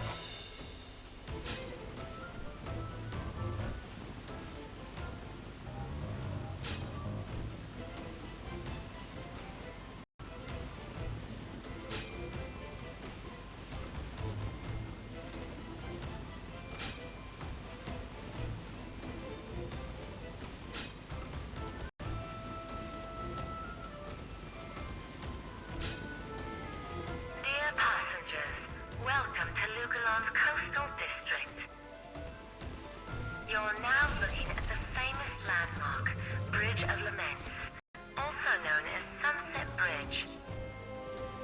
Really, sister? Your timing couldn't be worse.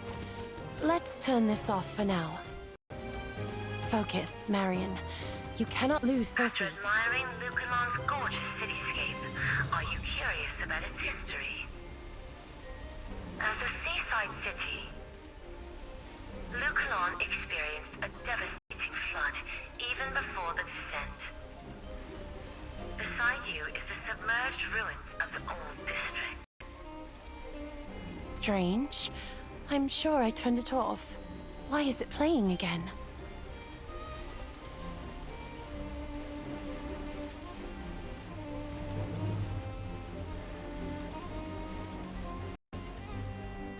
All done, boss. Drown in the abyss. A lap in this won't hurt.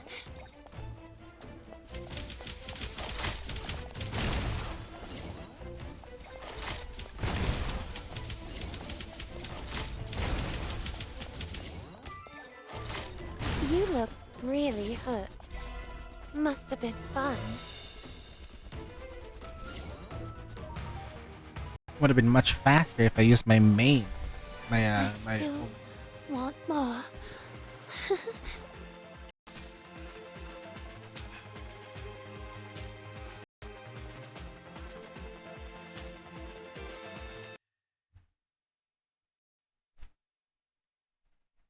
Behold, my transformation!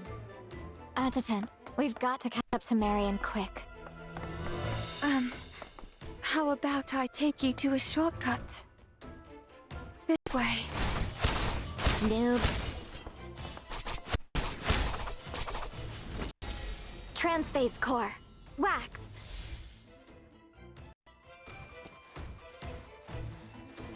Ha! Death bun secured. A waterway again. And not even a bridge we can cross. The device over there controls the water level. We can use that to get across. In the past. Hey, you really know your stuff.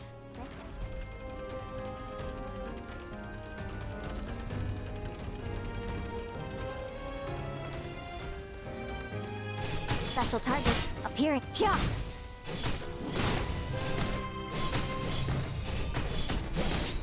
Huh. Now this is get dev fund secured.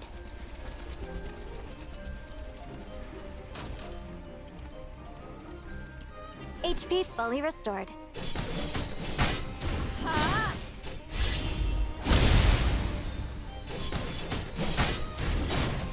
Piece of cake.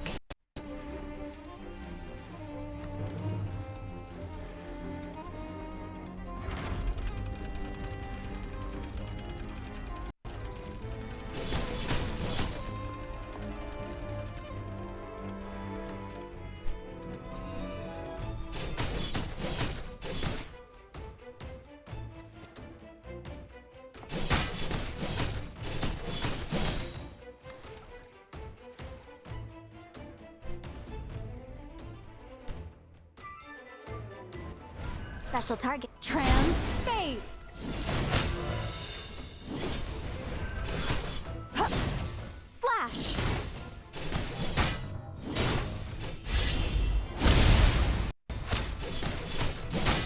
Ah.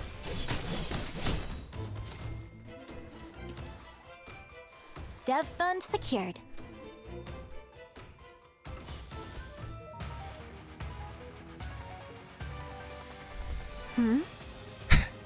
Glad you like it, darling.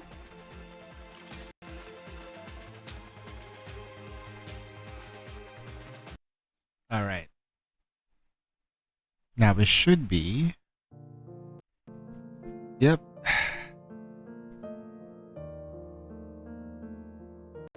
Surging waves. One more fight. We'll use my echo, man. What the hell? And we're gonna put just to make things a little bit better, we put Riptide and we'll put what's her name? Iachel here. Jacob.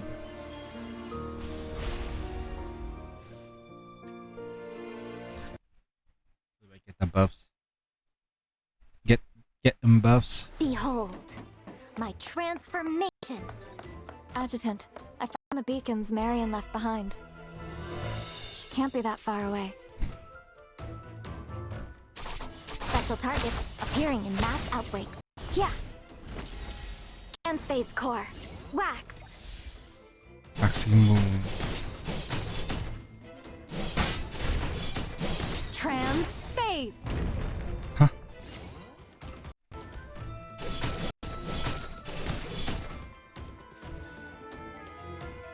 Mission accomplished. Let's save, darling.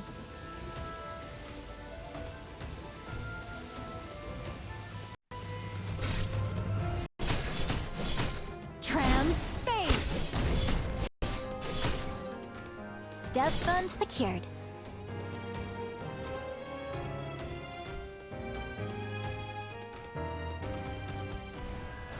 Special targets appearing in mass outbreaks. Huh. Flash! Now this is getting interesting. Transphase!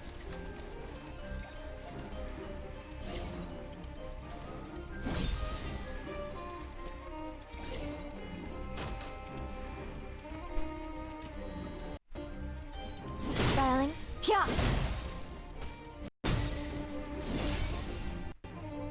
Dev fund secured.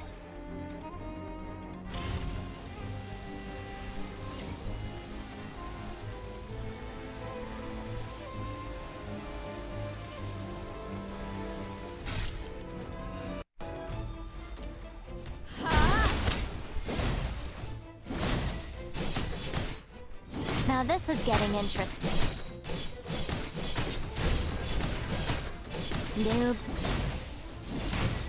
Pia! Piece of cake. Dev fund secured.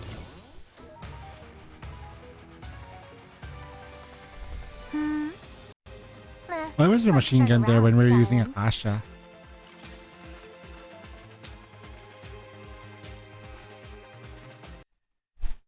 Okay. Last, second to the last. The sea of the sea of the Lucalan coast held a beauty of its own. The waters were clear and vivid blue, and when the sunlight touched them, it shattered into countless glitters, shards. Sophie stood at the shoreline for a while, listening to the waves crash against the rocks. Then she didn't move, still as a carved stone. No one could see the fierce turmoil churning inside the newly born god. If she had a choice, she wouldn't hurt anyone. She wouldn't let the beautiful city fall in ruin. All she could wish for is a world where everyone could find happiness.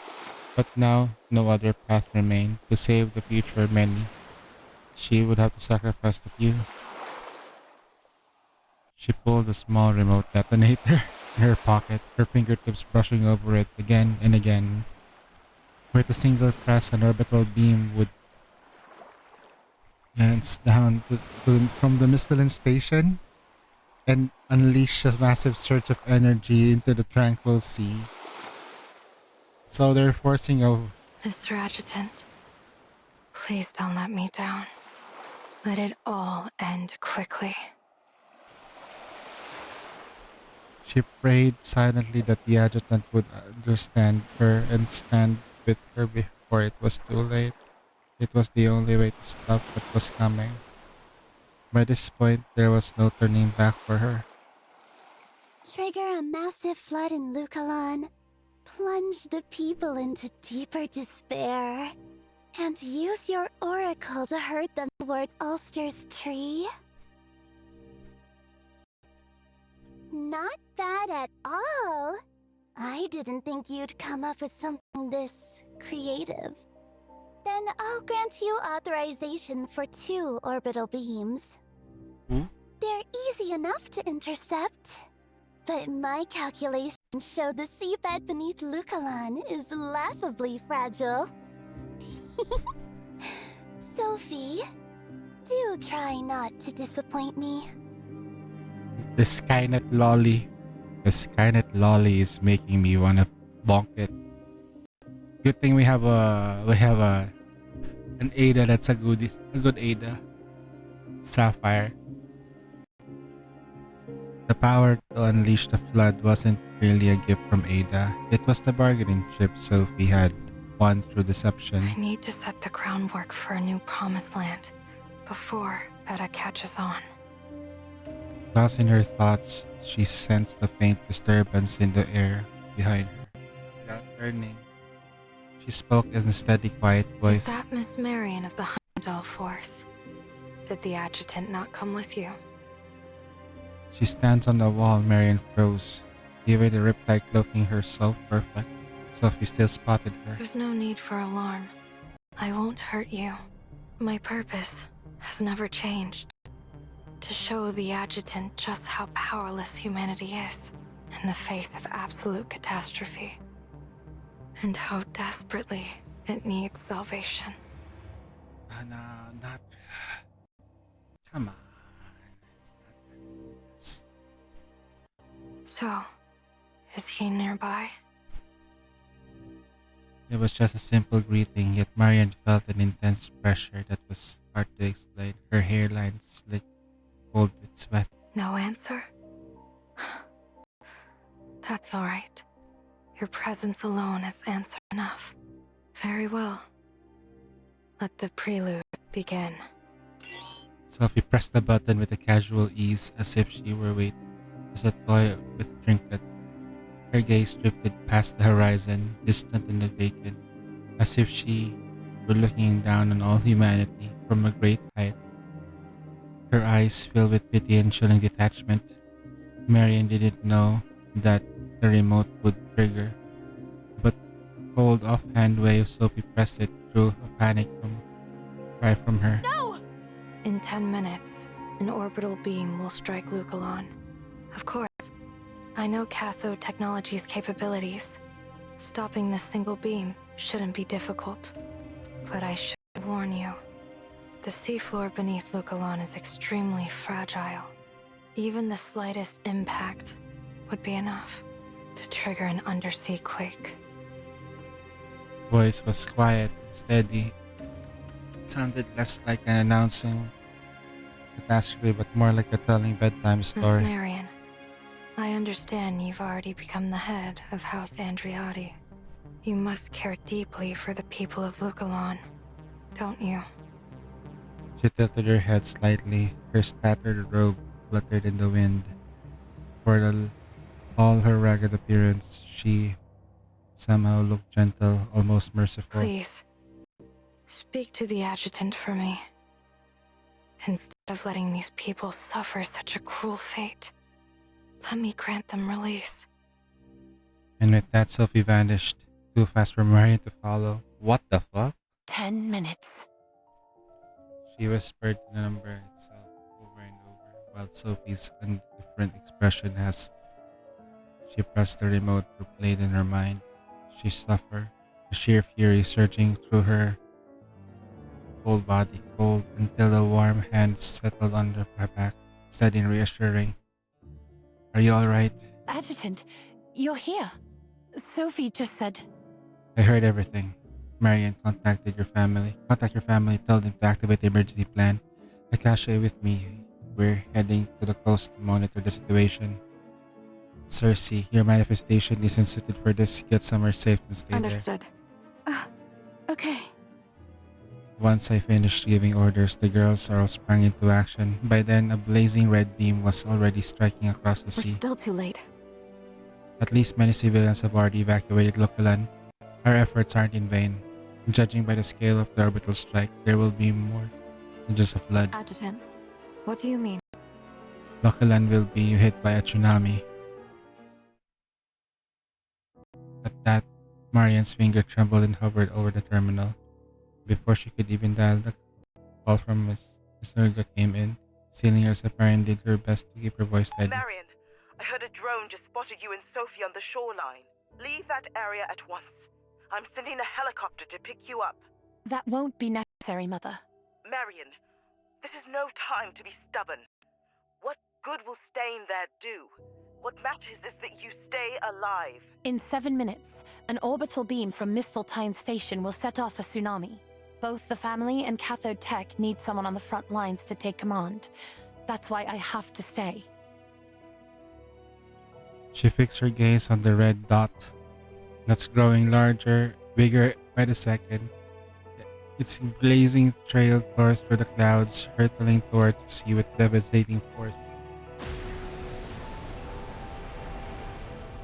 And a deafening crash of a beam slammed into the water, and the beam beneath them shook violently. Marian, are you alright? I'm fine. In fact, I've never felt this alive. Her voice was shaky at first but grew steadier with every word, clear and unwavering, even over the howling wind and the roar of the blast. As head of House Andriotti, it is my duty to stand on the front lines and protect the people of Lukalon. I'll hold this line, not a single step back. Out on the horizon, the colossal wall of waters gathered, climbing higher and higher, as if it were ready to swallow the sky whole.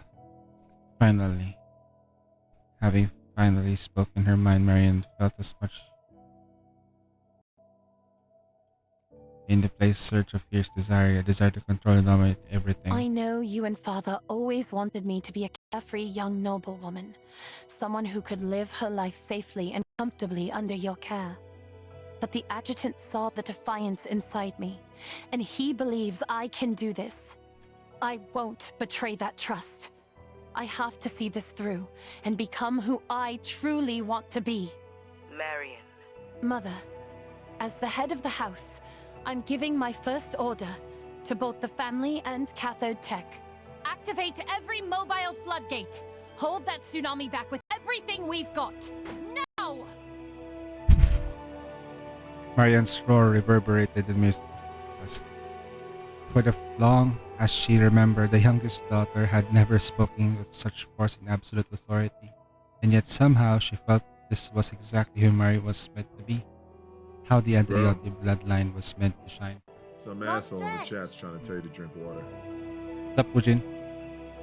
That sense of being suppressed by Marian's aura, of no longer standing above the daughter, lingered. Miss Andriotti drew a deep breath, then hurried to relay the order. I'm half like the stories are long. It's too bright over there. This one? Windows, yeah. I don't have curtains. People can see me when I change. Fujin, people can see me when I change. Every time I have to change, I have to turn off the lights. Every light's off when I'm changing. Yeah. Can't even fap with the lights on, bro. But Marian knew the floodgates could hold back only 3 meters of water. Against a tsunami triggered by an orbital beam strike, they could barely slow it. The shrill alarm ripped through the above the Tlalocan. Every screen speaker came online at once, all blaring the same message. Attention residents.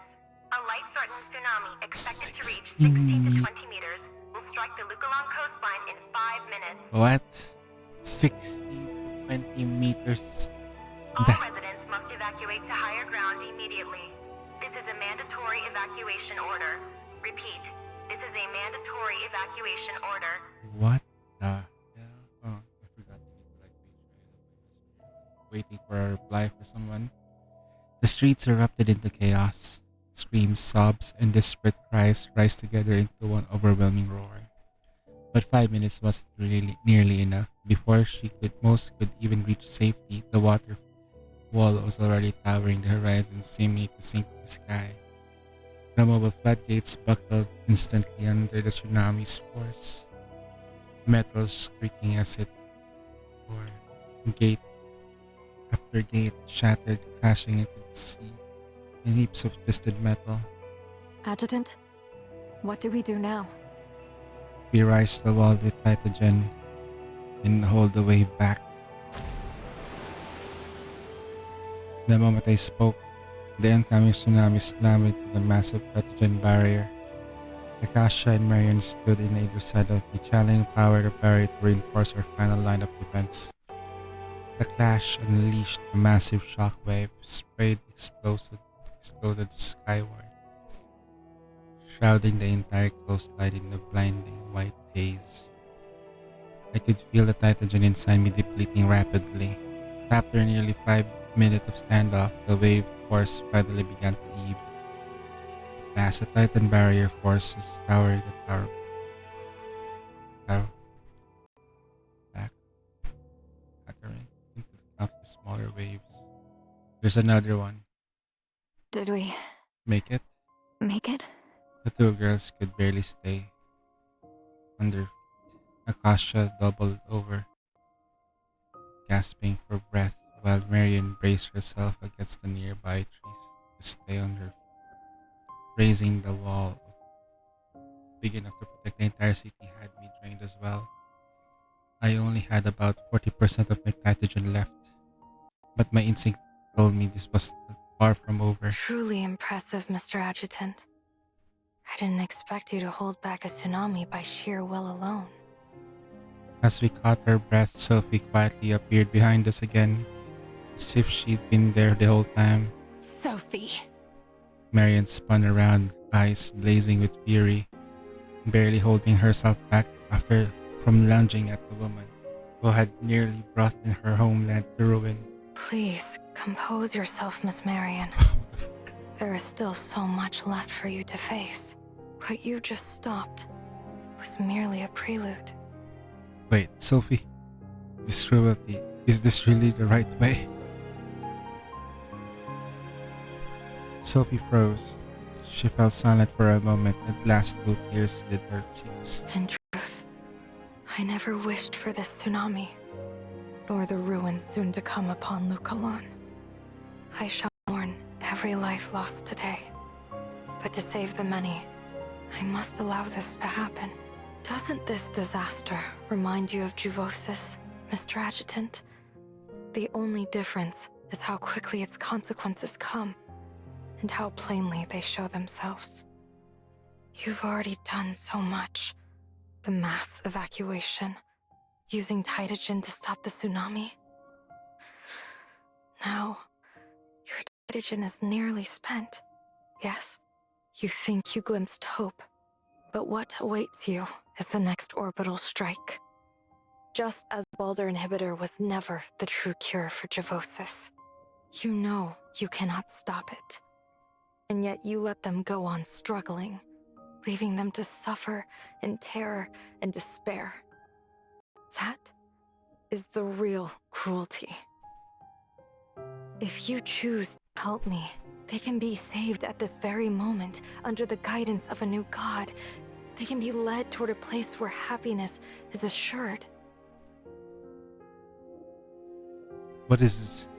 Join me, Mr. Adjutant. With your choice, their suffering can at last come to an end. You mean there's a second strike? Sophie said nothing. Her silence was its own answer. A gentle smile touched her lips, quietly expectant, almost beseeching. So, what is your answer, Miss... While Sophie still waited for her reply, a figure stumbled out to the shoreline. Judging by her attire, she was one of Blockland's pilgrims. No one knew how she survived the tsunami wave. The way she scrambled away in a blind panic told me she wasn't nearly as devout as she liked to think. Shaking to her core, the tsunami, she overheard the Sophie's words, and her first instinct was to snatch a stone and fling it at her, and bolt away screaming. The stone grazed her cheek, leaving a shallow mark.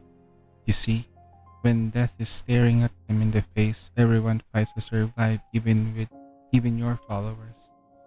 Even if humanity ever accepts your plan for them, it will only be because you left them no choice. Not out of belief, but coercion. My answer hasn't changed. Humanity isn't as weak as you think, and you don't need a god dictating our fate. Even if you drown Lokiland, what exactly would that prove? Outside Lokiland, there will always be people who won't bow to you, and you will never become a god anyone would worship. Sophie's composure finally wavered, a faint trace of disappointment breaking through. You really are stubborn. Perhaps because you've never truly known despair. Never heard the cries of the weak for yourself, Mr. Adjutant.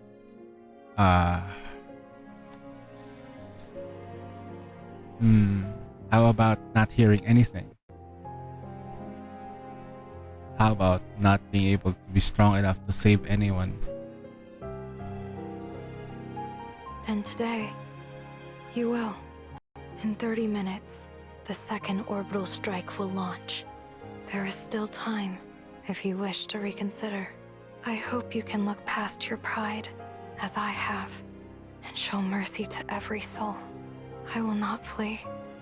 If you change your mind, we can still walk this path together. She turned and walked to the spot of clear view. Stood there watching us in silence. Wow. Adjutant, should we take her down now? No, our remaining strength is already stretched thin. Our priority is to survive the second surge. Adjutant, how are you feeling? I'm fine, but I only have 40% of nitrogen left. Putting up another wall that size will be difficult. Marion! Hey, Marion! As we searched for a plan, a familiar voice cut through the tense air. Madeline came running towards us, lugging a huge case in both her hands. Ellen, what are you doing here? Don't tell me Mother sent you to take me away. I already said. No way. As if I'm strong enough to save any of you. I'm just here to drop something off. Once I do, I'm gone. Not staying a second longer. What is it? Madeline heard the pinch code. Lines of lights flared across the surface in the case and the panel slid open, revealing what lay inside. Inside was neither a weapon nor a shield, a brand new exosuit. What's this? It's the exosuit made for the next head of House Andriotti and Cathode Tech's future executive chair. Oh, and there's a letter inside. Make sure you read it. Given how tense things are, Madeline didn't waste enough time. As soon as she was done, she grabbed the rope ladder hanging from the helicopter and climbed up and she was gone.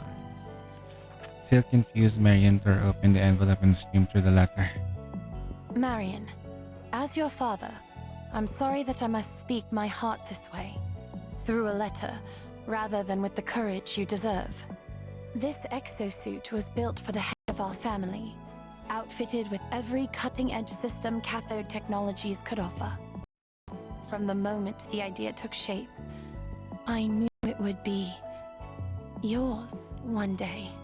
But as your parents, we couldn't bear to see you carry such a heavy burden. That's why we kept this suit from you for so long. We only wished for you to live a carefree life. We never realized that our protection had become something that held you back. And we're sorry we failed to see what you truly wanted. But what happened today made one truth unmistakable. You were always destined to become the eagle who soars beside the adjutant and shields Lucalan with your own wings. If this is the path you've chosen, then let your family be the wind beneath your wings. And may our support carry your soaring heart farther than you could ever go alone.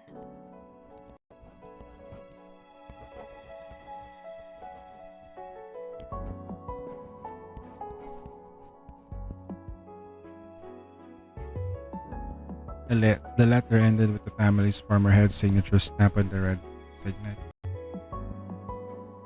At the bottom are through cramped lines and another hand nicely scribbled at the last moment. P.S. Dad has no sense of style whatsoever, so I did the design myself. When you sweep the adjutant off his feet, don't forget who deserves the credit.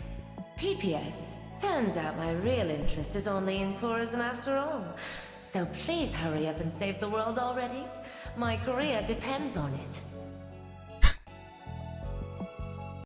Honestly, what kind of big sister talks like that?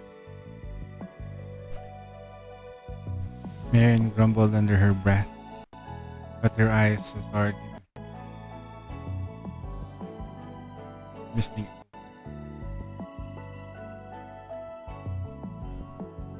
She always told herself that their approval didn't matter. But now that their support and their old barrier between them finally gone, she felt courage she'd never felt before. Tactical suit couldn't have arrived better time. Go on, try it on. Wait, what? Oh shit. Is that a bodysuit?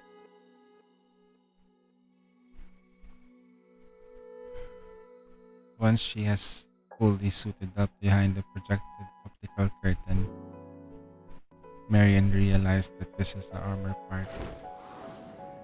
The external light units snapped open, releasing a surge of thrust and lifted her off the ground, allowing her to truly soar. Is she the first flying unit? You don't need to fly in this game, by the way. But okay, watching from the shadows, corner of the wall, Cersei felt a small pang of envy with the wings Acacia and Marion are both standing by the chief in their new forms. Perhaps due to the earlier shockwave, fine cracks began to spread across the wall, and the whole building is starting to sway. She stayed put as long as she could see them, the corner that felt safer anywhere. To raise another barrier, he'd need a huge amount of titagen. She muttered to herself a memory of being flooded, felt that pushing back. If she could trigger a flooding on her own, she could have enough to just hydrogen as she's three figures standing on the shoreline. A bold idea began to take shape in Cersei's mind. You're much kinder and stronger than you think, and a lot closer to me than you realize, so would you try standing? I want to try to fight by his side for once. He said he believes in me, so I should at least try to live up to it, right? She took a deep breath and closed her eyes and began calling out to her devils over and over. Aparte, can you hear me? I willingly offer my mind and soul to you. All I ask is that you become stronger than ever before, so you can help him for me, and give him the strength to face this disaster. Please, Goddess of Deceit, Apate. Tremendous power surged from deep within her, finally answering her prayers. Golden light flared through her body, weaving together with those pink rose glow as her form turned translucent and her amber sheen spread across her skin. Bathed in the radiance that could only be described as divine, she could no longer remain hidden in that corner. Her fiery gaze locked onto me, and she began walking towards us, and her steps deliberate and steady. Cersei? She's flooded. Again? Again? It's okay.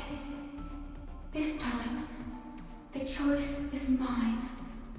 There was a faint, ethereal echo in the voice now, but her eyes were still clear. If I become a demiurge, I should be able to give you much more Titagen, right? I want to try. For you, Chief, to protect everything you're trying to protect. Pinkish violet gel substance began to seep around her hair. From her hair, breathing as if it engulfed her. Through a tight the cocoon hovered with air, bubbling now and then with a low, wet gurgle. Strange, intricate patterns scrolled across the surface, golden motes drifting through the seams. Her voice grew faint, breaking through in scattered, broken fragments. If only I'd been this brave 6 years ago. But it's alright. I'm not too late. Cersei, no! If I lose myself completely, kill me. And use the Titagen inside me to summon a wall again. Adjutant, what do we do? We can't let her risk her life like this. Find a way to cut through the cocoon and open it now. Understood. Okay. That plan was not approved by that plan was not haram. It was not haram. What the heck? Oh, she's here. Oh, it knows. It knows it. It knows I need it. The new Marion is not available yet, which is fine.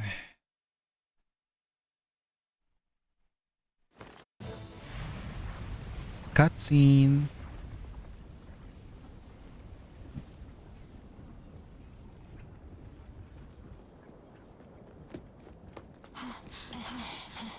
Marion, cover me! Got it. Huh?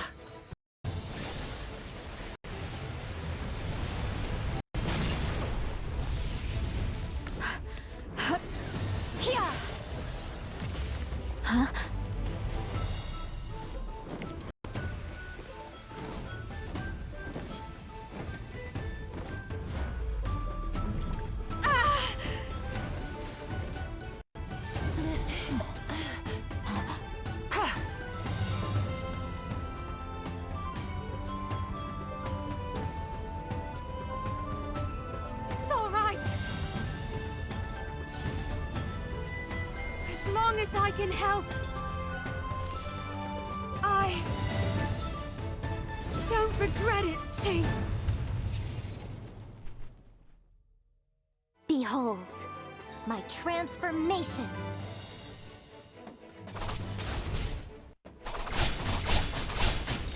Do you truly see?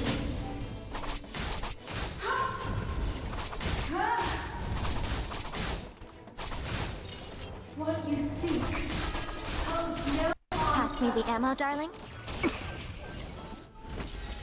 Transphase core. Fax. take one. Transphase.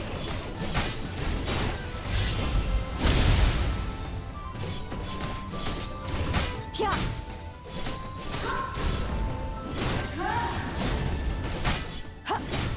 Flash.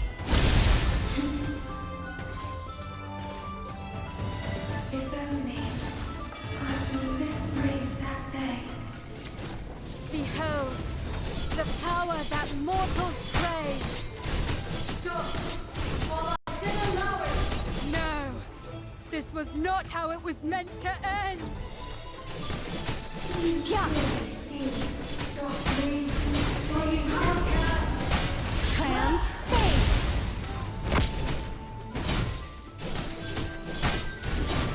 Leave it to me.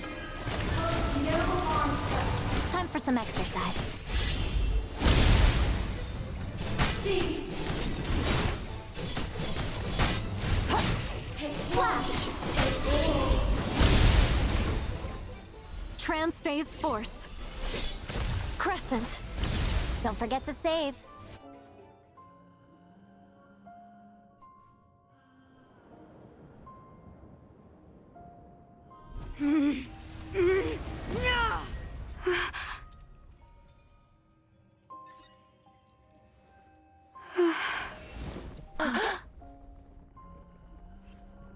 Even after everything, you still want to save me. Chief, you really are so gentle. Did we save her? Did we do a Frolova? Let's start around, darling. Did we do the Frolova and not save her? That's crazy. She's just falling and we're not doing anything. The sea surge waves roiled below as Cersei fell into the sky into my arms.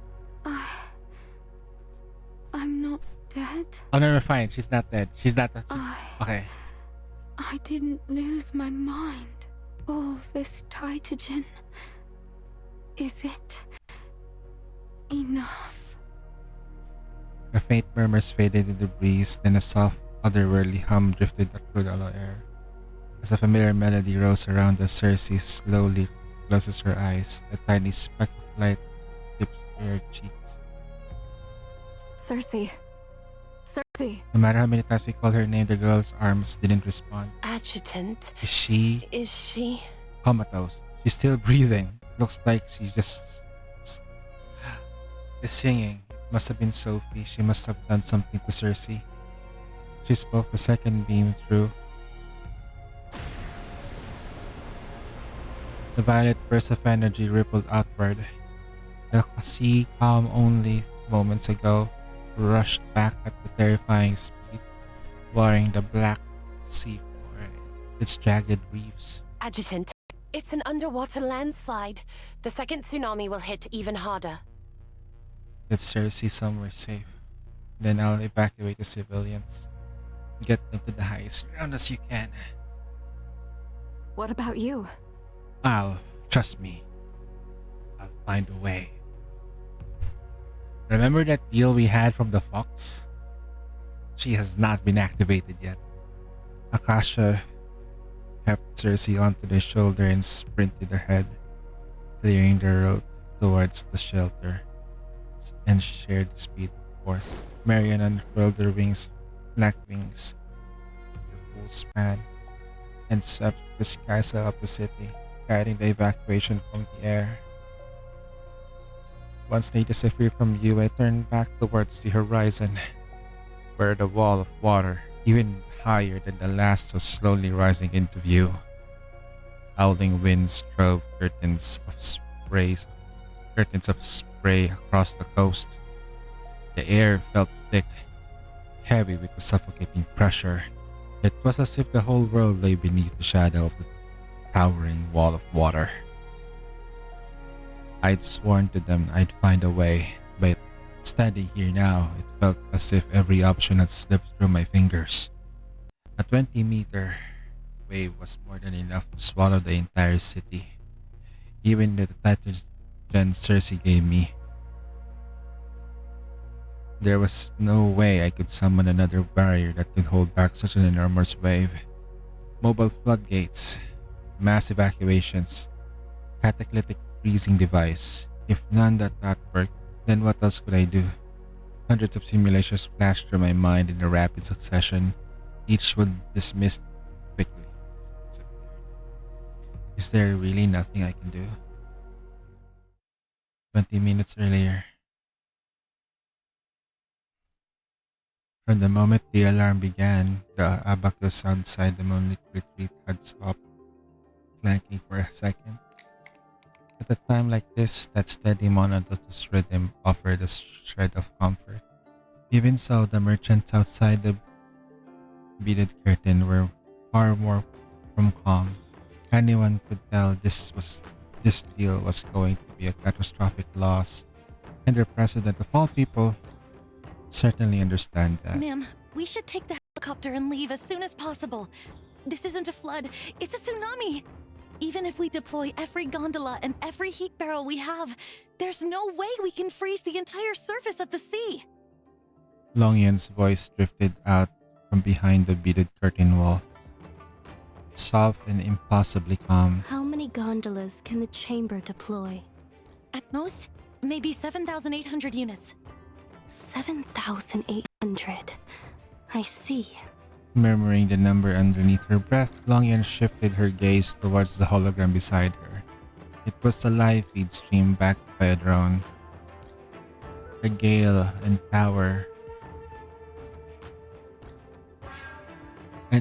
tower waves were closing in fast of the shore.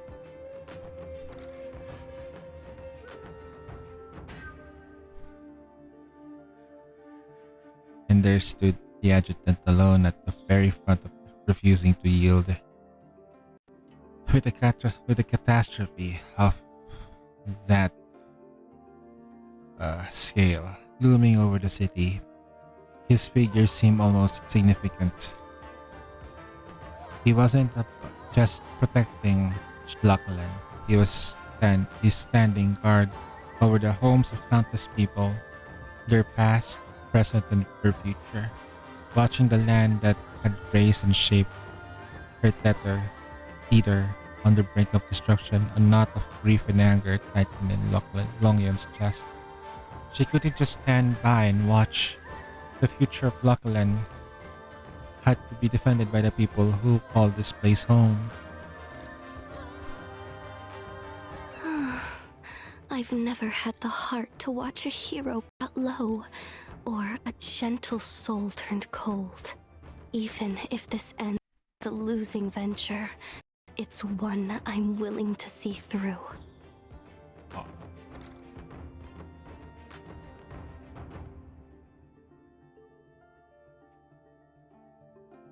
She drew a long breath, and when she spoke again, her voice had turned it.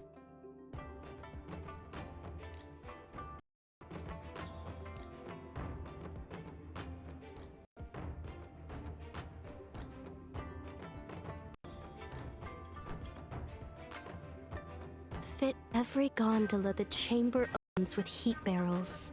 Set them to unmanned mode and send them straight to the coast. And not just the gondolas, ships, barges, rafts. If it can float, put it to use.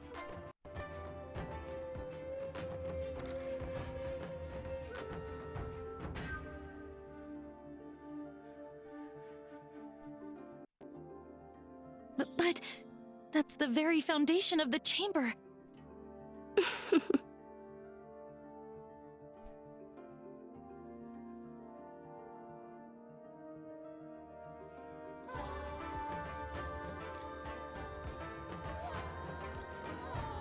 If Lukalon falls, what foundation is there to speak of?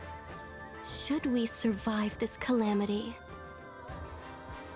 I, Longyan, shall carry the burden of these losses myself. Even at the cost of all I own, I will repay each of you in full. Ma'am! Release the boats. Whew. The order felt like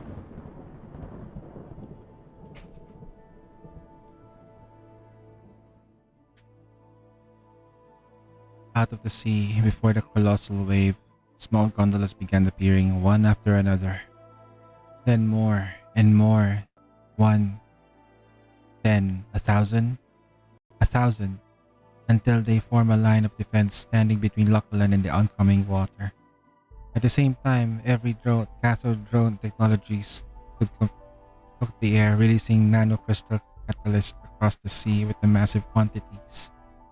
Silver powder poured down and put torrential rain, and a fine layer of ice crystals began forming across the surface. But in that instant they formed and oncoming waves shattered them again without mercy. Even in the depths of despair, humanity refuses to give up. What good is any of that supposed to do? More than you realize, to give up from the start is to snuff out the chance of survival without our hands. But because no one gave up the chance it endured, now I see it. That was enough to slow it down. In essence, this system disperses nanocrystal catalyst into the water, while directing excess heat into the heat barrels positioned along the city's perimeter.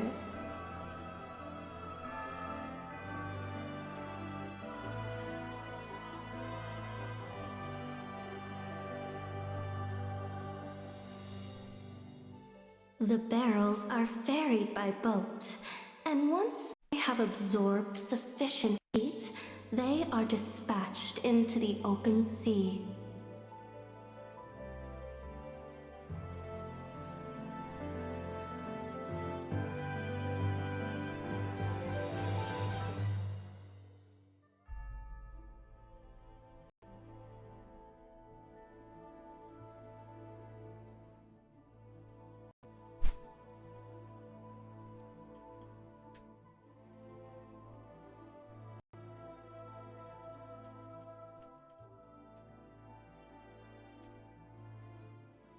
A plan began to form in my mind.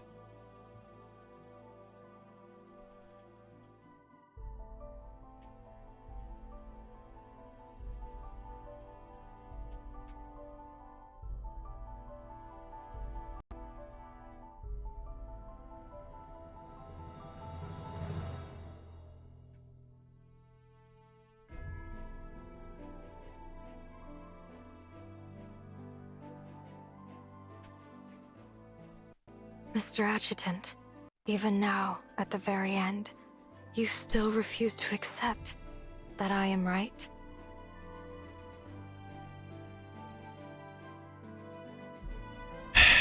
You put everyone into you coerced everyone.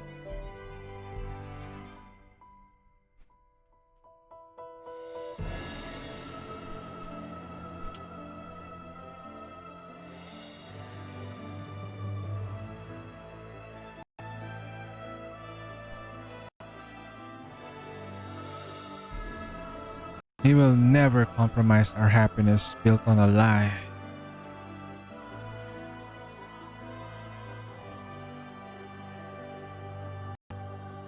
Jesus Christ. In the battle with Roseanne, I had learned how to manipulate Titagen at a microscopic scale. Nanoparticles derived from solid state Titagen could serve as a perfect substance for the original catalyst. Titagen burst from my body and mingled with Titagen lingering in the air and gathering into the rose-tinted mist that drifted downward in the blanketed waves. Each Titagen nanoparticle became a nucleation core. Water molecules surged towards them and clustering, aligning, freezing onto place.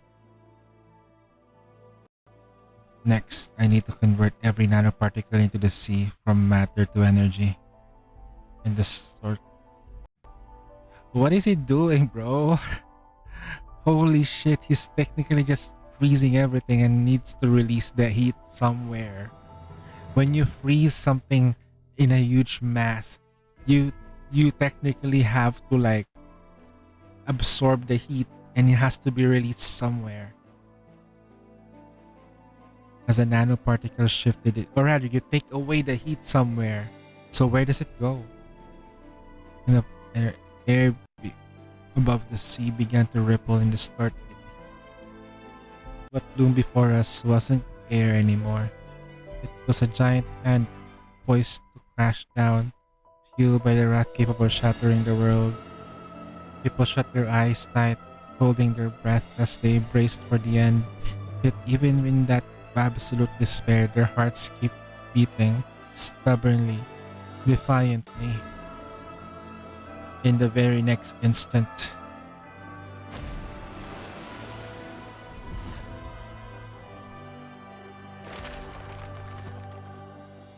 the energy punched through the atmosphere, searing light through the jagged hole in the heavy storm clouds.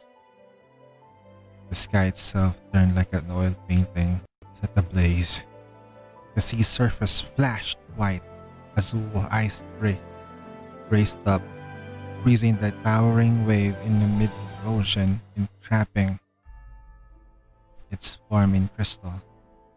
The cold crawled further and further, leaving Lochlan marooned in the center of the vast expanse of ice. Ice Age. He turned into one of the admirals. Ice Age. Boom. He did it. I slowly lowered my hands, bit by bit. Of glycogen in my body was drained. If Sophie attacked now, I could only meet her with my own physical strength. But Sophie only stood beside me, stunned, her lips trembling as if she wanted to speak yet no words come. This is humanity. We turned the possible into reality. So take your salvation elsewhere. We don't need it. Sophie fell silent for a moment. The shock in her eyes slowly ebbed away. I have to admit, you have shown me something truly extraordinary. But all you have done is use your strength to shield them from this one storm. What about the next time? Or when they have to face Juvosis? Still, I reflected on myself just now. I was too impatient and failed to truly convey the beauty of that promised land. Would you come with me and see it for yourself? Once you do, you'll understand what humanity truly needs. You know what Sophie really needs? A dick. What she really needs is to taste dick. Come on. Just kidding. No. No, what I'm saying is that she probably did not feel happiness somewhere. Like, no. You need to be loved. This is something wrong with her. I'm starting to hate her a bit. No matter how pretty she is, she's crazy. She extended her head, like literally point blank, trying to kill an entire nation just to prove a point is fucking hilarious. Crazy. Palm up, unmistakable invitation. Come with me. Now I have a wedding to catch, bro. The light began wrapped and sound grew distorted. Shit, we're fighting her here? Even time itself began to waver. Sophie manifested her inner mind. I walked through the darkness for what felt like ages before a faint orange glow finally appeared ahead. Following that warmth, I soon found myself before a small cafe, standing alone in the stretch of untouched snow. The world around it was nothing but white. Snowflakes drifted quietly through the air, settling on the roof, on the window shields, on the steps leading up to the door. It was clearly winter, and yet this place felt warm and cozy. Soft jazz and rich aroma of the coffee flowed through the glass and wrapped gently around me.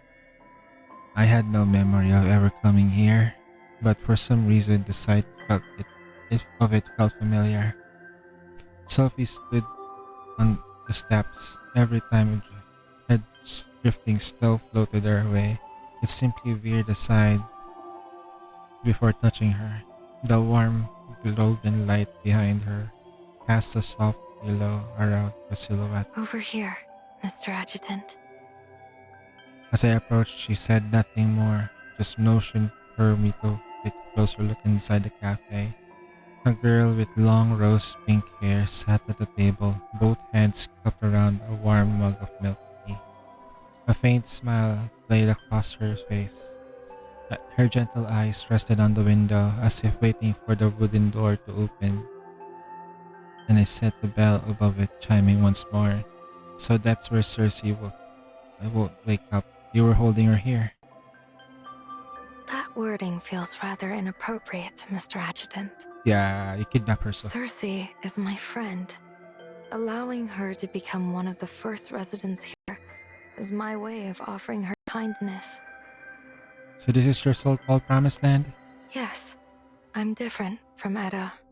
I care for humanity too deeply to send them to Valhalla, where they would lose everything that makes them human, only to meet their end stripped of dignity. What I've prepared is a sweet dream, tailored to each soul individually. Well, Infinite Chokoyomi. For now, this vision exists only within my inner mind. But with your aid, it could one day become humanity's new haven. As she spoke, her voice carried a genuine emotion for once. I couldn't see her eyes where I stood, but I could imagine the fiery soul burning in her usually placid gaze. You mean like Valhalla where everyone keeps their own sense of self? That's impossible. Not even Ada or Genghis possess the processing power required for something like that. It is possible. At the Yarus Federal Sanatorium, I made a small yet crucial discovery. By observing patients' brainwaves, I found that even in sleep, consciousness remains active, yet the brain bears only a minimal load. So long as we construct a different kind of Valhalla upon this finding, those drawn into the dream by my song can retain their sense of self, without the need for immense computational power. This would be humanity's true dream, shaped beautifully for each soul. Sophie glanced at Cersei, a quiet, satisfied smile touching her lips. Look how happy she is. In this dream, she no longer waits in the snow, hoping you'll finally turn back. Here, every feeling she carries is heard, and her love reciprocated. Every painful memory she ever carried simply does not exist. Is that so? Your cold question was enough to send a faint ripple of doubt across Sophie's calm face. Isn't it? She turned and let her gaze up the slope, searching and yet finding nothing out of place.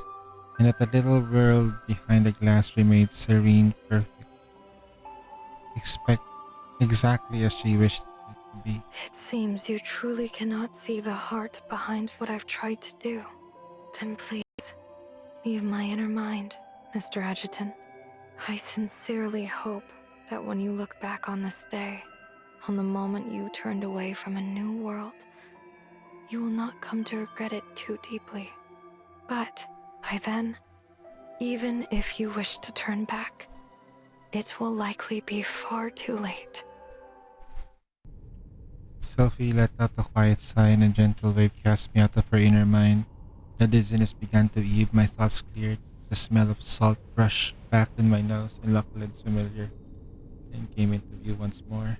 Wait, does that mean Cersei? Adjutant! Wait, fucking Cersei's still there. Adjutant, you really did it. That was incredible. Well, I did ask you to trust me, so there's no way I could let you down. You two down. Then, what about Sophie? She's gone. Slip away while I was leaving her inner mind. Honestly, I'm in no condition to try to hold her here right now. Adjutant, Cersei's not doing so well. You should come take a look. Led by the girls, I soon arrived at a makeshift shelter packed with evacuees. Until the Adriotti family finished their inspection, all anyone could do was wait here. Because the entire city had been frozen over, the shelter is bitter cold. Okay, it's not my fault. Okay, I have to freeze everything. With the tears stung to their lashes, they struggled to suppress their panic, yet their lips forced a faint smiles and they passed along the warm water and food, silently supporting one another. Cersei lay in the corner, shielded by the rings of people bundled together borrowed clothing. The faint warmth followed her cheeks, her breath steady and calm, as if she were simply asleep.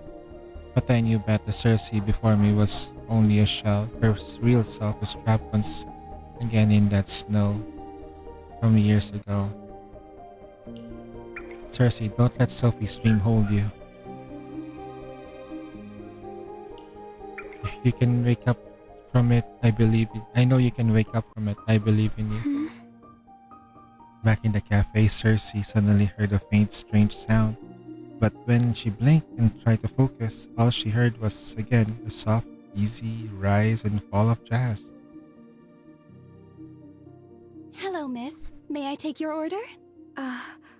One milk tea, one coffee, please. She was still wondering whether he even liked coffee when the waitress set the mug of milk tea down in front of her. Why is there so many people?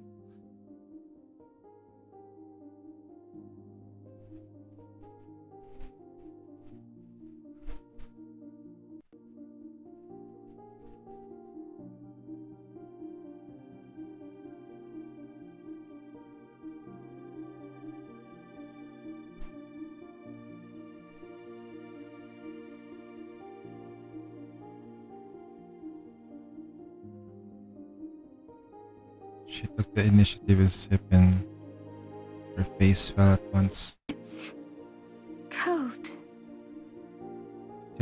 Not just a drink. It felt as if everything around her just lost its warmth. Only the faintest trace of heat seemed to seep through her pocket.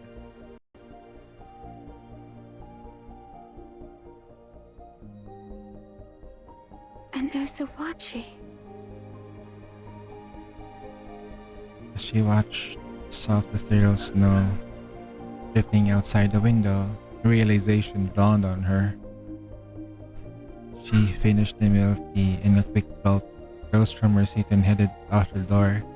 But the moment she pushed it open, the gentle white flurries of snow twisted into a raging blizzard, wind hammering against the glass behind her, the sharp kneeling wail. The snow is getting worse. You should stay inside. The adjutant will be here any minute. You've been waiting for him, haven't you? She stood at the cafe door without even looking at Cersei, as if she were completely certain that the girl would close the door and return to the warm dream. I have to go. And with that, she stepped into the blizzard, watching the fragile figure stagger through the weeping snow. Sophie could no longer hold back the question in her heart. Why? What's wrong with this perfect dream? Why would you choose to wake from it? There's nothing wrong with it. Just like you said, it's perfect. But that's exactly why I realized it was just a dream. Do you know how many times I've dreamed of him in those 6 years? Not once. Because I was afraid to. So I know well, if I stay here, I'll never really see him again. Never get to stand beside him, or live through the stories waiting ahead of us. Giving up all those possibilities for a fabricated memory of the past. That's a terrible deal. So, goodbye, Sophie. I don't want this dream. The moment Cersei turned away, the blizzard raged even more intensely, as if the world were lashing out at her defiance. Hailstones battered her from every direction, yet she pushed forward. She pulled her legs free from the deep snow again and again, pressing onward. Cersei, don't let Sophie's dream hold you. I know you can wake up from it. I believe in you.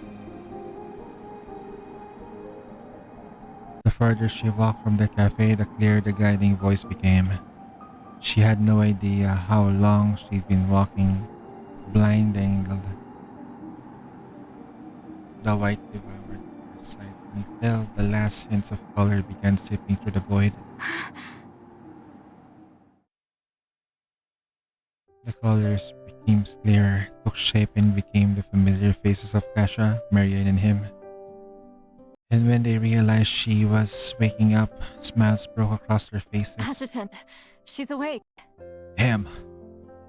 Though the people around us didn't know what had happened, they could still feel the joy radiating from us. The mood in the shelter brightened immediately. Quiet whispers turned into easy laughter, and the tension slowly melted from everyone's faces.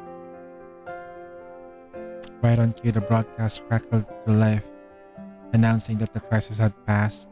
After the first cheers of relief, people began leaving the shelter, heading home in small groups. Luckland had finally survived its darkest day. By the time we stepped out of the shelter, the deep blue sky was already dotted with the stars. Their soft, clear glow felt like the universe's own, own blessing on the city had lived through the catastrophe and emerged for tomorrow. Nice. She lived. The girl who lived. Alright. Damn. We finished the whole thing. That's a lot of stuff. Alright, let's go back a little bit.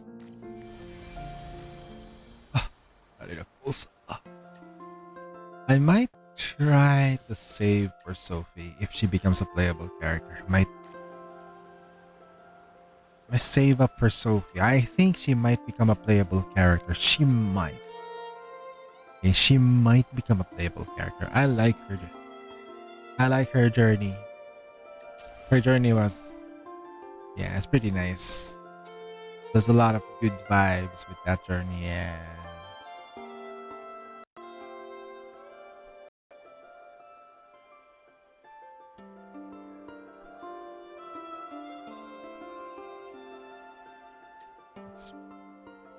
What's this?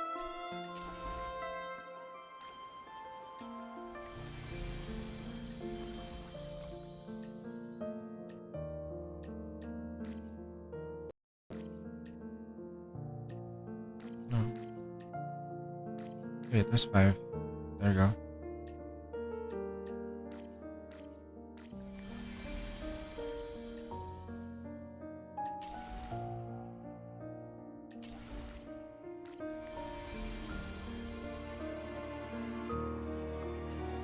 We have 1 more to go.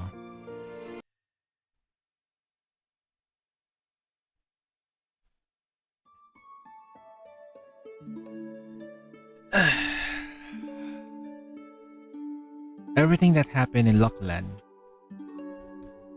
that day had thrown the entire city into turmoil. Most of the Adrioti family forces were still out of the disaster relief under Marian's command. Madeline had taken a separate unit to continue the hunt for Sophie. The Shongfu Street, Akasha and Longyan worked under Sir C's guidance, keep watching over the residents' recovery. As for me, I had burned through every last bit of Titagen into my system. Akasha and Marion were having none of it, and before long, it was clear that I wasn't going anywhere, but back to the Adrioti Manor to recover. The city remained frozen over, and the cold deepened as the night fell. Inside the manor, the heat was already on the fireplace lid. I wish the snow like that kicked in the Philippines because that would definitely make things cooler.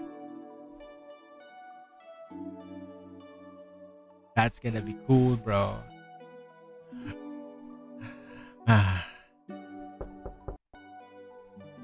There was a gentle knock at the door. I opened it to find Marianne standing there. She stepped inside slowly, fatigue evident in her posture. Faint shadows lingered beneath her eyes. How are things in Lockland? We were lucky there were no casualties. Still, the damage to the infrastructure is extensive. Sorting it all out will take time. The world is gonna end if it's starting snow there. True, but it's gonna be cool. My inner chaotic mind is winning.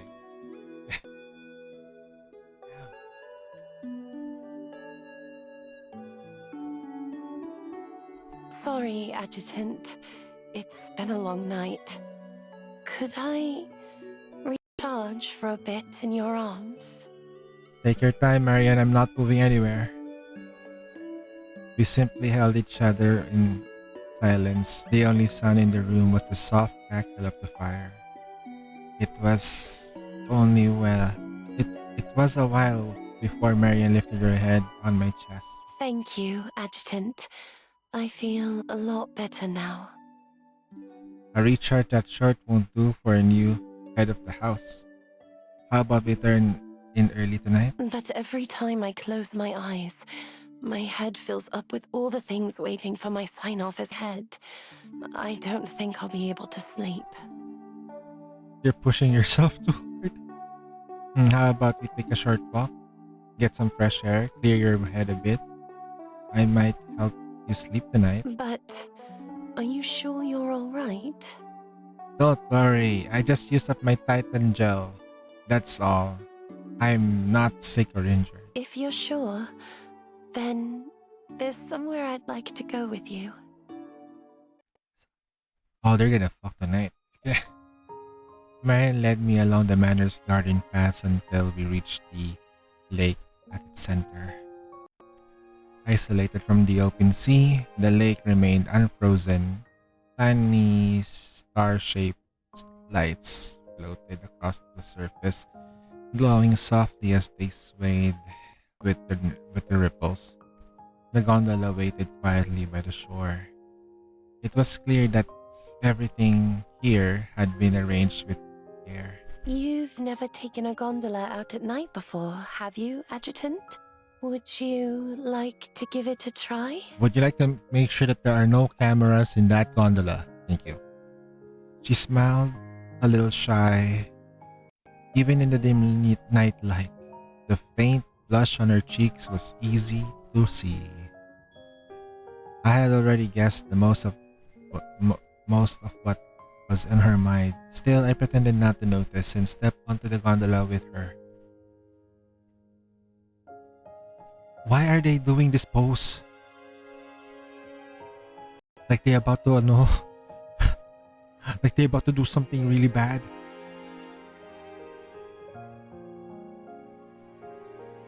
That's a nice gondola, by the way.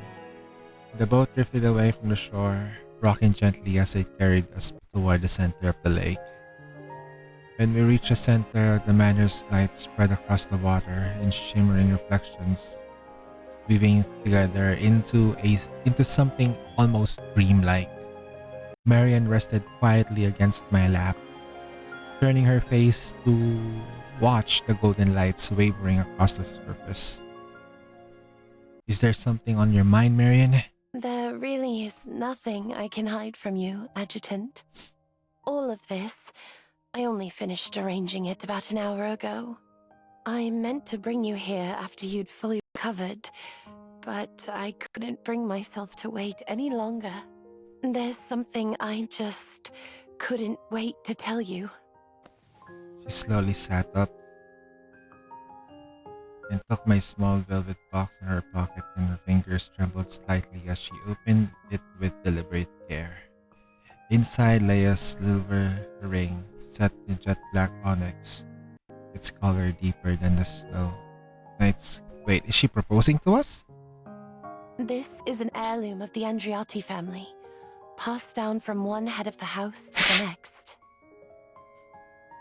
The black onyx represents our family's creed, unmoved, unbroken. And now, I feel like I've finally grown into someone worthy of standing by your side, as your partner. So, before the covenant ceremony is officially held, I wanted to come to you, as I am now, and ask you properly. This heirloom of the house, the vow it carries, and everything I am, I want to entrust all of it to you, and remain by your side for the rest of my life. The blush on her cheeks deepened, spreading across her face. She took a steady breath, then asked, her voice trembling, the question that mattered most. Adjutant, will you seal a covenant with me and walk years ahead by my side? What the? I do? I will? Huh? Wait, what? Huh? What? What? I'm not used to this. As soon as I answered, tears shimmered in her eyes, like the lights dancing across the lake. Could you say it again? As many times as you want. I will, Marianne. I want to enter covenant with you and walk all the years ahead by your side. She lifted her eyes. Oh my goodness. She lifted herself slightly and one hand brushing my cheek, while the other clutching my shirt, then leaned in to kiss me. The kiss began tentatively, then slowly deepened, growing warm and lingering until we had to part of our breath. You said you were exhausted just now. You don't seem it anymore. Weren't we going to turn in early? Didn't you just say I needed to clear my head before sleeping? Not give head. Clear head. You know how to make me stop thinking altogether, don't you? Marian's lips curled into a smile, full of longing with just a hint of challenge. Then she shifted her weight sharply to the side, sending the gondola lurching off balance. The icy water swallowed us in an instant. The ice cold biting deep. The cold biting deep. Oh god. What? In a moment with like that, the desperation to seek warmth was impossible to ignore. Yet she didn't reach for it right away, because what she truly wanted was to be completely claimed by love. She no longer needed to think, decide, or sign off on anything. All she had to do was give herself entirely to the one person she wanted to surrender to. She would yield, and then would come the sweet release and that overwhelming rush of pleasure. Sensing her intention, I took the lead and drew her into my arms, filling her with the brim of warmth she was waiting for. The shock of cold and heat colliding sent a tremor through her body. Her body tensed in an instant and started to curl. I held her tightly, keeping her anchor in my arms, not even letting her rise for air. As the air thinned our lungs, time itself seemed slow. Every sensation heightened, every touch sharpened into something vividly intense. She couldn't cry out for breath of water. They were sinking. All the emotions she'd been holding back in nowhere. Again and again, they crashed against the depths of her mind, relentless, overwhelming, and all-consuming, until her gaze turned hazy and unfocused. Oh, she's fine. Until every stray of thought finally crumbled away.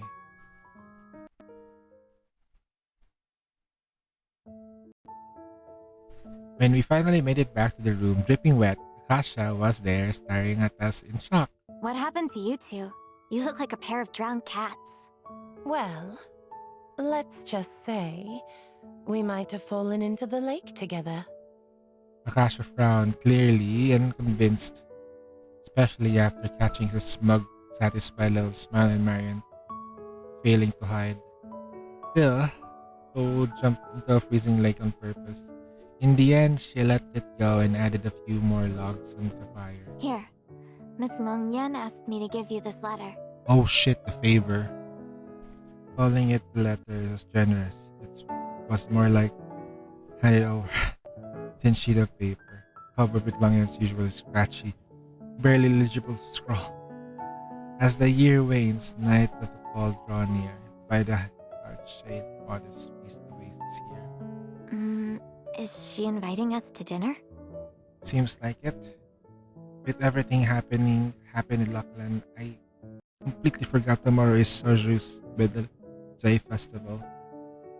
Since Longyan went to the trouble of inviting us, we might as well drop by and join the festivities. The next day before heading to Longyan, I stopped at Hospital Lockland Central District. The moment I stepped into the ward, I saw Cersei lying in the hospital bed, bandaged so thoroughly it was hard to tell whether she ended up in the sheets again. Lockland's medical care was competent, but it still fell short of the Yggdrasil's could provide. After the surgery, Cersei had lost her manifestation abilities. She was just an ordinary girl now. Unexpectedly, the one most affected accepted. She's not a playable character. The one of the most affected accepted outcome to become. Even as the doctor delivered the news, there wasn't the faintest trace of regret on her face. Chief, would you like an apple? She awkwardly held up the apple out to me, her bandages making even this simple gesture struggle. I couldn't help but laugh. You're the one in the hospital bed. How did I end up being the one getting the apple? Right. She just wants to feed you. Forget the apple for now. I managed to bring you some milk tea. What a sip. I mentioned if her favorite drink brought the little midget spark in her eyes. Yes, please. Into her arms and legs wrapped. It barely moved. So I held up the cup for her and brought the straw to her lips. Every now and then she drank a little too quickly, leaving a small drop at the corner of her mouth. And I reached out to wipe it away. Her face flushed red, just like the apple she offered me to get. I wanted to check on you about what comes next for you. Returning to us is something you considered. She paused for a moment and shook her head. I'm not a manifestation anymore. I don't think I'm suited for work there now. It's a big place. I'm sure you can find something that works for you. Thank you. But the people on Chongfu Street suffer because of what I did. I've already spoken with Miss Longyan, and I plan to spend a year on Chongfu Street in service to the community. It's the least I can do to repay what I owe. I see. Then I respect your decision. Come on, she's not playable. Just remember my offer stands. Whenever you're ready, Yggdrasil's door will be open for you. Thank you, Chief. Out of habit, she tried to bow and thanks, only to wince in the movement. Folded the hooks going. Okay. Even so, her smile never wavered. If anything, there was steadier, stronger light in her eyes now. After that, we chatted idly about other. Little by little, the room's glow changed from a bright lemon yellow to a gentle amber orange. As the afternoon quietly slipped by, the sorrow between us faded away. It was only when dusk almost settled that I left the hospital. Then Akasha, Marian, and I made our way to Shangfu Street. It was Mingdingje, and the whole district was alive with festivities. Red lanterns hung over every doorway, and delicate paper cutouts brightened the windows. The children had already forgotten yesterday's tears, busy turning every icy surface into a makeshift slide. As a light tang of fireworks smoke lingering into the air, blending in the beach. Okay, the moonlit retreat was no exemption. A slightly crooked Fu character hung in to invite good fortune for the coming year. Had been pasted over the outer door, flanked by a pair of red couplets. The uneven brushstrokes made it obvious they were Longyan's handiwork. Damn, Longyan just needs to have a talk with Shenseng. From inside came the lively clatter of bowls and platter. Preparations for the feast were clearly already underway. Miss Long Yan, are you in there? Miss Longyan? Oh. After Akasha called a few times, Longyan came out to greet us, smiling warmly. I'm here, I'm here. I've been waiting in the courtyard. I was beginning to wonder if you'd actually show up. An invitation from Miss Longyan herself. Of course we'd showed up. I didn't expect the great hero of Lukalon to have such a way with words. All right, let's not linger out here in the cold. Come on in. Why does she feel like she wants to grab you and take off your clothes, throw you in bed? I'm scared. Now, if I were to meet somebody like that, I would just assume there's nothing wrong with that person. Everything is perfectly fine.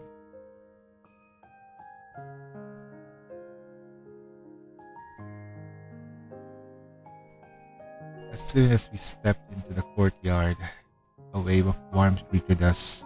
Longyan had set up braziers in the corners of the ward to ward off the cold. Dinner was still some time off, so we sat together and chatted, casually working our way through a small mountain of honey mandarins sprouted on the table. In years past, Mingdongjie was almost always a quiet affair for me. I never expected it to be this lively this year. The adjutant mentioned you weren't born and raised in Shuozhou, Miss Longyan. I didn't realize Mingdongjie meant so much to you. Some traditions passed down over generations are hard to part with. The ledger and beats the abacus, clicking briskly in work as she worked. Even so, she kept up with the conversation, glancing up every now and then. What surprised me was how neat and refined her handwriting looked in the ledger, so unlike the chaotic scrawls she usually left behind. She can write properly. Does she just not bother most of the time? When she saw nearly finished balancing the books, Longyan finally looked up to me, her eyes carrying effortlessly, knowing allure. Out of my 7,800 ships, more than half now rest at the bottom of the sea. Adjutant, a debt of this size calls for a proper return. So, how do you plan to repay me?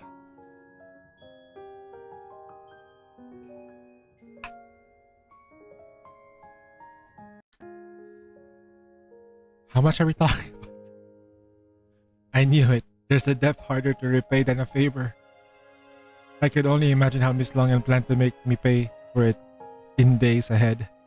Just as I thought crossed my mind, an unexpected guest just arrived. Look who it is! My brother-in-law. Huh? The moment she stepped in the door, Madeline's booming voice filled the courtyard. The shot at Longyan's helpless. She just lifted her hand and lips, barely hiding a soft, amused smile. Well, it is Mingdongjie after all. A little liveliness comes with the occasion. Huh? Hey, brother-in-law. In the spirit of Mingdongjie, I even brought you a red envelope. They dropped the chapter 44 boss. Why are they doing this? Why are they... Wait, hold on. Why are they just dropping it like crazy, bro? Why are they spoiling it to us? Just let us see the story, then drop it later. They're trying to hype it in the wrong way. Come on, just wish your big sister good fortune, and the red envelope's yours. Madeline? Hearing her sister's request, Marian hurried her steps. Miss Madeline, we do give red envelopes in Shuozhou, but only from elders to children. Huh? That's how it works. Well, fine. I'll just keep the money for myself. As the conversation carried on, Longyan's mechanical wobbled over again, its eyes flashing a warning red sign. You're really not going to give it a voice module? Mm-hmm. I'm terribly lazy after all. No plans for that just yet. Then do you know what it wants us to tell us? It says dinner's ready. Although, She paused, glancing around. where is Miss Acacia? When Acacia received a notice from the post office, she was left quietly confused. The adjutant had written the postcard within her inner mind. How then had it crossed into the real world? After picking it up, she didn't return to the moonlit retreat. Hold on.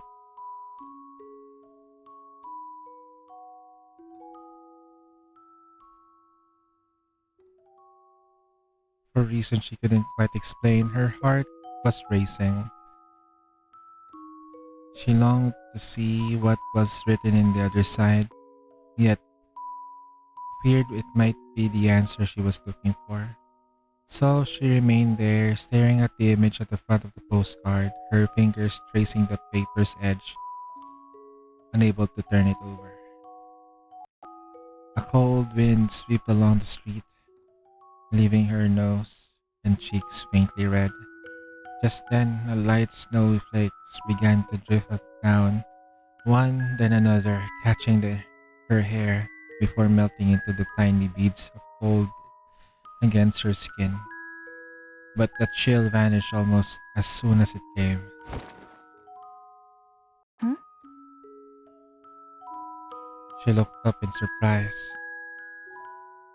At some point, the umbrella had come raised above her, shielding her from the drifting snow. Above her was a soft golden street lights of the streetlights, below the untouched silver of the snow, and before her stood a figure who had added a third color, a small, quiet world. There you are. The moment she realized it was me, Akasha's face flushed bright red. She scrambled to hide the postcard behind her back. Hiding it won't help. I already caught the glimpse. Aren't you going to read it?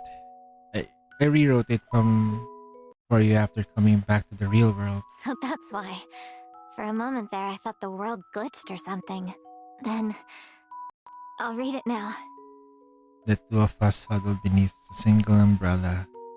The falling snow softened the world around us, leaving a small, quiet space meant only for us.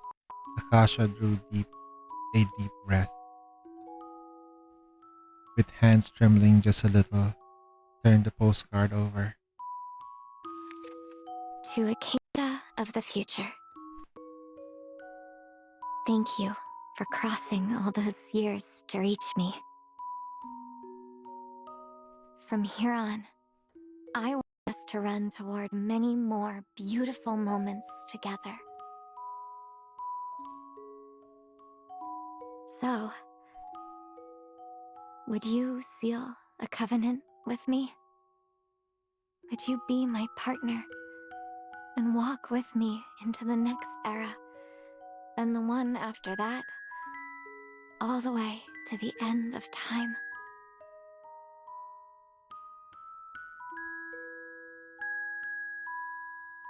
So what's your answer? My answer... Of course it's yes.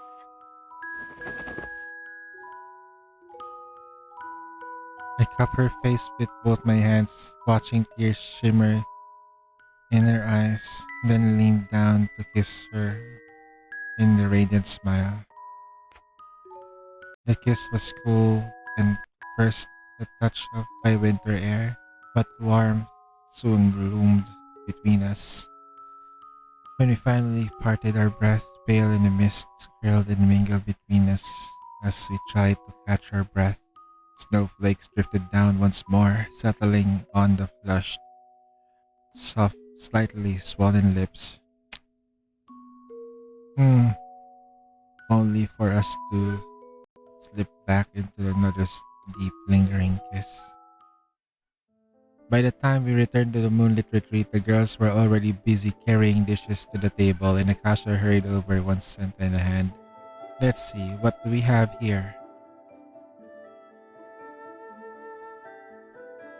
Hot pot, sweet and sour. So the only person missing here is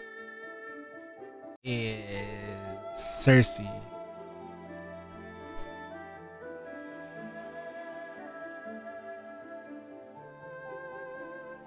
The spread was abundant. It was hard to know where to start.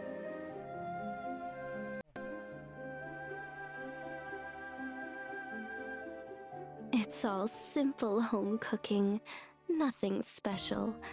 I just hope everyone enjoys it. Just as I was about to take a seat, fireworks shot up into the sky, blooming into the brilliant colors against the night. Wow, those fireworks are gorgeous. It's my first time celebrating Mingdongjie. I never realized Chongfu Street could be Chinese this New lively. Year in Italia. That's basically what's happening here.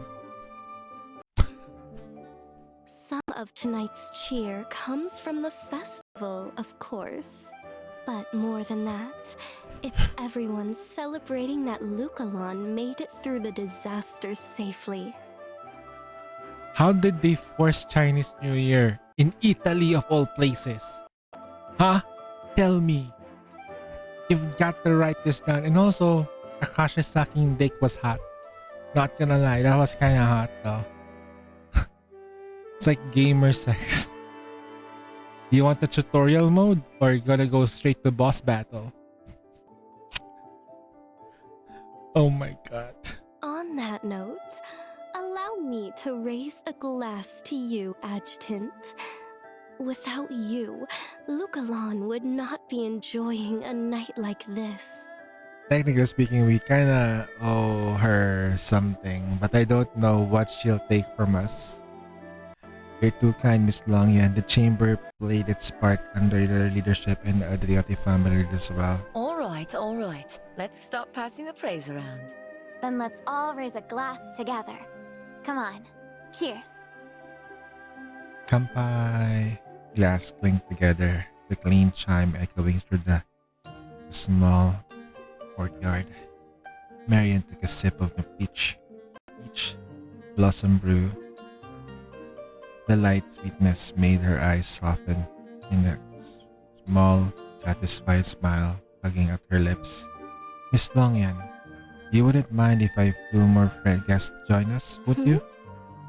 I found a corner decent lighting setup in the terminal and adjusted the camera and steeled myself to worry. Cousin you coming home. Sure enough, the moment the call connected, voices flooded in, taking out once my girls who spoke over one another, lively and animated, no one willing to give way. Darling! I know you already called to say you were safe, but I still couldn't stop worrying. Is everything alright over in Lukalon? Don't worry, everything is fine now. Good.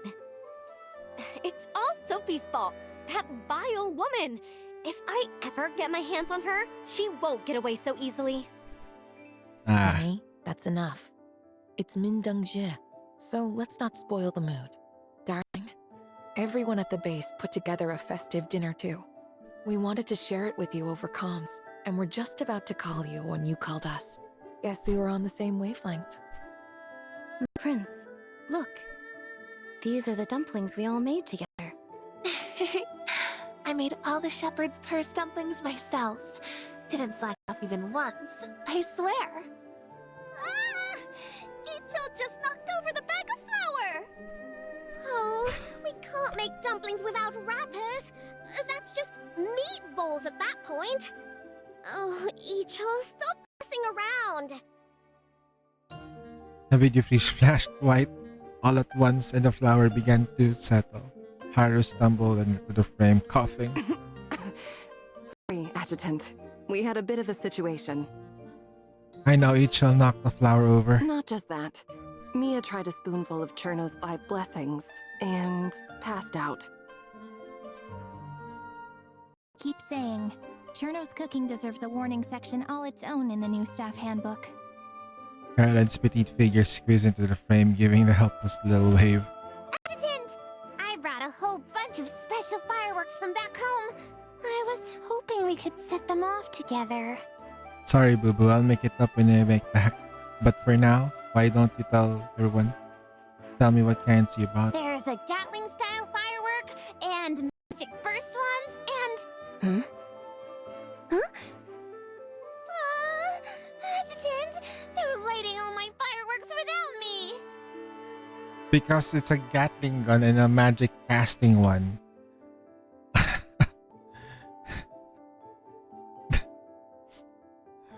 With the terminal prop at the door, the call stayed open. It's just like that I shared the entire Mending J dinner with the girls through the screen. You know, you're just saying that to the other girl that's currently there, like, hey, these are my wives. Outside, the fireworks were just still bursting in bright waves. At some point, Long Yan had come to stand quietly at my side, her profile softened by the shifting light. Adjutant, would you care to make a New Year's wish? I looked at the cascade of lights across the sky, taking a moment to think. Then let me borrow an old Shangju saying that feels fitting for tonight. My wish is may days like this return year after year. Okay, so how many times did the adjutant had sex? Just twice.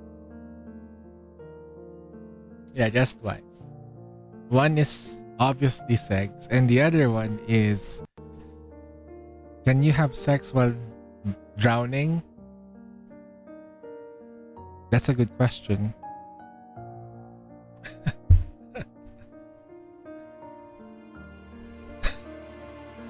But damn, the Akasha one was so good. That was not cool. Alright. After this, we'll do some quick dailies and bounce to Nikkei. Because, yeah. No one's really playing like this mode. That's crazy. Showdown is fun. La la la la la. Alright. Just make sure we do this. I'm gonna be doing my sorry, while I still have energy, I'll do the thingies.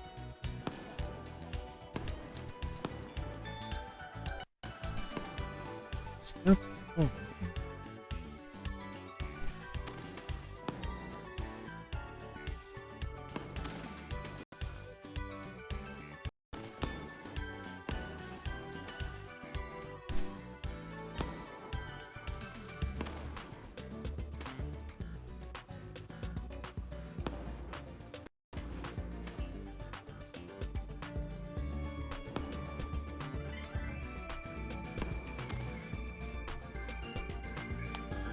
There's no one playing.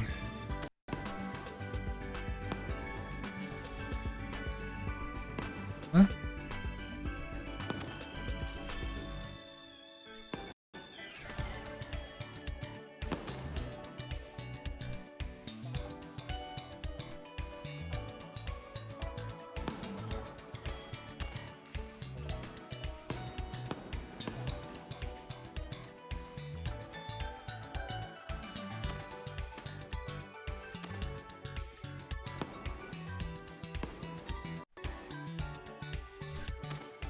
Oh, there's a bunch of people now. Okay.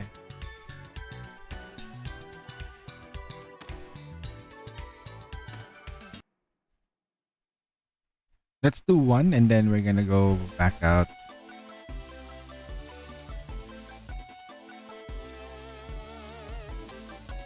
Game on. The Lucky. showdown between Ham and Hero starts now. What's this do? Pile up.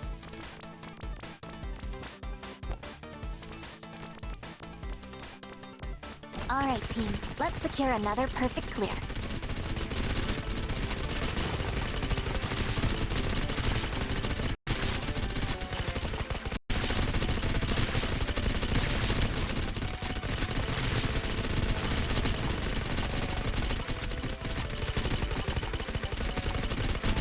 Take a quick rest.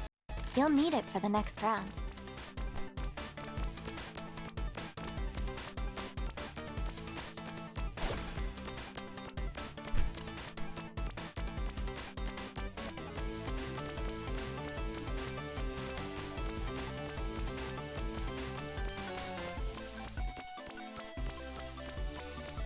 Alright team, let's secure another perfect clear.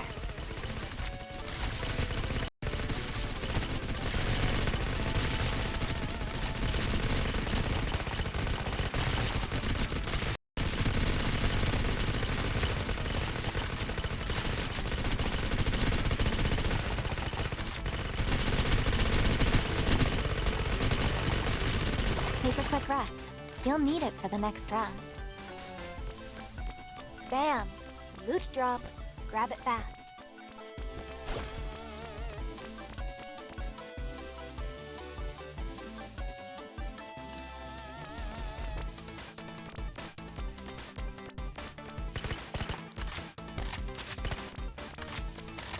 Alright team, let's secure another perfect clear.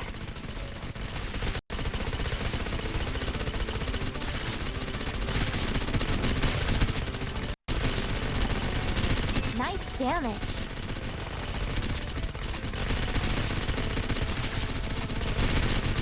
You're owning. Take them all out.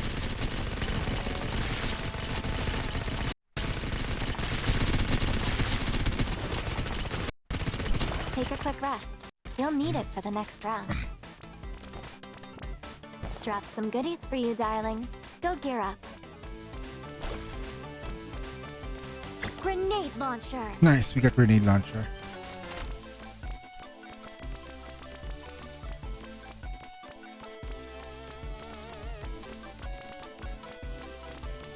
Alright team, let's secure another perfect clear.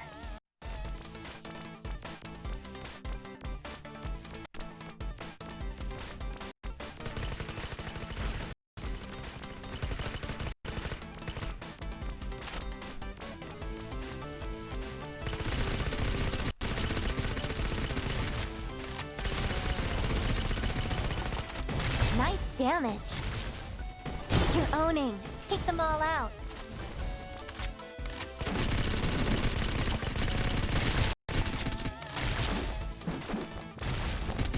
Oh god. Nice damage. God damn, bro.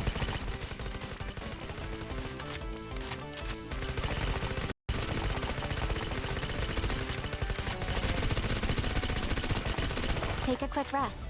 You'll need it for the next round. Bam! Loot drop. Grab it fast.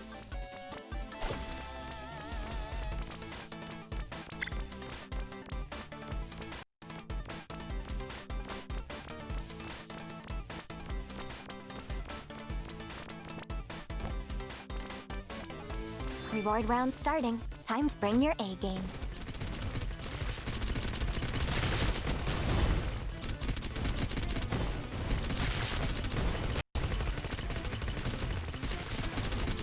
You're owning.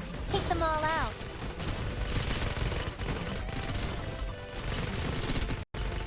Nice damage. Take a quick rest. You'll need it for the next round.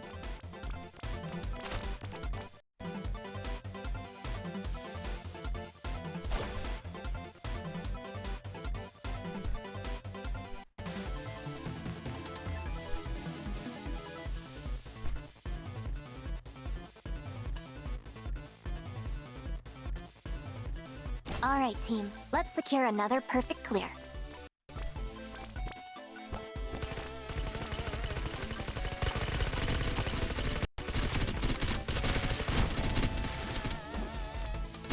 Nice damage.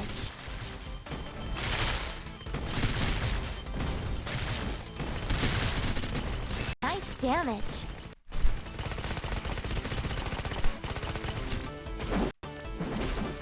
Oh shit, I was too Darling, low. lend them a hand. Somebody spawned at the back.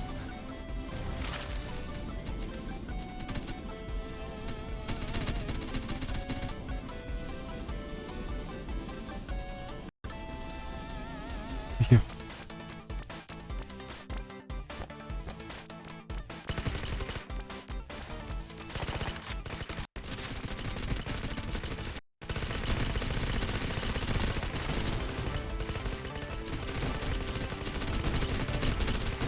You're owning. Take them all out. Nice damage. Darling, lend them a hand.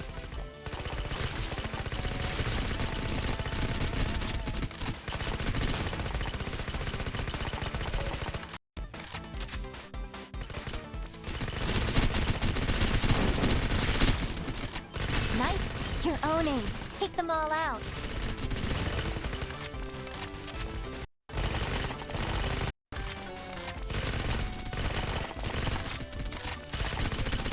Take a quick rest.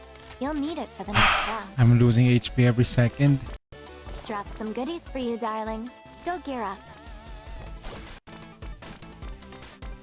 Lethal. Shotgun? Shotgun. If it's shotgun though, I have to be close. Not good. Alright, team. Let's secure another perfect clear. Nice damage.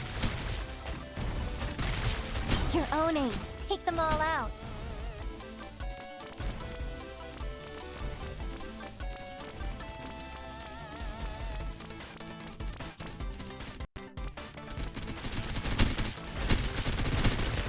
Nice damage. You're owning. Take them all out. Darling, lend them a hand. Nice damage. You're owning. Take them all out.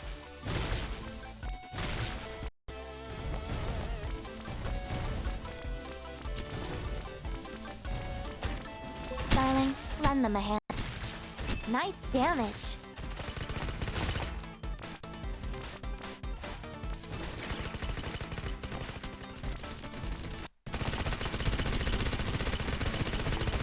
Take a quick rest. You'll need it for the next round. I don't have HP. Bam! Loot drop. Grab it fast. Shotgun. Shotgun again? Holy shit. Final wave though, final wave.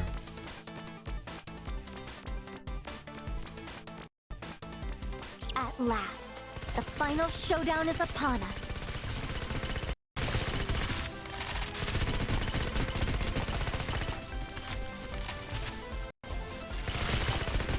Nice damage.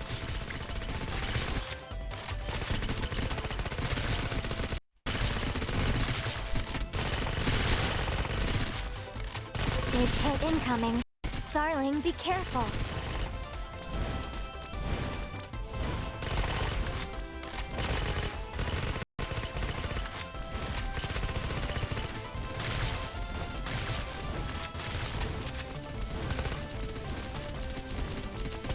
Darling, lend them a hand.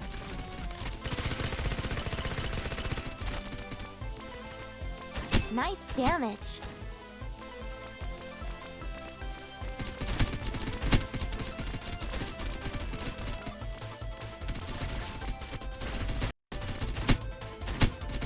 Nice damage. Darling, lend them a hand.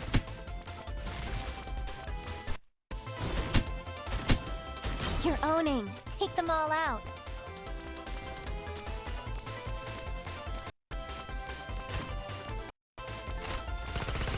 Nice damage. Big hit incoming. Darling, be careful.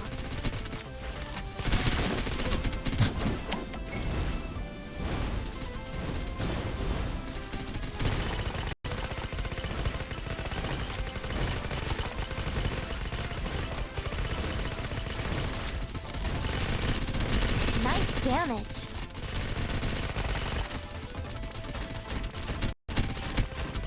Nice damage. Nice damage. Done and dusted. Winning's easy when you're here, darling. They were doing so much damage though. I wish we had rocket launcher at the last part. Yeah, that was fun. It's a game. It's a very fun game mode. The sad part is I cannot play this with NA folks because even if I play it on NA, it's gonna be like super lag. I've seen the lag. It's pretty bad. Okay, is my dailies done? Yes, it is.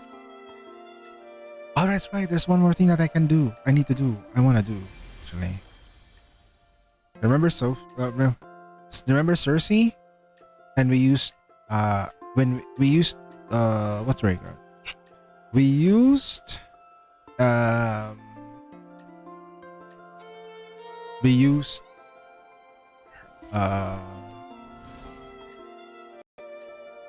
what's her name? What's like Kyle's account earlier. Technically speaking, we can use Infinite Sight. If we go back to her, Combat Intel, she is very weak against Kinetic. So, at the start of this boss, I'm pretty sure that my best in slot is Crimson Moon. And my best in slot here is her perfect buffer is another physical DPS. Support. I have to get her at M1 or M2. Don't worry. Hold on. You taught me how to shoot. Yeah. Another rich girl doing her rich things. Or, wait. You taught me how to shoot. We quit. There is another way to do this. It's going to be a little moldy, for sure. But I don't mind. Because technically speaking, we have healing already. So we don't kind of need her. Instead, I'm going to just go all in terms of damage. Right. Perfect. Riptide. Finally, I am worthy of fighting by your. Give me a sec. Finally, I am worthy. We're gonna of fighting lose by the your buff. side. Wings of shadow devour. Start shredding. I haven't lost my vision. Have I, Adjutant? The moon hungers. Melt. Only one ult, right? Accept your fate. I haven't lost my vision. Have I, Adjutant? Behold, the power that mortals crave. Wings of shadow devour.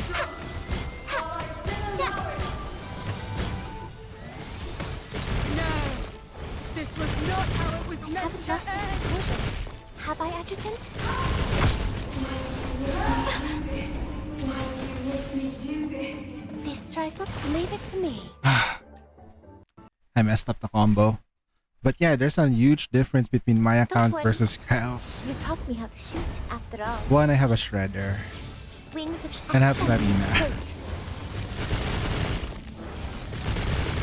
haven't lost my composure. It only takes one cycle for this. The moon This she will clear this.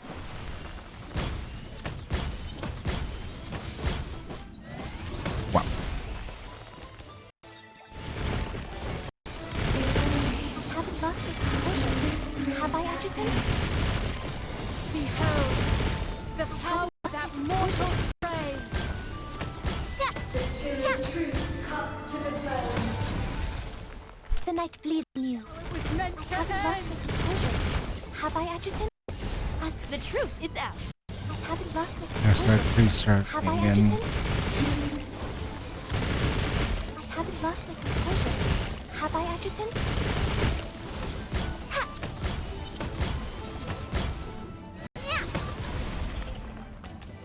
Oh, she's really tanky. I haven't lost my composure. Even against this, I Damn, held this my thing. ground. Cersei's really tanky. Holy shit. She's really, really Close, tanky. I bloom anew. Alright. I'll be disappointed if I can do better with Akasha here. But I might Akasha Chrono Echo. Okay, I will be slightly disappointed. Behold, my transformation. Pass me the ammo, darling. Transphase core. Waxed. Suspect found.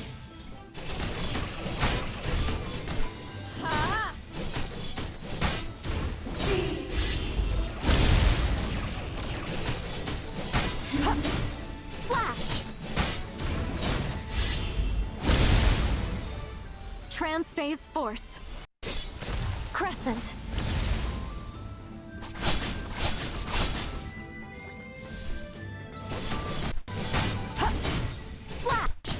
What you seek holds no answer.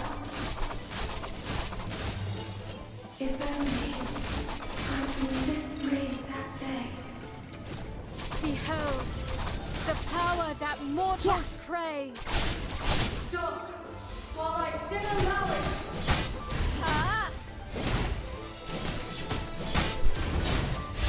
Transphase. Pass me the ammo, darling.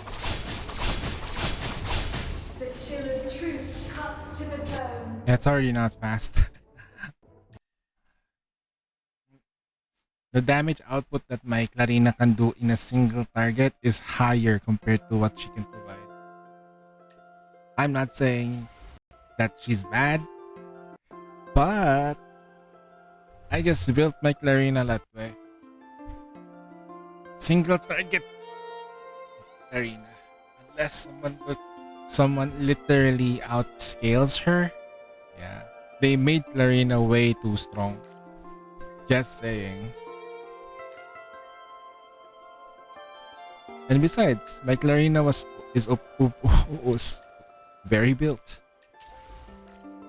Very, very much. Apate. Apate. Complete underground purge. Apate.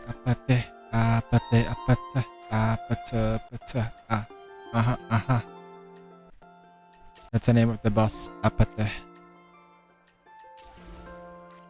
Hey, do we have enough goals for Echo? Standard Echo? 9? There is a way.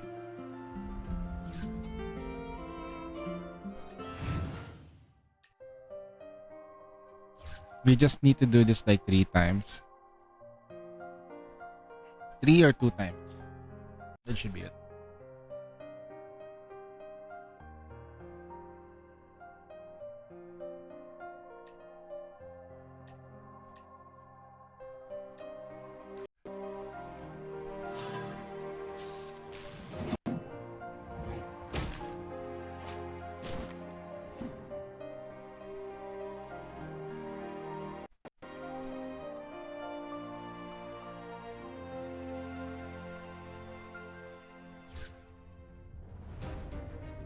Hope you're stronger than me though.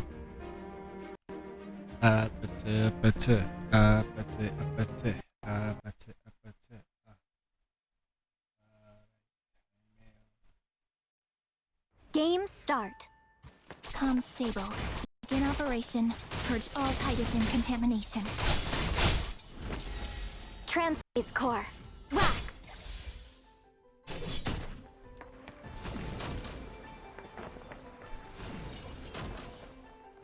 What the fuck? Oh, a real world drop. Alert. Contamination has reached warning levels. Yeah. Now this is getting interesting. Darling, let's send them off. Flash!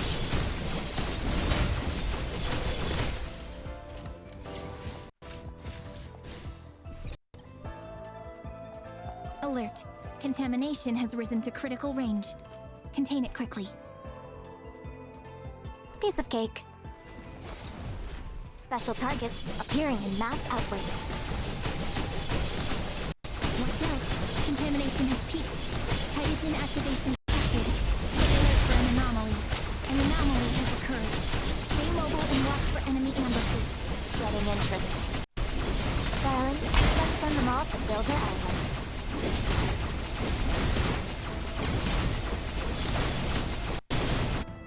Transphase Force.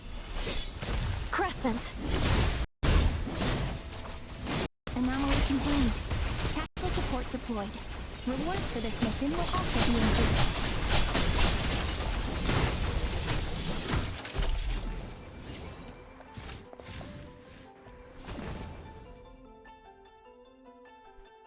Gathered enemies will rapidly raise contamination. Eliminate them all.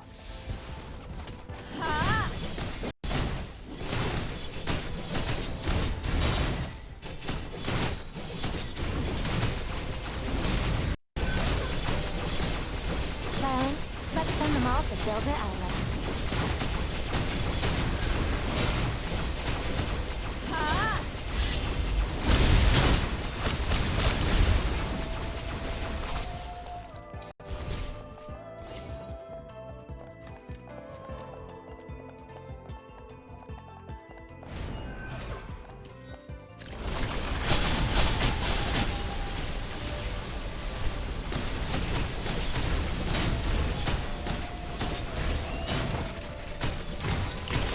Need a refill.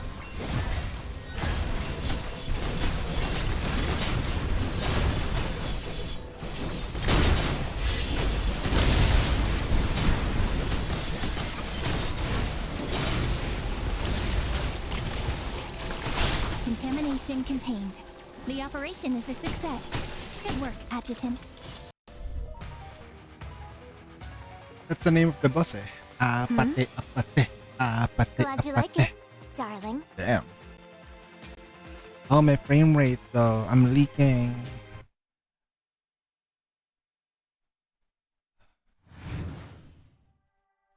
Start that one again. Cancel that.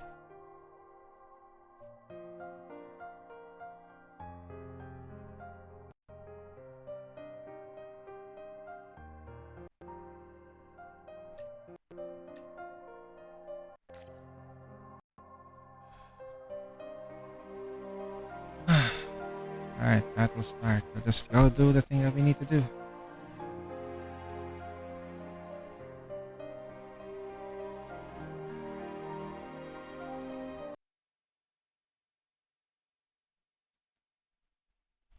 Game start. Comm stable. Begin operation. Purge all hydrogen contamination. Transphase core. Wax.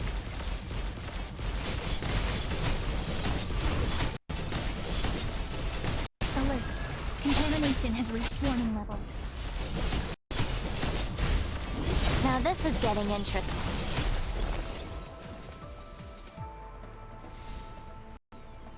HP fully restored.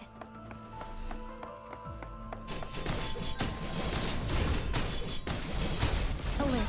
Contamination has risen to critical range. Contain it quickly. Piece of cake. HP fully restored. This is a purification device. It can effectively reduce contamination. Have operatives enter it. Watch out.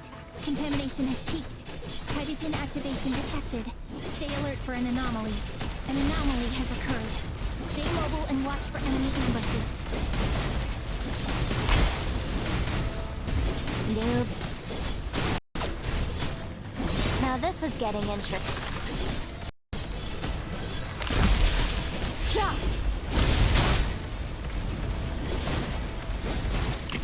Transphase.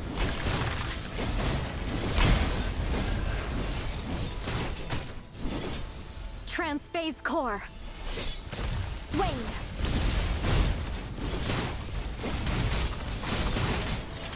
The anomaly has been resolved. Tactical support inbound. Additional rewards are ready, Adjutant. Enemies are appearing in force. Take them all down.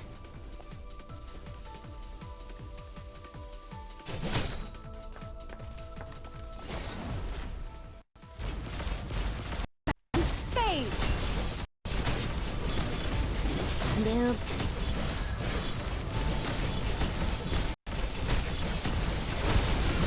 Transphase.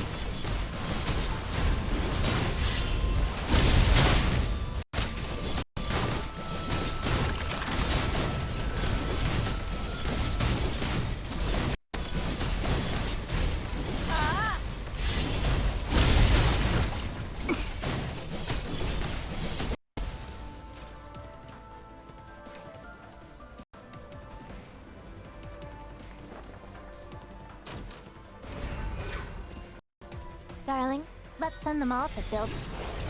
Descend!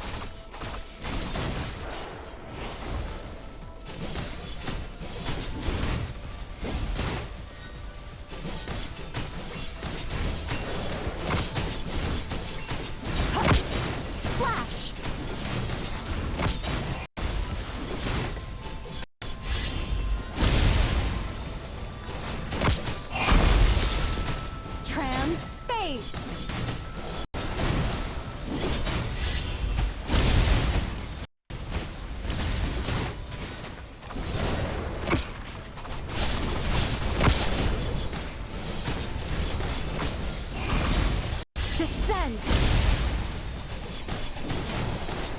Trans-space!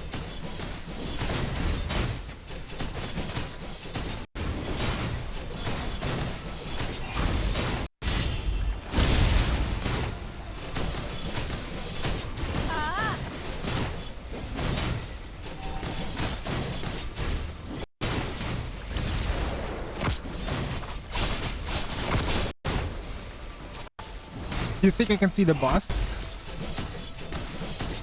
Trans-space! Descend!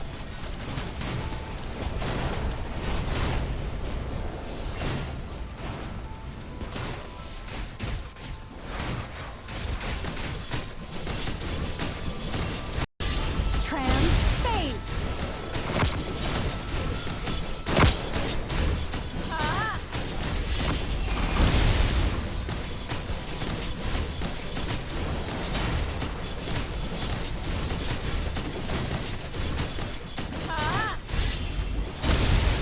Oh, this one's taking longer than usual.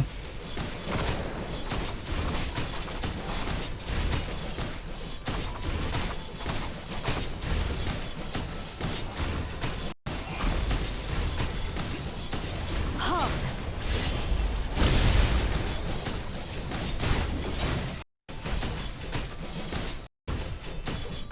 Yeah.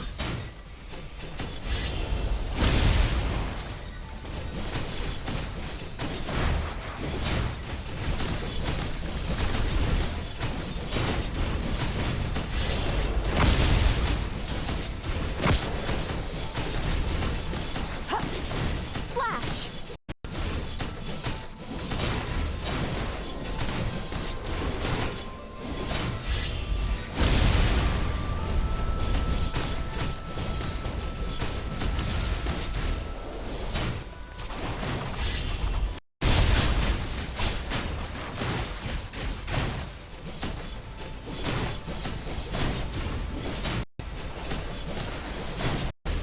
Contamination contained. The Oh, that took operation a is a while. success. Good work, That Adjutant. took a while, bro. Like, what the hell? This boss is too tough. They made it too tough. 41%, I was doing the most damage. What the fudge?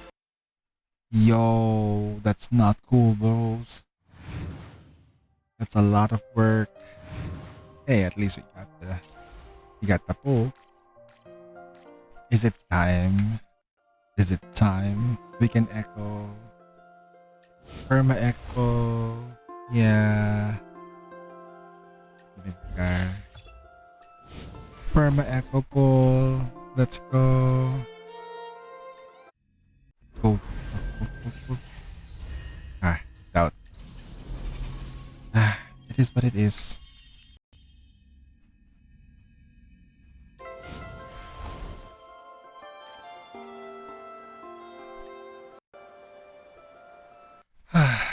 Alright. We are.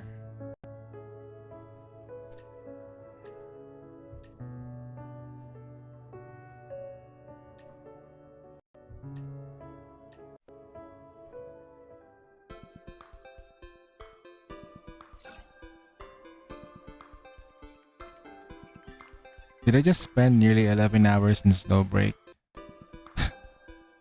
Damn. Okay. We cool.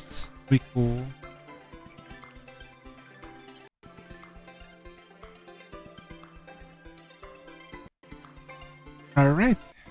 Let's do some of the dailies on the other games. I'll just do this relatively quick. What else?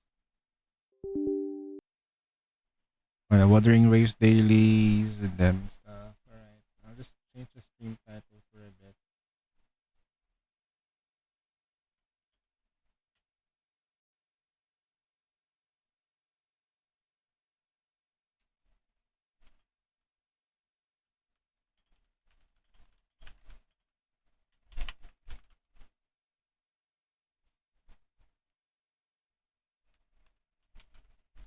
Give me a sec. I'll just do that. let's just do that this stuff real quick, guys. Real quick. Quick dailies. Dale. Oh, it's hot.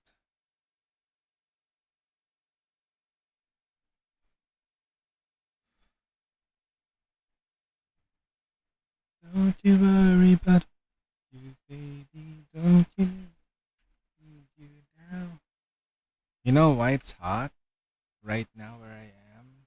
It's because it's raining somewhere else. And the clouds are up. What the hell? There's an error message when that happened. It's not cool. Wait, did an error message happen while I was still running?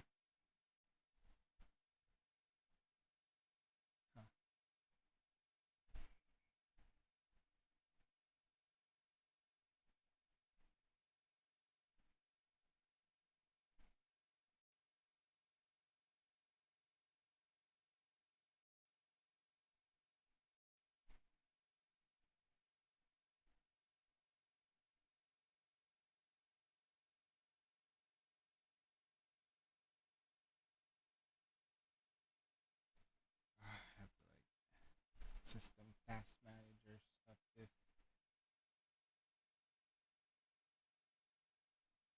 Wuthering waves.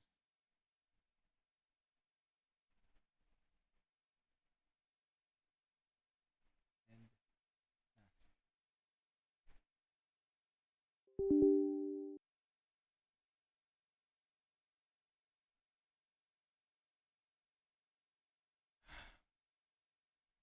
Background on my desktop, but I forgot it's my niece's PC.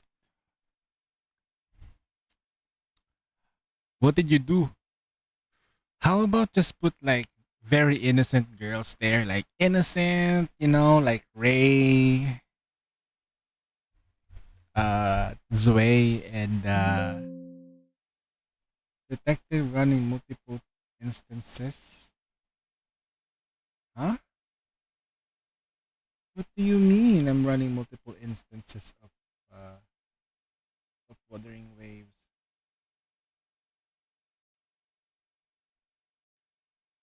Expand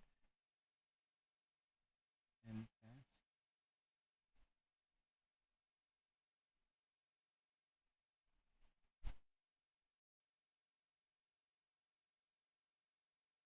Huh?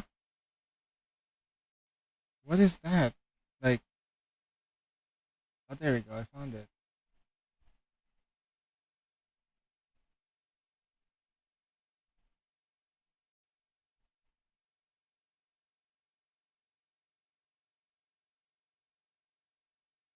Okay, that should be fine now. I ended the task. Why did you put Velvet? Out of all the Nikes that you could put in your niece's PC, it's Velvet. Out of everything, it's Velvet. The most innocent one of them all. Innocent, ah? The most innocent one. Velvet. Your niece is gonna look at you. It's like, with absolute, like, uncle, what the fuck?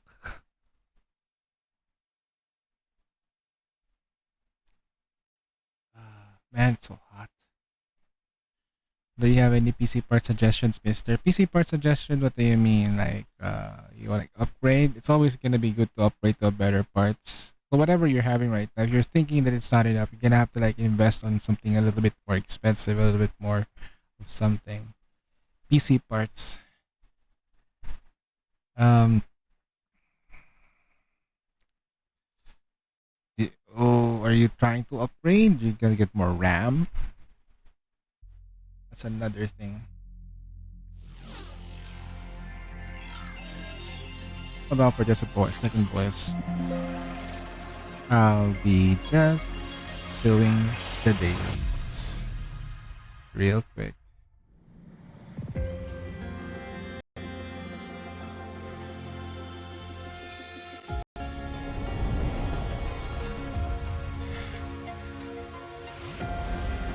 PC part suggestion. Anything that works? So when you're building a computer, you have to select the motherboard and processor first. Once you have an idea of what you want to build, right? Once you have an idea of what you want to put together, that's when you decide on what PC parts you're gonna get. So what am I gonna buy? An Intel processor? Okay, then I have to buy an Intel board. The graphics card doesn't matter if it's gonna be AMD or Nvidia. Okay, you can just work around that. The next thing is your motherboard. Is it gonna be running on DDR5? Mostly. Okay, so that's it. How many RAM sticks am I gonna put in? Am I gonna be upgrading this later? So do I need 2 lanes of RAM or do I need 1 lanes of RAM so the motherboard will change? Okay. The bigger the motherboard is, the bigger like the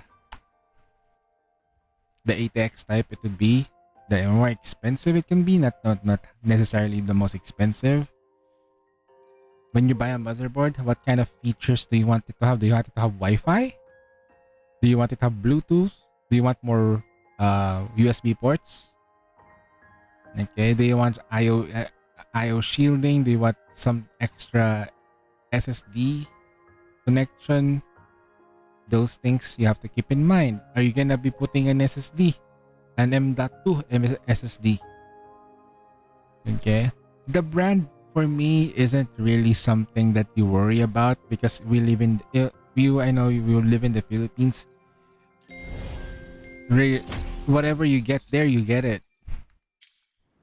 Like unless you order everything like a new egg or something like that. Just my point. When you think about it, think about the function before the part. So what kind of board do you want to have?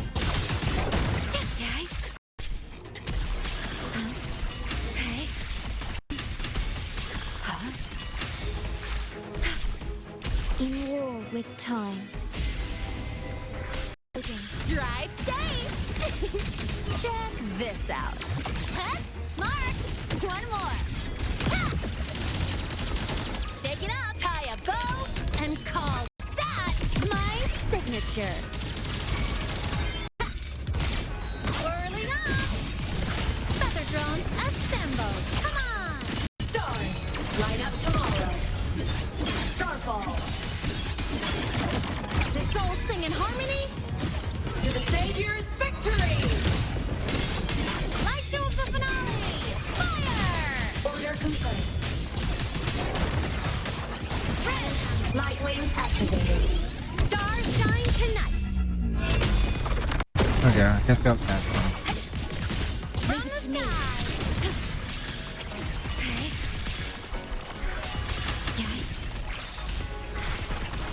Floating war with time. And Drive safe! Go! Over here! Huh? Ha! Ha! Hey, where's the fire? Special delivery goes boom! Ha! Whirling up! Smile! Sparks! Ignite the world! Starlight over the seas!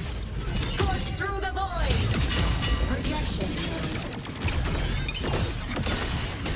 The world is mine to guard. Objective, log, cannon ammo. Charge.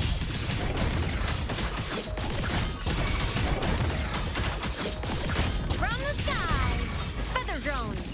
Sing your heart. Cluster cannon ready. The savior rises. no snacks.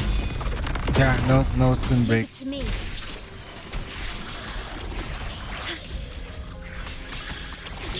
Loading.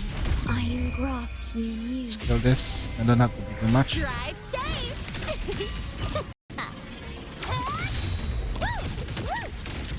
Need a ride, sweetheart?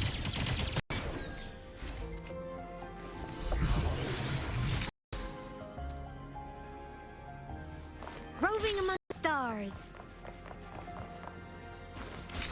Yeah, that's one daily down. And then I just need to burn some wave plates. Wave plates? I need to I already burned through this. Nightmare purification. It's hard to get the chain break in an open world, they die too fast. Yeah, that's true.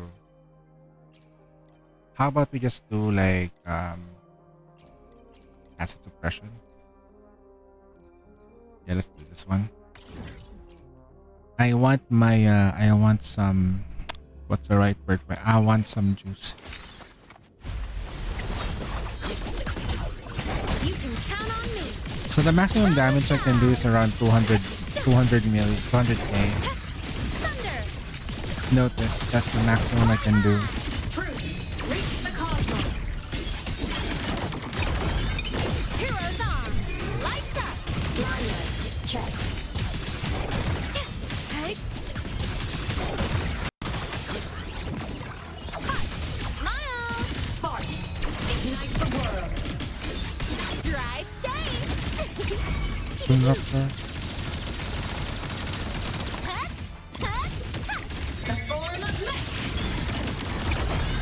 Light shows the finale. Fire. Order confirmed.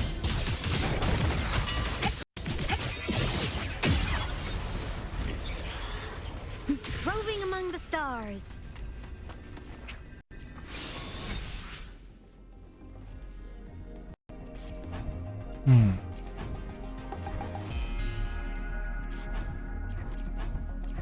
Hey, fusion.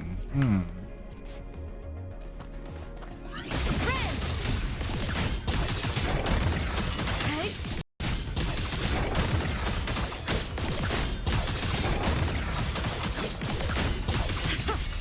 Drive safe. Go over here. Mark, one more. Need a ride, sweetheart? Shake it up, tie a bow, and call that my signature. Whirling up. Blade cleaves the night. Herald, urged in light.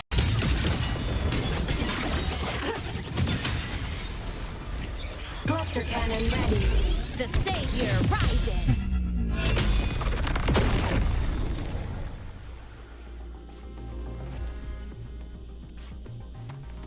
The tune break kills them. The tune break kills them. Before I can before everything else. The tune break just tunes them out. Look, a laser sword. Ah. Pretty cool, right? Alright, let's try to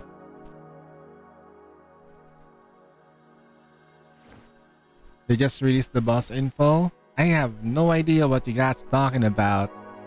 But I'll check it out. Then I'll react to it properly. No, I know what you guys are talking about. I just don't know what it is.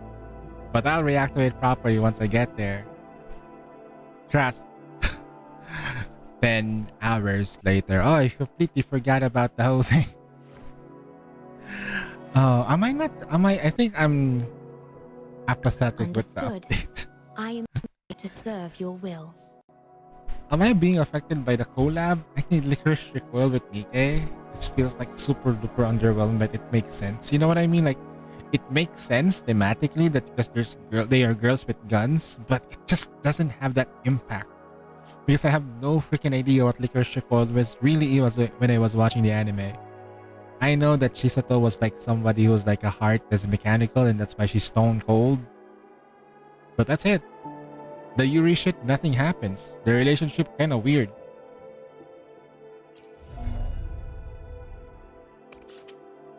That's just my take though, I don't know. It's probably me. It's probably a me problem. Who knows? Me. Me.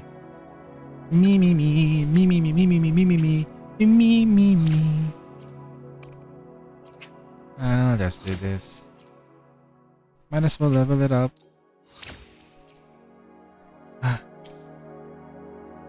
Schoolgirls with guns?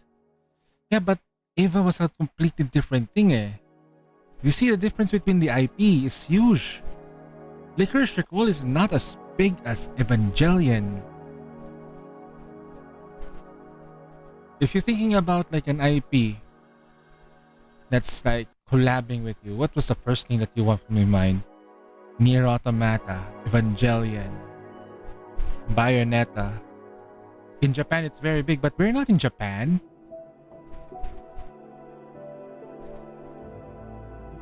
We're not in Japan. We're in global. They have their own server there.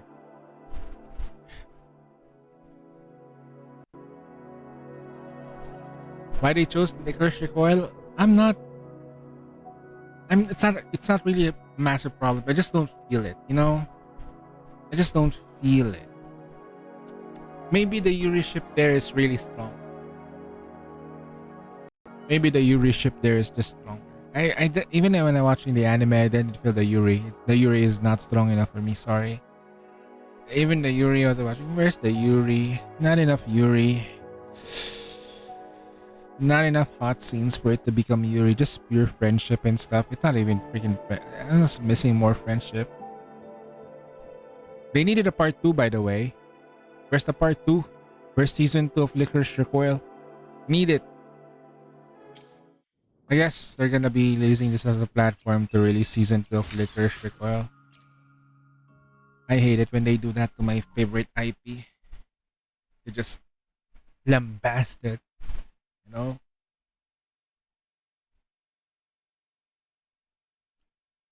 Hey. What else do I need to do?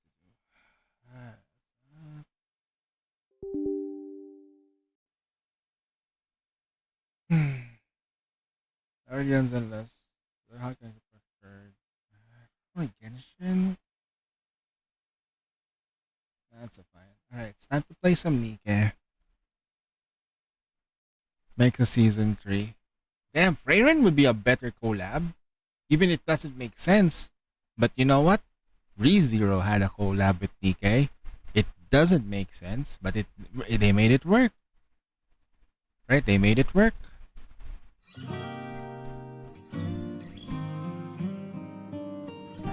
But if they made ReZero work, they could make Freyren work. I don't know. Feels weird, man. They have two of the hottest characters, Fern and Freyren. Lego, don't step on it. Goddess of Victory, Nike.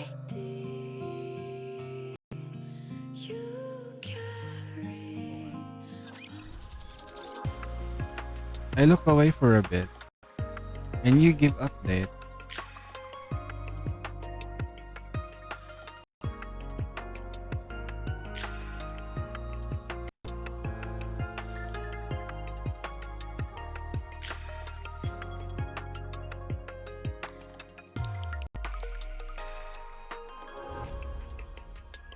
Wearing the benevolent face of a zealot devoted solely for the queen.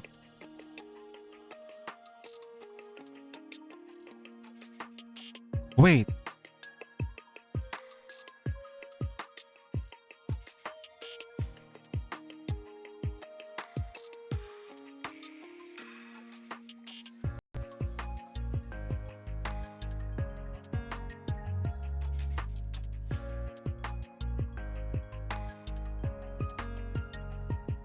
Wearing the benevolent face of a zealot, devoted only solely to the queen, she imitates the shield